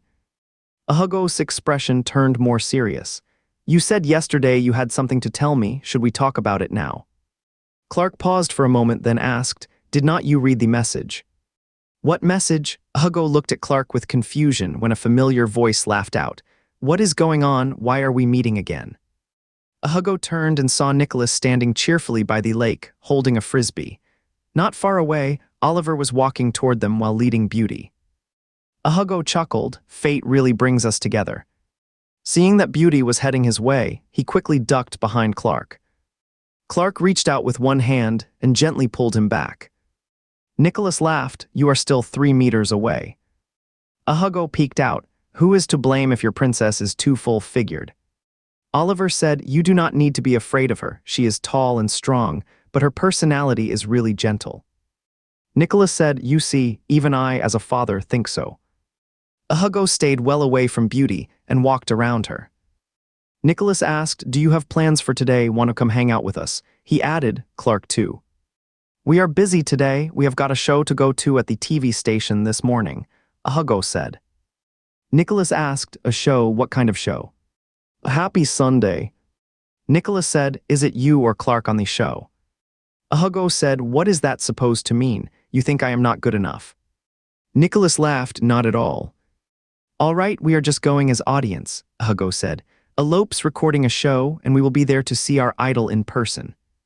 Nicholas glanced at Clark, "So Clark's going too?" Hugo said, see the difference. Why can I only be an audience member, but he cannot? Stop teasing, he said, looking at Clark. I just did not expect Clark to go too. The two kept trading remarks like a playful back and forth, and Clark finally spoke up. Yeah, let's all go together. Hugo's easy familiarity with Nicholas made Clark uneasy. Hugo told him, he has got better taste, he likes elope too. Hugo chatted a bit more with them, and even pushed past his own hesitation to wave at Beauty from afar. Clark quietly stayed by his side. Did your class leader reach out to you? Nicholas asked. Hugo said he reached out. Think it over, okay? Not only do I believe in you, the director does too. I will guide you. What is there to be afraid of? It is not as hard as you think. Plus, playing the lead gives more points, you know. That point was definitely tempting. Oliver asked, so who is playing the lead, Hugo? Nicholas said, Ethan quit because his boyfriend got too jealous. Oliver laughed, you must have driven him away. Did you do it on purpose? Seeing Edelin staring at me like that just gets under my skin. He thinks his boyfriend's some kind of dream come true. Everyone should adore him. Honestly, I do not think he is even half as good as a Hugo. Oliver's amusement faded. His gaze swept over Clark beside him, and when he saw the young master was not smiling, his lips pressed down. Hugo said, then you should take a good look at your eyes. Nicholas smiled. Seriously, I think you are way better than him. Let's work together, friends make things easier. Acting with someone like me, you would never come out on the short end. Hugo hesitated and did not agree right away. He mainly felt he was not up to the task. I will think about it. Think again, Nicholas said, leaning slightly forward. His thick white hair fluttered in the breeze under the sunlight, his striking face glowing so brightly it seemed to freeze Clark in place. After parting ways with Nicholas and the others, Hugo walked for a while, then suddenly remembered. Wait, what did you say about that letter? Clark spoke abruptly. Honestly, I do not know much about elope, and I cannot say I am fond of it. Hugo blinked, turning to look at Clark. I acted like I liked it just because you did. Hugo came to a stop. Clark also stopped, his expression dark, sweat clinging to him like tears had soaked through. He was truly delicate in appearance, with a strikingly handsome face. The sharp arch of his frown added strength to his look. He would always thought this kind of beauty was rare. Clark looked at him as if he wanted to reveal everything completely. It was not jealousy toward Nicholas, nor was it about personal possession or envy. It was the brightness of seeing him with someone else that deeply troubled him, not because of what he would lost, but because he felt his own efforts could not bring him the joy that came so naturally to others. I wrote you a letter and left it on your nightstand. You might not have seen it. Check it when you get home, then decide whether you want to go with me to the TV station. Clark lowered his head slightly, as if the warmth in him had been carried away by the wind. Hugo was even more surprised to hear that Clark had written him a letter. He felt it was something serious, his heart raced, and he could not joke around anymore, simply saying, okay. They did not speak again on the way back. Hugo kept glancing at Clark now and then, finally understanding why Clark had been acting so oddly today. What could he possibly be trying to say, and why go through something this formal with a letter? When they got home, they saw Camille bustling around in the living room. She asked, did today's training wear you out? Clark said, not really. Then he went upstairs. Sophie told Hugo, take it easy. Work is already tiring, you should pace yourself with sports too. Got it, Hugo said, then ran upstairs and went straight to his room. He definitely found a brown paper envelope on his nightstand. He would rushed out this morning and had not noticed it. No wonder Clark looked so strange when he saw him at the gym. He picked up the letter, sat down by his bed, and lightly ran his slender fingers over the envelope. He felt nervous, more so than a boy might feel opening his first love letter in life. What Clark had to say was definitely something big, something that mattered a lot to him. He pulled out all the papers inside, and what he saw first was an invitation to Ugdka. Hugo's eyes widened as he spotted his name right at the top of the invitation. But instead of reading the invitation carefully, he flipped it over and then saw Clark's letter. The first line read, "A cat that does not eat fish. Hello." It was a bright, sunny day. Springtime radiated warmth, and the fragrance of flowers drifted over high walls, floated across the courtyard and poured through the windows. Olivier had just returned with guests, and the house buzzed with activity and cheerful laughter. A few visitors had come to the home, and Olivier handed Clark a pile of gifts she would bought for her son, asking him to go down and greet them. They all placed strong importance on children's social development. The guests did not treat Clark like just a kid. They knew about his work running a game company. While Julian thought it was not serious business, these family friends were supportive, though not necessarily endorsing the path of starting a company. They simply believed that letting young people take on real responsibilities early was good practice. Recently, Oudka was coming up in Shandong State, and someone had mentioned it to Clark. After the guests left with Julian, Clark stepped outside but did not see Hugo anywhere. He did not go upstairs to look for him. Instead, he walked into the backyard and stood beneath the rose arbor. The recent warm weather had caused delicate buds to appear on the roses, thin, stiff stems with small thorns. He was slender in frame, dressed neatly for meeting elders, a black coat, gray dress pants, and polished black shoes, so formal it might have suited an engagement. Sophie came back to her room for something and saw him through the window. She smiled. "Clark, what are you doing here? Just now Hugo was looking for you. Are not you supposed to be heading off to that show?" Clark asked, "Where is he?" "Right here," Hugo's voice came from nearby.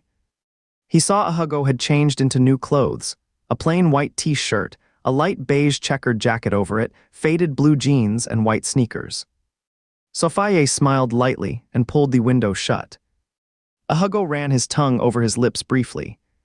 There was an awkward silence between them. "Have you known this whole time?" he asked. Clark gave a quiet hem.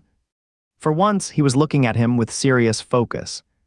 He had expected Clark to stay silent and look down. He thought Clark was still quite impressive. Clark's eyes were sincere. They were the kind of honest eyes that never lied, yet Clark himself seemed to know how to use that sincerity to his advantage. In truth, Clark's letter had clearly taken a lot of thought and care. He was trying hard to explain things. But he still believed Clark was not being completely honest. Instead, Uklik brought up a topic that seemed a bit distant. "Are you going to the Oudka event next week?" Hugo said, "You know full well how tempting this invitation is for me. You are being really unfair." Uklik lowered his head and said, "Well, I didn't think it was that tempting. I just didn't want you to ignore me." Hugo glanced at him. Uklik was neatly dressed, the small birthmark on his neck barely visible against the pale skin, his slender throat moving slightly. There was a quiet innocence in his presence that felt strangely compelling. He said, "You really are special. I just didn't realize it sooner. I even went back and checked our chat history. Since the day I got sick, you have mostly only talked about work." "No way," Uklik said. "How can you say that?" Ever since that day, he and Special had mostly only exchanged messages about work. He could tell Uklik had been laying the groundwork. But he didn't think Uklik was playing games, he just seemed careful and cautious. Uklik said, "It's okay if you do want to forgive me, I can understand." After saying that, he really did look a bit pitiful, and Hugo couldn't bring himself to push him further. With such good looks and genuine sincerity, how could he resist? He'd actually planned to tease Uklik a little, give him a hard time. Too serious felt awkward, so a light joke would have eased the moment. He didn't see it as a major betrayal. "Fine, I get it. Honestly, I didn't realize you were so good at keeping things hidden. No more secrets from now on," Uklik said slowly, "I promise. Considering how hard you have been trying and looking so sincere, I'll forgive you," Hugo said. After that, the two ended up feeling awkward instead. A soft breeze drifted by, as if the air itself carried visible ripples. Hugo said, "Let's go, otherwise we'll be late." Clark gave a quiet hem. Uklik called Agreson, and the two went inside to pack their bags. They'd record their show first, then head straight to the concert without coming back afterward. They'd return directly to school. Agreson had come home today and was only a few minutes away. They waited for him in the front yard. But deep inside, Hugo felt restless waves of thought. He still had something to say to Uklik. He believed he should be clearer, to help put Uklik at ease. "I think you are not telling the whole truth," Hugo suddenly said.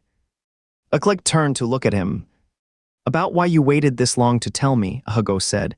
"Were you afraid I'd react like those others? pretending to be friends just because of other reasons, not really liking you. Uklik was taken aback for a moment. Hugo thought saying something like this might make Uklik uncomfortable. He believed it must have been a deeply embarrassing part of Uklik, past a painful memory from his teenage years that had caused him to shut himself off, never forming close friendships again. His letters repeatedly mentioned being too quiet and worrying he wouldn't be liked, with every word filled with self-doubt. It was as if Uklik truly believed that because of how he was, it made sense others would dislike him. He imagined that when young Uklik saw his friends say those things about him, at 13 or 14, he probably reflected on himself and believed what they said was true. But Hugo wanted Uklik to know he didn't need to feel that way, because there was into anything wrong with him at all. It's true some personalities are into easy for others to connect with, but as long as they do not harm anyone, no personality is inherently good or bad. Why should someone be expected to be talkative, skilled at conversation, cheerful, successful, or fit the mainstream mold? Society demands it, and even family and friends often do. But personality is only about compatibility. The world is vast, life is long, everyone can find their own kind of people. If others do into like you, there will still be someone who does, and likes exactly who you are. Thinking about how this had affected him made Hugo feel angry and regretful. He'd said things before that made Uklik feel trapped or weighed down, even though he was into the same as those others, not out of malice, but he could imagine how painful it must have been for Uklik to read those words. "I really like you now, do into worry," he told Uklik. "Back then we were into close, and I said things that hurt your feelings. That was into my intention. Going forward as friends, I'll be completely honest with you, I owe into ever let you down the way they did." Uklik smiled, bittersweet yet warm. "But people shouldn't be greedy, just being friends is already great. Friends who truly open up to each other." Yet because of those words, a deep emotional wave stirred inside him. He thought, even if they never end up together in the future, he'd still treat him with full sincerity. This kind of Hugo deserved nothing less than the best, and was absolutely worth being loved. Maybe because both of them were so genuine, the awkwardness they'd feared vanished sooner than expected. Knowing Hugo made him feel more relaxed around Uklik. Uklik's gloomy mood from the past 2 days instantly lifted. They arrived at the Shandong Province Broadcasting and Television Building, but Arthur couldn't make it. He had arranged a fan gathering online with some people he met through his fans, and was busy being the host. Hugo took the chance to ask if there were any extra tickets left, saying he wanted to bring Uklik to the concert. After everything that happened, he felt it would be wrong not to take Uklik along wherever he went, worried the sensitive young master might overthink it. Yes, plenty of tickets left. Arthur was thrilled when he heard Uklik was coming too. Hugo hung up the phone and wondered if there really were that many unsold tickets. "Looks like I'll need to be extra enthusiastic tonight to cheer Arthur on." Shandong's entertainment channel was extremely popular, with many shows being recorded daily. People were lined up to get in, and Hugo even spotted live audience members for one step ahead. But Benjamin was into there. He quickly snapped a photo and sent it to Benjamin, "Your audience." Benjamin replied right away, "Where are you?" Hugo gave Uklik a light tap. Uklik down a bit. Uklik, carrying both their backpacks, quickly crouched lower when he saw Hugo was about to take a selfie, smiling at the camera. Hugo looked at the two of them in the shot and said, "You are both so handsome, I look terrible by comparison." Uklik replied, "Not ugly." "True, it's not me who looks bad at you being too good-looking," Hugo said. Uklik bit his lip slightly and asked, "Really, am I that handsome?" Hugo sent the selfie to Benjamin, saying, "Waiting in line to get in." Then he replied to this handsome guy asking if he was attractive, "Not at all, you are ugly." Uklik laughed even more happily. Hugo thought Uklik really couldn't hide his feelings. After being so serious before, once he opened up, he kept smiling all the time. Well, if he's going to smile, why does it have to be such a soft expression? And he's so tall, really draws attention wherever he goes, especially with that kind of face. The audience members at the recording didn't seem to notice how many guys kept approaching Uklik, asking for his contact info within just a few minutes. Of course, there were even more girls. 7 or 8 maybe. but Aklik politely declined them all. Hugo said, you could have at least added one or two of them. I do want to, Aklik said. Hugo thought that a guy like Aklik really needed someone super proactive if he ever wanted to get into a relationship. He was truly very passive. Alope's live performance was amazing. This kind of band really comes alive in person, full of energy and powerful emotion, totally different from listening on a phone. But it was a shame that, since it was a variety show, they only performed one song. Hugo felt quite disappointed.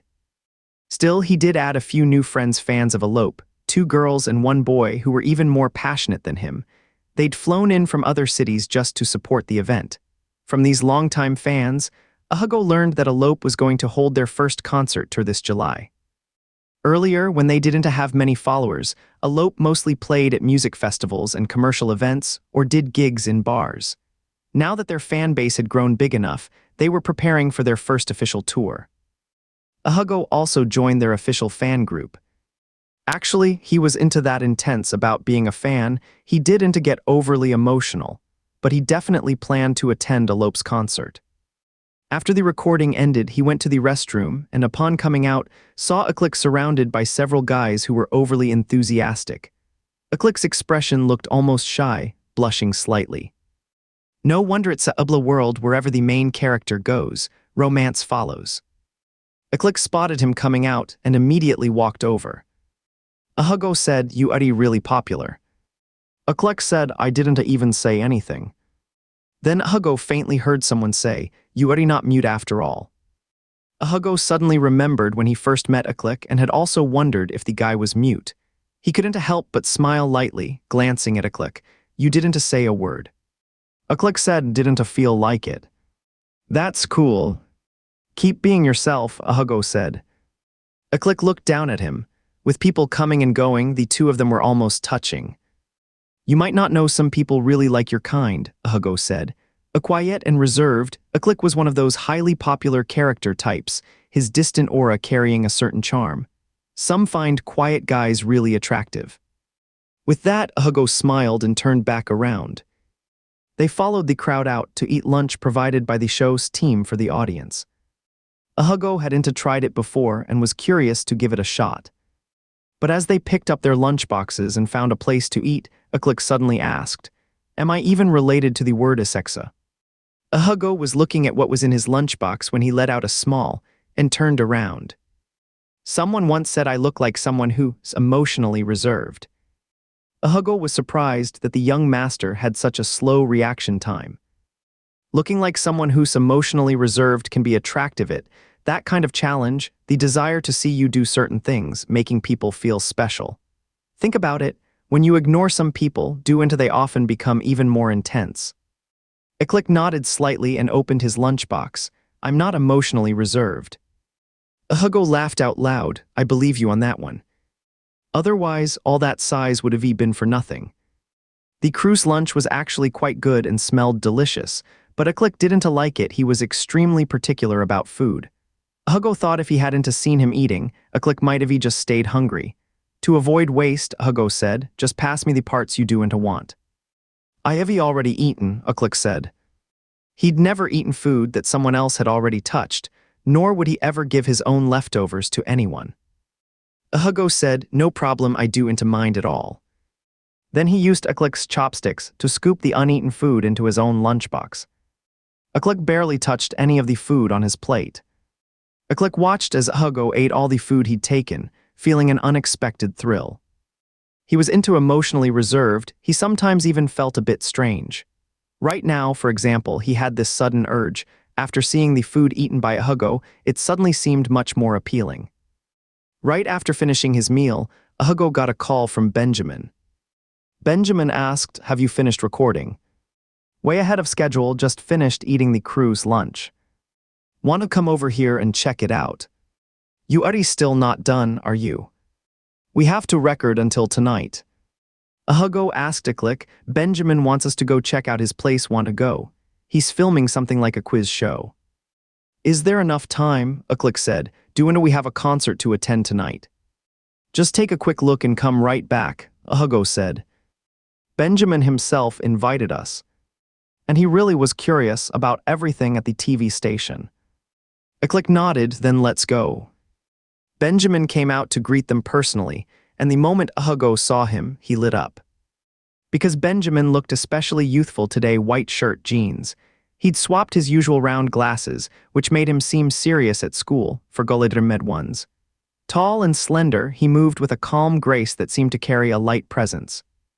He was also unusually warm in manner, smiling as he asked, "How did you find the production team's meal?" Hugo laughed. It was pretty good, there was even a chicken leg added. Iklik barely touched his. Benjamin said, it's normal he would into like the meals, it's not really his kind of thing. To everyone's surprise, Iklik actually spoke up and asked, "How about you, senior? How did it taste?" "I haven't eaten yet today, I'm too nervous to have an appetite." He'd come out during a break just to meet them, settled them into the audience seats, and then quickly left again. One is to Ifemi used a large studio hall, the crowd was in a full, so they were seated together in the Fronekinter section. As soon as Hugo and Iklik sat down, an assistant director came out to energize the audience. Having taken part in a recording before, Hugo now knew what was coming, that they were about to film audience reactions separately. He'd always assumed the audience reactions were genuine and immediate at the time. Turns out you can record them separately and edit them in later.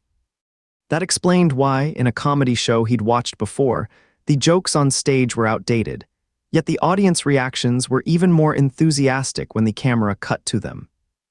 The assistant director stood with hands on hips and said, "Same as always, try to show more energy. The more engaged you look, the better your chances of making it onto TV. Ready? 3, 2, 1, clap, surprise, cheers." Iklik kept a neutral expression, but went along with the applause when needed. Hugo, on the other hand, was all cheers and exaggerated shock. His performance stood out dramatically. Benjamin, waiting on stage, saw Iklik glance over with a smile toward Hugo. Then he noticed the boom arm camera slowly panning their way, and the assistant director pointed at Iklik and called out, "This young man is really handsome, show more enthusiasm." Iklik was used to being directly in the spotlight. He just stared at the camera without responding to direction, so the shot lingered on him for a while. Hugo, clapping so hard his hands hurt, thought to himself, ordinary people just couldn't compare with the lead actor, otherwise, it'd be too much to bear. All of them putting in such effort was even close to Iklik sitting quietly and still making an impact. Now why is it that audience shots are starting to focus so much on handsome or attractive people? Benjamin thought Iklik really stood out.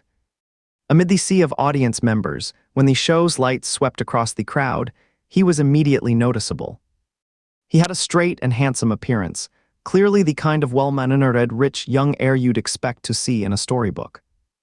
Benjamin knew he was into some noble or flawless figure, and likely his feelings for Hugo carried a bit of obsession and imbalance, so when he saw Iklik so strikingly present, all that filled his mind was that one phrase. "Be merciless toward your enemies, as ruthless as autumn wind sweeping away fallen leaves." So by the time the second round began, he was fully charged up. 1:2 Femi was a competitive quiz show covering everything from astronomy and geography to classical poetry, pop music, and everyday knowledge. Benjamin had now advanced into the second round, with today's challenge being a defense match, 10 challengers against him alone. He even took the risk of choosing a full Noni format. Despite his palms getting sweaty, he remained calm and composed on the outside, delivering confident and sharp answers in an intense quiz showdown that earned. Hugo was clapping so hard his hands felt worn out. A guy this well-rounded, with no clear flaws, no wonder he's meant to be the standard everyone else strives for. But Iklik felt relatively calm today. He probably expected it. Benjamin had gone to the trouble of inviting Hugo to watch, so he must have been confident. The performance tonight was indeed impressive, but since Iklik already had so much on his side, he wasn't as shaken as he had been the night before when he saw Eben and Nicholas riding a motorcycle together. So he could still greet Benjamin with great politeness. "Congratulations on successfully defending your title, senior." Benjamin's gaze behind his glasses swept over Iklik's face, elegant yet carrying an undercurrent of tension, and he smiled softly. "Thank you." Iklik, being so calm and clearly happy, unsettled Benjamin a little. In truth, he preferred their previous tense dynamic. Only when both sides are evenly matched do tensions run high. It's only those who feel completely secure that can remain so composed. He thought Uklik had too many advantages: timing, circumstances, and people, and he was practically glued to a Hugo. It was really annoying. He'd only planned to stay for a short while, but the match turned out so thrilling that by the time they left the studio, Hugo had already received several urgent calls from Arthur. He called Arthur back. I was at the show's venue. I'd turned my phone off. Arthur said, "We are already waiting outside the workers' gymnasium cafe. Just let me know when you arrive." The line was noisy on the other end, and he could hear a male voice with a sultry tone saying, "Girls, this new drink is amazing, you have to try it." He could already sense how lively the evening would be. He turned to look at Uklik, who was sitting straight and serious, and said, "You should brace yourself, tonight might get really loud." Uklik nodded. He didn't care about noise at all. He didn't think he'd be distracted by anyone else.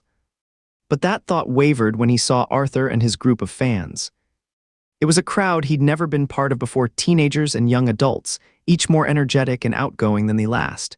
Some dressed like Barbie dolls, others with bright red wigs or boys in skirts, all wearing matching red Katia headbands. Even Noah and Joseph, who both had tattoos, seemed like quiet students among them. Sitting right in the middle of it, they looked at Uklik and Hugo like they'd found a lifeline.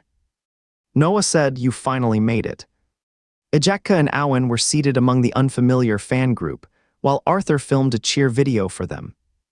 The concert hadn't started yet, but Arthur's voice was already hoarse. He waved them over with a cheerful "sit down, help yourselves, what do you want to drink?" Hugo took it all in stride. He admired how confidently everyone expressed themselves at a fan event like this. Still, he worried Uklik might feel out of place, so he gently guided him to sit quietly beside Joseph. "Joseph's here too." Noah said, "I dragged him here. He didn't want to come at first, but I told him you were coming." Hugo laughed. "Joseph really went out of his way for me." Joseph nudged him playfully, but Mist then said, "Your influence is strong. You even brought Uklik here." "I asked him to bring me," Uklik said. Noah lightly bumped Joseph's knee, and Joseph pulled his leg back. A few people in the group immediately noticed Uklik. "Arthur, your friends are way too good-looking." Joseph glanced at Noah, holding back a mischievous grin as he sipped through his straw and quietly watched Uklik's reaction. He finally felt free to relax. He started seeing Uklik in a better light too. Arthur quickly said, "Seriously, keep your distance. He's a straight student and a model citizen, doing to tease him." The boy in the leather skirt looked at Uklik and said, "Brother, you are so handsome." Uklik didn't look at him, just moved closer to Hugo, who was browsing the drink options, and asked, "What do you want?" Hugo ordered a lemonade and got an orange cappuccino for Uklik. "You didn't eat much at lunch. They have desserts here. Do you want anything? The cranberry panna cotta and the chocolate imoli crepe are both good." Uklik thought confessing was definitely the smartest thing he'd ever done, because he felt their bond had grown stronger since he opened up. He believed he meant something different to Hugo now. He really enjoyed this kind of closeness in public that made him feel special. "Then I'll take the chocolate one." He knew Hugo loved chocolate flavors. Hugo asked Joseph and the others, "Did anyone eat already?" "We just finished eating," Noah replied. "You haven't eaten yet." "Lunch was at the TV station. Dinner hasn't happened yet." "The concert probably ends around 10:30. Noah said, "You should grab something now." "I'm not really hungry yet. Let's just have a latanig to snack after it's over." Hugo turned to Joseph and asked, "How did the game go yesterday?" Joseph said, "Do wanna bring up that sore spot?" Hugo smiled. "How about the poetry recital?" Joseph nearly choked on his milk tea. Hugo grinned proudly, laughing out loud. Joseph reached to pinch the back of his neck, but Uklik gently stopped him with a faint smile and said, "Let him off this time." That really startled Joseph. When had Uklik ever smiled while talking to him before? Hugo said, "Spring festival events should be joined anyway. Free points are into bad to get. It's not shameful at all." "Joseph, are you never gonna stop?" Uklik just calmed down for a bit. "Noah, you actually signed up for the poetry recital, huh?" Joseph stood up. "Is it about time to go in?" Arthur glanced at his watch through the crowd. "We are almost ready to enter." The group got up and Noah asked Hugo, he really did join the recital. Hugo said, I can't even say for sure. Iklik went to get drinks for the two of them, and Joseph walked behind Hugo, then finally reached out and gently pressed his neck. Hugo flinched slightly, your hand's so cold. Joseph pulled his hand back instantly, it's just from the iced milk tea. When Noah and the others had gone to the restroom, Hugo suddenly said, I was really happy seeing you in the performance. Joseph froze for a moment, staring at Hugo. Hugo's face looked pale and small in the evening light, tall but very thin. He couldn't explain why, but those words felt like they reached him deeply, even though he hadn't felt anything when Ukkel and others had tried to get close before. It wasn't just wind brushing his face, it felt like it was gently touching his heart. But he knew Hugo was into trying to flirt, he'd told him, and Noah had shared that they were from the same place. He was into upset. Instead, he suddenly understood why Hugo had been acting so confident around him lately. It was like they finally understood each other. They both shared something deep inside. This bond only existed between the two of them at this elite school. Their care and support meant more than anyone else, because it felt like they were truly looking out for one another. He suddenly understood why he had ended up joining the poetry recital these past few days. He looked at Hugo, said nothing, and just gave him a quiet smile. Iklik returned with food and drinks in hand. Joseph noticed the two bags slung over his shoulders. One was a designer brand, the other an older backpack clearly belonging to Hugo. He reached out and said, give me the bags, go ahead and eat. Without hesitation, Joseph grabbed both bags. Iklik pulled his arm free from the strap and said, thanks. Joseph slung Hugo's backpack onto his back while carrying Iklik's bag in his hand as he walked ahead. Arthur's friends behind them stared at Iklik and Joseph so intensely it felt like they were being pierced through. Someone asked Arthur, who is he dating? Arthur replied, who? The other person pointed toward Hugo ahead. Iklik held food in one hand and a napkin in the other, making it hard to use his fork. Hugo gently stopped him by resting his hand on Iklik's arm. Though Iklik was over a head taller than Hugo with broader shoulders, the way he looked down at him carried a quiet warmth. In front of them, tall and imposing, with a streetwise cool demeanor and multiple tattoos on his wrists and neck, carried Hugo's soft-looking student backpack. The contrast was striking. Arthur mused, the difference in size and height really makes for good chemistry. He was surprised to admit he felt a little drawn in too. Seriously, who is he with? The friend pressed. Arthur shot back, you don't stand a chance no matter who it is. One's our school's top enforcer, he could toss you into the ocean if he gets annoyed. The other's our most reserved genius, if you push too hard, you will end up embarrassed. I know I do stand a chance with Joseph, the other said, but Cello brother seems pretty kind, do you think? He couldn't think of a reply right away. Arthur glanced at Iklik ahead of him, and well, he did seem to have a gentle appearance after all. Ajakka was the one who really nailed it with just one line, his grandfather is Damayan. If you think you can handle it, go for it. The other person froze in place. Ahoy! Once Damayan's name came up, anyone would know there was no point in even hoping. Arthur started smiling. He thought it'd be amazing just to have Iklik as a friend. Ordinary people like them shouldn't even dream about anything more, no matter who he liked. The energy at the concert was something no TV show could match. Even though Hugo didn't particularly like Ij, he could still imagine how happy a fan would feel seeing so many others who loved the same idol. This was Hugo's first time at a live concert.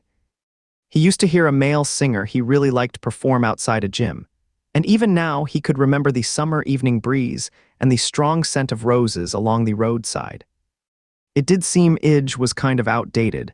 Just like Oliver said, only about half to 2/3 of the seats were filled at the gym, and when they queued up to get in, they even saw ticket scalpers selling off their tickets. But that didn't dampen Arthur's group's excitement one bit. Just seeing the idols' stage and giant posters was enough to make them excitedly take photo after photo. Noah held up his ticket and looked for a seat. This whole row is ours, sit wherever you want, Arthur said. Noah sat down right where he was. Hugo, who had been sandwiched between Iklik and Joseph, tugged on Iklik's arm and switched seats. Sit next to Joseph. Joseph asked, "Why don't you want to sit with me?" Hugo said, "You two do and seem very close, so I'm pairing you up to get to know each other."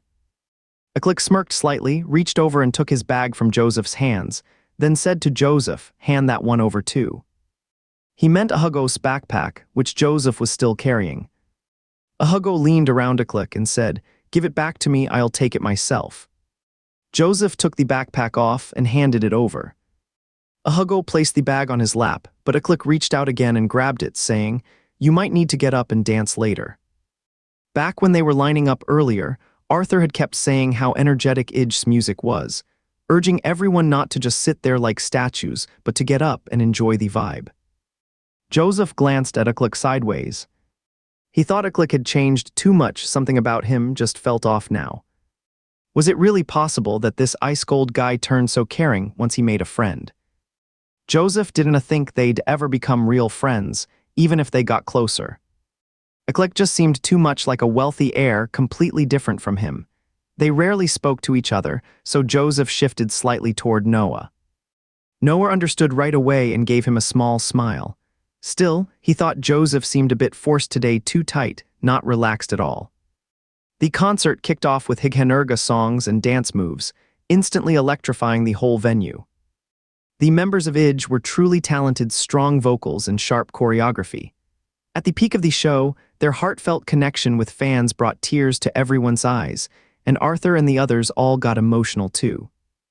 Going through their hardest times when they were at their best, these girls really went through a lot. To be honest, Hugo didn't feel that deeply about it. He was into close with Idge, but he still got swept up in the moment. He raised his phone and recorded a short clip to send to Nicholas. But the venue had terrible signal. His message didn't go through for ages. He lifted his phone a little, and Click spotted Nicholas' profile picture. Click realized his sense of caution toward Nicholas was even stronger than it was toward Benjamin. After all, Benjamin was the one who was supposed to be his rival. He thought that night, riding together on a single bike with Nicholas, must have deeply hurt him. His sleepless night was out of jealousy toward Nicholas, but rather brought up his own worries about being too reserved and too different from Hugo in personality.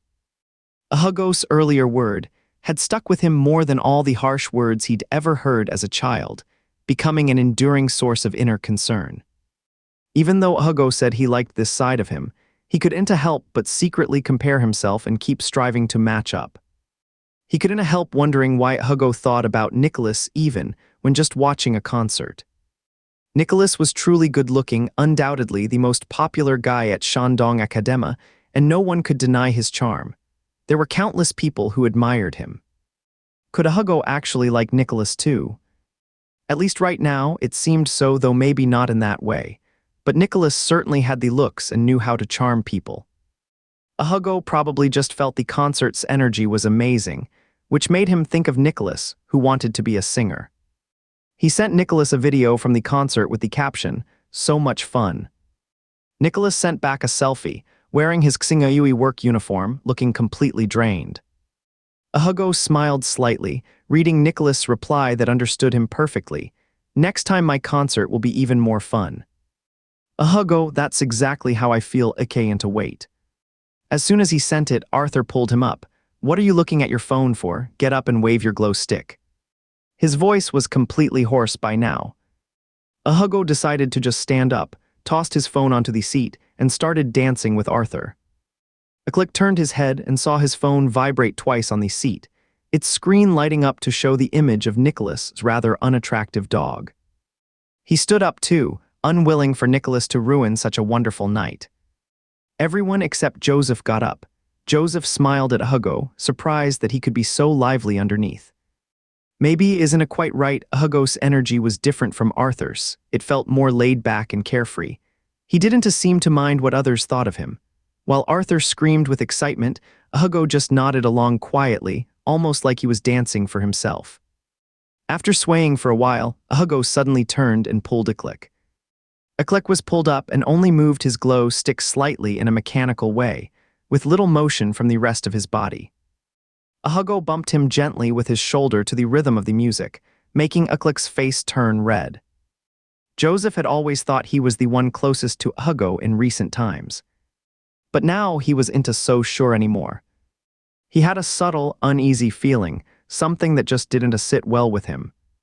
After the concert ended, everyone followed the crowd toward the exit.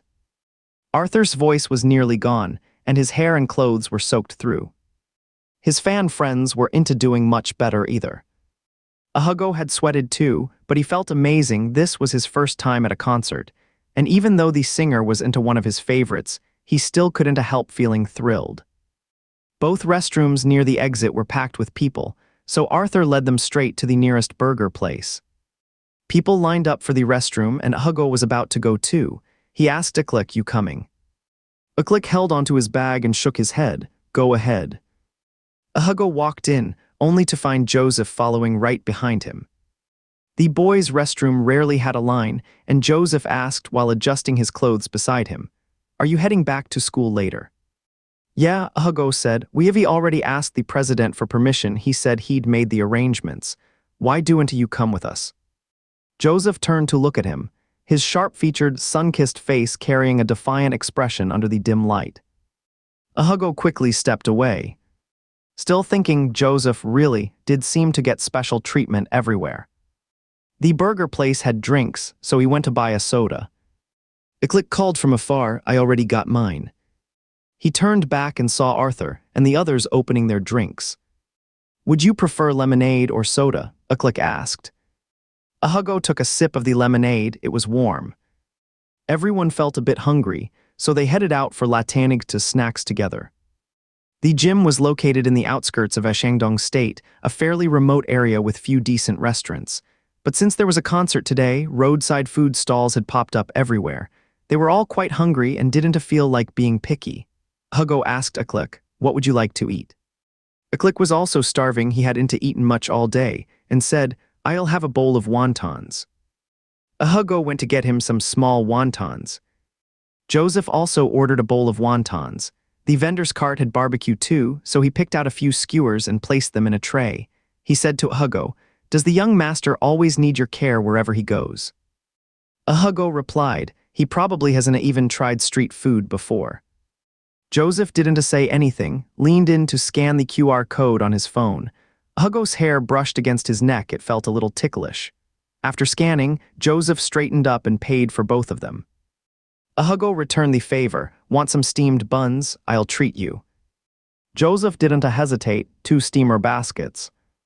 Hugo ordered 3 steamer baskets of soup dumplings and then asked for a bowl of dofu ineo, carrying it back to see Arthur's group already seated at several tables.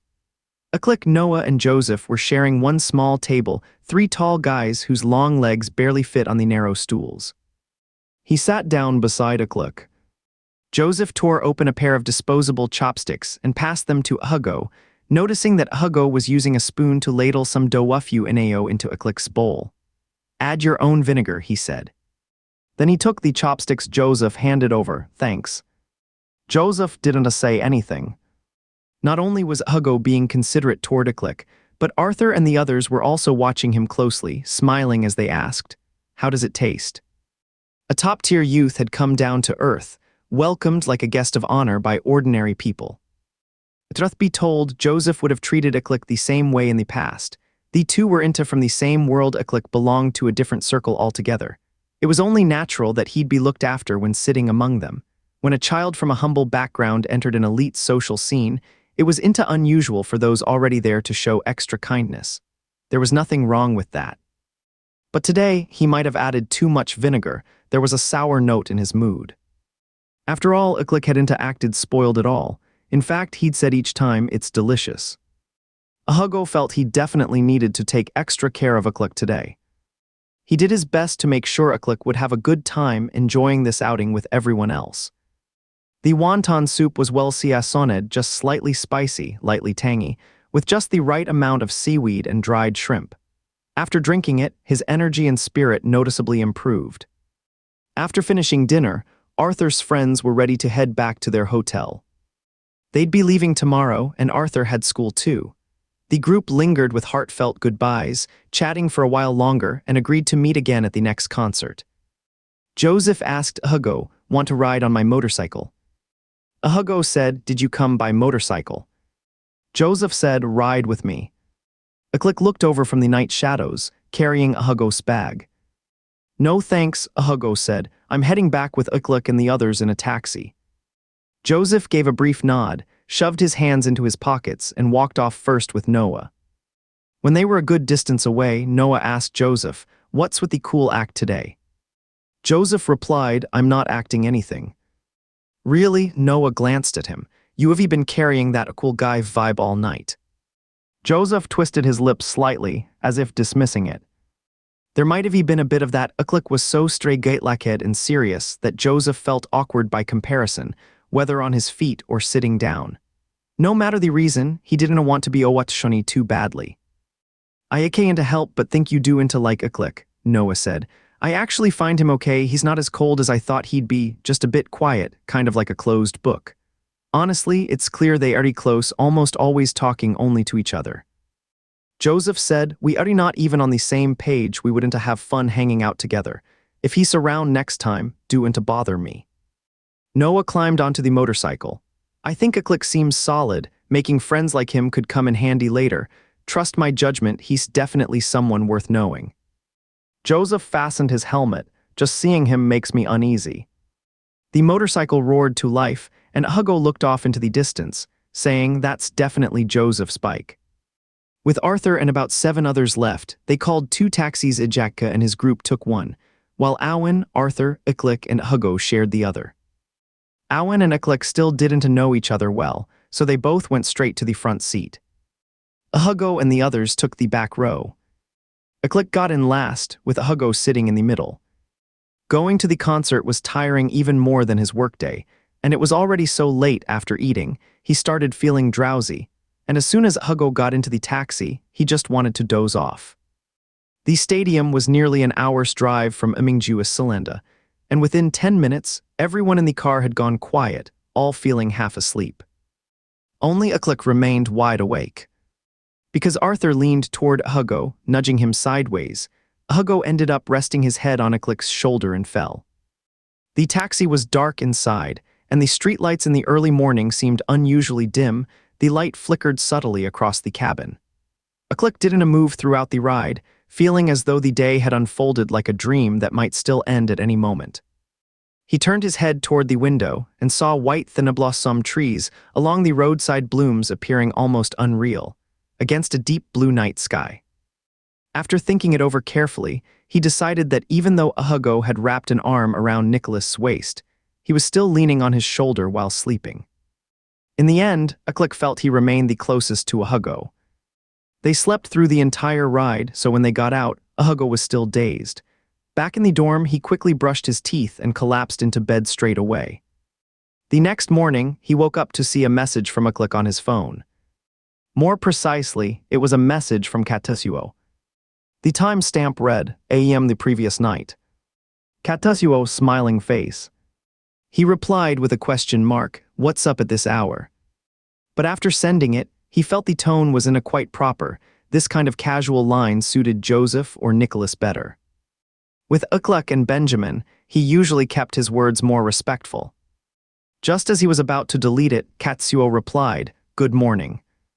Then another message came through, nothing much, I just suddenly felt like being honest. I've never sent you a message using this account before. Hugo couldn't figure out what Uklik was thinking. It almost felt like there was something special about it. Where are you heading for breakfast? Ayatumna Atane asked. To be honest, he was used to having such a realific conversation with Ayatumna Atane. Ayatumna Atane and Uklik now felt like they were blending into one more believable presence. The third cafeteria, he replied. Shall I wait at the entrance? Ayatumna Atane said, can you let me know before you come out? Hugo said, just send a message instead, talking with that avatar feels awkward. Ayatumna Atane said, why, we are the same person. Hugo said, I know you two are one and the same. Alarigta, suit yourself, want to make a Facebook account, it'd be easier to chat.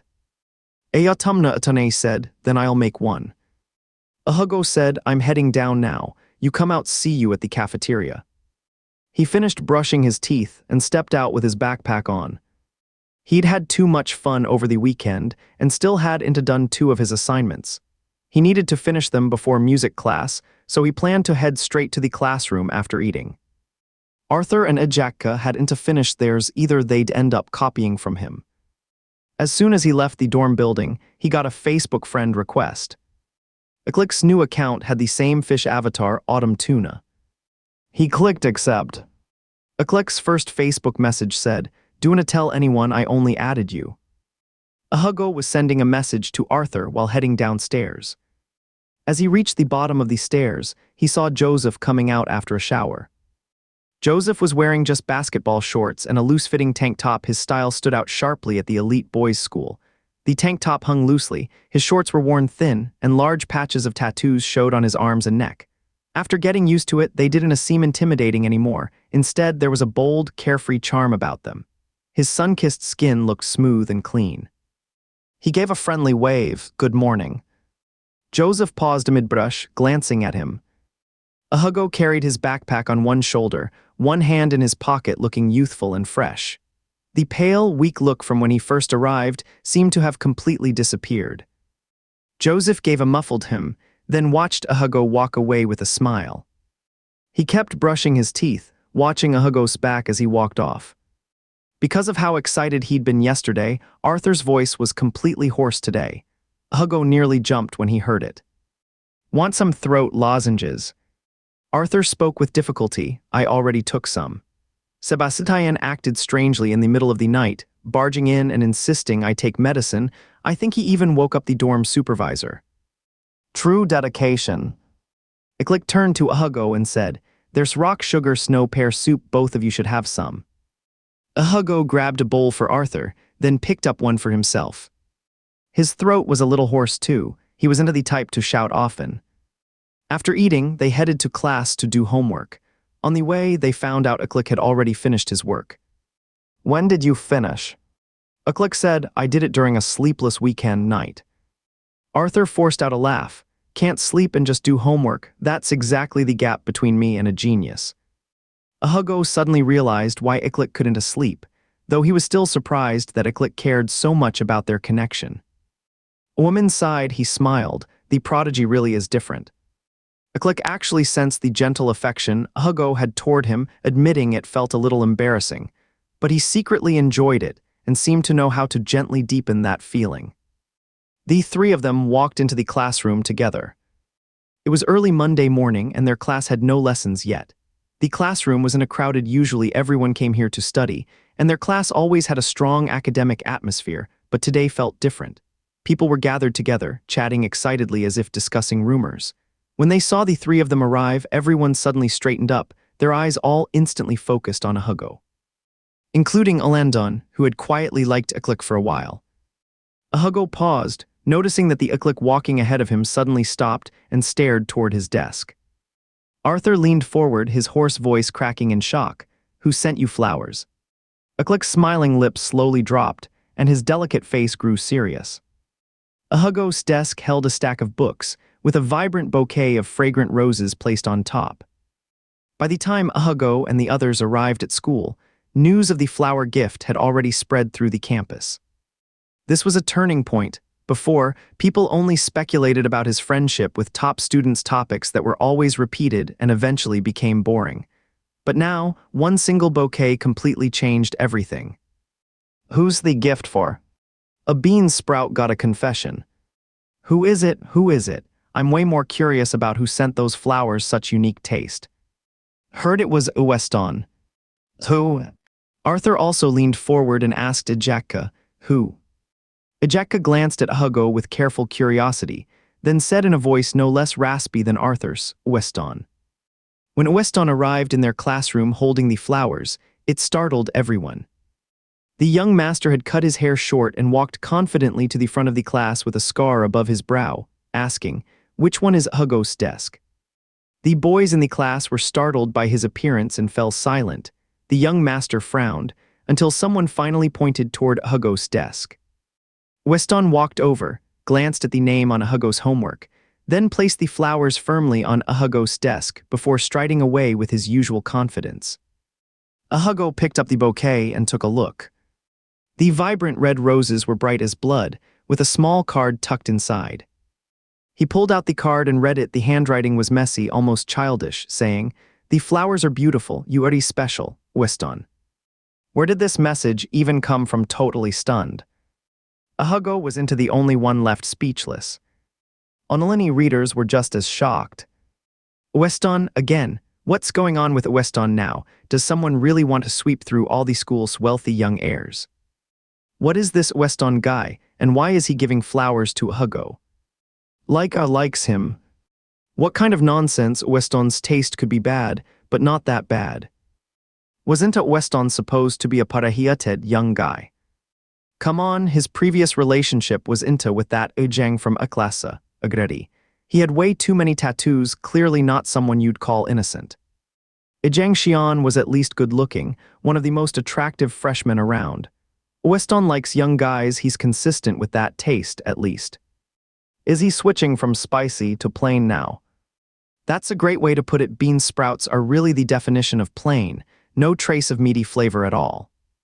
Hey, do want to say that he actually looks better than he did when he first started school.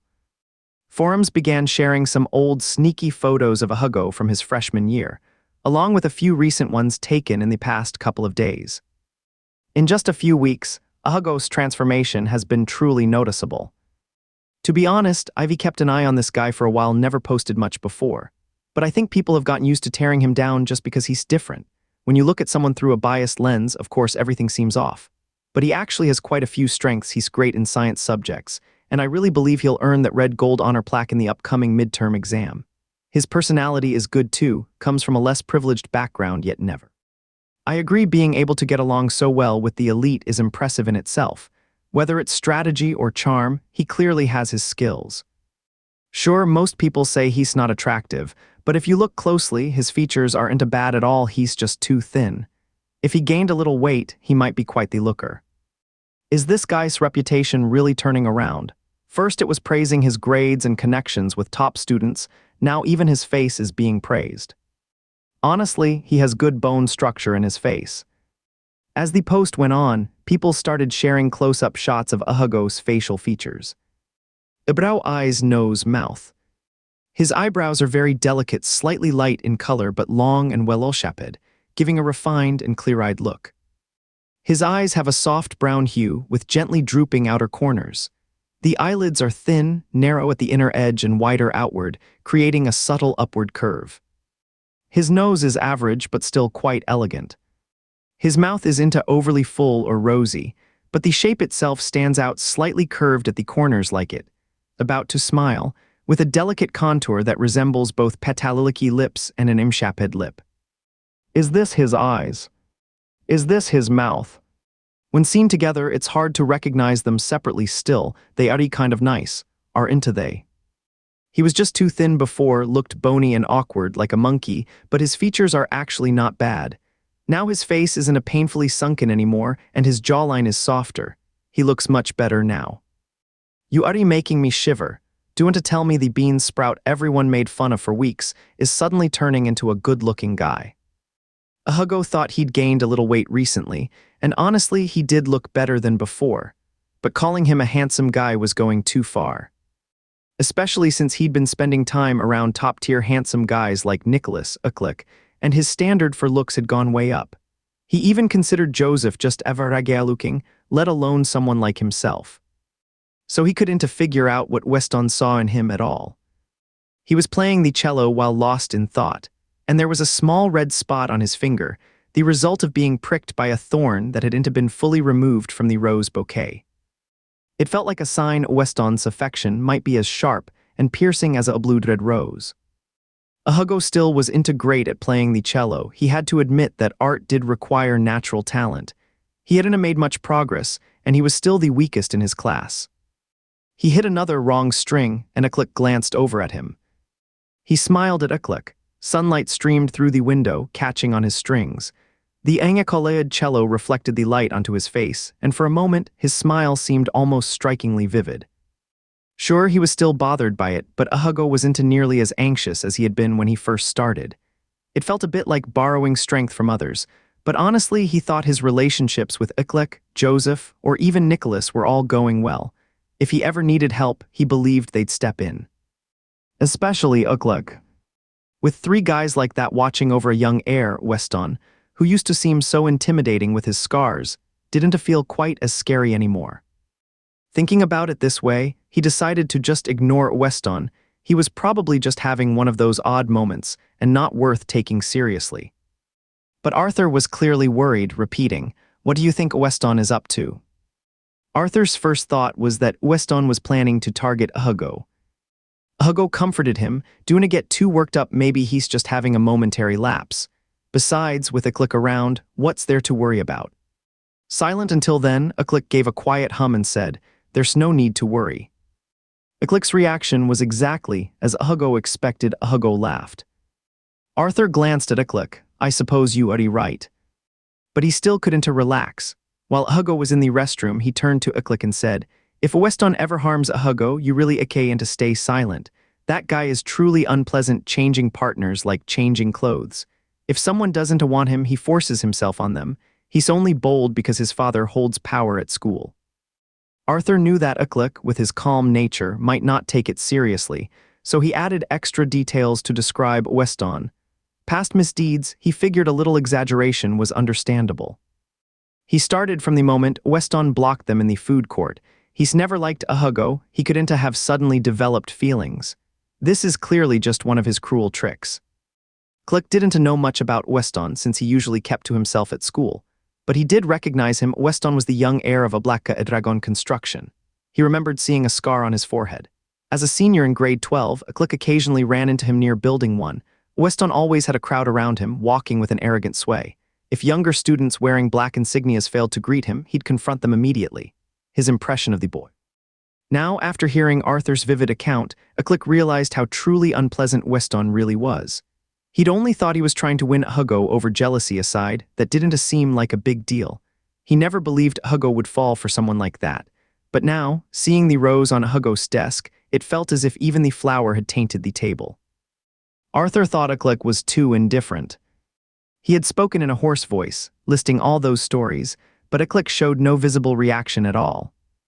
Just as he was thinking of more rumors about Weston, past behavior, he suddenly saw Uklek stand up.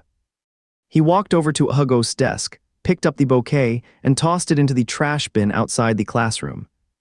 "If I'm post, help, help, help. I don't know if I can say this, but Eka threw away the rose Weston gave to Aspirations. I'm starting to get excited. Will the big guys fight over this? Watch who dares look down on Aspirations now." I came to believe someone as emotionless as Utica would actually do something like that. No proof, no truth. Someone then posted a photo showing a bright red rose peeking out from a trash bin. Wow, things are about to get intense. I'm totally hooked on this story. This version is way better than the original. Come on, Weston, see what happens when you are involved. I just want to see his reaction. Let's make a bet. Who do you think will win? Seriously, who else in this school could stand up to Weston besides Joseph and Etika? If Weston dares touch a click, I'll have to admit he's got guts. Don't you guys worry about getting banned for calling people out like that. Talking this way about Weston might get more than just a ban. Hope none of you are floating in the sea tomorrow, my friends. Delete the post, delete it, let's move to a group chat. Right away, someone shared a group number. Within minutes, the post was gone. Hugo came back from the restroom and saw a boy from the next class crouched down, taking pictures of the trash bin. Then he quickly ran off when he noticed Hugo. He walked closer and took a look at the rose in the trash bin. Arthur rushed out quietly, saying, "I just explained Weston's past actions to Uklek. Maybe it stirred up his sense of justice. He threw the flower away for you." Honestly, Hugo had been wondering in the restroom how he should deal with this bouquet. He didn't want to clash with Weston. He didn't want people to think he was acting like a drama heroine who boldly defies someone reckless, only making the situation worse. Ivy never met anyone this bold before. He definitely didn't want that kind of story unfolding. But if he brought it back to the dorm, he feared Weston would get even more unpredictable. Good thing Uklek took care of it for him. He passed by the trash can and returned to the classroom. Aklik acted as if nothing happened, standing up and asking, "Where should we eat lunch?" "Whatever you want to eat, I'll treat you," Hugo said. As the group left the classroom, Hugo felt like someone was staring at him so intensely it felt like he'd be pierced through. He turned around and saw Alendon watching them closely. That was really bothersome. But when it comes down to it, you have got to be selfish when you are already in a risky situation yourself. There's no need to worry about the love story of the main characters. He was into some naive cannon fodder. Maybe he was just meant to be the one who stirs up jealousy between the lads. When they reached the restaurant, everything seemed normal. Now that he walked around school, no one was staring at him anymore. Maybe everyone had just gotten used to it by now. He'd gotten used to it too. Suddenly, he realized how close he'd become with the main characters. He didn't feel like a background character anymore. He was starting to seem more like an important supporting figure. During lunch, he received messages from Benjamin and Joseph. Benjamin asked, "I just heard someone say Weston went to your class to give you flowers." Joseph, "Did Weston bother you again?" He replied differently to each. To Benjamin, he kept it polite. It was signed by him, okay, and to really tell what that's about. His reply to Joseph was more casual, reflecting his inner thoughts. I have no idea what's going through his mind. After sending the message, he spotted Nicholas and Oliver approaching. They came over closely together, Nicholas stretching his long legs to sit beside him, asking, "I heard Weston brought flowers for you. Is that true?" "The flowers are still in the trash bin outside our classroom," Hugo said. Nicholas chuckled, "What's he even thinking?" Oliver said, "Could it be because you have been spending a lot of time with Joseph?" Hugo looked up, "Huh."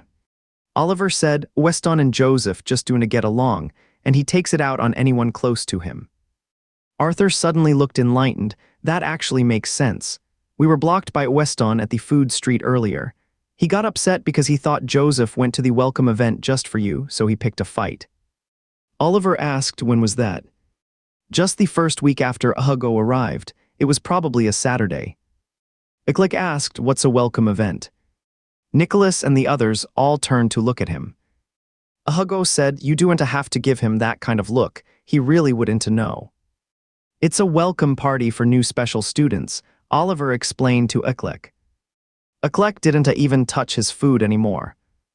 "But don't you think this is totally ridiculous? Just because I have been near Joseph, he sends me flowers. Playing games with me really isn't necessary." "He's just a strange one," Arthur said. "He acts on impulse. But don't worry, Iklik, Nicholas both have your back, so you are safe from him." After saying that, Arthur immediately turned to Nicholas, trying to pull him into the alliance protecting Hugo. "Right, Nicholas." Nicholas said, "Of course I'll look after you." Then he turned to Hugo and said, "You really have terrible luck with romance, either older men or strange types." Iklik, "What older men?" Arthur's, "Yeah, what older men?" Hugo said, "You won't believe this, I met a guest at a karaoke place. He was actually a university teacher, and he didn't even spare someone like me." Arthur quickly added, "But that's not entirely fair, you are far from bad." Oliver said, "Hugo does seem to have improved a lot lately." Hugo said while eating, "I can't even say good looking in front of handsome guys." Iklik obviously thought Hugo looked great. Love makes anyone seem perfect. Nicholas, being a bit more balanced, didn't think Hugo was especially beautiful, but he found that certain energy very appealing and really liked it. After finishing their meal, they all headed back to the dorms for an afternoon nap. Arthur lived in Building 2, Hugo in Building 4, the other three were in Building 1. The weather was warm and sunny, with white camphor trees blooming everywhere. Nicholas, with his striking white hair, chatted casually with Hugo, drifting from Weston to the upcoming Spring Festival performance. He was making jokes today instead. He seemed unusually serious, carrying a light-hearted, vibrant energy. Iklik thought behind them. He really found Nicholas' brightness almost annoying. He envied the effortless harmony between them, even more than he envied Benjamin as a rival. Nicholas suddenly asked, "I've never been to your dorm, what floor do you live on?" Hugo asked, "Want to come up for a visit?" Nicholas said half jokingly, "Sure, Amigto as well help you out." Hugo asked, "Will Theodore come?" Oliver said, "I'll pass, I've got someone waiting for rehearsal." Hugo turned his gaze toward Iklik. Iklik glanced at Nicholas and Hugo, then said, "I'm heading back to the dorm." He could already picture the scene of the three of them together. Going along would just make him a quiet bystander, with nothing to say, better to stay out of it altogether. Then they parted ways at the overpass. This was Oliver's first time walking alone with Iklik, who seemed rather quiet, so he tried to start a conversation. He turned around and noticed Iklik looking back. Hugo and Nicholas's laughter drifted through the flowers. Nicholas's white hair blended in with the pale magnolia blossoms. Oliver said, "Has your team started training?" Iklik turned back and gave a quiet "Is it only on weekends now?" "Yeah." "Emitting runs, our football coach is intense, makes us run 10 laps every single day." Oliver thought to himself that he'd never spoken so politely before. Iklik replied, "Just run on your own." "Doesn't the coach require check-ins?" "Yeah." "Then you are luckier than us, really." Iklik didn't respond further, as if his mind was elsewhere. Oliver thought it really was into easy making friends with Iklik. He couldn't figure out how Hugo managed to win over that cool, expressionless face. "Does Nicholas still keep in touch with Emma?" Iklik suddenly asked. Oliver paused, caught off guard by the sudden question, and said, "You mean that Emma from middle school?" "Yeah. She moved to New Jersey in her first year of high school. We still chat now and then on Facebook. I know a lot of people back then thought Nicholas was dating Emma, so I added that detail just to keep the conversation going. She and Nicholas were only ordinary friends, mostly because their families were close. Now they've moved away entirely, and their business has shifted to Europe, so we don't talk much anymore. Though, need her contact info, I've got it if you want." "No thanks," Iklik said, "I just thought they used to be a couple." He was only asking about Nicholas's romantic history.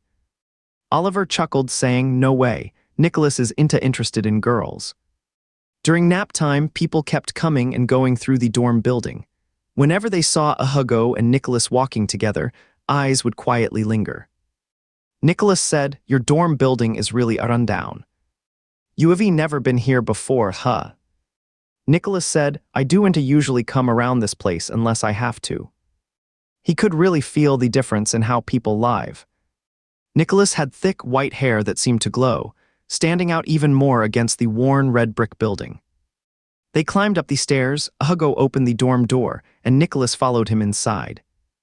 Hugo hung his backpack on the closet, took off his jacket, then opened the window a little to let in fresh air. Nicholas glanced around the dorm. "It's so small." Hugo said, "How big do you need a single room to be?" "Come by our dorm sometime," Nicholas said, then spotted the plant on the windowsill. "What kind of flower is that?" "A mugwort," Hugo said, looking at the pot on the windowsill. "The buds are forming." "It's in a buds, just barely showing, with a faint touch of white. They might have been overwatered before and looked droopy, but after consistent ventilation and sunshine these past few days, they've revived." "Do you like mugwort?" Nicholas asked. "My shampoo is also mugwort-scented." Hugo said, "My mom bought the shampoo. I think it smells nice. When I saw mugworts for sale, I bought some.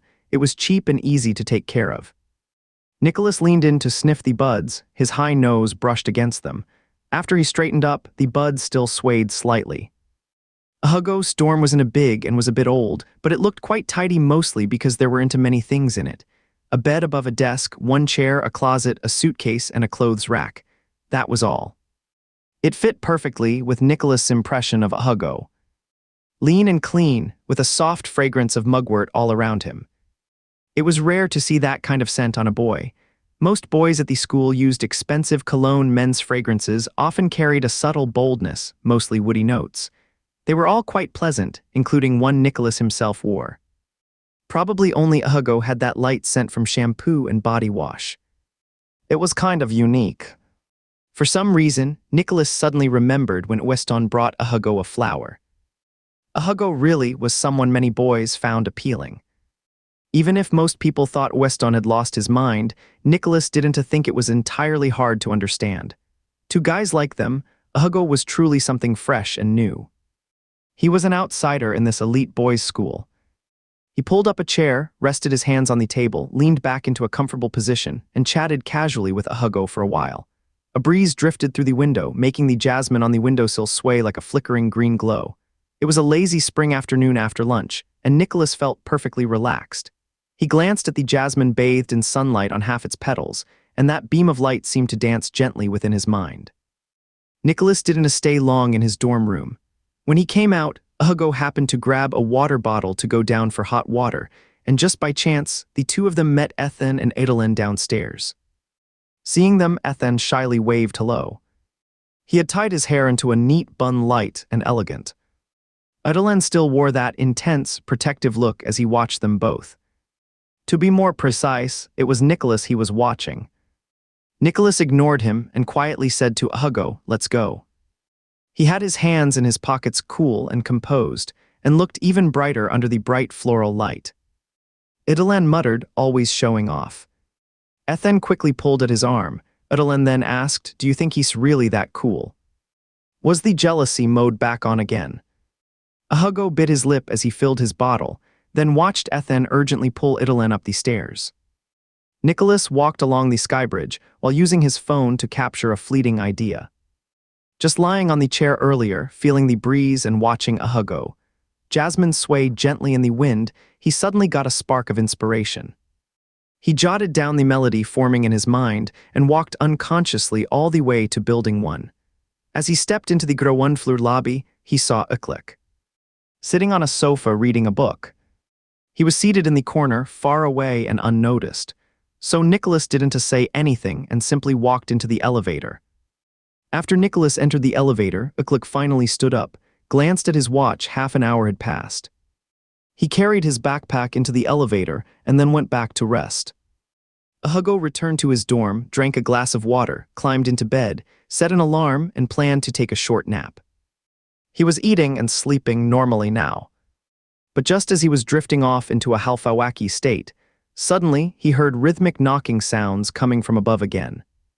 It didn't stop at all, and there were also the sounds of chair legs scraping across the floor. He pulled his pillow over his head, feeling increasingly unsettled and restless. His body was truly getting stronger, no longer just having normal morning responses each day. But now even hearing these kinds of sounds made him feel unusually flustered and tense. It wasn't like before, when he might be mentally unsettled, yet his body stayed completely calm. You know, basketball athletes may not have much else going for them, but they do have strong endurance. Each session lasts quite a while. Since he couldn't sleep, he decided to grab his phone and start playing a new game instead. Just as he was engrossed in the game, his phone suddenly popped up with a private message. The moment he saw who sent it, he sat straight up on the bed. It was a message from Weston. No words, just one photo. The image showed the bouquet of flowers near the trash can. Weston just wanted to send a flower first, as a quiet way to express his feelings. He had never been this gentle when pursuing someone before. It's all because of the influential people around Hugo. He figured his wealth, status, and charm would make winning over a poor student from the slums with no experience an easy task. Just giving flowers would probably overwhelm someone like him. How could a student with no exposure to the outside world possibly handle such intense attention from a wealthy heir? But not long after sending the flowers, Weston received a message from Benjamin. Benjamin asked, "So you already really set on doing this?" Weston gave a soft laugh. He thought Benjamin, after being student council president for so long, had picked up that domineering attitude and now sounded threatening every time he spoke to him. But what could Benjamin actually do about it? As Benjamin himself had said, if they were to clash, who would really come out ahead? He bet someone like Benjamin, who knew how to let go for the greater picture, wouldn't actually risk a serious conflict over an unremarkable transfer student. Just as he was about to reply with sarcasm, a friend said, "Weston, your flowers were thrown in the trash." Then he saw the photo, the rose bouquet tossed into the dumpster. It was a carefully chosen bouquet of roses, lying in the trash with one stem half-baked by the sun. His face darkened just as his friend added, "I heard rumors Hugo didn't throw them away. It was Uclick from their class. What's going on? He's always kept to himself and never involved in things like this." For no reason at all, Weston felt a sudden rush of blood to his head. He actually found himself feeling excited instead. Benjamin, Joseph, Eklik, or even that Nicholas, some of the most well-known students from Shandong Academy's upper grades, were now all unexpectedly connected to Hugo, this ordinary transfer student. This tiny star, suddenly bathed in light from the sun and moon, had begun to shine brilliantly. He was truly intrigued by this underdog now. Weston scratched the scar on his forehead, leaned back into the red leather sofa, tilted his head upward, and let out a silent laugh. Dark shadows around his eyes formed fine lines as he relaxed. His collar slipped down slightly, revealing a faint mark on his shoulder blade. He felt a long-lost sense of excitement lately. No matter how much fun he tried to have or who he was with, nothing seemed interesting anymore. He'd been drifting through life numb and uninspired, feeling empty. But now. He paused for a moment, then sent the photo to Hugo. Hugo replied quickly, "Why are you messing with me, Weston?" Weston's reply made Hugo feel a chill. "Honestly, I did plan to tease you at first. But now I really have my eye on you. Do you like roses? No problem, next time I'll try something different. Just make sure to keep it safe this time. You do want someone tossing it again." The news that Weston was interested in Hugo spread far and wide. It was such a surprising twist. On Monday afternoon, most of the sophomore class were at PE, and when Hugo came out wearing swimwear, he felt a wave of attention he hadn't experienced in ages. Even students from the neighboring gym had shown up to watch. Even their class monitor, usually either in the study room or busy with student council work, asked him, "I heard Weston Sr. sent you flowers." Hugo said, "It's probably just a prank. Maybe he's trying to get me back." In fact, not only did Hugo doubt it, he was into the only one. Most people didn't believe Weston was actually interested in Hugo. They thought this was just another prank from a wealthy student with a strange sense of humor, treating Hugo like a new toy to play with. "You are standing out too much," Henry said. "Maybe because you have been close to Joseph and the others, he noticed you." He looked at Hugo, then caught his gaze turning toward him, so he glanced away toward the pool and added, "Weston's pranks are into something most people can handle. Be careful." Hugo nodded, "Thanks, class monitor." "Are you going to take the lead role in the play?" Henry asked. "Honestly, now's a great chance. You've got nothing to lose. People used to talk behind your back or push you around because you were too plain and yet still so noticeable. But now everyone's watching. Why not give it everything you've got?" Hugo looked at Henry. Henry said, "Among us special recruits, you either stay hidden and avoid attention, or you push hard and stand in the brigade test spot. If you are truly strong enough, the school will protect you without needing anyone to back you up." That kind of talk might not mean much from someone else, but coming from Henry, it actually carried a surprising sense of fire. Who wouldn't want to shine brightly in their teens? He could no longer be just an ordinary background figure. Henry was right, he couldn't keep relying on others' protection forever. He needed to become strong on his own. It was as if a door had opened in his mind. He'd found another path forward. "Think carefully about what I said," Henry added, looking toward the entrance with a faraway gaze. Hugo followed his line of sight and saw Benjamin entering. He heard a loud splash, turned around, and found Henry already far away in the water. Like a flying fish cutting through the waves with purpose. He turned back, smiled, and greeted Benjamin as he approached, "Chairman." In public, he still made sure to use the proper title. Benjamin nodded. Though usually gentle and calm, he now looked somewhat serious as he asked, "Has Weston reached out to you again?" Hugo replied, "He sent a few messages this afternoon." Benjamin said, "Just ignore him." Hugo nodded. Ivy stopped responding to him. Luckily, Weston hadn't sent anything else since then. The best outcome would be letting Weston calm down on his own. He thought Weston seemed a bit unstable, with an unusual mindset. As long as Weston didn't go too far, he didn't want to provoke him further. Benjamin's gaze swept over Hugo's body, and his unease grew deeper. He was too noticeable. Hugo stood out far too much. There was Uklik on the good side, Weston on the bad. He didn't know if there would be more like them. "Do you want to join student council?" he asked Hugo. "Assistant to the president, would you like to give it a try?" Hugo, still fired up by Henry's earlier words, replied, "How do I get in?" "Send me a resume. You don't need anything official, it's just a formality. The role is mostly my call. The previous assistant was one of your seniors, graduating soon and overwhelmed with responsibilities. Benjamin said, joining student council will help you meet more people from the team. With me around, I can keep an eye on things and Weston might behave better too. Hugo said, I'll write something up later. He was determined to climb step by step. Benjamin finally managed a small smile and said, send it to my email when you're already done. You should get to class, I'll head out now. President, goodbye. Benjamin nodded. After Benjamin left, Hugo jumped back into the water and had just swum 2 laps when Nicholas arrived. Nicholas came to stand by him. This was his way of showing support. He always acted with strong spirit. Since people said he and Hugo were close, he wanted everyone to see just how much they cared. If he says he's got his back, then he really means it. He had just finished football practice and was still wearing the same jersey shorts from their first meeting, though now there was a tight white athletic wrap around his lower leg, making his calf appear more toned and strong. At over 6 feet 5 inches tall, no matter how balanced he looked, any boy that size wore shorts would immediately show off the strength in their thighs, powerful and solid. Standing by the pool with sweat glistening on his skin, hands on hips, hair pulled back, it felt like the whole swimming hall lit up around him.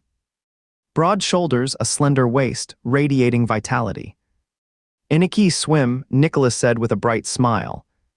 When Click arrived, he saw Nicholas sitting by the pool's edge, feet submerged in water, chatting with Hugo.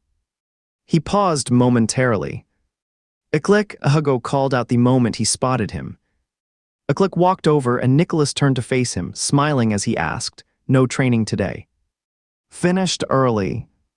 Click had showered and changed into a black hoodie, his thick dark hair contrasting sharply with Nicholas' look.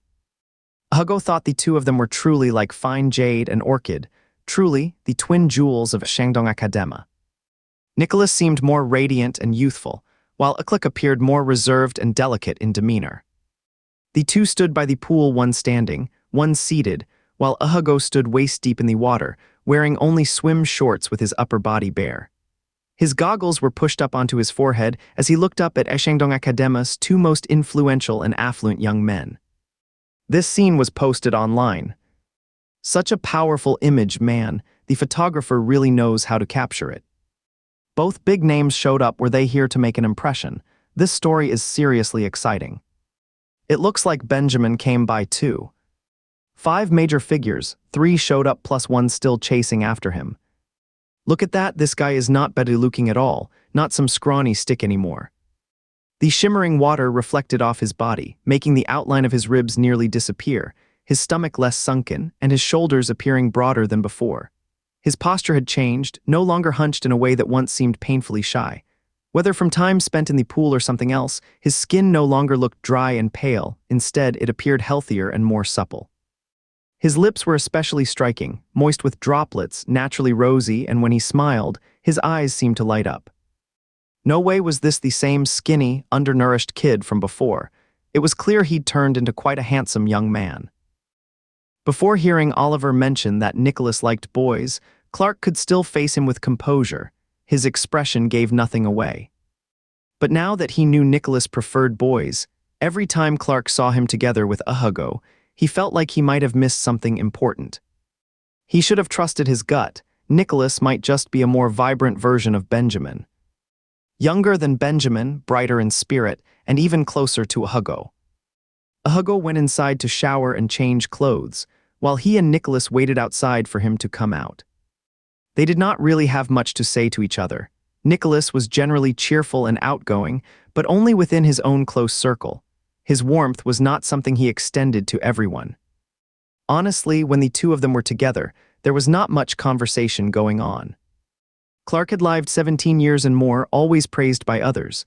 Aside from quietly acknowledging he might have a few quirks in his personality, he thought highly of himself.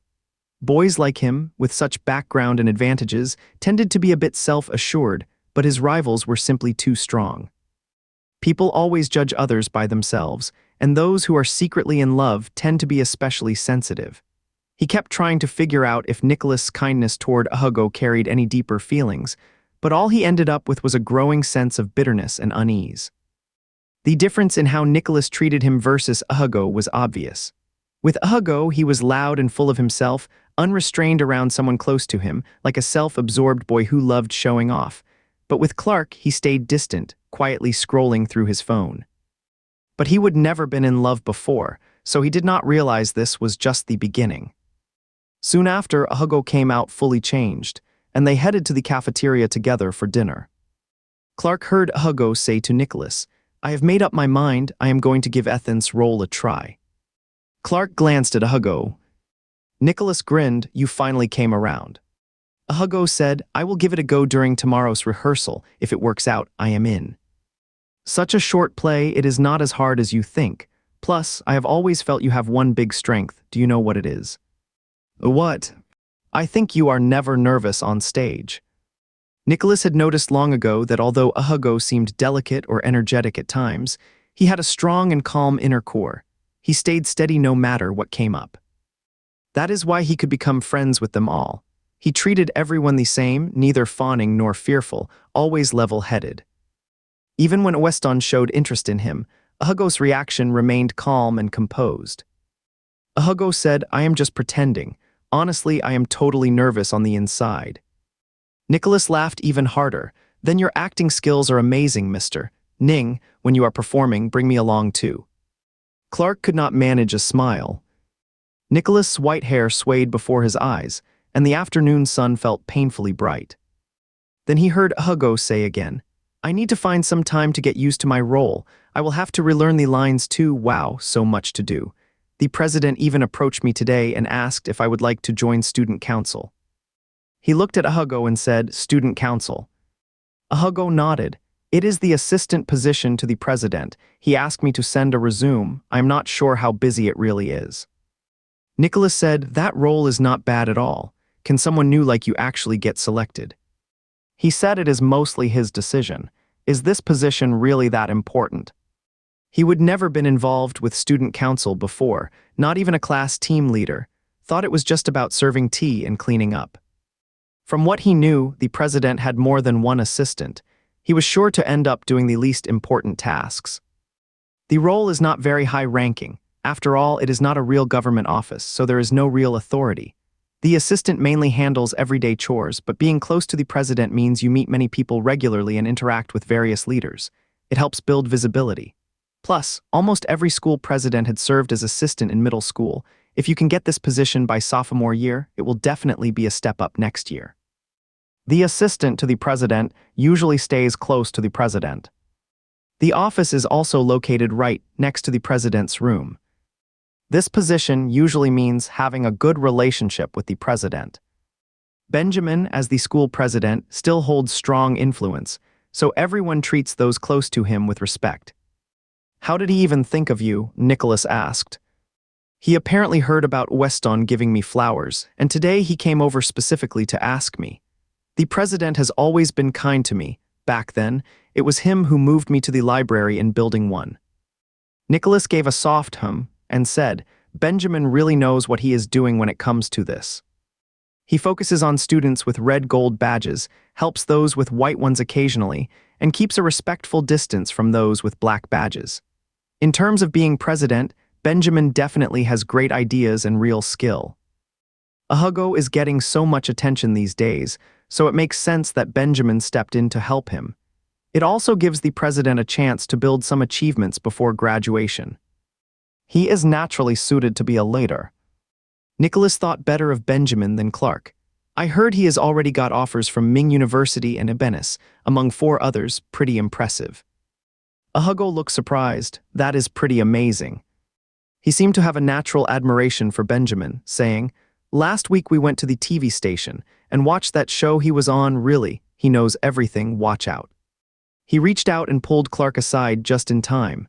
Clark finally noticed a spill of soup on the ground ahead. He paused for a moment, then stepped over it. Hugo went on telling Nicholas about Benjamin's performance on the show. A vague Nicholas, a scheming Weston, and a sharp, relentless Benjamin. One by ones, they arrived at the cafeteria, and after every physical education class, Hugo always felt the whole dining hall was filled with hurried eating.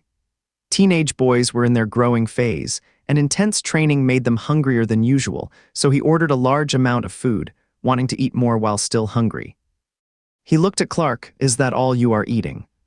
Clark nodded once, then looked up as Nicholas walked over with a bright smile, his white hair standing out sharply in the dining hall. He did not feel like eating much. Nicholas glanced at Hugo's plate. Even if you need to gain weight, you do not have to eat this much, do you? I can handle it, Hugo said. I am not sure why, but the supplements I have been taking seem to be making my appetite really strong, eating more and digesting well. He felt healthier from the inside out.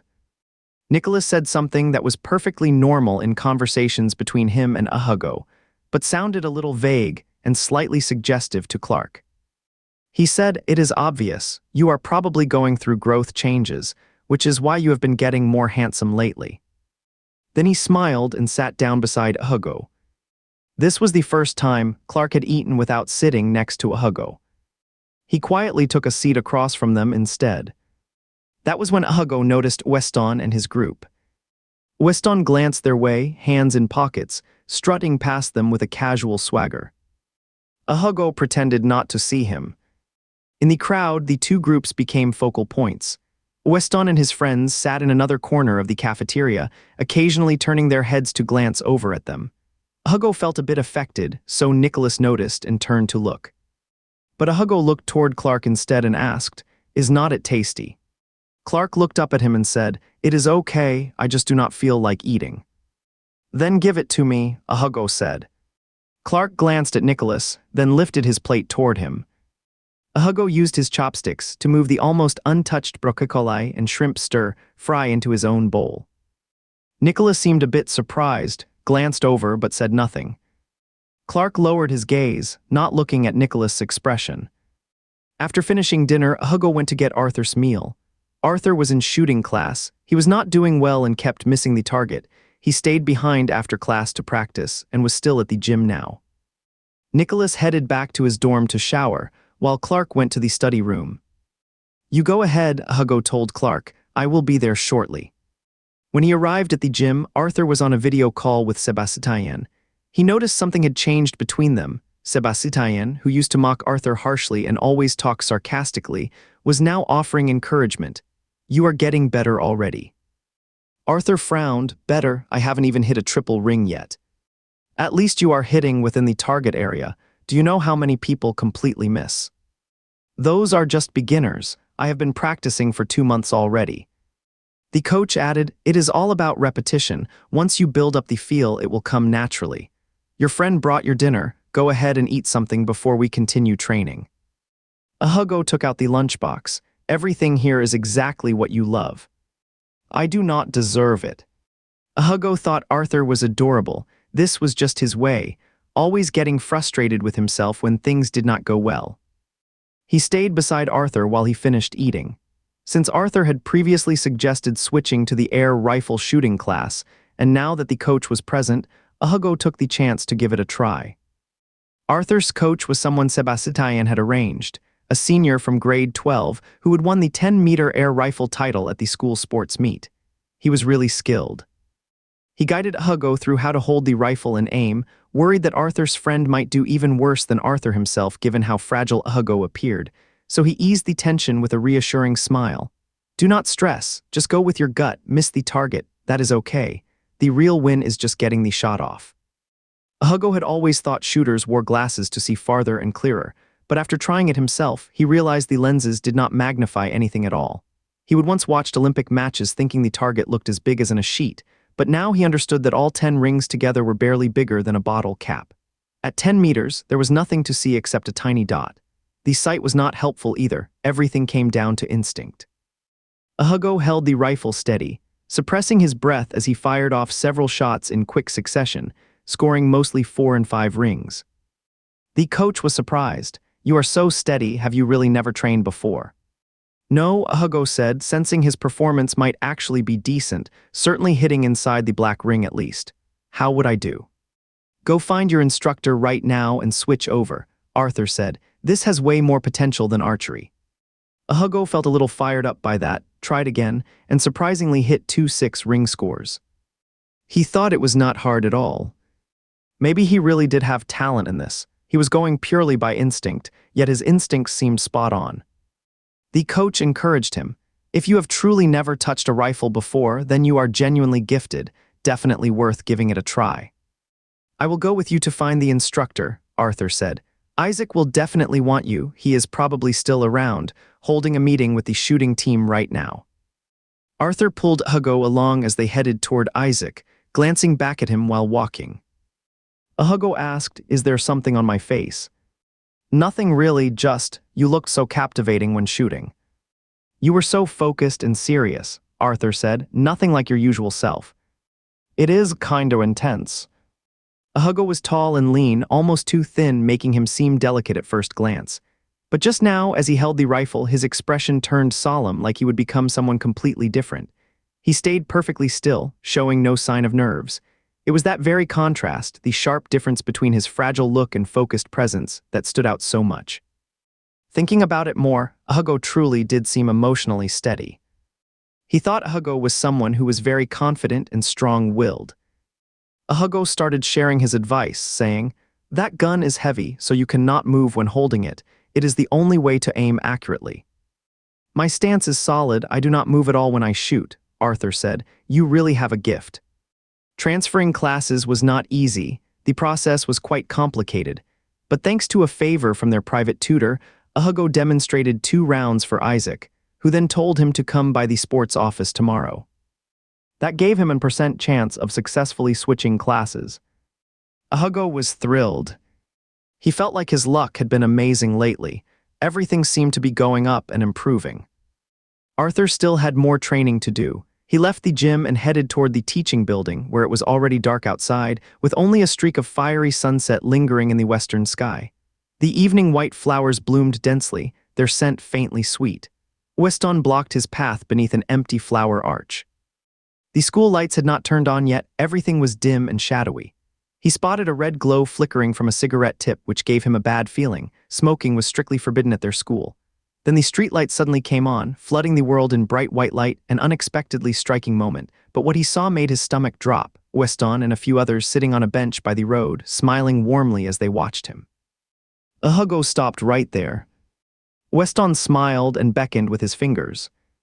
Instead of turning around and running, Hugo walked over calmly. Beside Weston were several people. One was a stocky man with a black badge, familiar from orientation week, quite built, and the others all wore gold badges, likely loyal followers of the main antagonist. "I know you did not throw the flowers, do not worry," Weston said with a grin. "I am not going to eat you." Hugo smiled and asked, "Weston, were you waiting for me?" "Want to chat?" Weston said. "It is not easy finding a quiet moment with so many people guarding you. How would you manage to gather all those wealthy young men around you, Hugo? What kind of benefits do I get if I join in?" Hugo glanced toward the distance. A student who had been passing by, upon seeing Weston and his group, instantly turned back and walked away. Weston glanced back, then said to the people around him, "You all go a bit farther, do not interrupt our talk." The group let out a few sly laughs before heading toward the intersection. That was not leaving at all. Clearly they were there to keep watch for him. Hugo smiled faintly, rolling up his sleeves as he said, "Weston, playing games with me like this, it is pointless. You do not actually like me." "Why would it be pointless? I find you fascinating. Just giving someone a flower got threats. Imagine what would happen if I did something else. Do not you think Clark, Nicholas, and even Joseph might come after me? The idea itself is kind of fun." Such an odd reason. It was really just because he would have been close to the big names. So he has become nothing more than a pawn in the conflict between villains and heroes. Suddenly, Weston laughed. The wind scattered white ash blossoms all around him as he stood amid them. His breathtaking beauty only made his scar on the forehead seem even more jarring. "But do not worry, you do not need to be afraid. I am genuinely interested in you now. Anyone Benjamin takes an interest in cannot be ordinary, so why not try dating? I will learn how to treat you in a way that feels right for you." He emphasized the word right quite deliberately. After saying that, he straightened up. His smile vanished, his lips dipped downward, then he tilted his head back and laughed again. Hugo turned and saw a tall, slender boy approaching. The fat guys near the corner stepped forward slightly as if to block him, but Clark did not slow down. They backed off on their own instead. They nervously glanced back at Weston. The wind carried swirling petals. Under the flower shadows, Clark looked even darker and more serious. His height made him seem especially lean, with a sharp, clean-cut youthfulness. His hair had been falling naturally lately, half covering his angled brows, giving him an elegant, refined look that matched the image of a handsome student genius. Clark stared silently at Weston as he walked over. Weston smirked. "Oh, here comes the protector of flowers." Before the words had even finished, Clark kicked him hard to the ground. Not only was Weston shocked, but Hugo was too. The kick came out of nowhere. Clark had not shown any emotion at all before delivering it. He was usually so quiet and still. Weston winced, clutching his stomach as he sat on the ground, unable to move or make a sound for a long moment. Clark did not even glance at him. He grabbed Hugo's hand and said, "I was wondering why you took so long to come back." Hugo let himself be led by Clark as they walked past the group of bulky boys. Clark was not good at speaking or giving threats or making bold statements. He believed that one kick could say more than any words ever could. His jealousy toward Nicholas and Benjamin came from his own selfish desires. The real reason behind envy was actually recognition of someone else's strength. It only happened because he saw the other person as truly worthy. But what kind of person was Weston really? Just imagining what that man might have wanted to do to Hugo made him feel deeply repulsed. Hugo knew Clark's strength well. That one kick had been so hard Weston could not even cry out. He was starting to worry that he might have broken his back. Clark was not as calm inside as he seemed, because he gripped Hugo's hand tightly. His hand was nearly crushed from the grip. Only when Hugo shifted slightly did Clark finally loosen his hold. Hugo lifted his hand to look. It had turned red from being squeezed so hard. "You are really strong," Hugo said with a wince. Clark slowly unfurled his fingers. Hugo smiled faintly, glancing back at the group under the flower-covered arch. They were helping Weston up from the ground as the white veined trees swayed in the breeze, casting flickering shadows that made the air feel uneasy. He asked, "You kicked him like that, will not there be any trouble?" Clark said, "It is fine." "Thank you," Hugo said. Clark had done it all for him. "You are okay now," Clark said. "Do not go off alone again." Hugo nodded and said, "Okay," because he thought Clark was even more worried than he was. That worry came from caring, and he understood it. Still, he could not help being concerned about what might come next. Even if Clark was strong, he was not all powerful in a Shandong. Weston could be unpredictable. No one knew what he might do if things got out of hand. He thought Henry's words made even more sense now. He had to grow stronger on his own. He could not just rely on others. Doing so would only bring trouble to them. For the mid-April exam, he aimed to get into the top tier, at minimum, earn a red badge or a gold medal. He needed to train more, eat well, and gain strength. He also had to learn some self-defense techniques, just in case he ever needed to protect himself. Next time, he would not need someone else to step in, he could be the one to act. Joseph seemed to work part-time as a boxing trainer. He could learn from him. In short, he had to get stronger. After returning to the classroom, Clark simply took a seat at Arthur's desk. There were other students in class. Hugo noticed one who had just come in through the front door, lightly touching their neighbor's arm, then quickly turning to glance over, before snapping back around again. Clark was a quiet person. He hardly spoke in class, only responding when Hugo or Arthur started talking to him. Sometimes Hugo wondered if Clark was still going through growth spurts. He kept feeling like Clark had gotten taller again. When they sat together, Clark's presence gave off a subtle sense of space and strength. Both their hands rested on the table, making the difference in size very noticeable. His hand was probably only a little more than half of Clark's, with fingers that were especially slender. That sense of pressure gave him a strange kind of safety. He felt that tonight's incident had brought him even closer to Clark. He seemed to naturally admire strong men. His mind still felt incomplete, craving overwhelming strength to fill the void. Not long after, Arthur returned. He did not come into the classroom, just opened the window and leaned out, saying, "Sweaty all over, I am not coming in. Hand me my homework so I can head back to the dorm." Then he asked Clark, "Why are you sitting at my desk?"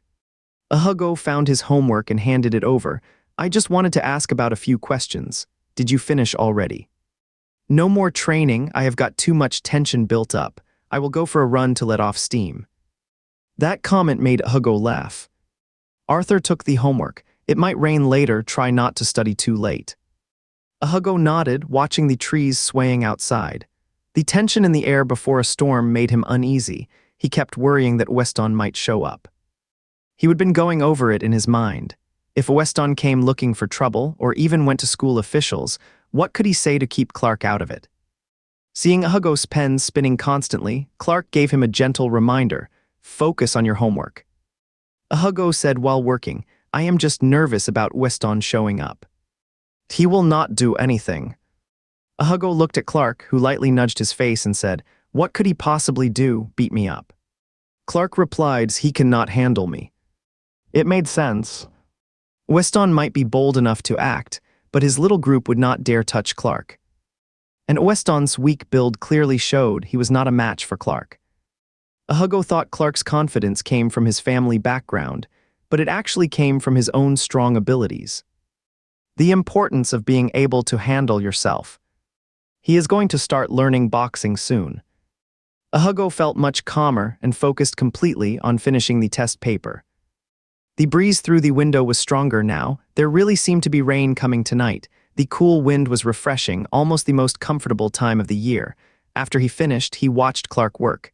Just a little more, Clark said. Clark was working on a French assignment, a short essay, as part of his independent study. His handwriting was exceptionally neat and pleasant to look at. Hugo thought Clark was truly impressive, almost without any weaknesses and so driven. As he leaned in, his knee naturally shifted toward Clark's side, thanks to the difference in their leg lengths. It gently brushed against Clark's thigh. Clark did not move. Passer, someone passing by, a stranger, Hugo asked. Means to pass through or go past, Clark said. This word sounds similar to English. Some French words are exactly the same as in English, and some even have the same meaning, Clark said. Read that sentence out loud, Hugo said, moving closer and pointing to a line. Clark recited it in French. The wind from the window ruffled their hair, causing strands to tangle together. Clark glanced up slightly and caught sight of their reflections on the glass. Amazing, Hugo said. How can Clark be so good at everything? It had a touch of flattery, but it was also genuine admiration and even a bit of envy. Clark likely felt happy too, but he kept his expression calm and said, you could learn to do it too if you tried. Still not the same, I am terrible at English. I really have a bad case of uneven skills, and I cannot play the piano either. My piano playing is not great either.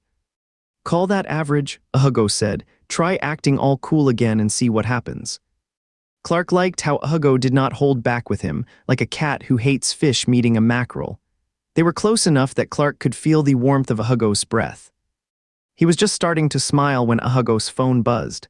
As he reached for it, his knee pulled away. Hugo stood up to answer the call, Nicholas. Clark turned toward Hugo, his expression darkening. Hugo stepped out of the classroom with the phone in hand. His voice drifted through the slightly open window, blurred by the rising wind and rustling leaves. Nicholas asked Hugo, have you returned to your dorm yet? Not yet, I am still here doing homework. Weston seems to have gotten into a fight. Do you know who did it? Hugo paused. How do you even know that? I saw them calling for the school nurse from the dorm building, Nicholas said. Who did it? Not you, right? Hugo replied, he tried to stop me. Clark saw it and gave him a kick. Is he seriously hurt? Nicholas said, should be fine, otherwise they would have taken him away already. Hugo let out a quiet sigh of relief. He actually came after you. Hugo nodded once. Deserved it, Nicholas said. Weston's been acting wild. How dare he try to block someone right here at school, hanging around us. That is what he meant. He only started paying attention because I am close with you all. Unbelievable, Nicholas said. He is a bit off, that is for sure, Hugo said. He suspected the guy might be taking something, otherwise, why would he seem so wired and strangely intense? Nicholas asked him a couple more times before saying, still, Weston getting kicked like that will not let it go. He might not dare mess with Clark, but you are another story. I think you should not stay in your dorm tonight, those guards are useless, and it is just a single room. Come sleep at my place instead, I have got an empty room. Claiming he was not worried about Weston showing up was untrue. Still, after thinking it over, the idea actually made sense. At this point, protecting himself was not just important, he also did not want to drag anyone else into trouble. "Can I even get in? Does not your dorm require facial recognition?" "Follow me and you will be fine," Nicholas said. That was classic big shot attitude. "This is the only suite in Building 1, both rooms are huge, and we could fit 10 people without any issue. You will see when you get here." "It's all right, I am on my way over then."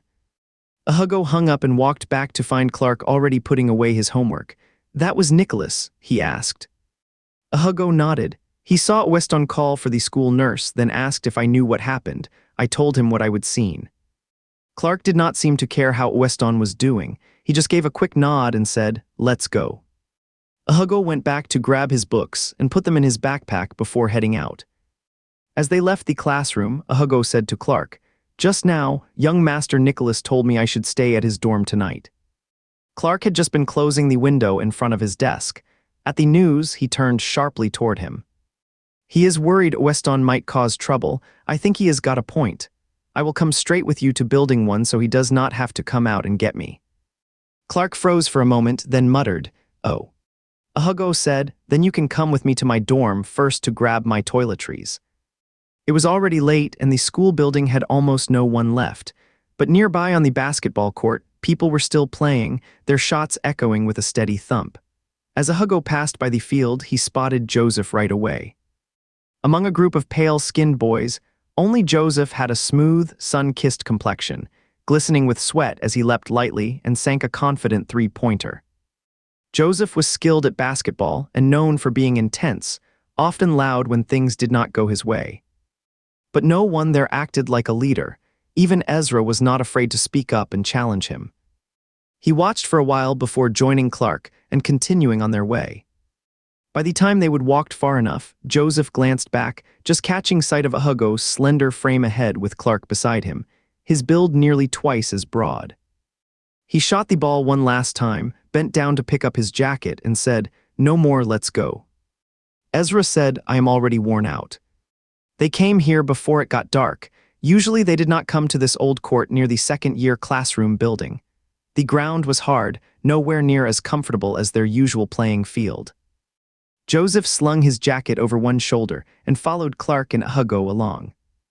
Ezra said, with Clark around, what kind of trouble could he possibly be in? Though Joseph did not say it aloud, he understood his friend's thoughts. Showing up at the court after dinner was not just a coincidence. It was because Hugo was studying late in class. When he arrived and saw Hugo through the window, quietly working inside, everything clicked into place. Joseph just wanted to keep an eye on things, afraid that Weston might show up again and bother Hugo. Still, they could not watch over Hugo all the time. He doubted it was necessary to go this far. Weston was not likely that extreme. That said, Weston really did give people a bad feeling. Anyone who got close to Joseph seemed to draw his attention. It had happened before, and they would both suffered because of it. He thought Joseph might be torn between wanting to keep an eye on Hugo and worrying that Weston had targeted him just because he was getting close to Hugo. Weston sending flowers to Hugo truly left them stunned. It was utterly strange. Strange enough that they could not guess what he had in mind. Such behavior from Weston was extremely uncommon. But it turned out they would made the right call. Just after crossing the large square in front of the second and third dorm buildings, they spotted two figures slipping out from the side path, following Clark and Hugo at a distance with suspicious movements. He quickened his pace slightly and gave a soft hey. The two turned around, saw him and Joseph, and started to run, then stopped abruptly when Joseph quietly said, "Run." They had taken a few steps before halting again upon hearing the word. They were two first-year underlings of Weston, both wearing red name tags on their chests. Joseph gave a small gesture with his finger, and they nervously approached. Joseph looked at their name tags and spoke their names, Caleb, Thomas. Both Caleb and Thomas went pale. The campus lights shimmered softly at night. This was truly the most beautiful time at Shandong Academy, where white and red European-style buildings were hidden among blooming flowers. The air carried a delicate fragrance as clouds slowly crept over, obscuring the moon like a flowing veil. The scent of rain lingered in the air, the mix of damp earth, fresh leaves, and sweet magnolia blossoms. "It is going to rain," Hugo said. The white crepe myrtle had reached its peak bloom, and this rain would likely leave the ground covered in white petals tomorrow. Arthur always said at Shandong province, spring was short, only 2 months long, but summer lasted 5 months, arriving earlier than anywhere else. The deeper they went toward the dorms, the denser the trees became. A fragrant breeze blew through Hugo's hair, gently stirring it. His hair was not naturally curly. Earlier he must have gotten a perm, and after getting his haircut it had grown back slightly. The curl was much less pronounced now. Under the night sky it looked soft, though still somewhat light in color. Clark stayed silent for a while, then suddenly said to Hugo, "You should not go back to living with Nicholas." Hugo turned to look at him. The wind lifted the hair from Clark's forehead, fully revealing his slightly raised, somber eyebrows. "Stay with me." He looked at Hugo and said, "Are not you closer to me than to him?" "Stay with me." He rarely spoke so many words in a row. The quiet, unyielding strength he had not shown for a long time seemed to return, calm and firm, without any aggression. "Do not go stay with him," he added, his tone softening slightly. The earlier confidence faded, leaving only a quiet plea. But if Hugo did not agree, it seemed he would not let it go. The wind swept white blossoms across the ground as rain began to fall, and the moist scent of flowers wrapped around them. Hugo's phone rang again. He pulled it out of his pocket, and Clark saw the image of Nicholas' dog on the screen. His expression grew even darker. Hugo answered the video call. Nicholas' youthful, bright face appeared in the frame. He looked strikingly handsome from any angle and asked, "I am picking up some late-night snacks. Are you hungry? What would you like? Check out what we have got here." Hugo glanced at Clark and said, "I will not be going to your place anymore. I will stay with Clark instead." "Nicholas, a what?" "I am having him move in with me." Clark leaned forward into the view, his unkind frown altering his otherwise refined face. "No need to bother you." Nicholas paused, looking at Clark under the night sky and asked, "But is not your place just a single room? Mine's a suite." Hugo looked to Clark. Nicholas continued, "Is it really convenient for you two to share a room?" Clark bit his lip as the wind tousled his hair completely. Clark did not respond, but he did not back down either, staring at each other through the video call. After a brief pause, Nicholas said, "Then Hugo can decide for himself." At that moment, Clark did not step back, but instead locked eyes with Hugo. Hugo said, "I will just go stay with Clark then." Clark thought Nicholas showed a level of calm and generosity that a rival would not usually have. He did not seem bothered at all about where Hugo would be staying, and asked casually, "So, are you still up for some late-night snacks?" Hugo asked what is available. Nicholas adjusted the camera briefly to show him, and the topic passed smoothly. Hugo kept walking while glancing at what was shown. Clark followed along, his body finally relaxing. Hugo ended up ordering a cup of pumpkin porridge. Nicholas asked again, "What about you, Clark? Do you want some?" Clark replied in a gentle tone, "I am good, thanks." Nicholas turned to Hugo and said, "Come by my dorm later, there is some great barbecue here, I will get extra." Oliver walked over with snacks and asked, "Who were you talking to?" "Theodai," Hugo replied with a greeting. Nicholas said, "Got to go now, see you later, bye." "All right." After ending the call, Nicholas said to Oliver, "I think Clark has a bit too much possessiveness toward Hugo." Oliver said, "What do you mean?" "It is just a feeling," Nicholas said. It was starting to bother him. Clark walked with Hugo toward Building 4. Building 4 was old and rundown, surrounded by dense greenery. In the hot weather, it seemed even more secluded and overgrown. The white magnolia trees were past their peak bloom, their fragrance lingering in the air. Clark said, "Did I come on too strong just now?" Hugo laughed. "Honestly, I have been wanting to sleep with you too." Clark did not say anything more. He just gave a quiet "oh," his lips pressed together, the muscles in his jaw twitching slightly. Hugo was being honest. "Of course, anywhere would work, but if I had to pick one place, it would definitely be with you. It just feels more comfortable." Clark realized that was Hugo's way of answering his earlier question. He had been too quick to ask Hugo who he felt closest to. Now, he was starting to think that question was not quite right. He walked silently beneath the heavy shade of blossoming trees, his hands slipping into his pockets.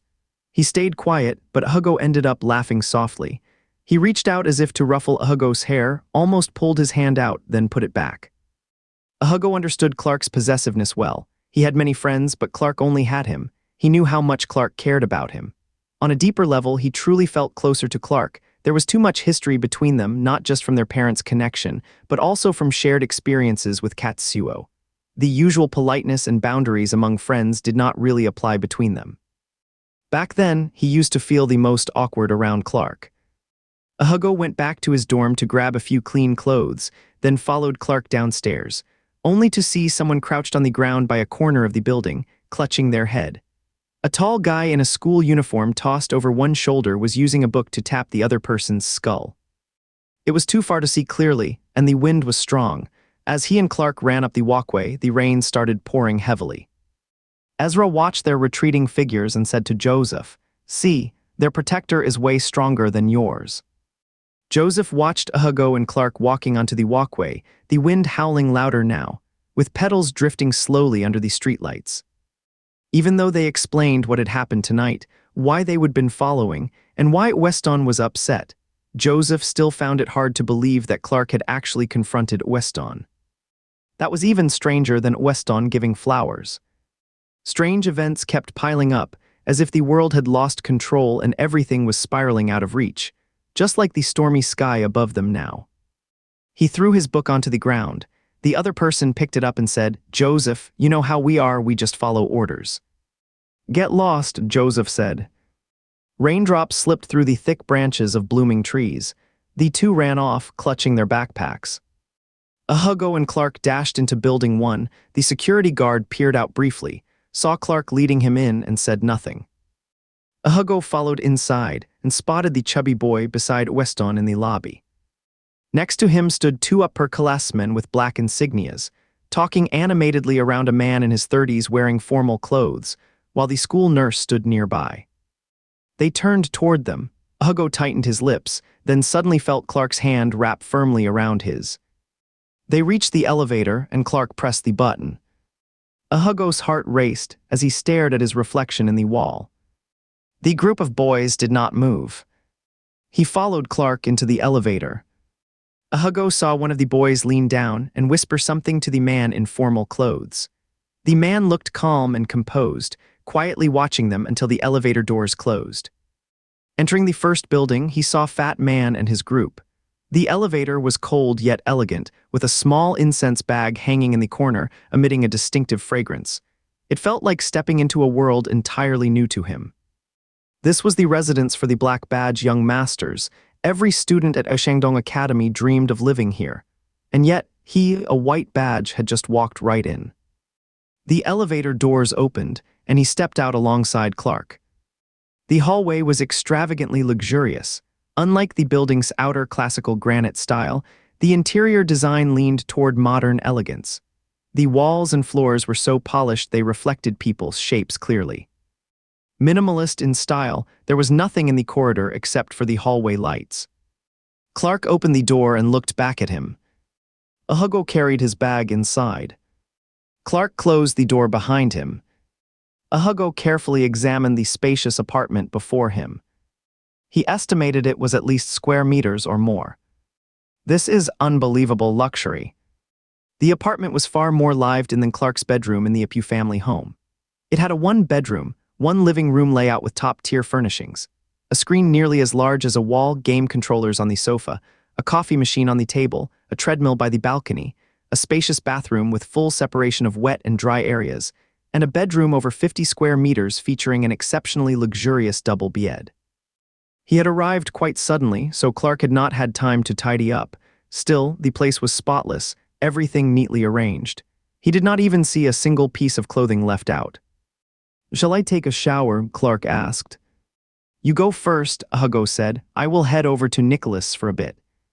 Clark nodded. Hugo left then. Nicholas headed to the small dining area on the first floor, the so-called midnight kitchen, which only operated in the evenings and served late-night snacks for the young masters. Nicholas had already returned to his room. Amazingly, Building 1 had a late-night kitchen, specially set up to serve these black plaque residents. Building 4 does not even have a reliable security guard. Nicholas stayed on the upper floor, and his unit layout was different from Clark. Sure enough, 2 bedrooms, one large and one small. Due to its position, most of the sea view in front of Building 1 is blocked by faculty housing, but his small room, located at the far west end, offers a full view of the deep, quiet ocean. The window glass is colored, and it must look stunning during the day. You would be much better off staying with me. Why insist on sharing a bed with Clark? Honestly, I do not know what he is so worried about. I am not going to eat you. Hugo said, well, the bed is ridiculously large, extra long. It can easily fit both of you. Oliver handed him his porridge and said, I know. The size was so big that the elevator could not fit it, so they actually hoisted it up from the balcony. Nicholas looked surprised, that much effort just for a bed. It is custom made by SU over $1 million, Oliver said. That truly blew Hugo's mind. That expensive. The ultimate princess of the PMI. Nicholas said, real fancy person. Then he looked at Hugo. I will not ask you to sleep here anymore, but if I ever get the chance, I really want to try what it feels like to lie on a bed worth over $1 million. Oliver said, honestly, it is not that different. It does not feel much better than our dorm beds. So you have actually slept on a bed like that too. What a harsh world with such big differences. Nicholas laughed as he opened a box of blueberry yogurt. It does not care at all about the struggles of ordinary workers. Stop teasing. How much did your bed cost? Go on, scare me with the number. You really misunderstand me, Nicholas said. Everything in my dorm room is provided by the school. I just moved in with my bag and did not change a thing. Unlike those two who have been pampered since childhood, I used to live with my mom, had to stay in rented apartments for a few $100 a month, no bed at all, just sleeping on the floor. This was the first time he would heard anything about Nicholas' background. He realized Nicholas was different from Clark and the others. He would also gone through tough times before. But he did not feel right pushing further, especially when Oliver said the barbecue tasted too strong to be enjoyable. The topic shifted away naturally. From what he knew, these so-called young masters had quite delicate tastes and preferred light flavors, nothing like how he would imagine spoiled rich kids gorging on food. But Hugo did not mind the taste at all. Nicholas avoided spice but liked heavy oil and salt, so the pair ended up finishing most of it, while Oliver just sipped some fruit wine. After eating late-night snacks at Nicholas' place and chatting for a bit, maybe 30 minutes or so, he got a message from Clark. Do not stay up too late, you have to get up early tomorrow. He replied quickly, and Nicholas looked over with a smile saying, I knew he would remind you. He had this strange feeling out of nowhere, even though he could not explain why it came to him. Turns out the feeling was right. A quiet irritation grew inside him.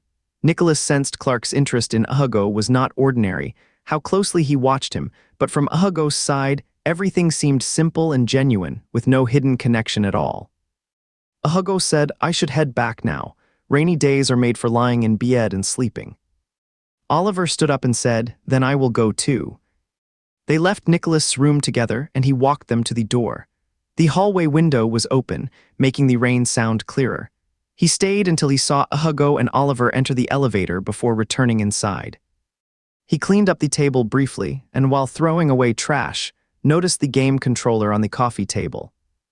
It was the one he would taken from Oliver when he thought Hugo might be staying over.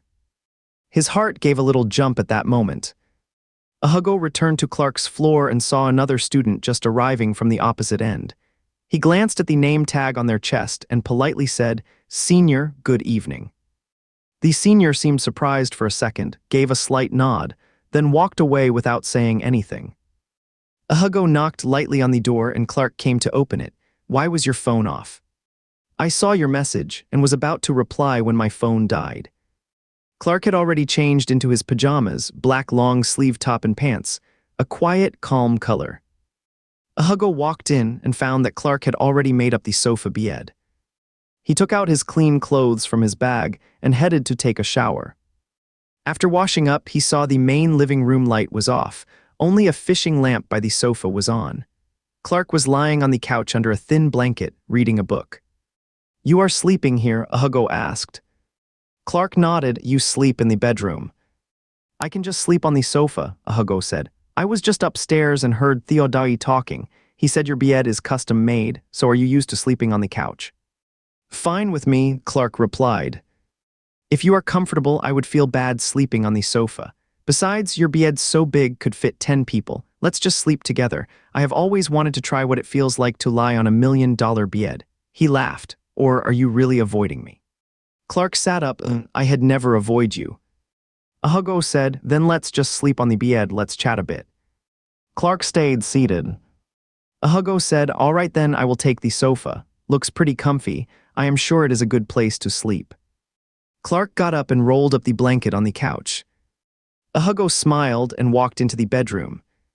The pajamas he was wearing were a gift from Sophie, a white plaid set with little yellow ducks. They used to be loose, but lately he might have grown taller or gained a bit of weight, so they now fit just right. The shorts ended at the knees, showing his straight and slender legs. Hugo moved the blanket aside and lay down, stretching out his arms and legs. "Your bed is really big." Even with his arms stretched wide, there was still room for another person on the other side. Clark gave a quiet hum and said, "I like big beds." Hugo sat up and glanced at the distance between his feet and the foot of the bed. "Did you make it longer?" "Yeah, 2 meters 20. Clark placed the blanket on top of him. Hugo sat cross-legged on the bed, taking a careful look around the bedroom. The room had been tidied up again by Clark. This was not how it looked when he first arrived. He had glanced in from the doorway earlier and thought he saw a figurine on Clark's nightstand. It is gone now, probably put away somewhere. Outside, the rain was pouring hard and thunder rumbled in the distance. The windows were streaked with water, blurry from the weather. Hugo plugged his phone into a charger, the battery had died, and feeling bored, he just sat on the bed watching Clark. Clark finally got into bed and placed his book on the nightstand. "Have you ever slept with someone else before?" Hugo asked. Clark said no. Then he asked, "What about you?" "I used to sleep with others all the time." "Oh, I slept in a big dorm as a kid, sharing beds with friends. At boarding school," Hugo said. This was an entirely different world to Clark, and he felt confident that even if he shared his own past, there would be no way anyone could tell it was not true. "I sleep a bit awkwardly. Do not blame me if I accidentally kick you off the bed," Hugo teased. He thought Clark seemed uneasy, not sure whether it was embarrassment or something else, but he himself did not feel that way at all. Clark gave a quiet mhm. Hugo sat up. "You are feeling awkward, are not you? Maybe I should go sleep with Nicholas, he has a private suite." Clark immediately sat upright. He was not sure whether Hugo was joking or serious, so he said nothing, just stared back at him. Hugo chuckled and then lay down again. "Clark, turn off the light, let's get some sleep." He really did turn off the lights. The room instantly turned dark, and the black window gave off a faint blue glow. Hugo was still chuckling in the darkness. This bed was truly huge. Otherwise, Hugo would not have even considered sleeping on it. He stretched out one arm and barely reached Clark. "You are worried I will take advantage of you, huh? You are sitting way over there," Hugo said. Clark stayed silent. As soon as the lights went out, the sound of rain outside seemed louder. Hugo gave the expensive bed a quick test. It was comfortable, but not overwhelmingly so. His phone suddenly lit up and buzzed as it powered on. The nightstand was on Clark's side, so he reached over. Clark turned the light back on and handed him the phone, showing Nicholas' profile picture. Nicholas sent a message. "If you are not comfortable, feel free to come stay with me anytime." Someone who spends over $1 million on a bed probably has very particular sleeping habits. Hugo replied, joking, "I would be crazy to skip this $1 million bed just to sleep with you." The charging cable was not long enough, and the bed was too wide. Hugo almost leaned all the way across. The cord brushed against Clark's neck, and he gently lifted his chin, feeling the warmth of Hugo's body nearby. His eyelids lowered slightly, but he still glanced at the chat screen. Hugo finished replying, and Clark took the phone back, then suddenly said, "You should think about quitting that ICTV job." Hugo paused for a moment, but quickly understood. probably because of that incident with the odd older man at the cafeteria they would talked about before had stuck in Clark's mind. "It is not actually that risky," he said. "As long as people are not willing, nothing bad happens there. Plus, Nicholas is watching over me. This Untouchable is run by his family. The guy just muttered some vague things to me and did not do anything else." Maybe the dim light made him less reserved. Clark surprisingly spoke at length. "I think you would be better off focusing more on game development. It is not worth it to work just for money. If you are short on cash, I can have my company advance you part of your payment." "You do not need to go this far. Did not you say before that your company has strict procedures and does not allow early payments?" Back then they would only just met.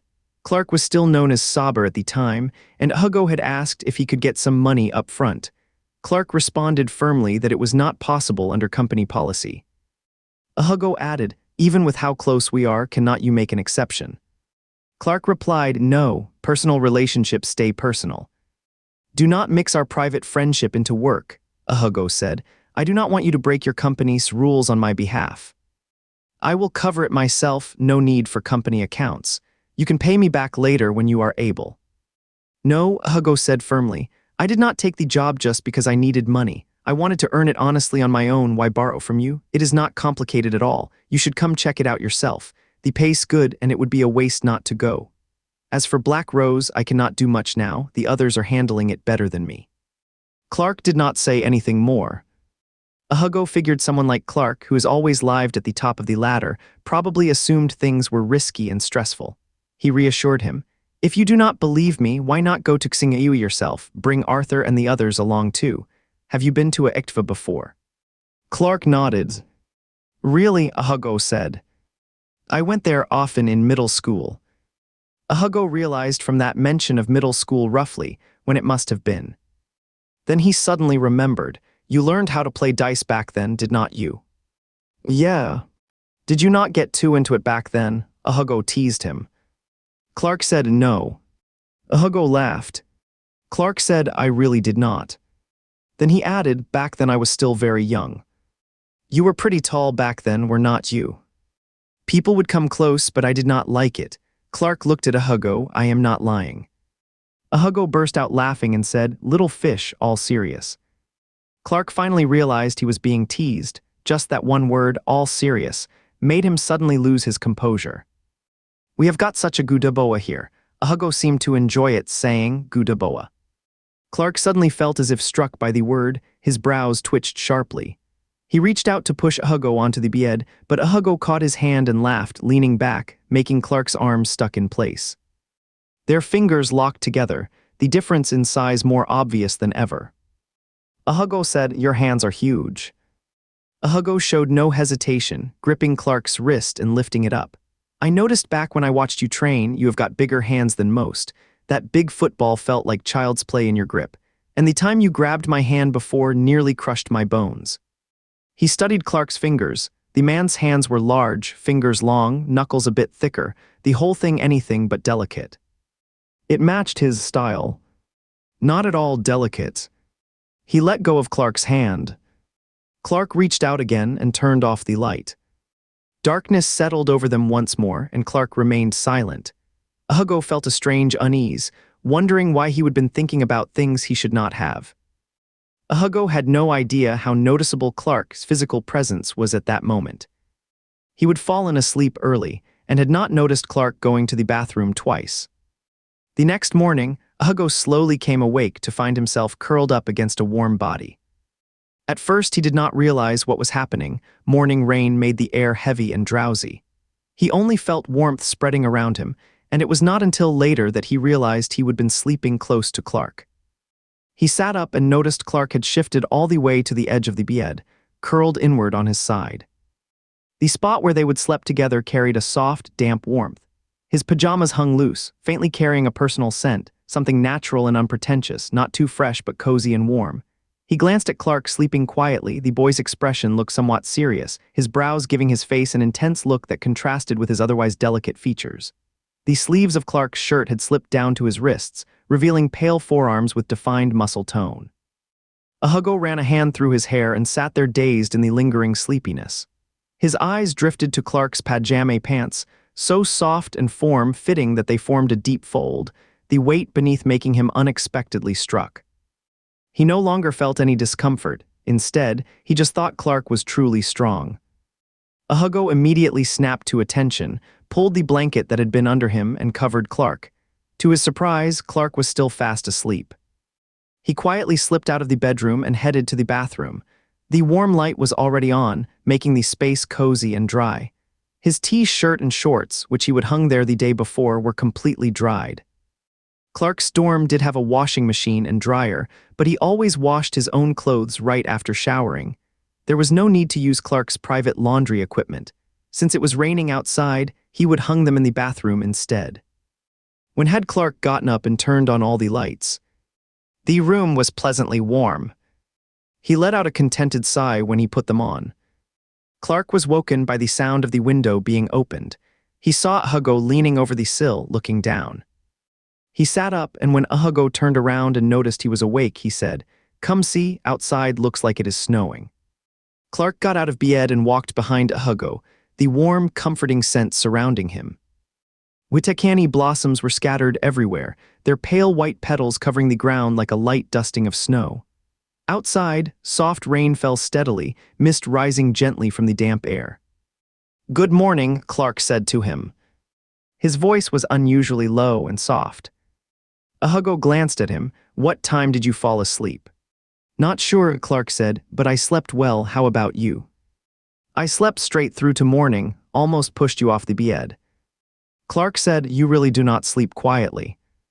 Late at night, unable to sleep, he froze when he felt Hugo move close.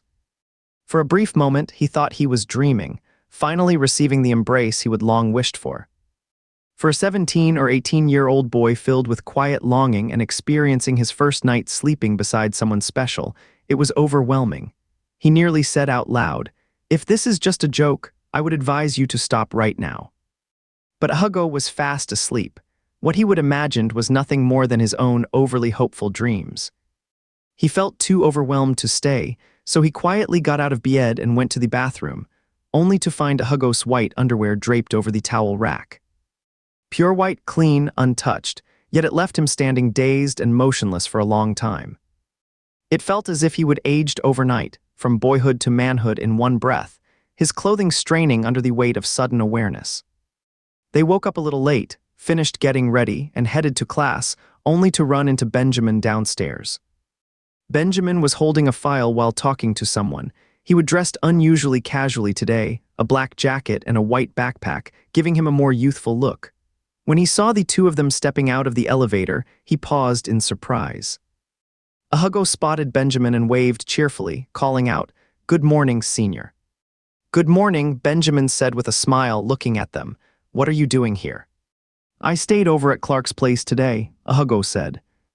Benjamin's lips dipped slightly, his gaze briefly passing over Clark's face. Clark had faint dark circles under his eyes, but remained calm and expressionless as he returned the look. Benjamin asked Hugo, "Have you finished your application yet?" "Oh no, I forgot," Hugo said. "Get it done quickly," Benjamin said. Hugo nodded. "We should go, we are going to be late," Clark said. "See you later, senior." Benjamin nodded, watching Hugo catch up with Clark. Clark asked Hugo, "Are you really going to join the student council?" "I want to," Hugo said. And he did not just want to be the assistant to the president. He was willing to try anything that could boost his points and help with his future. He turned to Clark, "What is wrong?" "Then make sure your application is solid," Clark said. "Aim to move up from assistant as soon as possible." Hugo asked offhand, "Why did not you join the student council before?" Clark said, "I will run with you." Hugo said, "Do not try to steal my spot." Clark gave a slight smile. The kind of person who was delicate yet reserved, his laugh looked especially striking, especially on this foggy rainy day, like he would regained all his energy overnight, quiet but refreshing. "I am running for something else," he said. Clark had just finished speaking when he heard footsteps approaching from behind. He and Hugo turned around to see Benjamin catching up again. Clark's lips pressed together tightly. Benjamin caught up and smiled, saying, "Walk together." "Is Benjamin going out?" Hugo asked. He noticed that Benjamin was not wearing his school uniform. "Yeah, I am heading out for an interview," Benjamin said. "You have already got offers from Ming University and several other schools, haven't you?"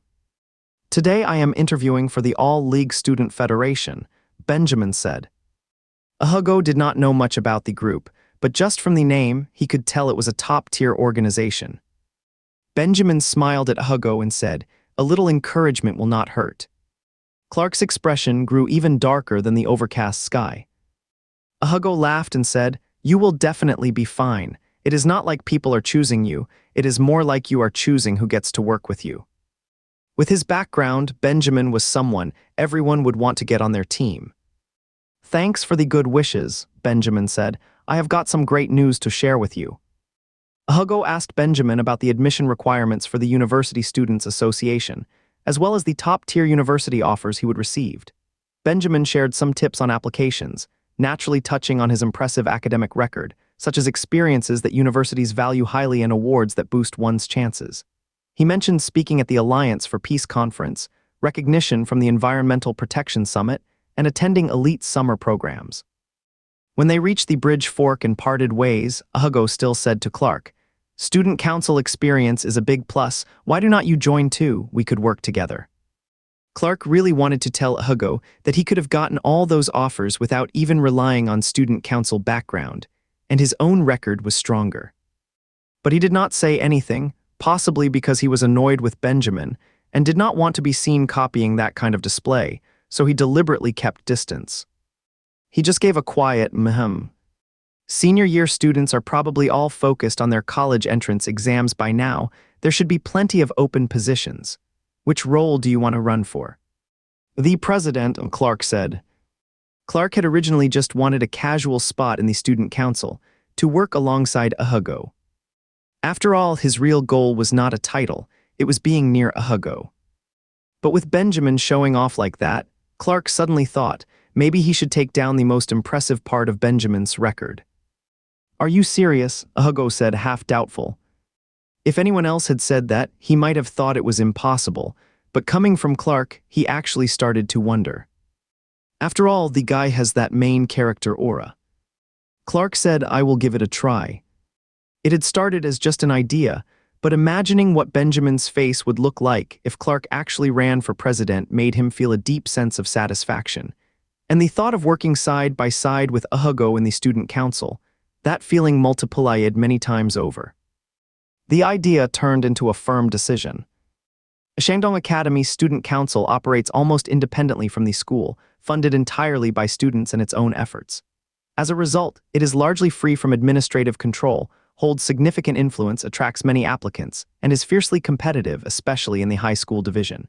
Most members rise through the ranks from middle school student councils, with seniority being the norm. It is rare for someone like Benjamin to become president. But even that would not have been possible without his 3 years of hard work and preparation in middle school. Right now, the most likely person to take over as president is Maverick from class, grade. He holds a black badge, and currently has the highest position in the student council across the entire second-year cohort.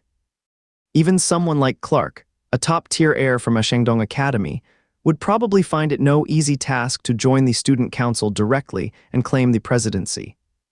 During morning break, Hugo was working on his resume on his phone when he told Arthur about Clark planning to run for the next term's student council president. Arthur was genuinely surprised. "Are you serious? Do you think it is possible?" Arthur paused, then said, "I cannot say there is no chance at all." Arthur explained the process for student council elections at their school. They use a school-wide vote involving both staff and students, very democratic and fair.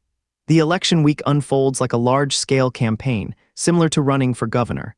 Usually, the second-year vice president is expected to become president in their final year, but Benjamin broke that pattern by becoming president as a first-year student, so why could not Clark do it too? The headmaster would probably be the first to jump on board his campaign. This position is all about connections. For an ordinary person, reaching Henry's level would already be the absolute top. Do not let his quiet nature fool you. Lots of people really like him around school. Since he does not mix much with others, people see him as this distant, almost legendary figure. He is top in academics and a multiple-time champion in rugby. You have no idea how huge the rugby league is among boys. Someone who is both incredibly strong and keeps to himself. That is basically the ultimate overpowered character. If he ever ran, many guys would definitely vote for him. Hugo was actually getting excited from Arthur's words. He turned to look at Clark, and right then, Clark happened to glance over too. Hugo gave him a smile. He had no doubt about Clark's abilities. He might be awkward when it came to friendships or romance, but in professional settings, he would definitely be on point. After all, he was used to dealing with adults at social events. He found himself feeling a bit of anticipation, and even a touch of envy toward Clark. But why suddenly want to join the student council? Arthur asked. In the past, every year both the student council and major clubs would try to get him involved, but he only ended up joining the school newspaper as a photojournalist on paper. Hugo said, maybe he is joining because I am going for it. Arthur looked at him, paused silently, then said, he would not, you. Think everyone's like Weston being so weird, Hugo said with a surprised expression. Maybe he sees me as a good friend. When it came to friendships, Clark was definitely different from most people. He believed Clark was someone who rarely opened up, but once they did, they would be fully invested. He could be a bit clingy. But Clark was far too exceptional in his eyes, truly a star among stars, separated by an entire galaxy. He saw their roles as the leading man and his supporting side character from childhood. He might one day watch Clark fall in love, get married, and then stand beside him as a best man at that wedding, the peak moment of his own story as the background figure. But it is okay. In his own life, he was absolutely the main character. He had to work hard, strive forward, grow stronger, and shine brightly. Arthur sighed and said, you are really strange. Hugo, still thinking hard about what skills to include on his resume, asked, where is the strangeness?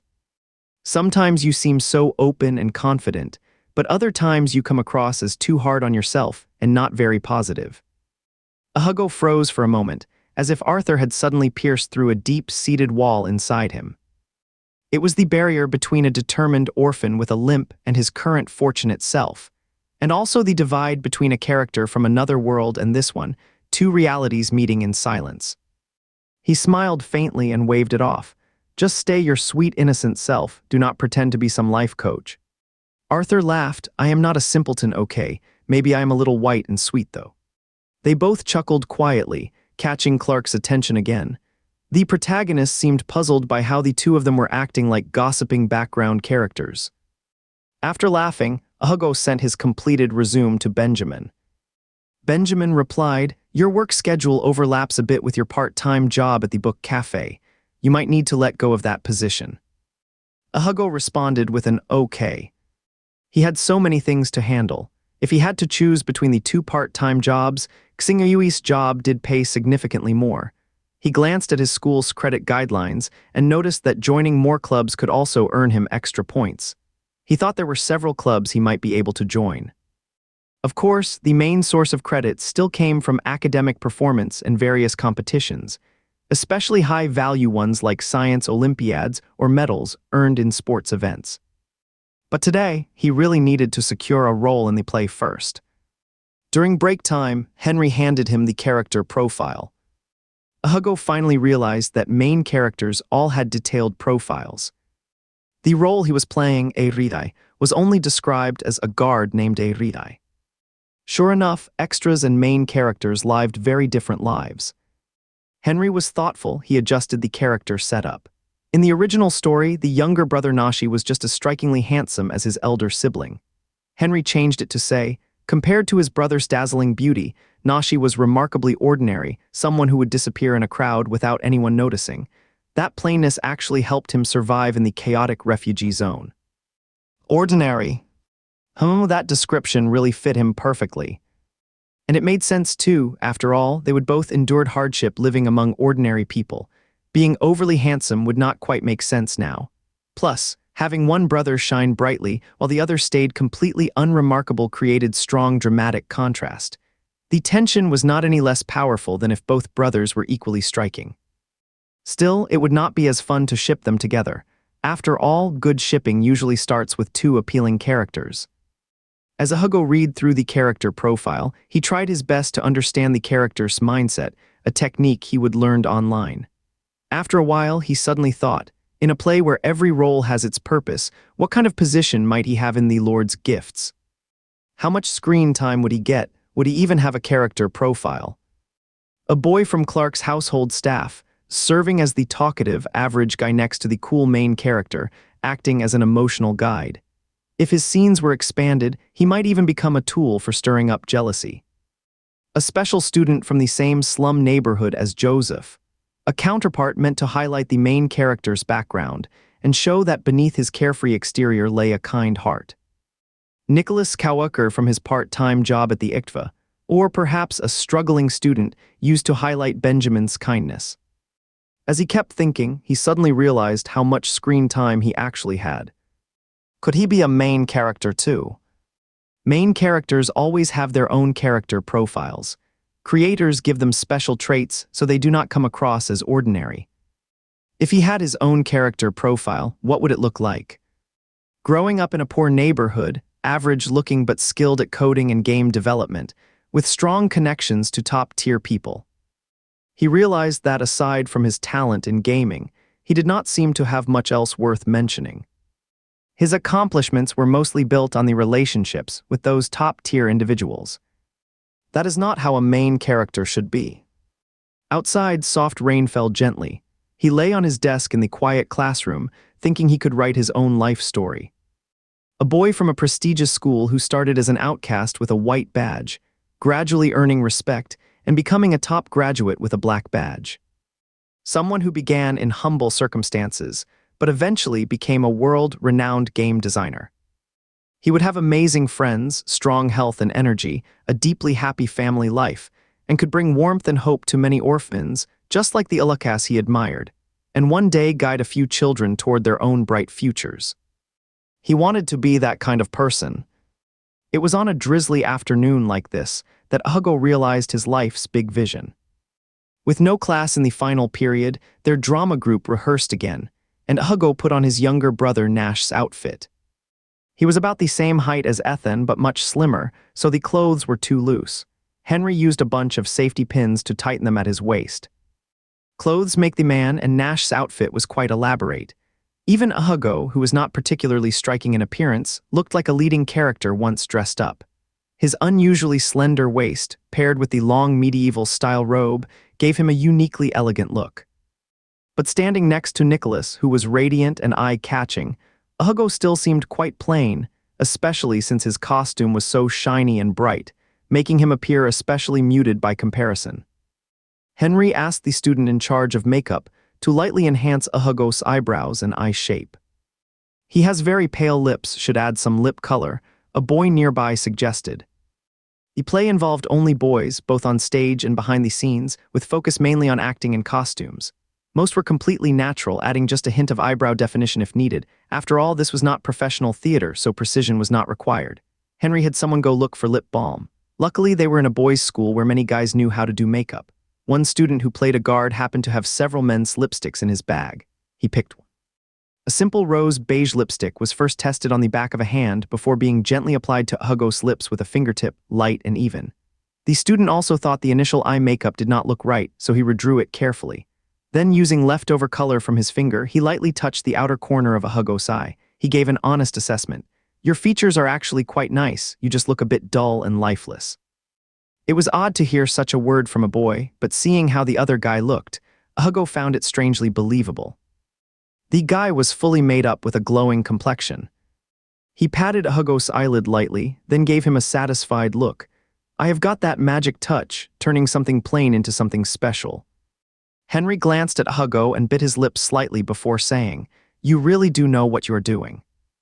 Nicholas and the others were waiting on stage.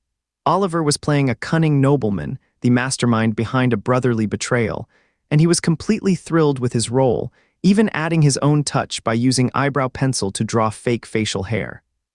Nicholas, feeling bored, said, "Let me try drawing it for you." He held Oliver's chin with one hand and dragged the eyebrow pencil across his mouth in quick strokes. After letting go, he grinned, looking cool. Oliver grabbed his phone to check. He lunged at the phone, ready to kick Nicholas. Nicholas dodged with a laugh and turned around, only to see Hugo rising from the chair as Henry and others stepped aside, revealing Hugo's face in full view. Nicholas gave him a quick smile before turning away, but immediately snapped back, his grin fading. He stared at Hugo walking toward him with quiet wonder. Just a touch of rose hue seemed to light up the whole of him. His elegant pale yellow robe shimmered softly under the stage lights, his slender waist perfectly defined. Tall and graceful, the most striking change was in his face, lips now richly colored. His originally soft amber eyes brightened with subtle contouring, coming alive with new energy. The makeup gave everyone a glimpse of the future Hugo, the Hugo with color, though the artificial look could not match even a fraction of natural vitality. Hugo asked, "What do you think, first time wearing makeup?" He looked at Nicholas. Nicholas said nothing. Instead, Oliver said, "Looks like a whole different person."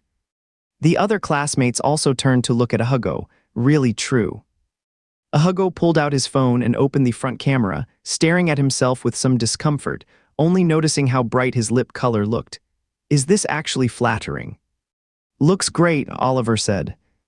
To say he is stunningly beautiful might be a stretch. He still looked a bit too thin and uneven, but he was undeniably more striking now. You just usually look so plain, this really brings you out, ask Nicholas if you do not believe me. Hugo looked at Nicholas, who gave a quiet hem, his eyes scanning over Hugo's face. Usually quick to praise Hugo, he now seemed unusually reserved, saying simply, "Not bad."